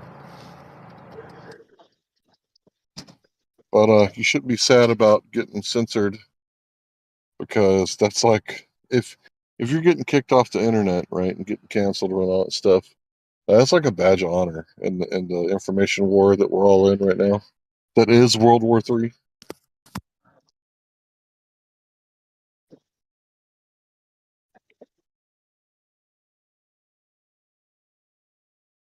Yeah, the way I see it, you're kind of fucking up if you've never been kicked off the internet or a platform. Like, you're doing something wrong. I remember I posted this video like way back before Michael Brown, hands up, don't shoot, Black Lives Matter started. I was doing a lot of cop block stuff at the time. And I seen this guy, he was like a Green Beret guy, and he was talking about what the future was going to be like. And he was literally like predicting Michael Brown, Black Lives Matter, and the riots or the protest, however you want to look at it. And like I posted the video from YouTube onto Facebook, and then I got suspended for like a week. And I was like, what the fuck? I've never been kicked off the platform before. I was like, why did I get kicked off of this shit? And then Michael Brown happened, and I was kind of one of the first members of Black Lives Matter, and the fact that I was already doing cop block. So when someone says Black Lives Matter, the first time you hear it, you're like, well, that's true, right? I agree with that. Black lives do matter. That's a fact. But when I found out George Soros was funding it, I was like, whoa, I'm out, completely out. And what they did is they hijacked the cop block and cop watch thing, which was really paying dividends because now all the cops wear body cams, just about all the cops. And at the time they didn't. So I think we made a change, right? We kind of showed the people and got the people's opinion, that, hey, no matter what side you're on, body cameras are a good thing. If you think that all cops are good, then it proves their innocence that they didn't violate someone's rights or sexually assault somebody. If you think the cops are bad, then it's going to prove that they violated somebody's rights or sexually assaulted somebody, right? So my point was that they hijacked the movement that we were in, and they made it all about race because it was a divide and conquer strategy. And we all know that Black Lives Matter hasn't done one thing but profit off of dead black men. They haven't done anything for black people at all. You mean other than buying a very nice mansion with a big pool? Yeah, in the white neighborhood, gated entry. Yeah. So it didn't benefit any black people at all, except for like the Black Lives Matter people in the organization. But I really was like a part of that group in the beginning because I didn't know any better. I was ignorant. I thought this was like the next stage of cop blocking. So what I did was I had a very strict criteria that had to be met. I had to see the whole incident on video, uncut. and the cop had to, kill the guy, right? That was the criteria, and the guy had to be unarmed, right? And the fourth thing, he couldn't have been resisting. So if he was resisting, or if he had a weapon, or if the whole thing wasn't on video, I didn't touch it. But when you see the whole thing, right, all these other criteria were met, I'd post it everywhere. I'd find out this cop's Facebook, and I'd post it on people he went to school with. I'd post it on people he went to church with, like, so everybody could see, like, this is the guy, right? And this is what he did. And I wouldn't post any text or anything. It was just, here's the video of this guy, this is what he did. And one of the videos that really pissed me off is there was this guy, he was like homeless guy with mental issues, and he was like laying on the ground, or he was sitting on the ground, and I think his knees were bent. And the two cops came up to him and put on their gloves, and they were like, straighten out your legs. And they threatened him, I'm gonna kill you, right? And then they beat him with flashlights because he wouldn't straighten out his legs, right? And he died in the hospital like 3 days later. And then I saw videos of, a dude with earphones in. He comes out of a convenience store, and the cop was like, hey, you, get on the ground. So he grabs his shorts to pull him up so that he can get on the ground, and the cop put two in his chest. It's like he was unarmed. He didn't even know the cop was talking to him because he had headphones in. And then he was complying. So when people comply and they got killed, I would like make them famous. What do you think the thought process is behind shooting somebody that, like, there's situations that you more than likely have to do it, right?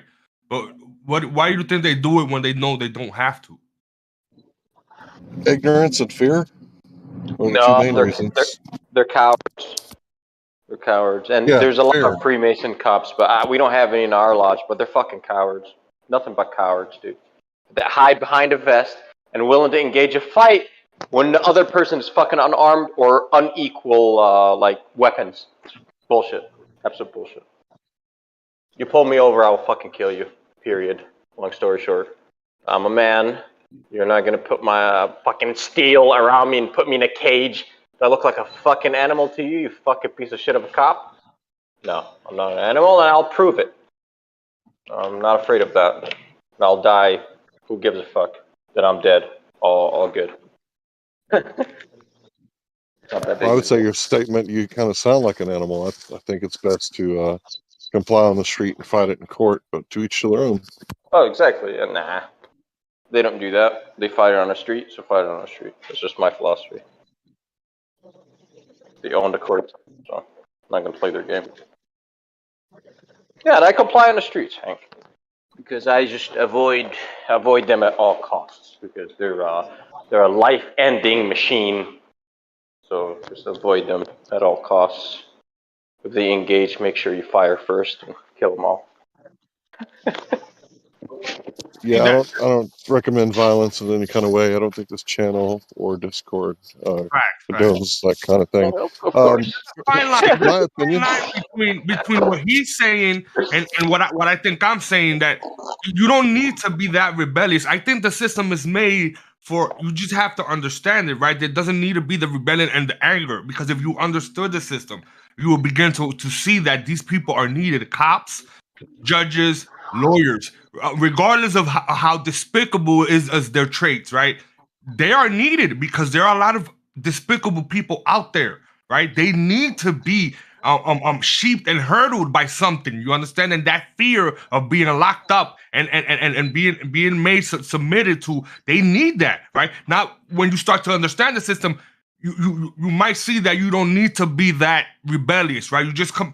If they want to arrest you, you let them arrest you, right? You handle the situation privately, right? Not publicly, because that's what I think the name of the game is. Don't make public controversy, because they own the public. You're gonna be made to look bad regardless of how truthful your statements, right?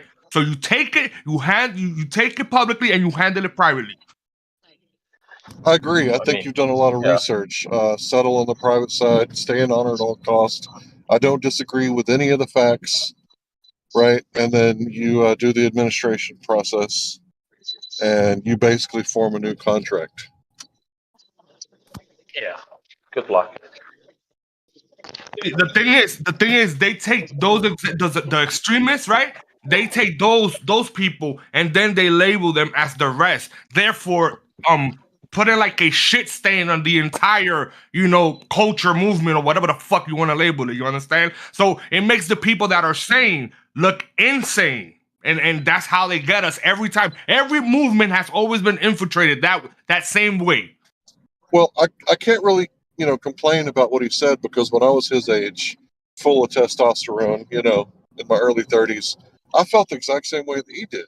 Like I was red pill raging, I was pissed off. It's a normal process. By the time he gets to be 40, he's going to know a lot. He's going to know a lot more.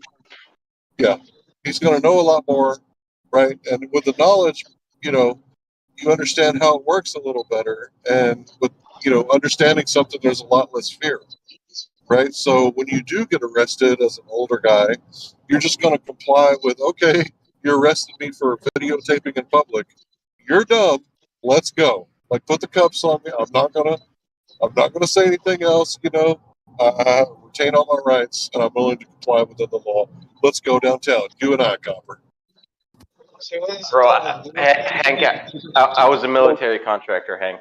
Like, I know some shit. Like, no, I know those people a little bit too well because I've worked with them. So I know what's inside of their hearts. Nothing but pussy fear. That's why they love their vests. So, and they will not engage with you unless they're armed. That's the funny part. So. As soon as you're into this system, you're in trouble because it's controlled by them. You go into a jury trial where the judge he's not a judge. He's there to control what's admissible and what's not admissible. He controls what the jury can consider and can't consider, what they can hear and can't hear. So he can manipulate the outcome of the trial. What you should be is judged by your peers, a jury trial, not a trial by jury, not a jury trial where a judge is in control. The jury should be in control of everything. They should hear everything, and then they make a considered opinion of what they hear. So every circumstance should be admitted, not what the judge allows, because if that's what happens, the judge can manipulate the outcome of the trial. Yeah, there's a case going on exactly like what you're talking about right now. A guy was he was fornicating, or she was fornicating. She invited the guy in the house, gave him the gate code and everything to get in. He gets in there, right? And the husband comes home. He finds a weapon in the closet and kills the husband.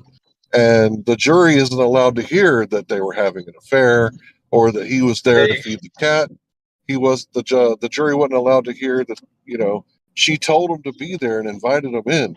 So all they heard was this guy killed this guy in his house. Like, wait a minute, that's not all the facts. So yeah, you're right. Trial by jury is totally different than a jury trial. Thanks. If you had a jury of their peers, people that knew them, knew the circumstance, lived in that community, they get to judge the accused.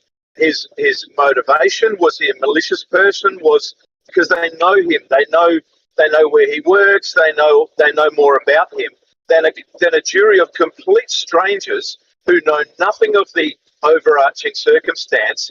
They get to hear very sanitized amounts of information, and the verdict which is brought down on that guy may not be just and fair at all. Well, here's the thing. This is how the trial by jury is supposed to work. So back in the day, the night he did something to somebody, and all the other nights are like, well, hey, is this normal? Is he acting normal? Is this something that you guys always do? Or is he acting like out of class, right? Or if it was a squire, then all the squires would judge him and say, hey, is this something, it's basically a litmus test. Like, is this something that you squires all do together? So you heard each other jousting. Is that something that you practiced it? Like, yeah, we practice jousting all the time. So it was an accident. He didn't mean to kill the guy. So if you're charging him with murder, right, then it can't be true. So not guilty. I know I sounded like a madman earlier, but like I run a business. I'm in society. I hit on pretty cops when I see them. Like I treat them fine, but like what I'm saying is, when it comes down to unholstering the gun, I'll be faster to the shop, guarantee you. That's just it. So it's like if they treat me well, eye for eye, tooth for tooth, I'll also treat you well. You draw on me, I draw on you first. Like that's just I shoot you first. That's just how this works. I'm sorry, because like this is where he's about to nullify when the cop puts his hand on his gun. All this legality. There will be no court. There will be no judge. There will be no jury if I allow him to draw.